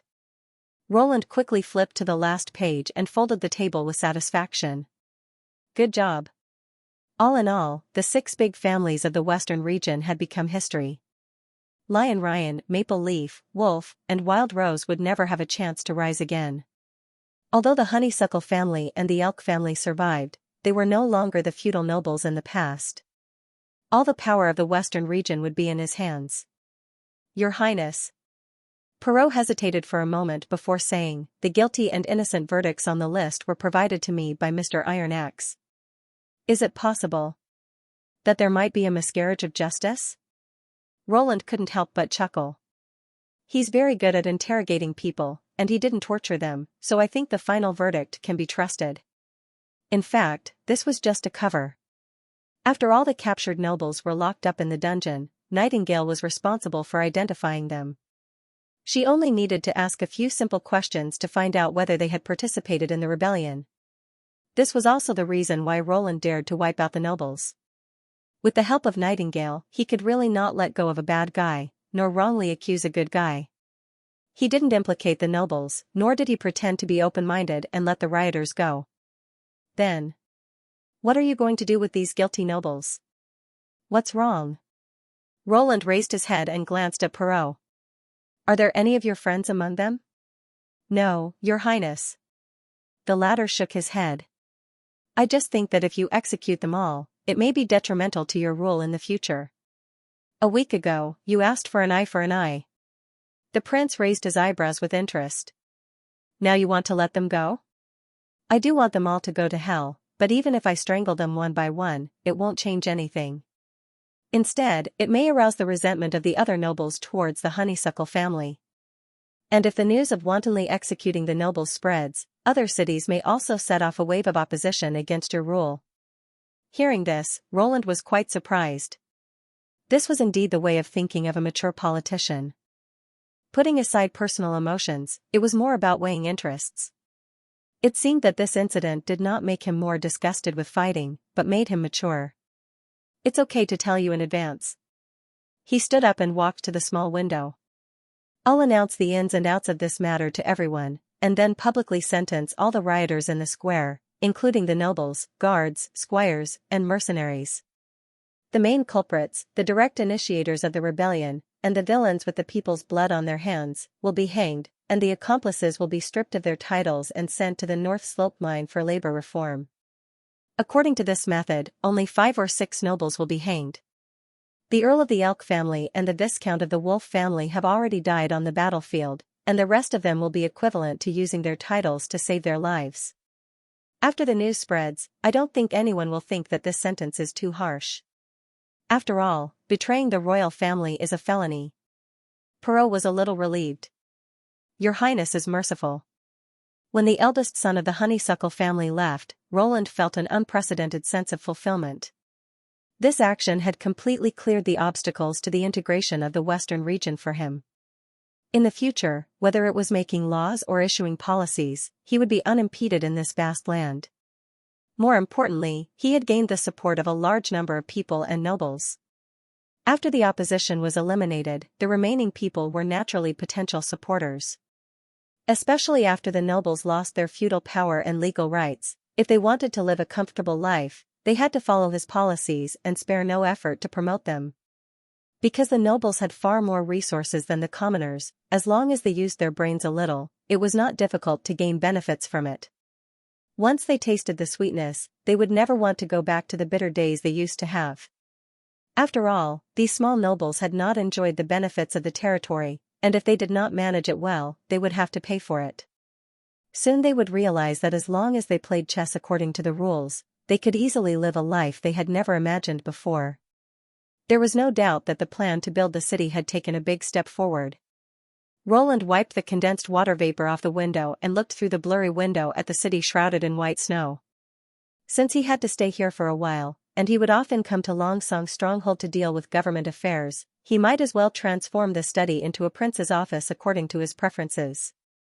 3 days later, Roland gave a speech in the theater of Longsong Stronghold. For this propaganda, he asked Perrault to inform the whole city of the details of the rebellion in advance, and specially asked Maggie to send a reply from Border Town.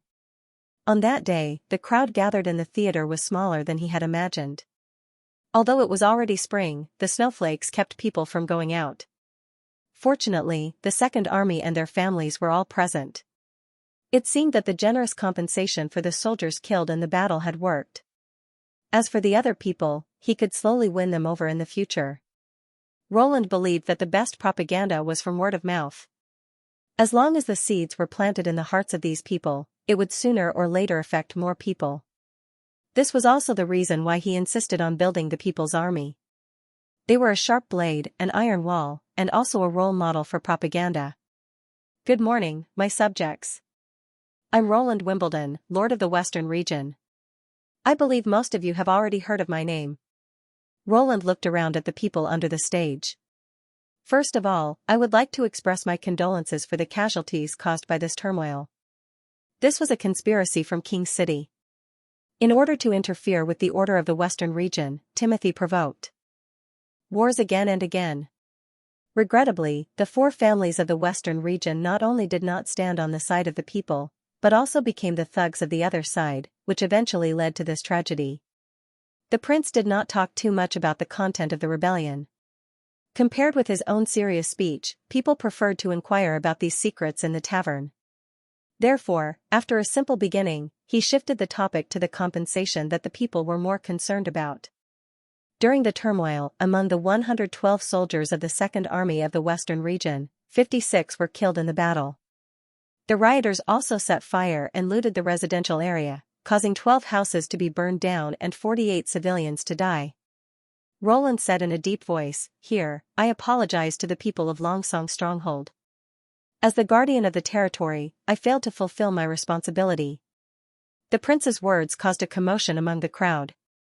It was obvious that no one had ever heard of the royal family apologizing to the people.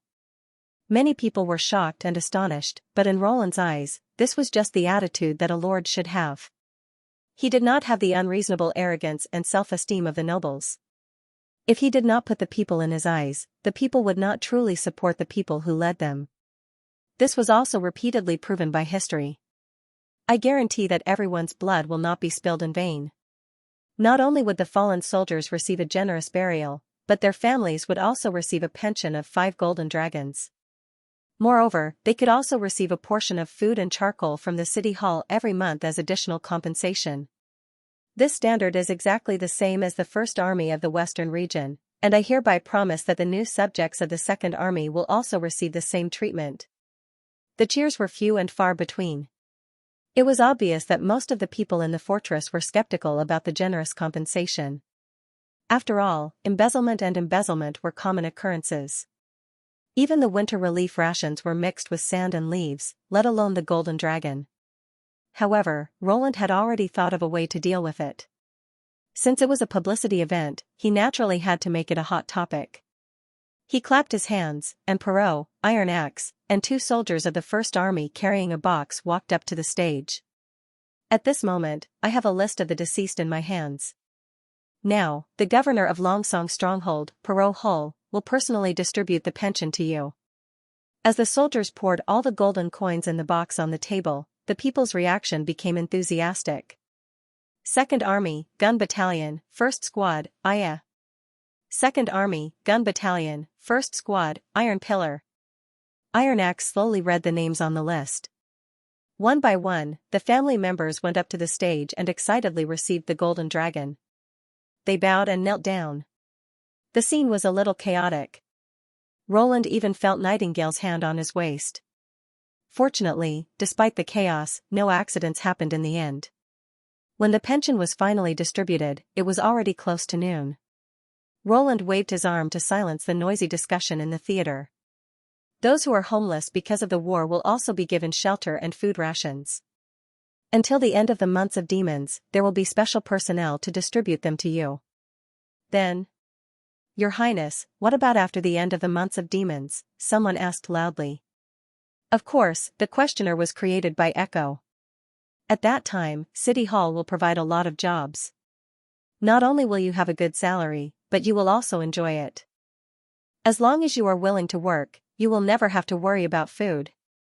Roland raised his right hand and said loudly, the Western region will not forget those who have sacrificed for it, and neither will I. This time, the reaction of the crowd was much more enthusiastic. Everyone raised their right hands in response to the prince's declaration. Amidst the cheers of his subjects, Roland timely ordered his men to distribute meat porridge, which pushed the atmosphere to a new high. In the afternoon, more people gathered in the theater. Not only were all the seats occupied, but many people even squatted in the aisles. Obviously, they were all here for the afternoon trial. It seemed that people all over the world, and even the other world, loved to watch how the prisoners were punished. Roland handed over the hosting duties to Iron Axe and Perrault. He sat in the luxury box on the second floor of the theater and also became an audience. The result of the trial had long been decided. The prisoners were dragged onto the stage and lined up in a row in front of the people. Behind them stood solemn soldiers with guns. Iron Axe announced the charges, and Perrault read the verdict. Then the soldiers escorted them to the execution ground, which was the square of Stronghold. When some of the victims' families saw their enemies, they also rushed up to fight. As long as it was not life-threatening, the First Army would not stop them. No one pitied these villains. They should have expected such a day when they burned, killed, and looted. In the end, a total of 132 people were sentenced to death. 6 of them were great nobles, and the rest were mercenaries, guards, and servants. The execution methods were also different. Due to the limited number of gallows, only the nobles could enjoy this treatment. The others were all executed by shooting. This was also the first time that firearms were used to execute people. Although the remaining 900 people had participated in the rebellion, their hands were not stained with blood, so they were imprisoned and were waiting to be sent to the North Slope mine in batches. At this point, the resistance of the nobles in the western region was completely wiped out. The next day, Roland summoned all the innocent nobles to the castle hall. Clearing the obstacles was just the beginning. He still had a lot of work to do if he wanted to really rule this place. In order to calm the uneasiness of the nobles, Roland specially arranged a sumptuous banquet. A long table covered with a white cloth was placed in the center of the hall. The nobles who came sat facing each other, and in the middle were all kinds of dishes, wine, and flowers. After 2 glasses of red wine, the atmosphere was much more relaxed. Moreover, the major nobles had all fallen, and the honeysuckle and the elks were on Roland's side. The remaining minor nobles were even less likely to jump out at such a time. Instead, they expressed their intention to join Roland's side. In this situation, Roland knew it was time to put his new order on the table. After eating and drinking, he distributed the small booklets that he had prepared in advance to the nobles. It was the publicity album that he had carefully prepared. "Your Highness. What is this?" As expected, soon a noble asked in surprise, "Why are the paintings so realistic?" "Yes, they're almost real. They don't look like paintings. No paint can express such delicate colors." As expected of the nobles in the big city, it was obvious that these people had a certain appreciation for paintings. Roland clapped his hands and smiled. "They are indeed painted by a painter, but if there's anything different, it's that the painter is a witch, and the paint she used is omnipresent magic." These words made the nobles stiffen, and they did not know whether to put down the booklets in their hands or not. "The power of the local church has disappeared. What are you worried about?" The prince raised his eyebrows. "Witches are no different from us. I've verified this many times." Ahem. Ahem. Perrault almost choked. "You're right, Your Highness." As expected of Prince Roland, haha. Haha. The other nobles also laughed awkwardly. It seems that I've said something quite ambiguous." Roland pretended to be nonchalant and changed the topic. After more than a year as a prince, he found that his level of calmness, or rather, the thickness of his skin had increased by leaps and bounds. The pictures are just to make the content more vivid. The main point is the story. They continued to read a few more pages. Aurelia, the little girl from the elk family, quickly raised her head and asked, "Is this the family history of a noble?" "Aurelia." Ren reminded her in a low voice, "Call him His Highness." "Yes, he used to be a noble of the western region." Roland made an okay gesture. "Some of you should remember him." "Your Highness." "I know him," a knight said. "Sir Pine, he is my neighbor. Our territories used to be next to each other." "I've seen him too," another man recalled. "I think he was a baron. His father was Joey Cole's vassal. Ever since Lord Joey left the western region, his territory has declined." "Discount Tigu is currently in Border Town," Roland said with a smile, "and this album is a record of how I got to know him, as well as what happened afterwards.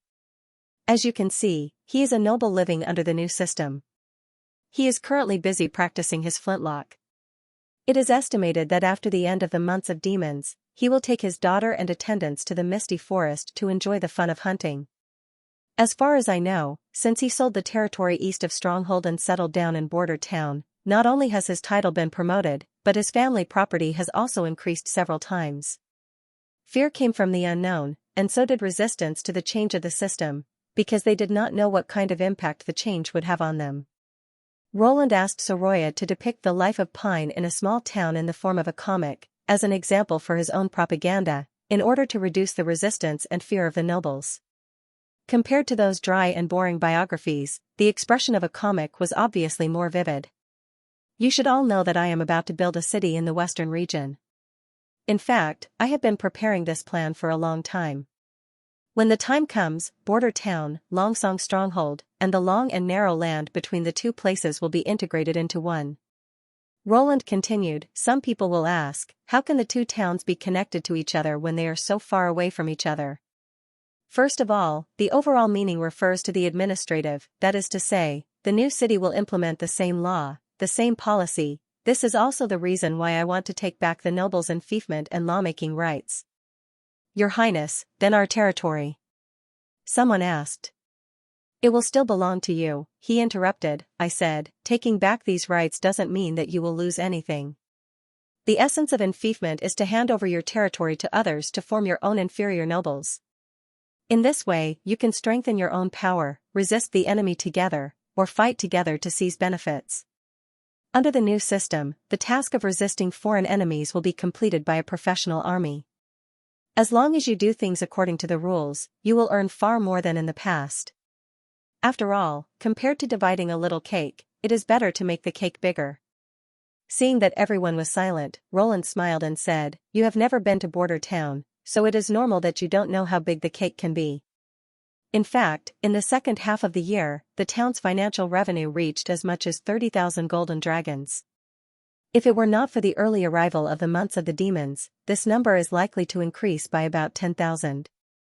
The nobles all gasped, 30,000? Roland had already learned from Perrault about the financial situation of Stronghold over the years. The annual income of City Hall was no more than this amount, not to mention these small nobles. 100 golden dragons was a huge sum of money for them. And as the future managers of all industries here, you will naturally get rich returns from it. He raised the corner of his mouth, back to the construction of the city. In addition to the administrative unification, in terms of geography, the two towns will gradually move closer. For example, it only took me 1 day to go from Border Town to Longsong Stronghold. When the construction of Kingdom Avenue is completed, the time on land will also be reduced to 1 day. If you ride a horse or a bicycle, it will only take you half a day, not to mention faster transportation. What is a bicycle? Aurelia asked curiously. A human-powered riding tool that runs very fast on flat ground, the prince said with a smile. I dare say that in 3 years, we will be able to have breakfast in Stronghold and then go to Border Town to work. Because the Kingdom Avenue was a straight line, the distance between the two places was shortened to 60 kilometers, which would only take half an hour by rail or car. However, most of the nobles did not pay attention to this. The knight, who claimed to be Sir Pine's neighbor, asked cautiously, Your Highness, what you just said, do you want us to manage Stronghold? Yes and no, Roland said with a smile. As I said before, after the construction of the city, the two places will be administratively integrated. Stronghold will be transformed into a district of the city, under the jurisdiction of the central city hall. But for now, a day's journey is still too long, so I will set up a subordinate city hall in Longsong district, which will be divided into many subordinate departments according to the current model of Border Town. You will work in these departments and be responsible for the specific matters here. Subordinate departments? The nobles looked confused. After explaining the administrative integration plan, Roland picked up his teacup and slowly took a few sips, waiting for everyone to digest it. A large number of people were needed to maintain the daily operation of an area. Before the literacy rate was raised, it was inevitable to pull in the nobles. After all, most of them had received primary education and were slightly involved in management. If there were outstanding people, he did not mind sending them out to manage a city, or even a territory, similar to the mayors and governors of later generations. After a few minutes, Roland began to explain the next problem. That was to fight crime. In his new order concept, there was no place for black street organizations in the city, and everyone could find a job that could support them without robbing others. If it was a highly developed modern city, he was not sure that he could do this, because the population of tens of millions of people and the saturation of low-level positions would lead to a large number of unemployed people. But in the western region, including Longsong Stronghold and the entire suburban territory, there were only 60 to 70,000 people, and the infrastructure was still a blank. As long as they were willing to work, there was no need to worry about not having a job. How much do you know about the rats? Do you mean the Blackstreet rats? Ranmed coughed twice. I have dealt with them. What kind of dealings? Roland asked with interest. This. Rand seemed a little embarrassed. I used to be the leader of the Inferno gang, and I competed with several other rat gangs for territory. Several people on the scene could not help but burst out laughing. Roland was also surprised for a moment. A second son of the Count was actually a rat? And the Inferno gang. This name was too unstylish. He began to doubt whether this person was really the son of Count Med. Your Highness, the truth is, Perrault explained. A few years ago, the Blackstreet forces in the dock area were very rampant. Almost every day, civilians and foreign merchants were killed, but the patrols turned a blind eye. Sir Ren could not stand it anymore, so he took his guards to the refugee area to win over a group of people, and drove the rats out of the dock area. At that time, he also wrote letters about the daily battle and sent them to me, who was far away in King City. In his letter, he said that this was a great battle, no less than the battle against the demonic beasts, so I think. Perrault, stop it, Ren said shyly. I was just bored at the time, so I was looking for some fun to kill time. So that's how it is. This is probably a feat done by a noble who was passionate about the game of knight during his middle school years. Roland thought. For the second son of the elk, who loved fighting since childhood, there was nothing more exciting than having a group of subordinates behind him. Although it was not like commanding an army of thousands of men and horses, when two groups of people fought, it was not bad at all. What about this gang now? I don't know. Rand scratched the back of his head. Ever since I joined the Hermes defense line to fight against the real demonic beasts, I haven't contacted that group of people. Roland nodded. In fact, I intend to eradicate all the rats in Stronghold, so that every civilian can live a stable life. Your Highness, with all due respect, Ren said hesitantly, I'm afraid. I can't do that. Why? He frowned. I have the First Army. Are the rats more difficult to deal with than the noble knight? That's not the case. Roland seemed to be choosing his words carefully. They are weak and timid, lack weapons and armor, and don't know how to fight in a battle formation. They can't even withstand a single blow from the knight, but, if you deal with them according to the way you deal with rebels, whether they were rats or not, I'm afraid that there will be only a few civilians left in Stronghold. You mean, rats and civilians are constantly changing, Your Highness, Ren replied respectfully. When the harvest is bad and the months of demons are long, many civilians have to do what the rats do to survive. This is also the reason why most lords allow Blackstreet to exist. Compared to starving civilians, it's better to let them fight among themselves. Roland's face darkened. He did not expect the rats to appear in this way. What about their organizers? These people are habitual criminals. Some of them are supported by the local nobles, and some are exiled criminals from other places. Very well, I don't think any of you are raising rats. The prince glanced around the long table with a cold face, and the nobles all lowered their heads. But it doesn't matter if you are, as long as you cooperate with me in the cleanup operation from today onwards, I can let bygones be bygones. He paused and then looked at Renee. I have a task for you. Yes, Your Highness. In the next month, I will focus on cracking down on all crimes in Stronghold, and you need to cooperate with the First Army to eliminate the leaders of the gangs in Blackstreet and completely disintegrate all the rats. As for the specific measures, I will arrange for someone to inform you. Your Highness, what about the members? Without the food provided by the organization, it will be difficult for them to survive the months of demons. Ren said worriedly, plus this year's months of demons came earlier, the number of these people may be more than in previous years. I will ask Perrault to open the warehouse and continue to provide food until the end of the months of demons. Your Highness, you can't do that. You will only make them worse if you feed them. That's right. I'm afraid everyone in the city will become beggars. Hearing this, the nobles all spoke up to stop him. Roland banged the table hard. I've decided. You don't have to say anything more. He felt that the biggest difference between himself and the nobles was that they always assumed the worst of the people, thinking that the people were lazy, ignorant, incompetent, despicable, greedy, and hopeless. But he was very clear about the power of the people. This group seemed stupid, but in fact, only by giving them the right guidance and setting an example could they become the backbone of this world. If the people were as useless as the nobles thought, how could they change the whole world again and again? In fact, spending energy on the people was the most worthwhile investment. Even the tiniest change could bring him amazing returns. Finally, we need to publicize the decree as soon as possible. Roland looked at Perrault. You have experience in this, so continue to expand it. If the people can't understand the notice, find someone to read it. The content is everything we talked about today. Everything? The latter was startled. Even the plan to clean up the rats? That's right, including the news of the opening of the warehouse. He looked around at the crowd again.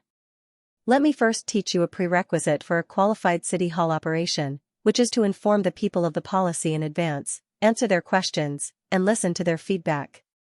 In this way, the policy will not become a piece of paper. In fact, you don't have to accompany me. Echo walked along the Redwater River, the snow under her feet making squeaking sounds. The city isn't safe, this isn't border town. Iron Axe walked behind her, keeping a distance of 2 steps. Moreover, His Highness told me that if you leave the castle and there aren't any other witches around, I should protect you. If I had known, I wouldn't have told him.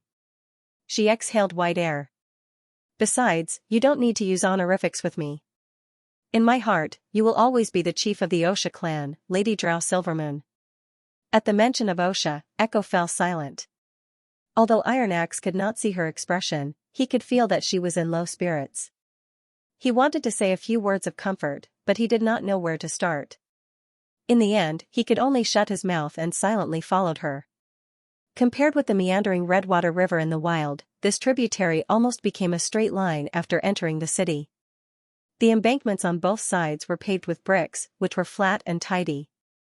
Every 10 steps, there was a staircase leading to the river, probably for people to fetch water. Today's snow was not too heavy, so they occasionally met 1 or 2 pedestrians on the road. Whether they were men or women, they all looked at Echo in surprise. Obviously, Lady Silvermoon's tall figure and light brown skin were somewhat special, coupled with her long blue-gray hair, especially eye-catching. In the inland of Grey Castle, it was rare to see a pure-blooded Sand Nation. Let's go to the other side. Echo obviously did not like being looked at like this. Yes. They found an arch bridge, carefully crossed the frozen bridge, and came to the east side of the stronghold.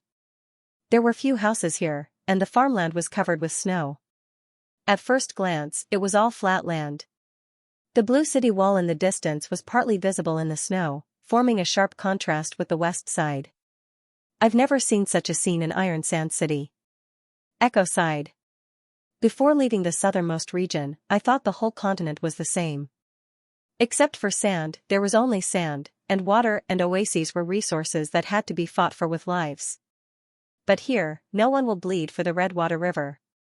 When you want to drink water, you just have to squat down.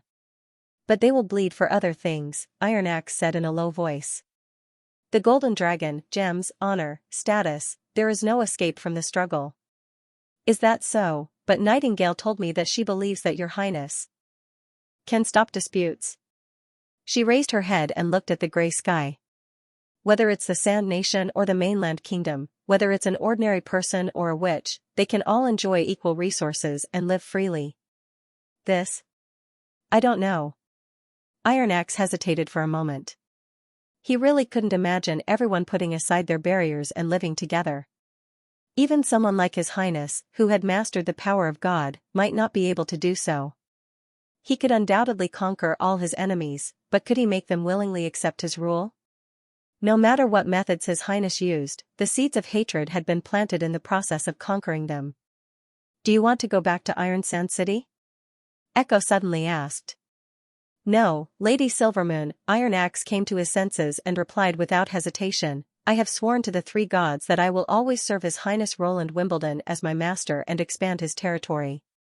But you can rest assured that since he has promised to avenge you, he will certainly do so in the future. When you return to Iron Sand City, no one will dare to disrespect you. But I don't want to be the chief of the Osha clan, she whispered. I like to stay in places where the trees are evergreen, and I like to be with Vendi and Nightingale, and I like the songs His Highness taught me. I hope to go back one day, but I don't want to live in the desert and fight for water. Even so, in my heart, you are still the only successor of the Osha clan. Iron Axe didn't say what was in his heart, but bowed his head and said, no one can force you. The 2 walked through the white fields and came to an open area. Echo stopped and said, let's practice here, we shouldn't disturb others. Iron Axe knew that Echo's ability was to make all kinds of sounds. She usually practiced in the back garden of the castle in Border Town. This time, in order to avoid disturbing the important meeting between His Highness and the nobles, she deliberately came here to use her ability. He nodded and took 2 steps back. I'll be on guard for you. By the way, I wrote a song for my hometown. Echo turned around. Do you want to listen to it? A song? Iron Axe was slightly surprised. Yes, I used the arrangement method that Your Highness taught me to mix the sounds of various instruments together to make the melody more layered. Speaking of this, Huane's expression was clearly much more relaxed. After trying it, I realized that a song can actually be so pleasant to listen to. Every addition of a different timbre will give it a completely different feeling. I don't know where Your Highness learned these methods from. When I was sold to King City, I never heard any nobles talk about it. His Highness Roland has always been different. He is the god's favorite, Iron Axe thought. Yes, there has never been a person who treats the witches as sincerely as he does, Echo said with deep sympathy. But the names that His Royal Highness gave to those mixed methods are too strange. It's as if they were completely unrelated things together, such as electronic music, agricultural heavy metal. She smiled and shook her head. I think that only he could come up with such names. Before Iron Axe had time to reply, the song had already started. When the mixed music flowed into his ears, he suddenly froze in place. This was such an incredible tune, like sand brushing across an oasis, or like orange fire leaping up from the ground. At that moment, Iron Axe felt that he had returned to the desert under the scorching sun. Is this an illusion? He looked down and found that the snow had disappeared. He didn't know when, but he was in an oasis. Looking out, the scorching sand covered his entire field of vision. The woman in front of him had her eyes slightly closed. The song echoed in the blue sky. Her feet were standing in a shallow water, and the ripples were slowly spreading. It was breathtakingly beautiful. Passing through the sand and dust following the traces of the oasis, your footprints are left in the sea of sand. Your silhouette is reflected in the clear spring. One day, the oasis will become a new desert and a new oasis will grow in the desert, but the only thing that will not change is the legend about you. One of these days you will walk in your footprints, looking for your silhouette before the dawn breaks. That tossing and turning silent moment. When Roland heard Iron Axe's report, he wondered if there was something wrong with his ears for a moment. You said you saw a vast desert in Echo's song and brought back a grain of sand from the desert? If it was just an auditory hallucination, could it still be considered a song? I didn't bring it back, Your Highness. Iron Axe solemnly put the grain of sand on the desk. I was in a daze at that time and didn't even think to check if the scene was real. It seemed to have suddenly appeared in my hand. If I had to describe it, it should be the flying sand brought by the hot wind. Roland thought for a moment and asked, she only sang this one song? There were some other songs, but I couldn't listen to them at all, Iron Axe recalled. The scene was like a miracle. If it was before, I would have believed Lady Silvermoon even if she claimed to be the 3 gods' emissary. Your Highness, did her ability evolve? Iron Axe had followed Roland for more than a year, so he obviously had a certain understanding of witches. It should be, but it's also the first time I've encountered such a situation. Roland thought for a moment and decided to call Echo over to ask her personally. After Iron Axe left, Roland picked up the grain of sand and carefully looked at it. Is this a magic creation? I'm not sure, Nightingale said behind him. There are no traces of magic on it. No traces of magic did not mean that it was not an object created by magic. It was just that this kind of material existed in reality and did not need to be maintained by magic, nor would it be affected by the god stone of retaliation. For example, Soroya's paintings. Echo soon came to the study. Nightingale immediately appeared beside Roland and smiled at her. Congratulations. Echo was startled. Me? Nightingale nodded. The magic in your body has condensed. Didn't you notice? Really? Echo said in surprise. Does this mean my ability has evolved? What does it look like? Roland thought to himself. A blue transparent crystal, as clear as water, replied Nightingale. Its magic power is equal to that of Maggie. It seemed that this evolution had nothing to do with the epiphany. Instead, it had unknowingly completed the condensation. After Roland told Echo about Iron Axe's experience in the illusion, she seemed very surprised. You said, he seemed to have returned to the southernmost region and was in the middle of the sea of sand? The word as if is worth considering, because when he returned from the desert, he had an extra grain of sand on him. Roland laughed. Although sand can be found everywhere, he wouldn't go as far as to dig through the snow and find a grain of sand in the mud to deceive me. He paused. What did you see at the time? Nothing. Huyen replied, a little embarrassed. I closed my eyes at that time and didn't notice the changes in my surroundings. Then show us now, Roland said, holding his chin with great interest. Use the song from your hometown that you created. Here? Yes, he affirmed.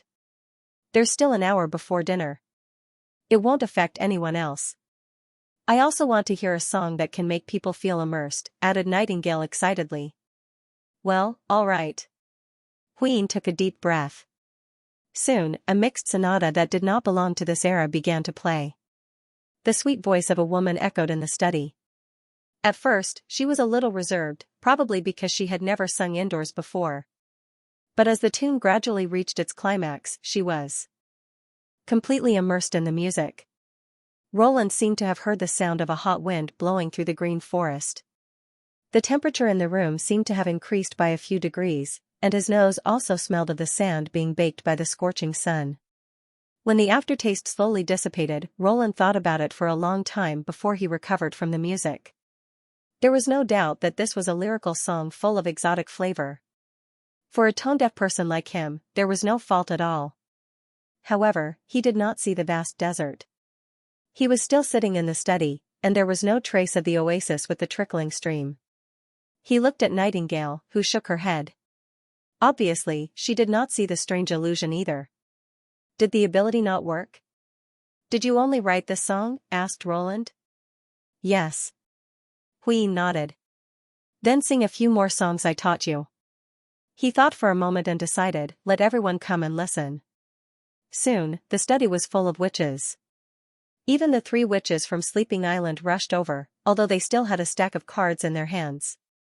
Huyen was a little nervous, but with Vendi's encouragement, she slowly regained her composure and sang all the songs, including the gorilla song.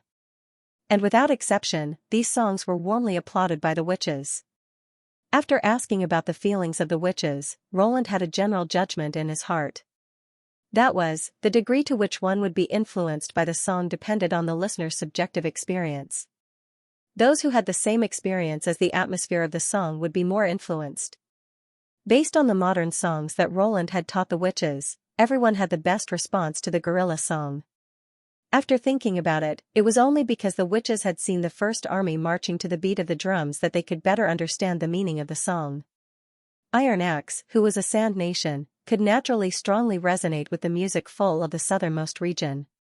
However, for the time being, Roland could not know how deep this influence could reach. If the listener was completely immersed in it, would everything in the illusion become real? But in any case, Huyen's new ability still made him look forward to it, such as encouraging the soldiers, calming the masses, and cooperating with future theatrical performances. The role of a person who could arouse the audience's emotions was immeasurable. In the afternoon of the next day, Roland summoned Vader from Border Town to his study. Your Highness. I'm here. Vader's teeth were chattering, obviously he had not recovered from the high-speed flight. Now, the only mode of transportation to and fro between the 2 places was Maggie Express. Of course, even if he was wrapped in a thick blanket, flying under the claws of a giant beast at 60 kilometers per hour against the cold wind was still not a comfortable experience. Good job. Roland patted the fat pigeon on his shoulder. Coo. The pigeon proudly raised its head. I called you here because I want you to assist the nobles of the elk family in training a team. He looked at Vader. The situation here is different from Border Town. There are rats, refugees, and vicious criminals. It's somewhat similar to Valencia. Vader baked himself by the fireplace for a while and finally stopped trembling. You mean, you want me to form a patrol team? No, it's the police. Roland explained the crackdown plan. The First Army will lead the operation in the first half, but the security of Stronghold will still be maintained by the police. As a policeman, the most important thing is to protect the people. Treat the people as harmonious as the spring breeze, and treat criminals as merciless as thunder, Vader could not help but repeat. As long as the months of demons did not end, the streets and alleys of Stronghold were always deserted. Even the ubiquitous rats would curl up and hide in their respective territories, sharing the food that had been saved in the autumn and waiting for new prey to appear when the weather returned. That was how it should have been. Damn it, why do I have to go through the wind and snow to listen to the policy speech? Snaketooth spat on the ground angrily. It's none of our business what the big bosses are going to do. Pull up your collar. He looked at Joe, who was shivering beside him. If you get the cold plague, you'll die. He shouldn't have come out with us. Sunflower frowned. Why do we need 4 people to get information? Connors is targeting us. Save it. So what if he's targeting us? Tiger Claw, who was the strongest among them, said disapprovingly. He's our food source. Although he said so, he still quickened his pace and stood in front of the other 3. Snaketooth suddenly felt the cold wind lessen. Thank you, Joe whispered. But when it came to Connors, everyone was a little discouraged. There were different levels among the rats, from the king at the top to the tail at the bottom. They occupied different areas. Connors was neither a king nor a tail. He was the manager of the Endless Alley in the western district of the outer city. To be precise, he should be the waist. Or the belly. But no matter who he was, Snaketooth and the others had to respectfully call him boss when they saw him. There were 6 managers like him in the western district. As for the boss, who was also the king of the western district, Snaketooth had never seen him. Connors had several groups of rats under his command, and they were one of them. There was no doubt that the more powerful they were, the more favored they would be by the managers. Unfortunately, as street children in the alley, they were outnumbered. Even when they fought, their arms and legs were much thinner than their opponents, so they were naturally at a disadvantage. Of course, Tiger Claw was an exception. His figure did not seem to have grown by eating only half a piece of black bread a day. As for Brown Girl Sunflower's targeting, they were even more unlucky. A witch had appeared in the alley. Snaketooth had wanted to use her ability to exchange for some money, but he did not expect to meet a big shot from the Elk family. In the end, not only did he not earn much money, he even lost the witch. It was precisely because of this that Connors was particularly angry with them. He felt that if they had handed the witches over to him earlier, it would have been better to sell them to the nobles or the church. He's just saying it, Snaketooth said disdainfully. Sell it to the church for 25 golden dragon? Where was he going to find those fake priests? The church was in ruins. The nobles wouldn't hand over the golden dragon to a rat. He wouldn't even be alive to get the money. Snaketooth is right, said Joe, trembling. If we really made him lose 25 golden dragon, he would have thrown our bodies into the Redwater River. Connors would only dare to hand over the witches to the king of the western district, and he has to be wary of the witch's unpredictable ability. He doesn't have a godstone of retaliation, Snaketooth continued. That guy just doesn't like us. What do you mean by that? She's paper. She's one of us. Sunflower pinched Snaketooth hard. Do you still want to treat her as a commodity? She suddenly paused. Hey, you didn't sell her at that time, did you? I didn't. He shouted. I tried my best to protect her, but the other party was the Lord of the Castellan. I don't know if she's doing well in Border Town. Tiger Claw sighed. How good can she be? Sunflower snorted. What's the difference between being played by a prince and being played by a noble? Really? You make it sound good, but when you see the life of a noble, I'm afraid you'll be eager to be played by a great noble. Snaketooth twitched his mouth. When they arrived at the square of Stronghold, the 4 of them were surprised to find that there was a wooden platform and a bonfire. There were about 200 or 300 people around the platform, which was a rare sight on a snowy day. There's actually someone preaching here. Tiger Claw clicked his tongue. What kind of game do those nobles want to play? It's definitely not good news. Snaketooth shrugged. I guess they want to levy taxes? Or they want to hire able-bodied men. Didn't they have a fight before? Anyway, it's none of our business, Sunflower said. Let's finish listening and go back early. Joe, go to the bonfire and warm yourself up. Okay, okay. Snaketooth walked around the crowd to the edge of the platform. The man standing on the platform was wearing a thick cotton-padded jacket, a woolen hood, and a pair of deerskin gloves. He felt warm just by looking at him. Compared with the dirty and old linen clothes he was wearing, it was like heaven and earth. It would be great if I could find a chance to snatch it. But he also knew that this was just his imagination. The elk pattern cloak behind the preacher indicated his identity. The attendants of the four noble families were not people a rat could afford to offend. Aren't you going to warm yourselves by the bonfire with Joe? I can listen to the preaching alone. Snaketooth looked at the other two. Really? Tiger Claw raised his eyebrows. Of course. I have a good memory. He pointed to his head. I can remember words, people, and grudges. Pfft, Lotus sneered. Look at you. Since you said so, I won't stand on ceremony. Let's go, big guy. But you have to give me more dinner. We'll see. I don't know if there will be any dinner today. She waved her hand. After the two left, Snaketooth patted his cold cheeks and turned his attention back to the wooden platform.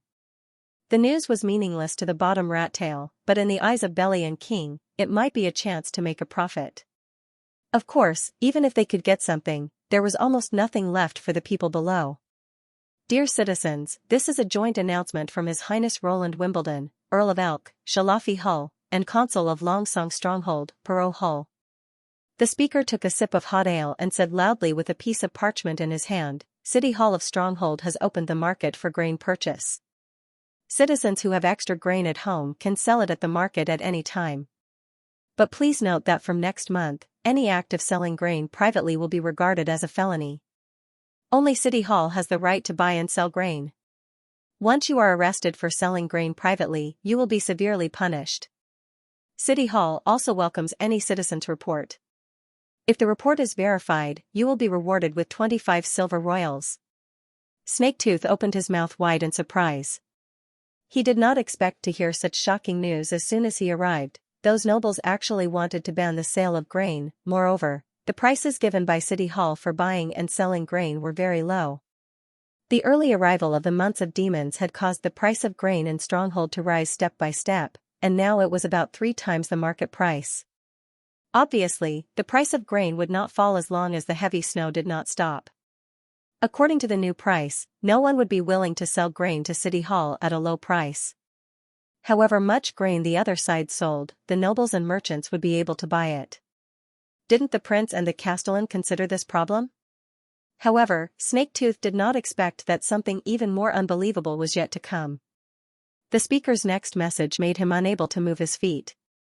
5 days later, in the second week of the first month of spring, City Hall will distribute relief rations in the square.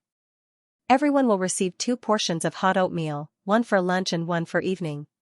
Citizens, let's thank His Highness for his kindness. Hearing this, there was a sudden uproar in the crowd. Gosh, Gower didn't lie. There's really such a thing in the announcement. Yeah, I just wanted to confirm it. Did I hear that right? Oatmeal every day? You're coming too? Don't you have a lot of oatmeal and jerky? That's still 2 portions for free. The guardian didn't forbid me from receiving them.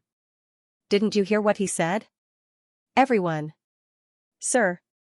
Someone suddenly asked loudly, is the oatmeal really free? When will it be distributed?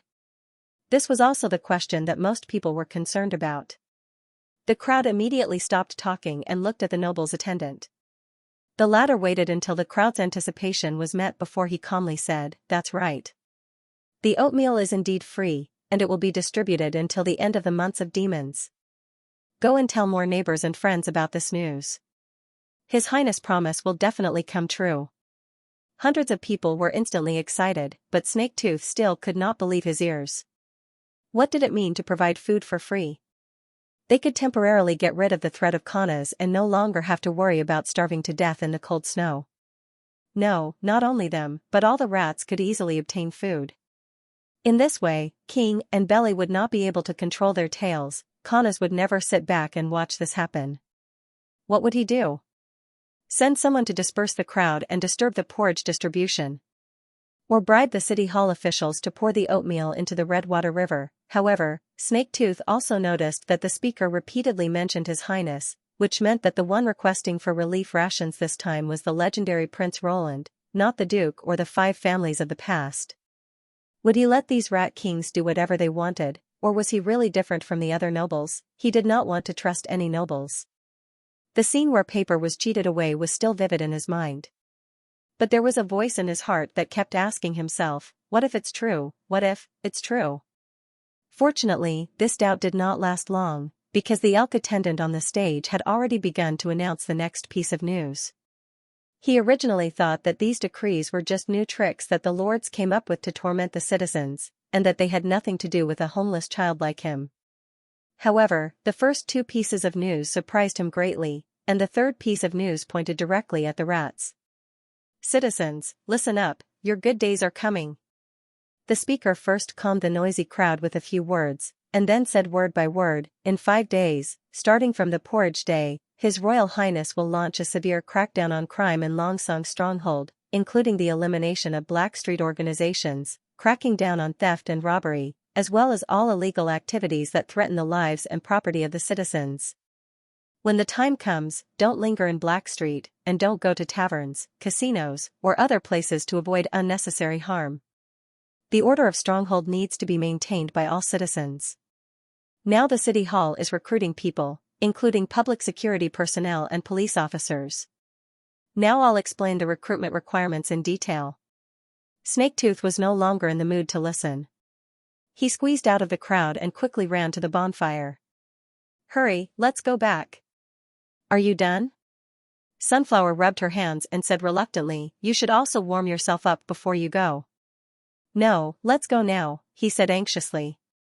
What's the matter, said Joe, sensing something was amiss. I'll explain it to you on the way. Snaketooth stamped his foot. We have to hurry back, or we'll be dead when Connors hears the news from someone else. The gathering place of the Western Rats was located in a 2-story house deep in the endless alley. Connors was a strong one-eyed man with a ferocious face. His temper and methods were as cruel as his face. Snaketooth had seen him nail one of his men to the wall and whip him to death after he messed up the job. In addition, he was in charge of the food supply of several rat groups on the street, so no one dared to disrespect him.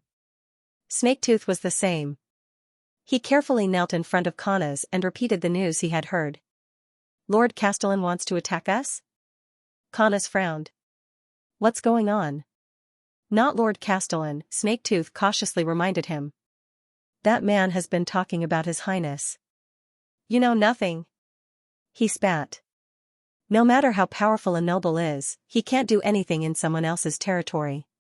This is Longsong Stronghold, not Border Town or King City. Without the approval of the Elk family, he can't do anything. So what if he's the nominal guardian of the Western region? Just look at who's sitting in the castle. That king is still nominally in charge of Grey Castle. Who cares about his orders? You're right, a woman next to Connors said in a sweet voice. Besides, even if there's a change in power, it has nothing to do with us. Nobles are nobles, and rats are rats. Don't be fooled by the fact that both of them are in the same city. Rats are rats? I like what you said. Connors pinched the woman's butt. But the second news is a little strange. In the past, the nobles would inform us in advance if they want to earn a good reputation by giving out food. And if they want to give out food, they'll give out a limited amount. Why does it sound like they're going to feed everyone in the city? No one could answer this question, but Snaketooth knew that everyone was thinking about the 2 free bowls of oatmeal. Could it be that the Lord wants to get some benefits from Lord Bloodyhand? The woman chuckled. Who knows? Connors shrugged. I'll ask the boss later. He's the only one who knows about the nobles. The so-called Bloody Hand was the king of the Western region. It was said that he was close to some small nobles. In a sense, he could no longer be regarded as a pure rat, but an underground noble without a title.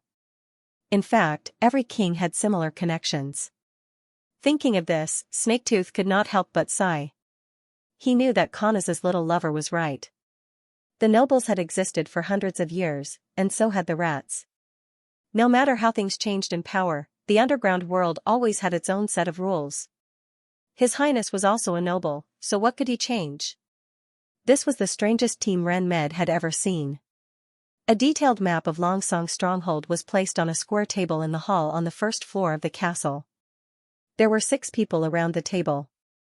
They were the commander of the First Army, Iron Axe, the police captain from Border Town, Vader, the current leader of the Inferno Gang, Nightingale, the head of the Security Bureau, Ashes, the black-haired witch, and himself, the Earl of the Elk family. Ren had never thought that one day he would need the help of rats, let alone cooperate with witches. Sirs, there are currently around 7 to 8 gangs of various sizes in the fortress. Lai Gu revealed a fawning smile as he bowed and said, the gang with the most members is the Sickle Gang located in the northern district of the outer city. They have around 500 to 600 members. However, the strongest gang is the Death Knell Gang in the inner city. Most of them are made up of fugitives and mercenaries. They almost don't accept ordinary civilians to join them. They have a lot of weapons and armors. Of course, if they didn't do that, they wouldn't be able to occupy the richest spot. The eastern part of the city is the territory of the Carrion Bugs and the Vulture Gang. With the convenience of the dock area, they mainly sell slaves and Dreamland water, and their methods are very cruel. I heard that these 2 rat organizations are backed by the Wolf family and the Maple family, but none of the nobles came out to help them when we, the Inferno Gang, beat them to a pulp a few years ago, he said with some pride. As for the western part of the city, the gangs are much more complicated. Because they are all small gangs, I have only dealt with their leaders. They are. The news about the gangs is not important, so there is no need to go into details, the tall Majin man interrupted. I just want to ask, can you take us to the underground rat's nest? Ahem, my lord. Lai Gu nodded to him. As the saying goes, when a rat builds a nest, there are 10 holes and 9 holes.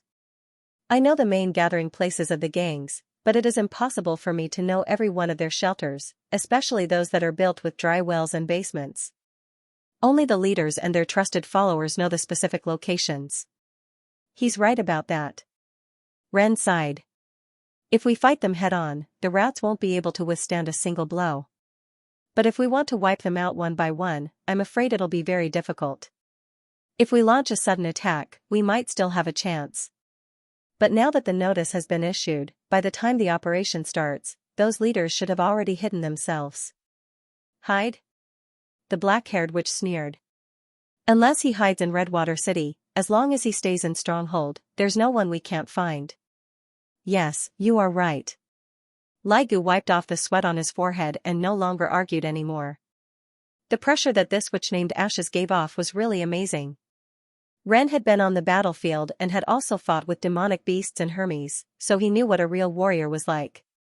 But even those experienced judges would be overshadowed in front of her. The other party didn't need to put on a scary appearance. Just by standing there, he was enough to make people not dare to look at him directly. There was no doubt that not only had she seen blood and taken the lives of her enemies, but she had also wandered on the edge of life and death, which was why she had such a domineering aura. According to His Highness, we still have 3 days to prepare. After the first batch of rations is distributed, the army will start from the North City Gate and clean up the rat gangs in each area.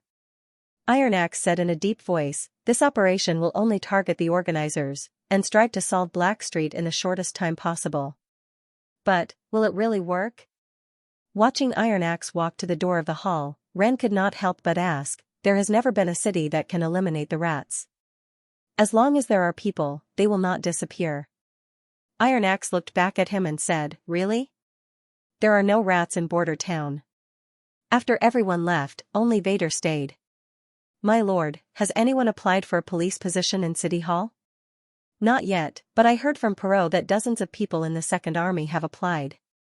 Ren slowly sat down with the help of the square table, Iron Axe's words still echoing in his mind.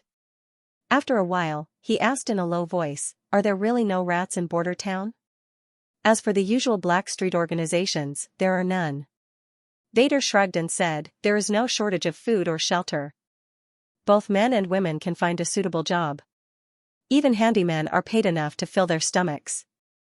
To be honest, before I came to Border Town, I wouldn't have believed that there was such a place in the kingdom of Grey Castle.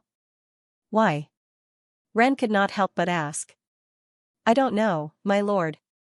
Vader spread out his hands and said, His Highness Roland's conduct is far different from that of any nobleman I've ever seen.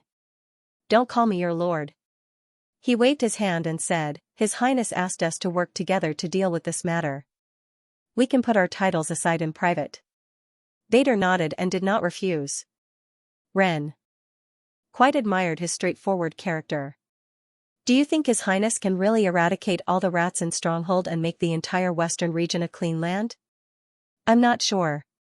Vader's answer slightly surprised him. After all, I used to be a patrol captain and have dealt with rats for several years. Their existence is like a shadow under the sun. It's difficult to rely on forceful means to deal with them. But His Highness said that if it was a big city with 1 million people, he might not be able to manage it well. But if there are only 100,000 people, it's not impossible to get rid of these low-level scum. To put it simply, it's enough to make the people feel that the price of being a rat is too high. At the same time, there are many more suitable alternatives. The price is too high? Ren automatically skipped over the description of a big city with 1 million people. Just 100,000 people was already an incredibly magnificent city. This is not something that can be done in a short time. Yes, fighting against rats or crime is not something that can be done overnight. Vader nodded and said, The police is the organization established by His Highness Roland for this matter. It's completely different from the patrol team. I've already told you about this. They were indeed completely different. They were paid by the city hall and did not listen to the orders of a noble. They maintained the security and order of an area and did not associate with criminals. And, most importantly, His Highness said something to me. What did he say? In fact, I've mentioned your doubts to him. Vader smiled. In the end, His Highness said to me, If you can't do it, you won't do it? Ren Med suddenly felt a jolt in his heart, as if something had suddenly become clear. If you can't do it, you won't do it. If that was the case, he would not have been running on the path of a knight. Although he had taken over the title of Count and seemed to be getting further and further away from the life he liked, as long as he could continue fighting on the battlefield to protect the people, he would not be far away from the path in his heart. On the contrary, it would only become wider and wider. So that's how it is. I understand. He took a deep breath. I was also quite shocked at that time, Vader said emotionally. But I still don't understand what His Highness said at the end. Anything else? Ren asked expectantly. Joe fell ill. He was the second weakest guy in the gang, and since Paper was abducted, he became the weakest. He was fine on the night he came back from the square, but the next day, Snaketooth found Joe lying motionless on the hay with a faint sound coming from his mouth. His cheeks were terribly red. He's been infected by the cold plague. Sunflower touched Joe's forehead. His head is very hot. Am I going to die? Snaketooth opened his half-closed eyes and asked softly. No one answered. Cold plague was an extremely difficult disease to deal with. Once infected, one could only rely on their body to resist the cold. However, people with good health would rarely be affected by the cold. Generally, those who got sick were weak, so very few patients could survive. For rats, being infected with cold plague was basically a death sentence. I'm going to find Kanas, Snaketooth broke the silence. What for? Ask him to give Joe more food. He stood up abruptly. I've heard that if you catch a cold, you'll have a better chance of surviving if you can fill your stomach and keep your body warm. He won't give it to you. Tiger Claw shook his head. We all know what kind of person he is. That's right. Maybe he'll beat you up. Sunflower gathered the hay. Rats don't feed useless people. Joe isn't useless, Snaketooth retorted. He can read. Just a few. What's the use of them to Kanas? What he wants are people who can fight, rob, steal, and dig. Snaketooth gritted his teeth, turned around, and walked straight to the room of the manager of the Endless Alley. He wanted to try, even if he would be beaten out by Kanas with a stick. But to his surprise, Kanas did not come back. You're lucky. Tiger Claw grinned when he brought the news back to his companions. Otherwise, we might have to take care of one more person. Sunflower sighed. When we distribute the bread, let's give some to Joe. Let him eat more. But Snaketooth did not feel lucky. He faintly felt that something was wrong. It had been less than an hour since he had reported the news to Bloodhand. It could be understood that he had not returned last night to discuss countermeasures, but it was already noon today. No matter what, they should have finished discussing, right? Furthermore, he took the opportunity when his subordinates opened the door to sneak a peek inside. In the end, he discovered that not only was Kanaz gone, but even his lover was gone. Not long after, the gang began to distribute food. Snaketooth noticed that it was distributed by Kanaz's trusted aide this time. What he got was still half a piece of black bread. 4 days later, not only did Charles' condition not improve, but it also worsened. Yesterday, he could still shout that it was cold, but today, he couldn't even speak. His bright red face began to turn pale, and his breathing became weaker and weaker. We tried our best, Sunflower rubbed her belly and said listlessly. In the past few days, they had given half of their food to Joe. If not for that, he probably wouldn't have been able to survive until now. Tiger Claw, who was usually full of energy, looked a little weak. Kanaz had not shown himself for the past few days. More than 100 rats gathered in the room began to discuss this, but it was just a discussion. After all, food was still distributed as usual, but today, the noise was especially loud. Today was the day of the distribution of relief food. I'll go to the square. Snaketooth hesitated for a long time and finally bit his lip. There's not enough bread for us to eat. If we can get a bowl of hot oatmeal, Joe might be able to survive. Are you crazy? Sunflower glared at him. Don't forget what Kanaz warned us. Do you really want your mouth to be sewn shut? The premise is that he knows that I've sneaked away. Now we don't even know where Kanaz's people are. Maybe the mayor will really attack them. But his subordinates are still here. Do you think they'll let you go if they find out? Sunflower looked at Tiger Claw. Don't just stand there, tell me about him. I'll go with you, Tiger Claw suddenly said. Maybe the food distribution has already been ruined, or maybe the nobles just want to put on a show. If there's no food at all, it won't be a violation of Kanaz's warning, right? Tiger Claw twitched his mouth. Besides, I'm strong enough to carry Joe back and forth. It won't take long. Kanaz isn't here now, and his cronies are hiding in his room. No one will notice us. This. Sunflower hesitated. You stay here, Snaketooth said. In case someone asks, we'll have an explanation. Just say that we had diarrhea and went to find a place to squat. Don't worry, it won't take us long to come back. All right, then, she said, looking around. Come back as soon as you can. Snaketooth and Tiger Claw slipped out of the wooden house and ran along the alley. The snowflakes under their feet soaked their trousers, and the cold wind blew on their faces like knives. Even so, they did not stop running. Panting, they rushed to the square and found that the wooden platform was surrounded by nearly 1,000 people. They were really giving out oatmeal. They hurriedly ran over, but were stopped by 2 guards in brown uniforms. Go that way. No pushing or shoving. Otherwise, you'll be disqualified. It was not until then that Snaketooth noticed that wooden fences had been erected around the podium in the center of the square. The people were like a folded dragon, moving forward through the fences one by one. Guards with strange iron rods stood at regular intervals. They seemed to be the guardians of order. People were driven out of the line from time to time. My friend is sick. Can you help us? Please. Snaketooth knelt down in the snow. He's been hungry for days and needs food. Tiger Claw knelt down as well. What's wrong? It's the cold plague. One of them reached out and lifted the unconscious Joe. Leave him to me.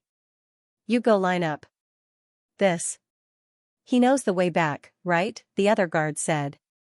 Even if he doesn't, you can come here to find him. As they spoke, the guard had already carried Joe away. What should we do? Snaketooth and Tiger Claw looked at each other.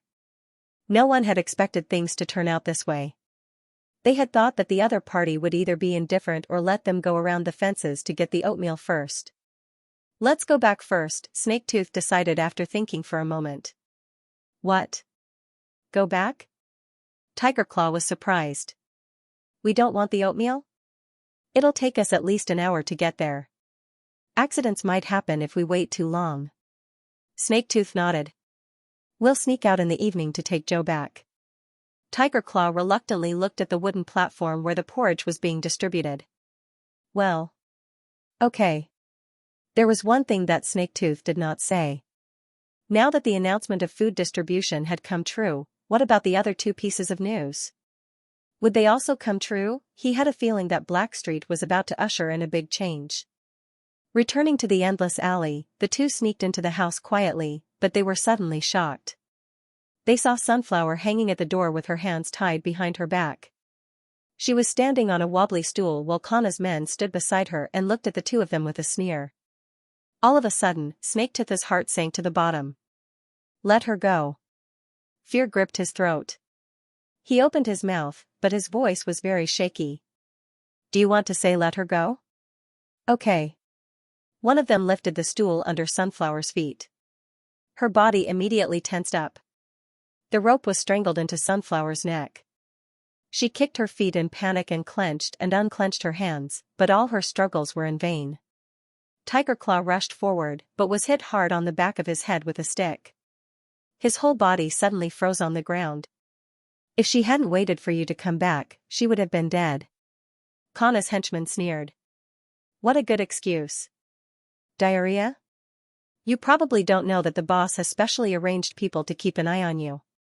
He knows that you stray dogs are difficult to discipline. If he doesn't teach you a lesson, you will really think that the Bloody Hand Gang has no rules. I was wrong. Snaketooth knelt down and said, please let her go. She didn't even step out of this room. But this little bitch lied to me. The henchman shrugged. She also insisted that you were looking for shelter. She didn't admit it even after two of her teeth were knocked out. What's the use of keeping such a person?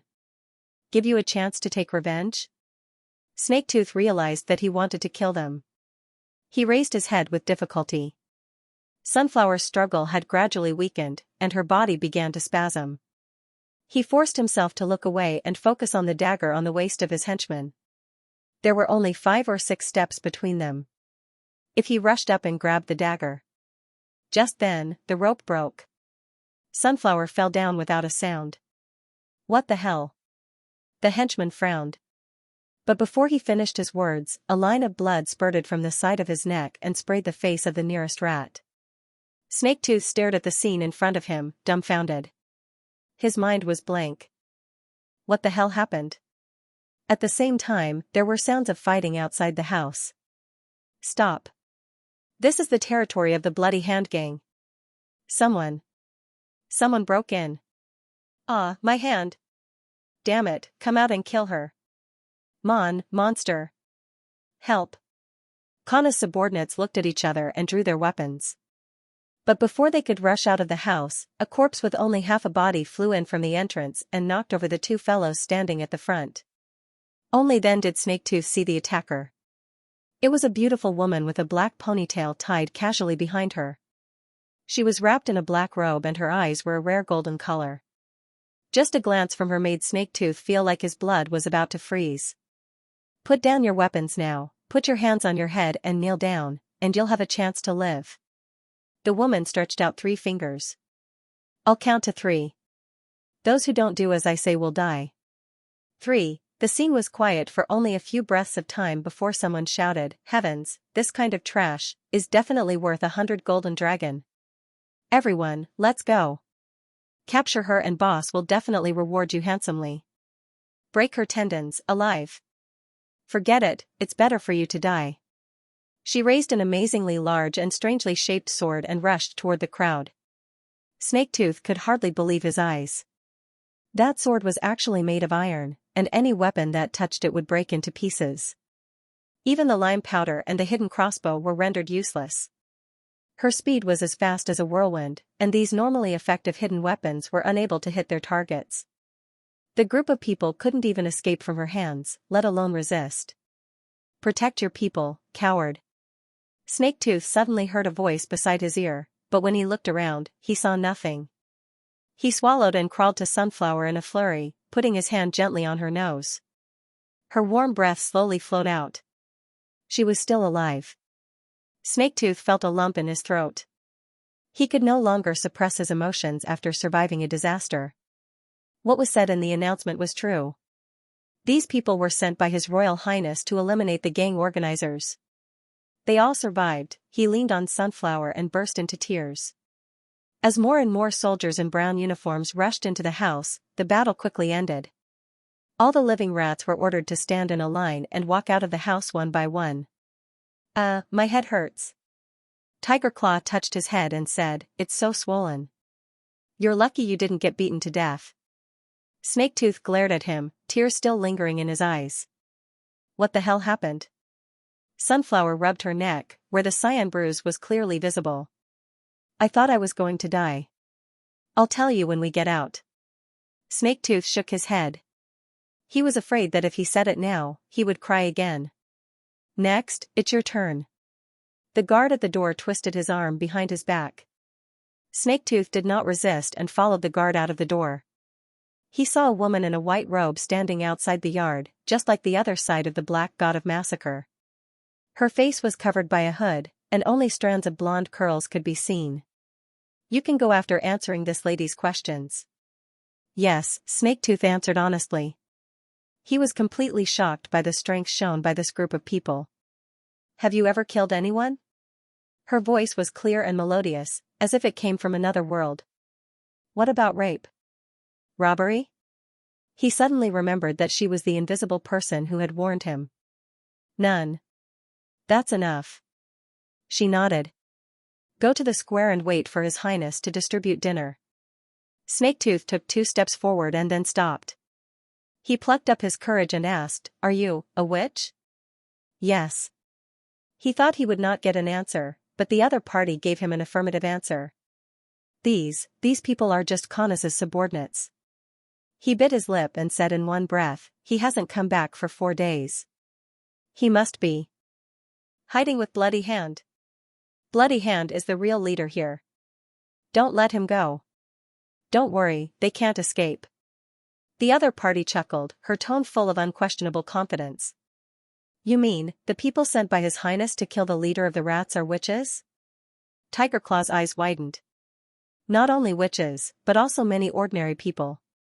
Snaketooth recounted the bizarre things he had seen. "My previous guess was right. His Highness's territory has accepted the existence of witches. They're just like ordinary people. They can show up in public without any worries, and even fight side by side with everyone." He paused and said excitedly, "If Paper was really sent there, she must be living a good life now."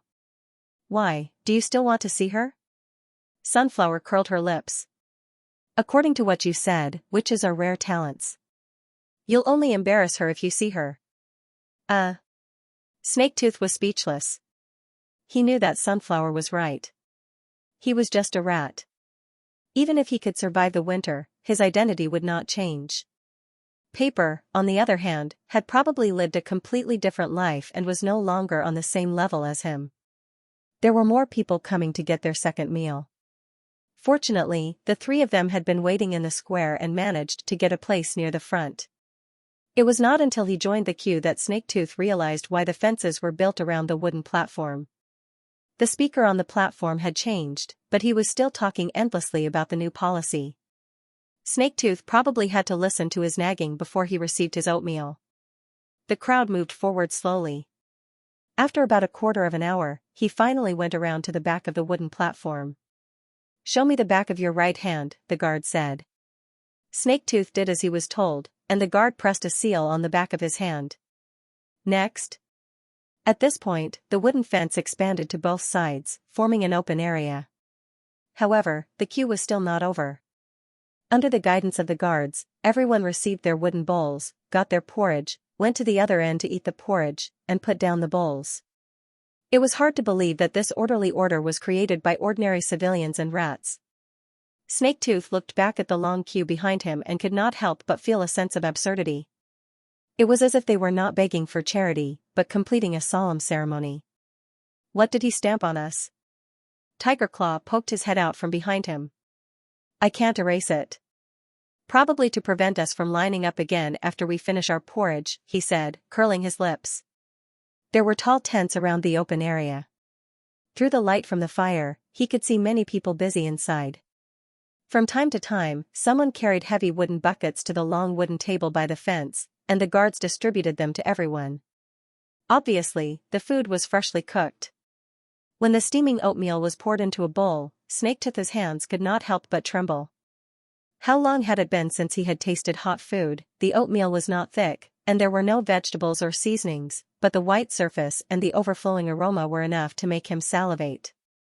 Compared with the black bread mixed with pebbles and chaff, the food in the bowl made him taste the sweetness that he had not tasted for a long time. Oh no, my eyes are getting sore again. Snaketooth finished the bowl of white porridge in a few gulps, and even licked the bottom of the bowl clean. Although he had the urge to run back and ask for another bowl, he gave up the idea when he saw the guards watching over him. Reluctantly, he placed the wooden bowl in the designated basin and followed the crowd out of the fenced area. There was a wooden stage at the exit, and the speaker was enthusiastically answering the questions of the crowd. With warm food in their stomachs, even the cold wind was not as cold as before.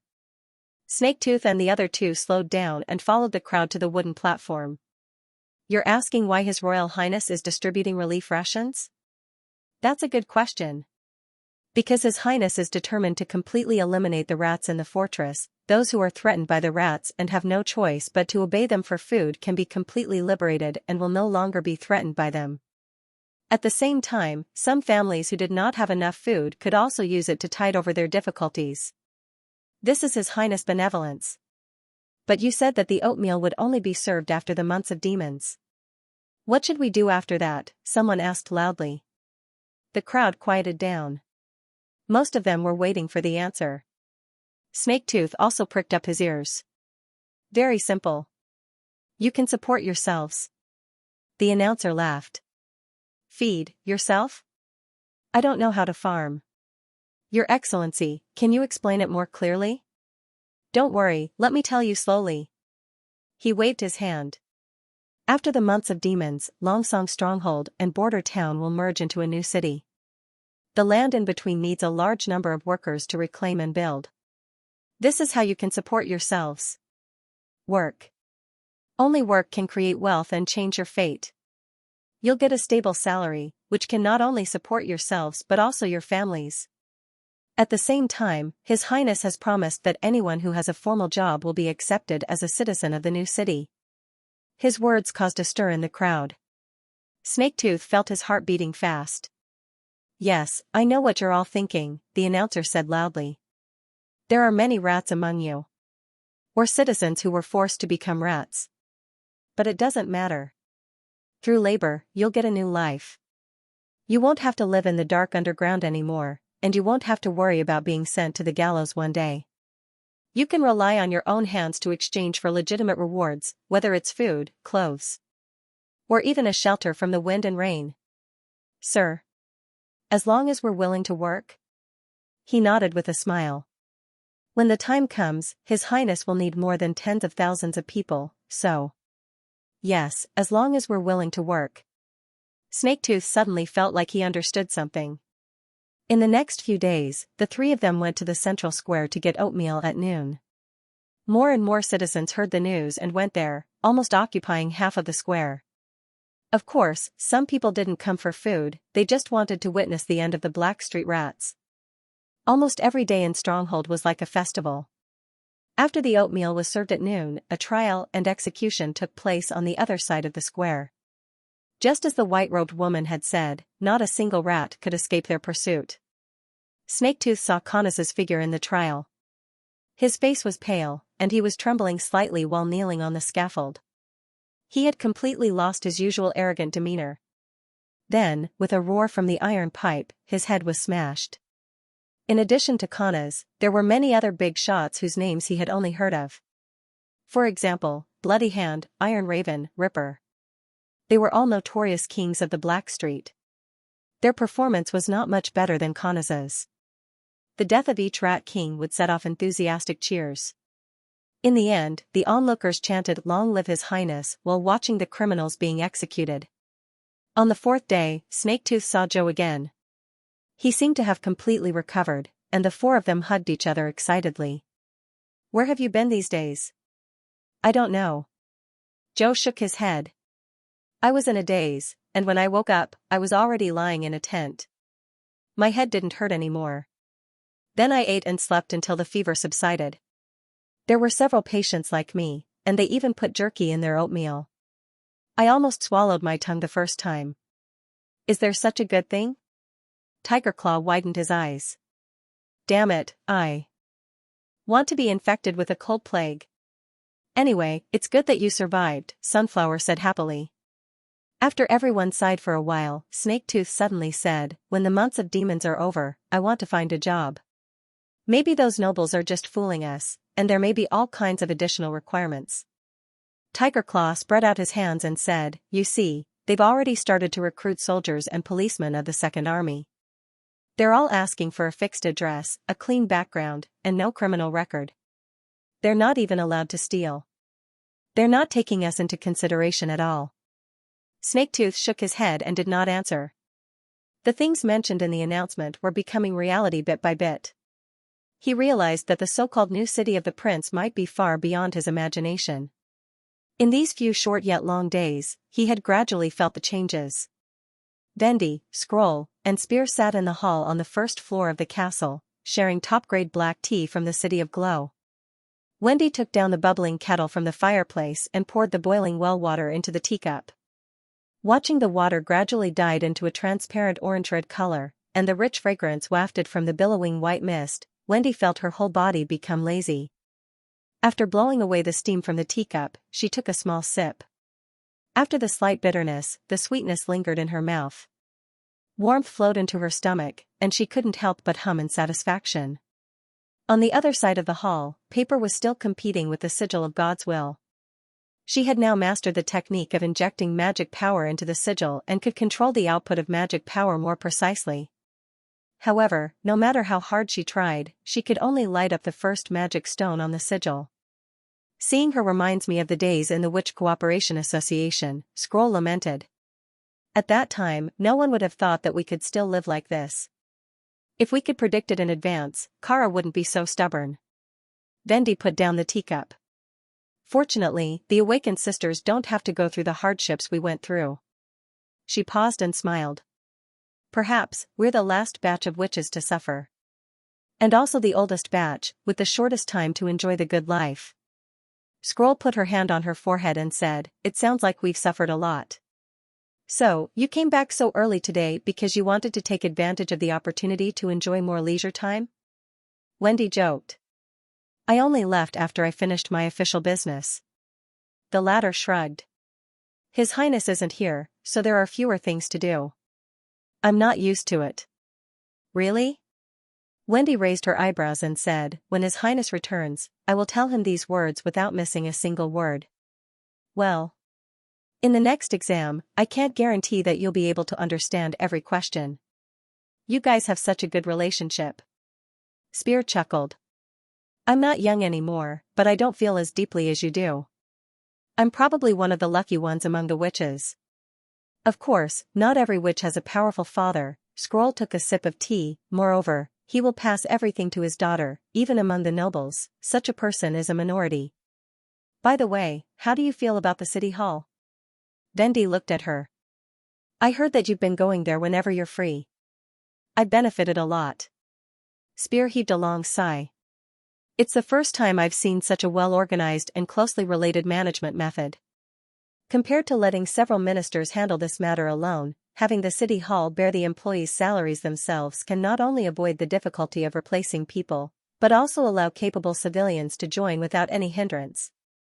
I really don't know how His Highness thought of this." "She even had a good chat with Barav," Scroll said, covering her mouth. "Ahem, he asked me for some advice on the nobles' laws, which I happen to know quite well."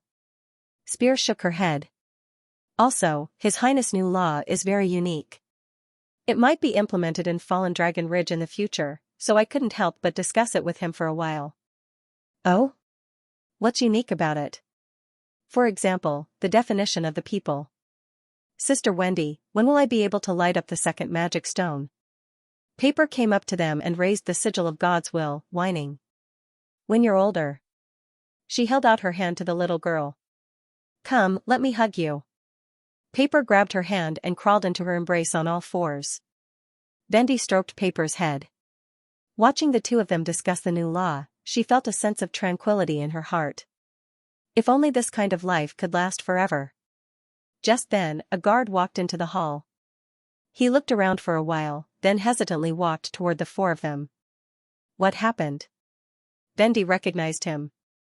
He was one of His Highness' personal guards.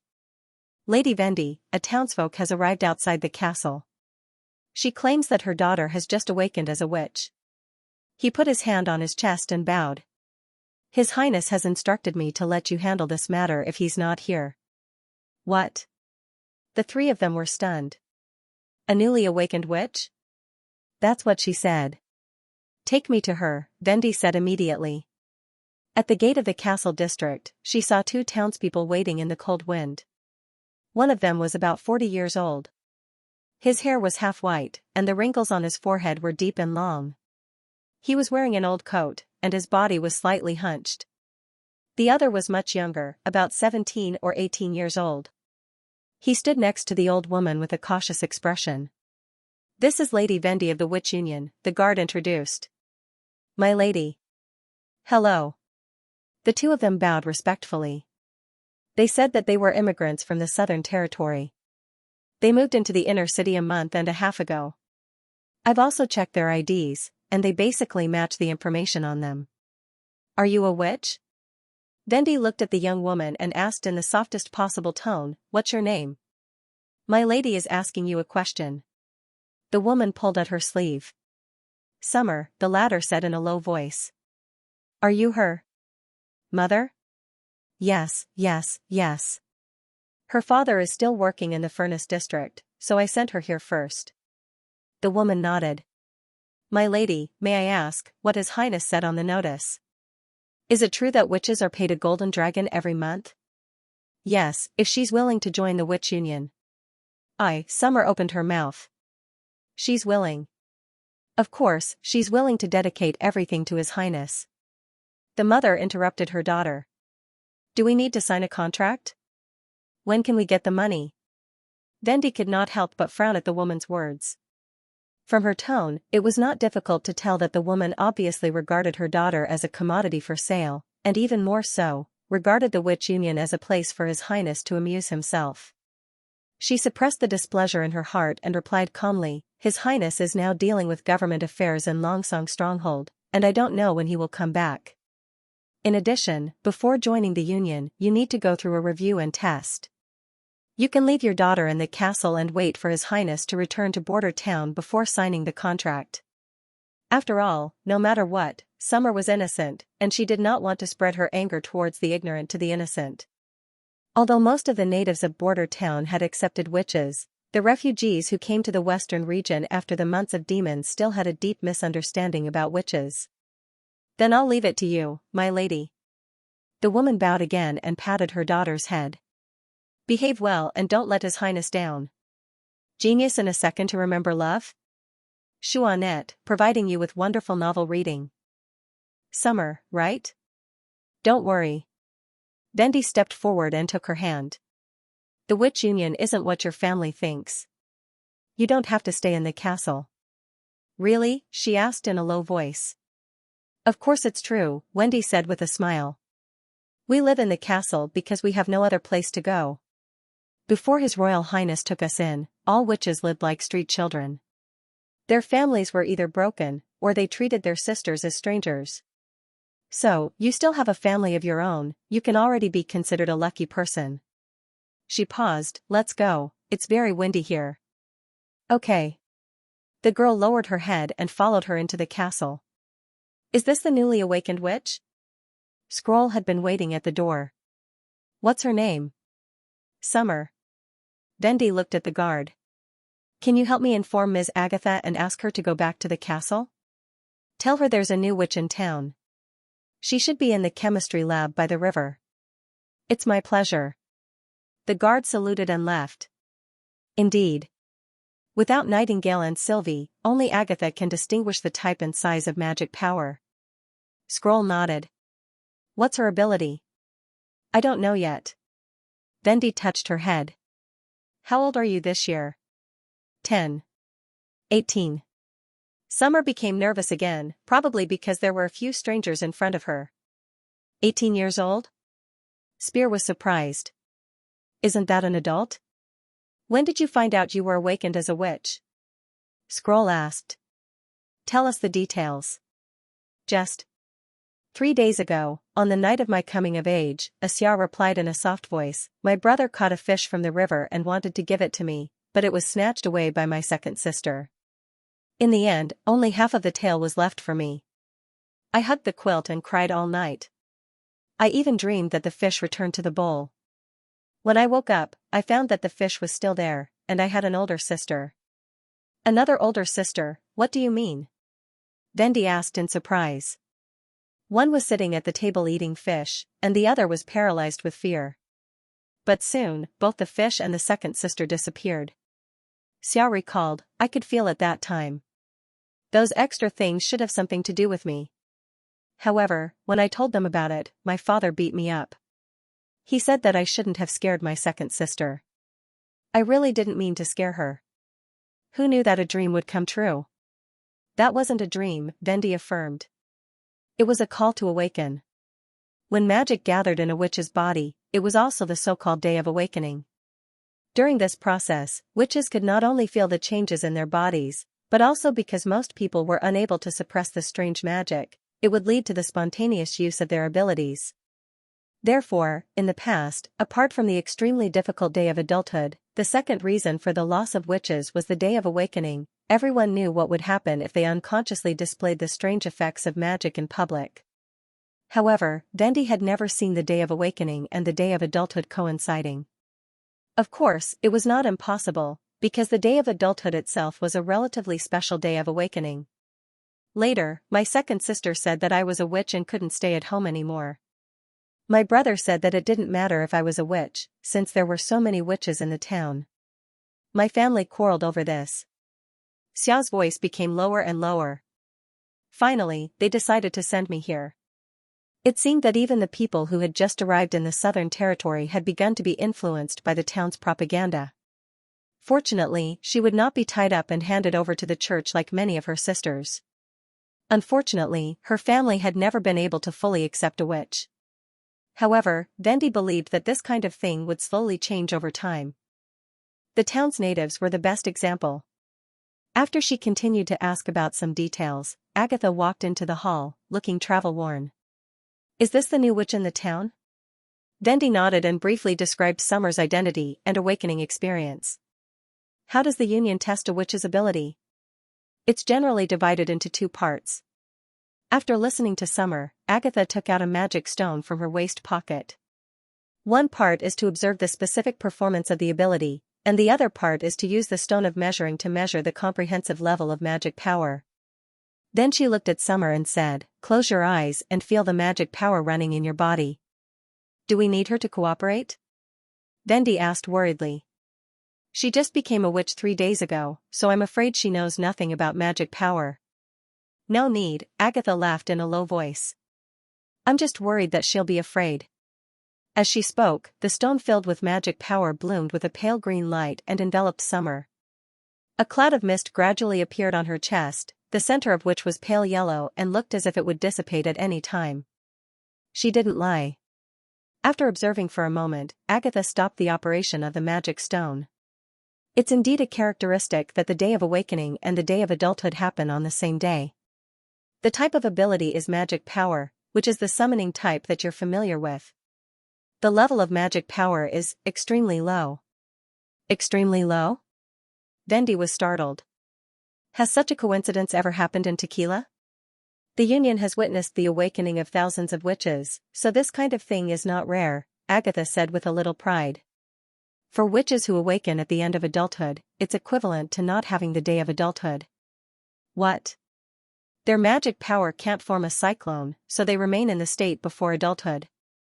Naturally, they won't have the branching ability and stable enhancement unique to adulthood.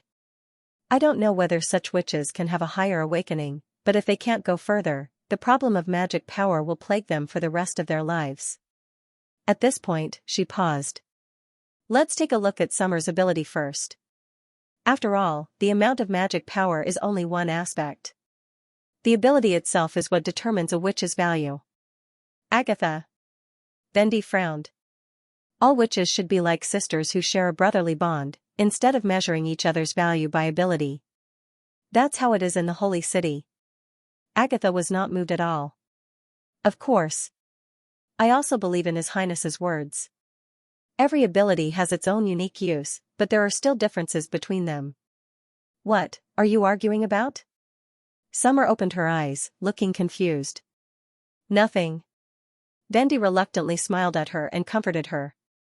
Try to show us your ability first. The little girl held her breath and slowly stretched out her hands. Soon, the four of them saw the changes. Bendy, Scroll, and Spear reappeared by the tea table in the hall. Although the latter two were talking, they couldn't hear anything. Paper, who had left the hall a long time ago, appeared by Bendy's side again. She slowly climbed into her arms, revealing a sweet smile. Genius, 1 second, remember if you want to go? Net provides you with wonderful novels to read. When the illusion disappeared, the hall fell into a strange silence. After a long time, Scroll heaved a sigh of relief and said, "No wonder your second sister was so frightened that she fell to the ground. Such a scene is indeed a little terrifying. The ability to produce group illusions is quite rare, but it's not impossible," Agatha said slowly. "When I was in the Union, I knew at least 2 people who had similar abilities, and one of them was a senior witch in Starfall City." "How many times can you use this ability every day?" Bendy asked. "Can you control the specific time when the illusion appears?" According to His Royal Highness' habit, the next step should be to test all aspects of the ability to understand its characteristics, consumption, and use. "Probably 2 or 3 times, Summer replied in a low voice. "What's the time period? Do you mean how long ago you can see?" Seeing the former nod, she scratched her head in embarrassment. "I haven't tried it either, but the further I go, the harder it gets." Bendy couldn't help but laugh. "That's not strenuous. You're consuming the magic power in your body. Mana? You should be able to feel it. It's like water flowing in your body, or like a swirling fog. Every time you use your ability, you need to use it," Scroll explained. "There are many other characteristics of magic power, we will slowly teach you later." Summer nodded slightly. Then Bendy asked her to use all her strength to cast another illusion. This time, the result showed that it was about a day and a half ago. She could see that the hall was already lit up and the sisters of the Witch Union were sitting at the long table enjoying their dinner. After that, Summer's magic power was completely exhausted. The girl lowered her arms, panting, and fine beads of sweat appeared on her forehead.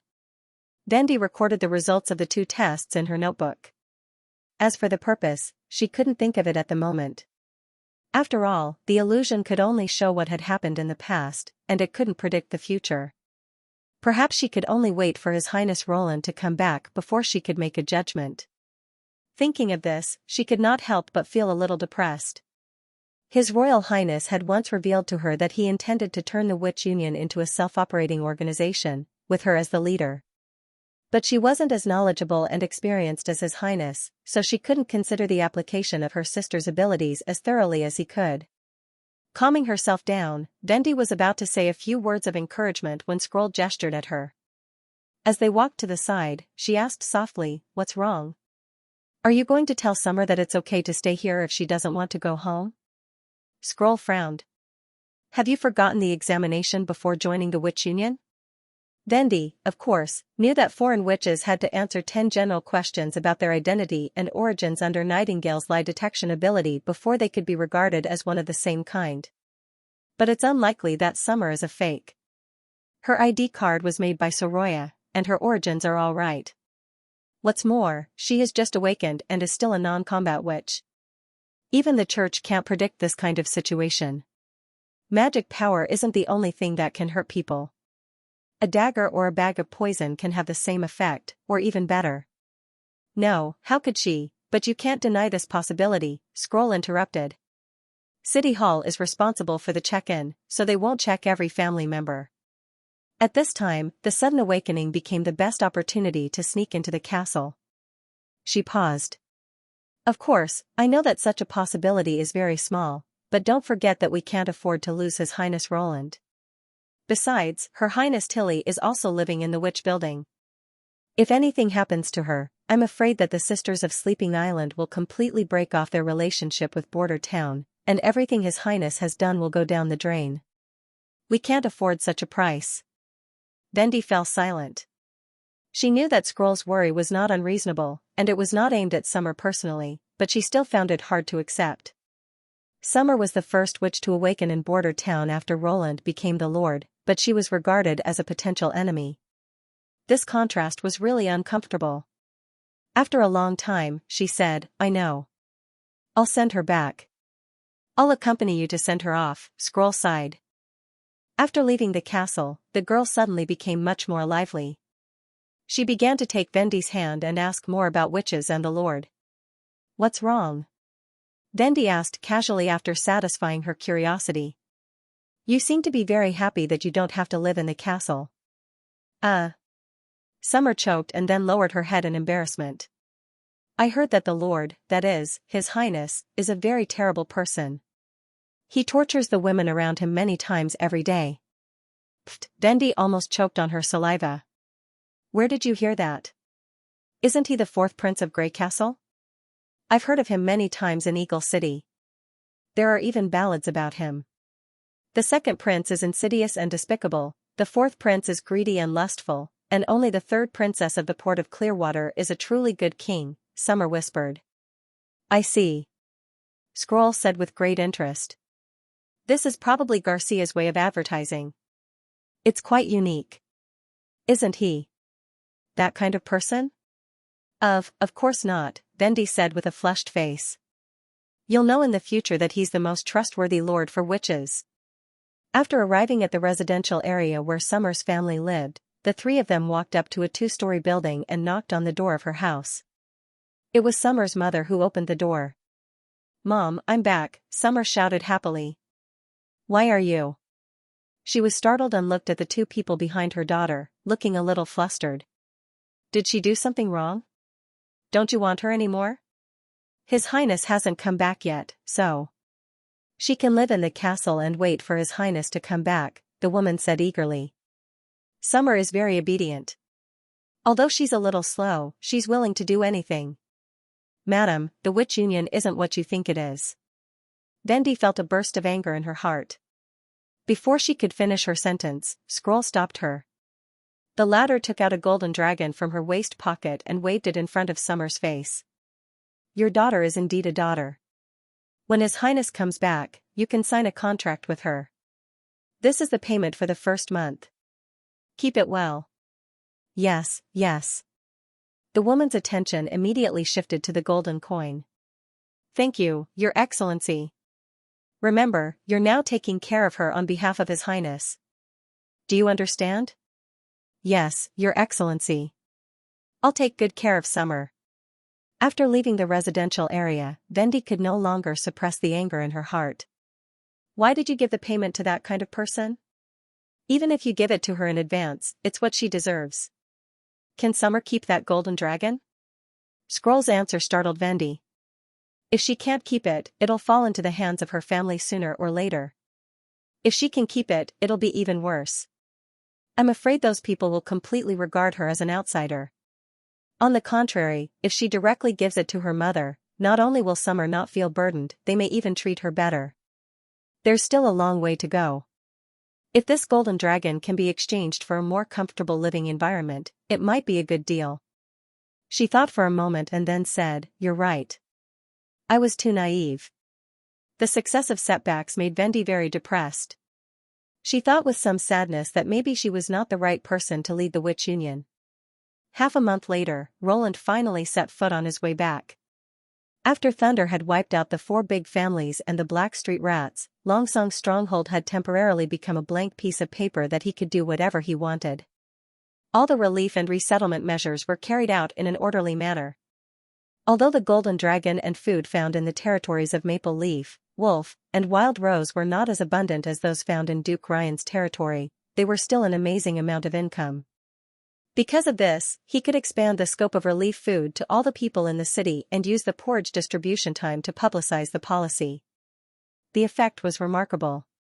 On the day of his departure, the Second Army had recruited the planned 500 people, and the police department also had a new team of about 200 people.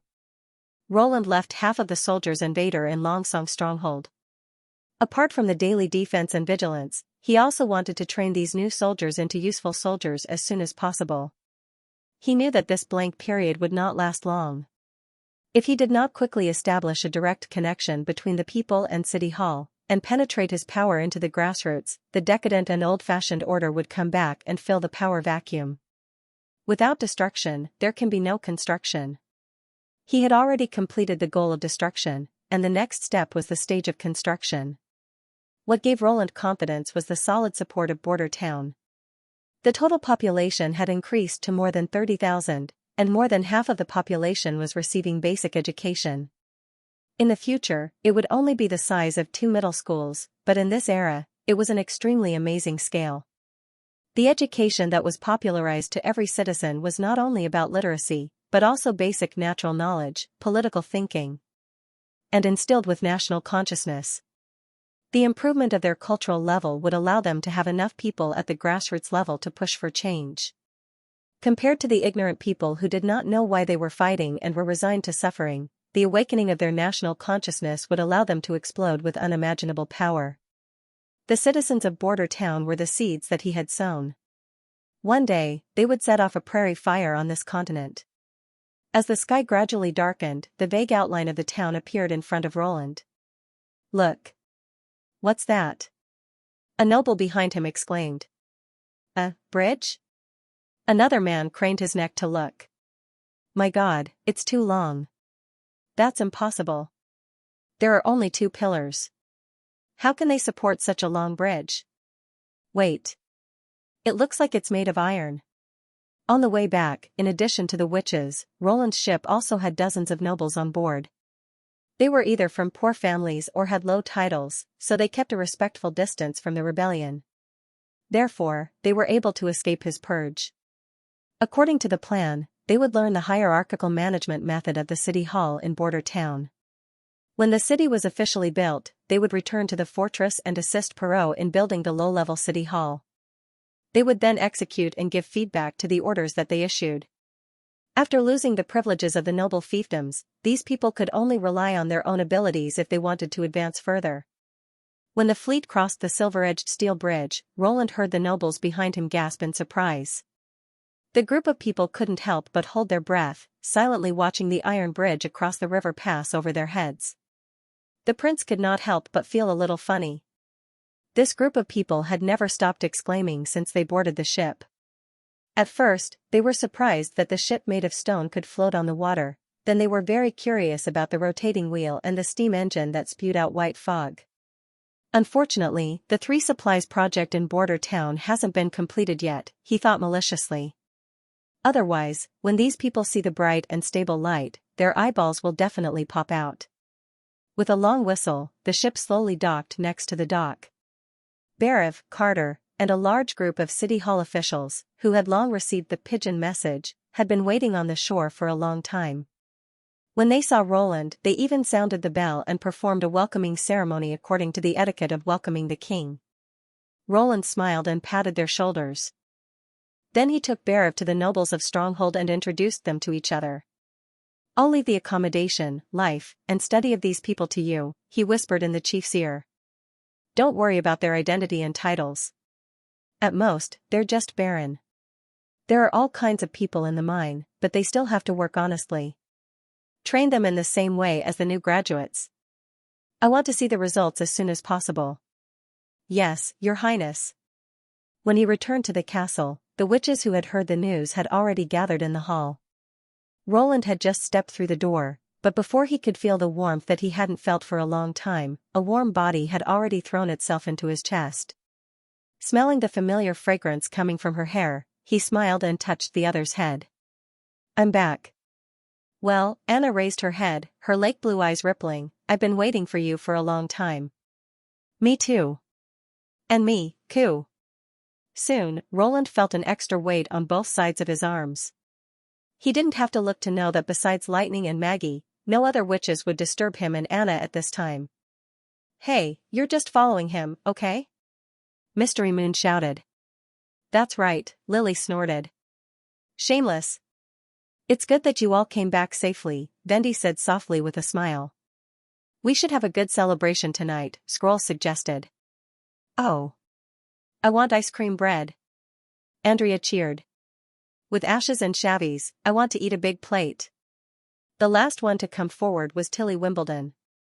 She held out her hand and said with a relaxed expression, You've worked hard. Thank you. Roland raised the corner of his mouth and took the hand offered by the other party. After the sumptuous dinner, Roland returned to his office and let out a long sigh. Although the castle in Stronghold was much larger, he still felt more comfortable in this small place. Just as he was about to tidy up the books that had been transported from Stronghold, Anna opened the door and walked in. You came just in time. Roland pointed to the books piled on the carpet. Look, these are the gifts I brought for you. Most of them were historical records and legends, and some of the secrets of the western region. They were all taken from the Duke's study. By the way, this book is... Before he finished speaking, he felt a pair of soft lips press against his. There was a slight heat in the fragrance, and there was a moist smell in the dry air. After they separated, Anna calmly looked into his eyes and said word by word, I missed you so much. Looking at the ripples in her eyes, Roland felt a surge of warmth in his heart. This book, I can read it later. I think so. A genius in a second to remember if you want to go? On the web, we provide you with wonderful novels to read. The next day, Roland walked into the office, humming a tune, and found Vendi already waiting in the room. What's the matter? He stepped over the messy books on the floor and poured her a cup of tea. Congratulations, there's another witch in town. She smiled and told him what had happened in the past few days. If you need, I can inform Summer to go to the castle at any time. The first witch to awaken in his territory. This was also the first reward after the public recruitment. Roland could not help but feel happier, but when he heard the second half of the sentence, he asked curiously, Is she not in the castle now? No, because Nightingale is not here, so there is no way to verify her identity. Vendi repeated Scroll's insistence. We sent her home and paid her a month's salary in advance. That's not a bad decision. Roland nodded. Let her come over to sign the contract in the afternoon. Yes. Wendy answered. She looked like she wanted to say something but hesitated. What's the matter? Aren't you angry? About those people's opinions of you and the Witch Union, and... She was silent for a moment, then said through gritted teeth, and my ability may not be suitable to manage the union. Scroll is more experienced and mature than I am, so I think it's better for her to manage it. I guess you also mentioned this to Scroll? Roland asked with great interest. And she thought you were the most suitable candidate? Huh? It seems so. He exhaled. And I feel the same as her. Management skills and methods can be mastered through practice, but it's difficult to change one's own character. Haven't you noticed? Apart from Maggie, you're the most popular witch among all of us. Besides, Scroll mainly works in the Ministry of Education and will become busier in the future, so she won't have much time to communicate with the new witches. This is also your strength, so have more confidence in yourself. I'm very good at judging people. Without waiting for Vendi to reply, the prince continued, as for the foreign subjects' misconceptions about the witch union, it was my negligence. I never thought that this body, no, my previous reputation would spread throughout the entire kingdom. He thought for a while. If we want to change this perception as soon as possible, apart from increasing publicity, I think it's better to let the organization operate independently as soon as possible. Operate independently? Yes, turn it into an independent department like City Hall. Roland had also considered this problem before. Currently, there were only a dozen or so witches in the alliance, which he could still cope with. However, if the alliance expanded to hundreds of witches in the future, or even thousands of witches like the holy city Tequila, it was obviously impossible for him to arrange jobs one by one. They needed to establish a functional system that could operate on its own to deal with the witches' employment arrangements, and Roland himself would only provide guidance on the use of their abilities and the direction of their evolution. After explaining his idea to Roland, Vendi hesitated and said, "But there are hundreds of people in City Hall, while we only have a dozen sisters, most of whom have their own things to do. Moreover, what does this have to do with changing the opinion of the subjects? Rumors are the same as fear, they both come from the unknown. The reason the town's residents can accept witches is because they have experienced the benefits brought by Nana and Lily up close." Roland laughed. "If we can let ordinary people join the witch union, we can not only solve the problem of the union's lack of manpower, but also let them have a deeper understanding of the organization. The spontaneous publicity of the people will undoubtedly be more effective in changing the outsiders' misunderstanding of witches, and the content of your work, as well as your important contributions to the town, will also be widely known. Just like in the Academy of Sciences, not all scientists, the daily chores, administrative receptions, research arrangements, and other trivial matters required the participation of a large number of ordinary people. If he wanted to let the witches be accepted by all the people, the most important thing was to understand each other. Putting witches in various industries and letting ordinary people participate in the witches' work were the same." "I see." Vendi nodded. "This is indeed a good idea. But how do we determine the candidates? Since it's an independent operation, of course you have to recruit and select your own people." Roland touched his chin and said, "You can ask Countess Spear about this. She should be very good at how to build an organization with witches as the core. But now the number of people in the union is still small, so you can first recruit an assistant or a civil servant to practice. After the months of demons, I will also build a new building next to the city hall as a dedicated office for the union." There was still the second half of what he wanted to say.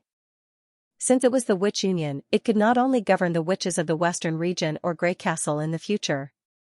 If he could build a framework, it could also play a role in quickly integrating the witch organizations of other kingdoms in the future. "I understand." Vendi took a deep breath. "If you decide to give this task to me, I will try my best." After Vendi left, Roland continued to tidy up the books that he had not finished yesterday. Looking at the scattered pages on the ground, he could not help but think of the hot and suffocating long kiss yesterday. Whether it was the fragrance of Anna's hair, her watery eyes, or her soft body, they all made him feel a strong impulse. Although she had burned all her clothes in the yard without any scruples when they first met, he had not been so excited as he was now. Perhaps she was still a weak and helpless little girl at that time, but now she had grown into a slim and beautiful girl. Too many changes had happened to her in just a year. Maybe he should be more proactive and respond to her feelings. As Roland was thinking, his hand touched another finger. When he came back to his senses, he found that Nightingale had handed the book to him. "Let me help you." Roland suddenly stopped. Yesterday, it had only been a few seconds since Anna entered the office and hugged him. He did not notice whether Nightingale had followed her into the room after the dinner party. "Don't worry, I went out immediately last night. I didn't stay and make things difficult for her." Nightingale rolled her eyes. "I knew that she would come to you after not seeing you for a long time. She never suppresses her feelings." "Is that it?" With Nightingale's help, the books were quickly sorted and put into the cabinets, filling up the empty bookcase. "Done." Roland stuffed the last book into the gap that had been opened with great difficulty. "Thank you." "You too. How much longer do you want to delay? Don't let her wait forever." Roland was stunned. He turned his head but found that Nightingale had disappeared, and her words still echoed in his ears. Although her voice was very low, he was sure that he had not heard wrongly. "A genius will remember love in 1 second divided by small? Say net, providing you with wonderful novels to read." On the way to the backyard of the North Slope Mountain, Roland's ears were still echoing with this sentence. Love go small say que he felt a gap in his heart opening little by little. That's right, he thought, I'm no longer the cartographer who dealt with mechanical drawings all day long. This is also not the world I was familiar with in the past. He is now gradually becoming a lord who commands a region, and may even become the ruler of a kingdom in the future. When the situation changes, it is no longer appropriate to use the previous concepts to bind himself. Just follow the thoughts in the depths of your heart, he told himself. If you force each other because of some imaginary rules, it will only hurt both sides. There is no benefit. Thinking of this, Roland's mood suddenly opened up a lot. He took a deep breath of the cold air and slowly pushed open the door to the backyard. The open iron door was like a crack in the bottom of his heart, opening up a new world in an instant. "Ah, it's your Highness," Hummingbird and Lucia ran forward and saluted. "You're here?" Anna showed a sweet smile. Seeing the faint red mark on her white neck, Roland couldn't help but think of her fiery passion last night. But since he had already made up his mind, he didn't care about the last bit of time he had to wait. "How is it, did you make the model?"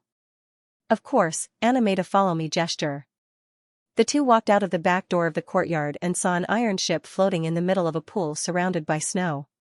The iron ship was about 1 meter long and 20 centimeters wide. It was much more slender compared to those crude cement ships. The bow of the ship was clearly shaped like a shuttle, and the rear end was flat. The most special thing was that the bottom of the ship was covered with crisscrossing support bars, looking like countless square lattices joined together. "This is what I want," Roland sighed. Compared to the reinforced concrete stone ship, the pure steel ship had a unique and delicate feeling, especially when matched with the dense crisscrossing beams. It was simply like a work of art. He knew that every module of this ship model was completely scaled down and cut by black fire. Not a single joint was omitted. If it was in the future, it would be a fine product worth tens of thousands. "Is it the new ship you want to build?" "Yes." He nodded. "It's also the town's first official warship." Originally, Roland had intended to use the concrete boat as the hull of the shallow-water heavy gunboat. However, he found that the speed of the concrete boat was the most significant shortcoming due to the insufficient power of the steam engine. With only fuel and crew on board, the average speed of the entire fleet on this expedition to Longsong Stronghold was only 8 to 9 kilometers per hour. If a 152 mm Longsong Stronghold cannon was installed on the boat, as well as the necessary ammunition and other combat weapons, the speed was likely to drop below 5 kilometers per hour. In terms of knots, it was impossible to guarantee a speed of 3 knots. The reason was that concrete was too heavy. It didn't matter if it was used for transportation, but as a warship, it was naturally better to be lighter. If there was a serious shortage of steel 2 months ago, he would have had to accept it no matter how slow it was. However, with the production of the Star of Steel, the current steel reserves were enough for him to build a real iron-armored warship. In terms of structure, Roland chose the simplest modular assembly method, which was to weld pieces of steel plates together with horizontal beams to form a large hollow box structure. Then, he put together many flat boxes to form the bottom plate of the hull. This building method did not require a keel, and had nothing to do with the classical method. In addition, the enemy did not threaten his own cannons at all, so he did not need to worry about defense. The sides of the ship were almost made of thin iron sheets, which minimized the cost and weight. As for the power part, Roland decided to invest in the new ship with the propeller technology instead of the paddle wheel drive of the concrete boat. The power unit was still a steam engine, which drove 2 propellers with rotating gears. However, in the design plan that he gave to Anna, he left room for modification of the triple expansion steam engine. He planned to modify it into a new steam engine that was more suitable for ships in the future. Back in the yard, Anna began to cut the first steel plate. The black fire was like the most precise ruler in her hand. As it flew up and down, a thick piece of steel that was 1 meter square was instantly cut into 7 or 8 thin plates as if she was peeling a potato. The thickness of each plate was exactly 5 millimeters, no more and no less. The next step was welding. Hummingbird put the lightened steel beam between 2 plates, and Anna's black fire turned into thin filaments that could not be seen with the naked eye and penetrated the bottom of the beam. Like a suture, she tied the 3 plates together and increased the temperature at the same time. Unlike the initial open flame welding, this heating from the inside to the outside allowed the flowing molten steel to completely fill the gaps between the plates. When the 3 plates were completely joined together, the longitudinal beam had slightly sunk by about 1 millimeter, which was proof that the bottom of the beam had melted and filled the gap between the 2 plates. A staggered cross-shaped longitudinal beam could connect 4 plates, and more cross-shaped beams could form a hollow box unit. These units would be lightened by Hummingbird and transported to the Redwater River, where the final assembly process would be completed in the shipyard. Roland's eyes were fixed on the busy figure of Anna. The girl's long flaxen hair swayed back and forth as she cut, like a dancing elf in the pure white snow. In the afternoon, Roland met the newly awakened witch, Summer. Since she could appear in the office, it meant that she had passed the examination of Nightingale. As for her special ability, Wendy had already recorded it very clearly, so Roland didn't do any more tests. Instead, he directly placed the contract in front of her. Summer held the pen stiffly for a while before she said with a red face, "I can't write." "It doesn't matter." Roland smiled and said, "You can just press your fingerprint." She carefully pressed her ink-stained thumb to the end of the parchment and asked, "That's all?" "Yes." Roland put away the contract and said, "I've learned about your situation from Wendy, so even if you sign the contract, you don't have to live in the castle. You just need to come here every day to practice your ability and attend classes. Wendy should have told you about the characteristics of magic power these days, right?" "Yes, Your Highness." Hearing that she did not have to stay in the castle, Summer immediately relaxed and said, "Lady Wendy said that if I don't release the magic power I've accumulated every day, my life will be in danger on the day of awakening." "Yes, so you have to practice well. I think she'll slowly teach you the relationship between the precise control of magic power and the corresponding ability." Roland did not correct her honorifics. It was not a bad thing for a beginner to be respectful. "If there's anything you don't understand, you can ask any member of the Witch Union." "I understand, Your Highness." She lowered her head and said, "But is this ability useless?" "I once asked Lady Wendy this question, but she said only Your Highness knows the answer." "Of course not." Roland smiled and said, "Your ability is only possessed by a famous detective. It's invincible when it comes to fighting crime." "Famous detective?" Summer was confused. "Genius in a second to remember love?" The internet provides you with wonderful novels to read. In the evening, Philin and Eltek were sitting in the study, reading a new educational textbook. Suddenly, there was a knock on the door. "Dear, I'm baking bread." "Go and open the door," Irene shouted. "Maybe it's Miss May." "Got it." He closed the book, went to the door of the living room, and opened the latch. The person standing outside was completely unexpected. "Father. Why are you here?" Philin was surprised. "I came with His Highness." The old sir patted the snow on his shoulder. "I arrived in Border Town yesterday. Although I told them that my son lives here, they still arranged a residence for me in the community near the castle. Come in, it's cold outside." Philin quickly stepped aside. Well, Sir could not help but be surprised as soon as he stepped into the house. "You also have heating here?" "You know about heating?" "I didn't know until today. Last time, I thought it was too warm in the castle. I thought His Highness was talking about a new type of fireplace. This time, when I visited the city hall, I found that the house was as warm without an open fire. Only then did I realize that this thing actually relies on steam to generate heat." He took off his coat and hung it on the stand next to the door. "Wait. I remember you didn't know what it was when you went to the castle last time. I learned about it through the notice in the city hall."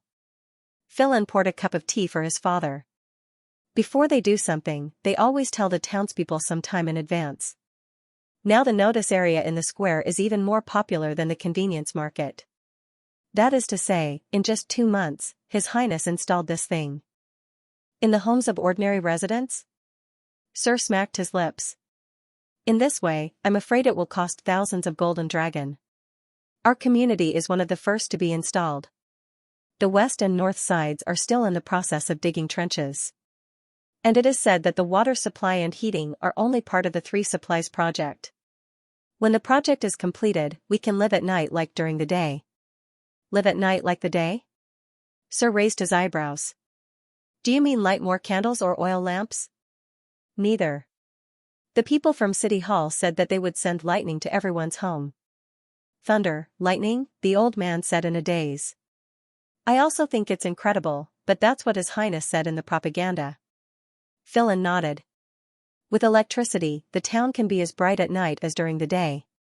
The strange thing was that although the news sounded ridiculous, he felt that if it was Prince Roland's words, it might not be impossible. After all, he was always creating new miracles. Sir Eltec, hello. Irene ran out of the kitchen. In a panic, she was still holding a half-baked bread skewer. When she bowed, she almost dropped the bread on the floor. Sir chuckled, "Hello, Miss Irene. Actually, you don't have to rush. I'm not hungry yet." Philin saw his wife's cheeks instantly turn red. Ahem, he cleared his throat. Today, 2 more dishes will do. Take your time, there's still a lot of time in the evening. After dinner, Irene finally recovered from her initial nervousness. The three chatted for a while, and then she began to clean up the tableware and table. His father took him to the study. Philin realized that he had something important to tell him. Sure enough, after Sir sat down at the desk, he calmly asked, "Do you know what happened in Long Song Stronghold these days?" "I know a little." Philin organized his words and said, "I heard that there was a rebellion in the 4 families. His Highness left Long Song Stronghold to quell the rebellion. It was publicized on the bulletin board. City Hall even said such things?" Sir was startled, and then he gave a general account of what had happened. "Although I also sent someone to pass on the news to His Highness, I didn't expect him to come so quickly. You should be able to guess the result. The 4 great families couldn't even withstand a single blow from His Highness's troops. The Maple Leaf family, the Wolf family, and the Wild Rose family were completely annihilated, leaving behind only the Dying Elk family." "What?" Philin was greatly surprised. "Father, could it be that you—" "Of course it wasn't me," the old man sighed.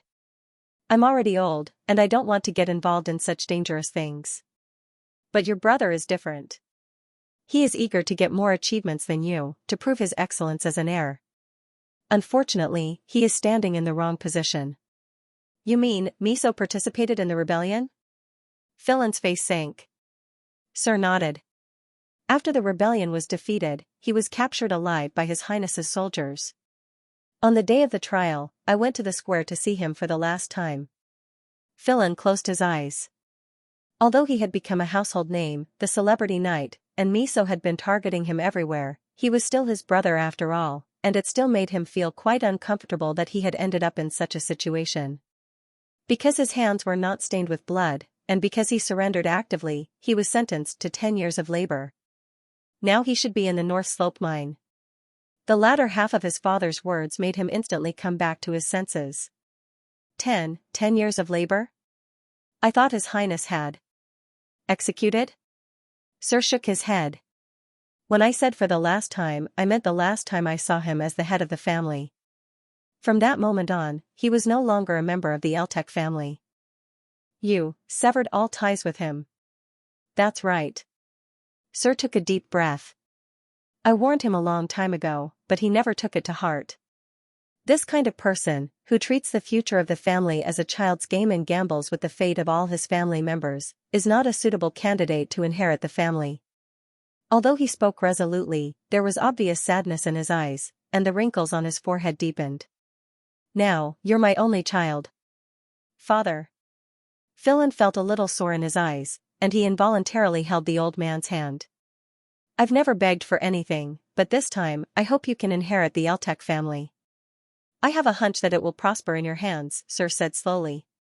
This time, I agreed to come with His Highness to occupy a good position in the future reform. But the position can't be inherited, Father. The title will also become an honorary title. I know, but you've neglected the role of connections and experience. His Highness said that the position should be taken by outstanding people.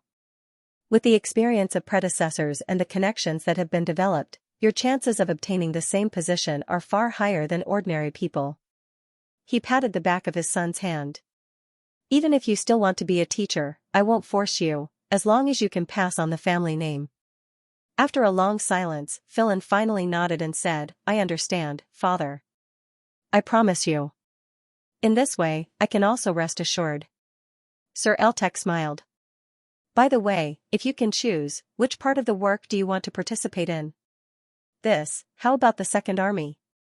I heard from the Commander-in-Chief, Iron Axe, that in addition to soldiers fighting on the battlefield, the army seems to need to set up a planning department, and this plan will first be tested in the Second Army. Sir looked at Philin with great interest. In fact, I know that this current work is not what you like the most. If you really like to deal with books, you wouldn't have chosen to become a knight. His father's eyes shone, as if he could see through his inner thoughts.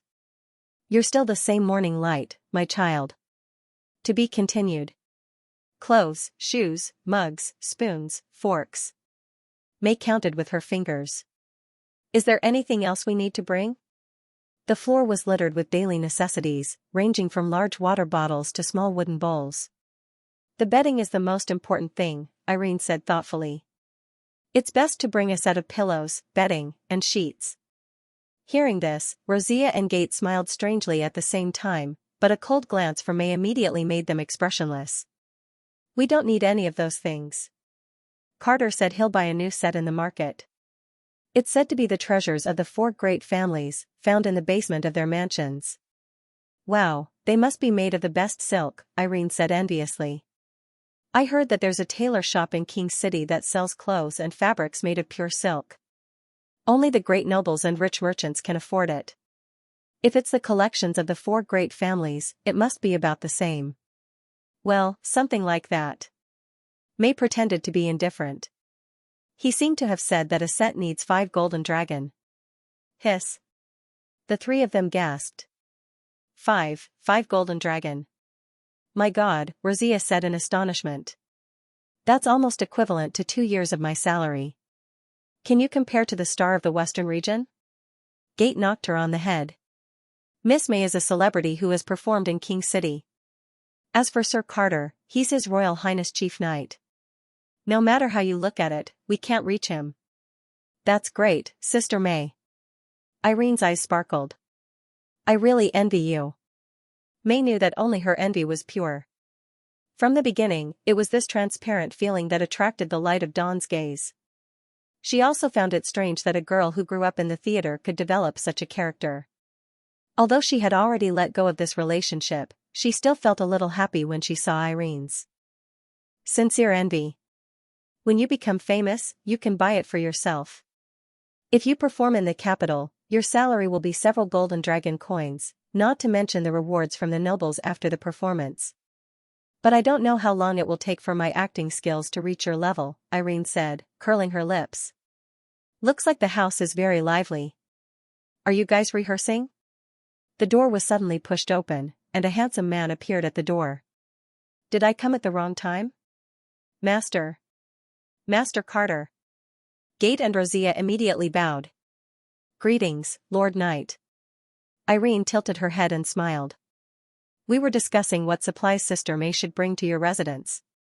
We were just talking about you. Really? What did you say about me? Carter asked curiously, scratching the back of his head. Nothing at all. May glared at him. This guy was always like this. It was fine when he did not speak, but once he did, he would destroy her perfect temperament of a superior. Why did you suddenly come here? It's not a holiday today, is it? Don't worry. I got special permission from His Royal Highness, and I brought a gift. A gift? May glanced at everyone, and Gate immediately understood. Miss May, I just remembered that I have something to do. When you decide on your luggage, you can call me at any time. Me too. Some clothes have been left in the bucket for a few days. Rosia also bowed and left. When she left, she also took Irene with her. Huh? I'm fine. Wait. I want to see Sister May's gift. As the voices faded away, May exhaled, locked the door, and turned to Chief Knight. What gift? Is it another new thing developed by His Royal Highness? Carter looked around and asked, Your father. He's working. Do you think everyone is as free as you? May said grumpily. After fetching his father from the fortress, he thought that it would take a long time for him to familiarize himself with the new living environment. Little did he expect that in just a week, he would find a job at the city hall sorting out documents. He couldn't even stop him. Now, he was an official clerk in the Ministry of Construction. I'm also very busy.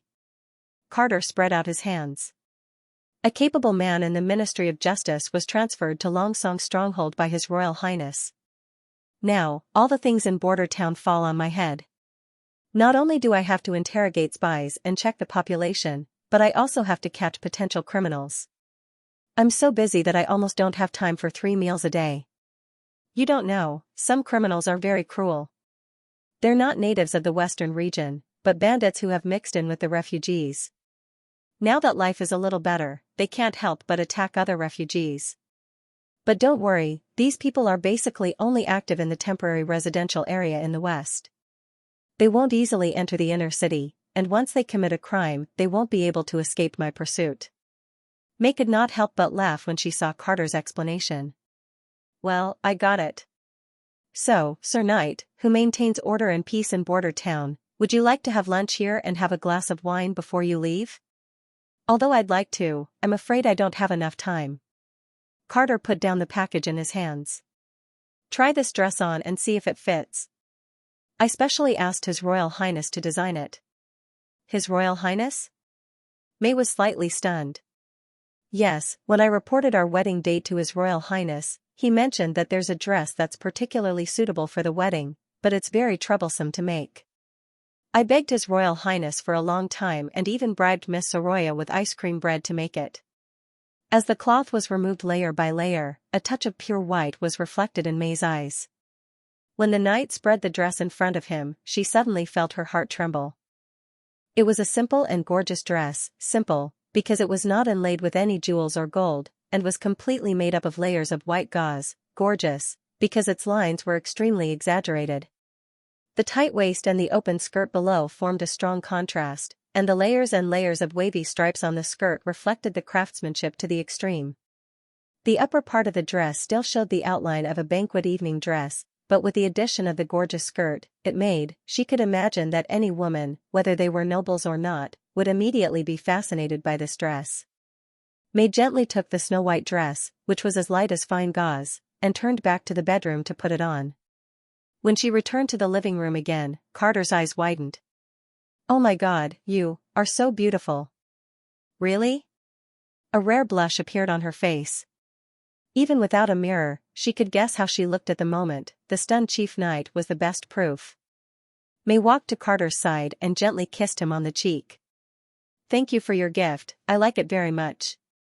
The knight, who came back to his senses, did not answer, but stretched out his arms and pulled her into his embrace. Looking at his face that was gradually approaching, May closed her eyes. After 2 weeks of study and exploration, at the end of the first month of spring of the new year, City Hall Director Barev, at the request of His Royal Highness, held the first City Hall General Conference in the Castle Reception Hall. In addition to the heads of the departments of the first General Conference, this conference also included some nobles of Stronghold, and the number of participants reached 65. The learning process itself was a test. After Barev took charge of the City Hall for a year, it was easy for him to distinguish which nobles were suitable for this kind of work and which nobles were not worth training. Therefore, nearly half of the nobles were excluded from this test. According to His Royal Highness, he had given these small nobles a chance to catch the express train. Since they missed it, there was nothing they could do about it. Those who could not keep up with the times would only be eliminated. Barev felt the same way. Whether His Royal Highness was a demon or a god, his territory had shown a completely different atmosphere from the rest of the kingdom. If this was the new era, he was happy to go with His Royal Highness. The main content of today's meeting was to make a final vote on the unified laws after the city was built, and at the same time, let the nobles of Stronghold know the contents of the laws in advance. Barev had been preparing for this for a long time, and now it was finally time to unveil the curtain. In front of everyone was a thin hardcover book with a string of golden characters printed on the cover, the basic law of the kingdom. This was also the core law drafted by His Royal Highness himself and embellished. Just from the name, it was obvious that His Royal Highness had a big plan, and he also believed that His Royal Highness's power should not only be effective in the western region. Let's begin. His Royal Highness Roland, who was sitting at the head of the long table, nodded. Yes. Barev cleared his throat. I think everyone in the city hall already knows that a new city is about to be built in the western region. The law in front of you is the general law that will be implemented in His Royal Highness's territory after the construction. You can read it yourself or listen to my presentation. If you have any questions, you can ask His Royal Highness on the spot. There was a rustling sound of the book being turned. He also opened the thick cover, revealing the first page written on fine parchment. The first content you will see is the general outline, which mentions the structure and system of the new territory. The first rule: all the territories under the rule of Roland Wimbledon belong to Roland Wimbledon. Second, the City Hall is the highest authority in the territory. Under the leadership of Roland Wimbledon, it handles all matters related to the governance of the territory. Thirdly, the population of the territory can be promoted to an official citizen through many ways. City Hall should maintain at least 3 promotion methods. Rule 4. After becoming an official citizen, there will no longer be the distinction of free people, farm laborers, servants, and slaves. There will also be no distinction between men and women. The citizens were protected by the law and had all the security and benefits of the territory. They also had the obligation to pay taxes, serve in the army, and defend against the enemy. Rule 5. Nobles are also official citizens. Their titles of nobility no longer have the corresponding power, but they can be inherited as an honorary title. Article 6. Roland Wimbledon shall protect the personal safety and legal property of citizens and shall not infringe upon them. Article 7. Citizens shall have the right to education, the right to choose their jobs, and the right to marry. Article 8. The territory encourages lawful commercial conduct and free trade. The 9th rule: Barav stroked the pages of the book and read down one by one. The laws made by the nobles rarely involved the people. Even the free people in the city, in the eyes of the great nobles, were just objects to be exploited and conscripted. It was rare for His Royal Highness to repeatedly mention the people under his rule in the system. Perhaps he really believed that only by relying on the power of the people could they fight against the coming Doomsday War. Barav did not care whether His Royal Highness relied on the nobles or the people. He only wanted to do as much as possible to complete the tasks given by His Royal Highness so that he could hold the power tightly in his hands. When he was in King's City, he was transferred from the Astrologer Association to the Minister of Finance as an assistant. He thought that he would soon be able to set foot on the top of the Grey Castle Kingdom. He did not expect that he would have to wait for more than 10 years. His excited mood gradually became numb and desolate. The reason why he agreed to the request of Wimbledon III to follow Prince Roland to Border Town, in addition to an illusory promise, was also because of his feelings of hopelessness. But he did not expect that today he would realize his expectations in another way. Barav had never seen a real demon, but he knew the strength of the armored knight. His Royal Highness could easily deal with them, so naturally, he could also wipe out the resistance forces of the whole kingdom. Sooner or later, His Royal Highness would be crowned king and rule the world, and he would also become the hand of the king with great power. At that time, if the Minister of Finance was still alive, what kind of expression would he have when he met him? Since most of the contents of the general outline had been publicized to the people in a relatively common way, the heads of the departments were not surprised. Only when it mentioned the prohibition of human trafficking and the abolition of slavery, which aroused the nobles who were listening to it, did not even raise any questions about the other provisions.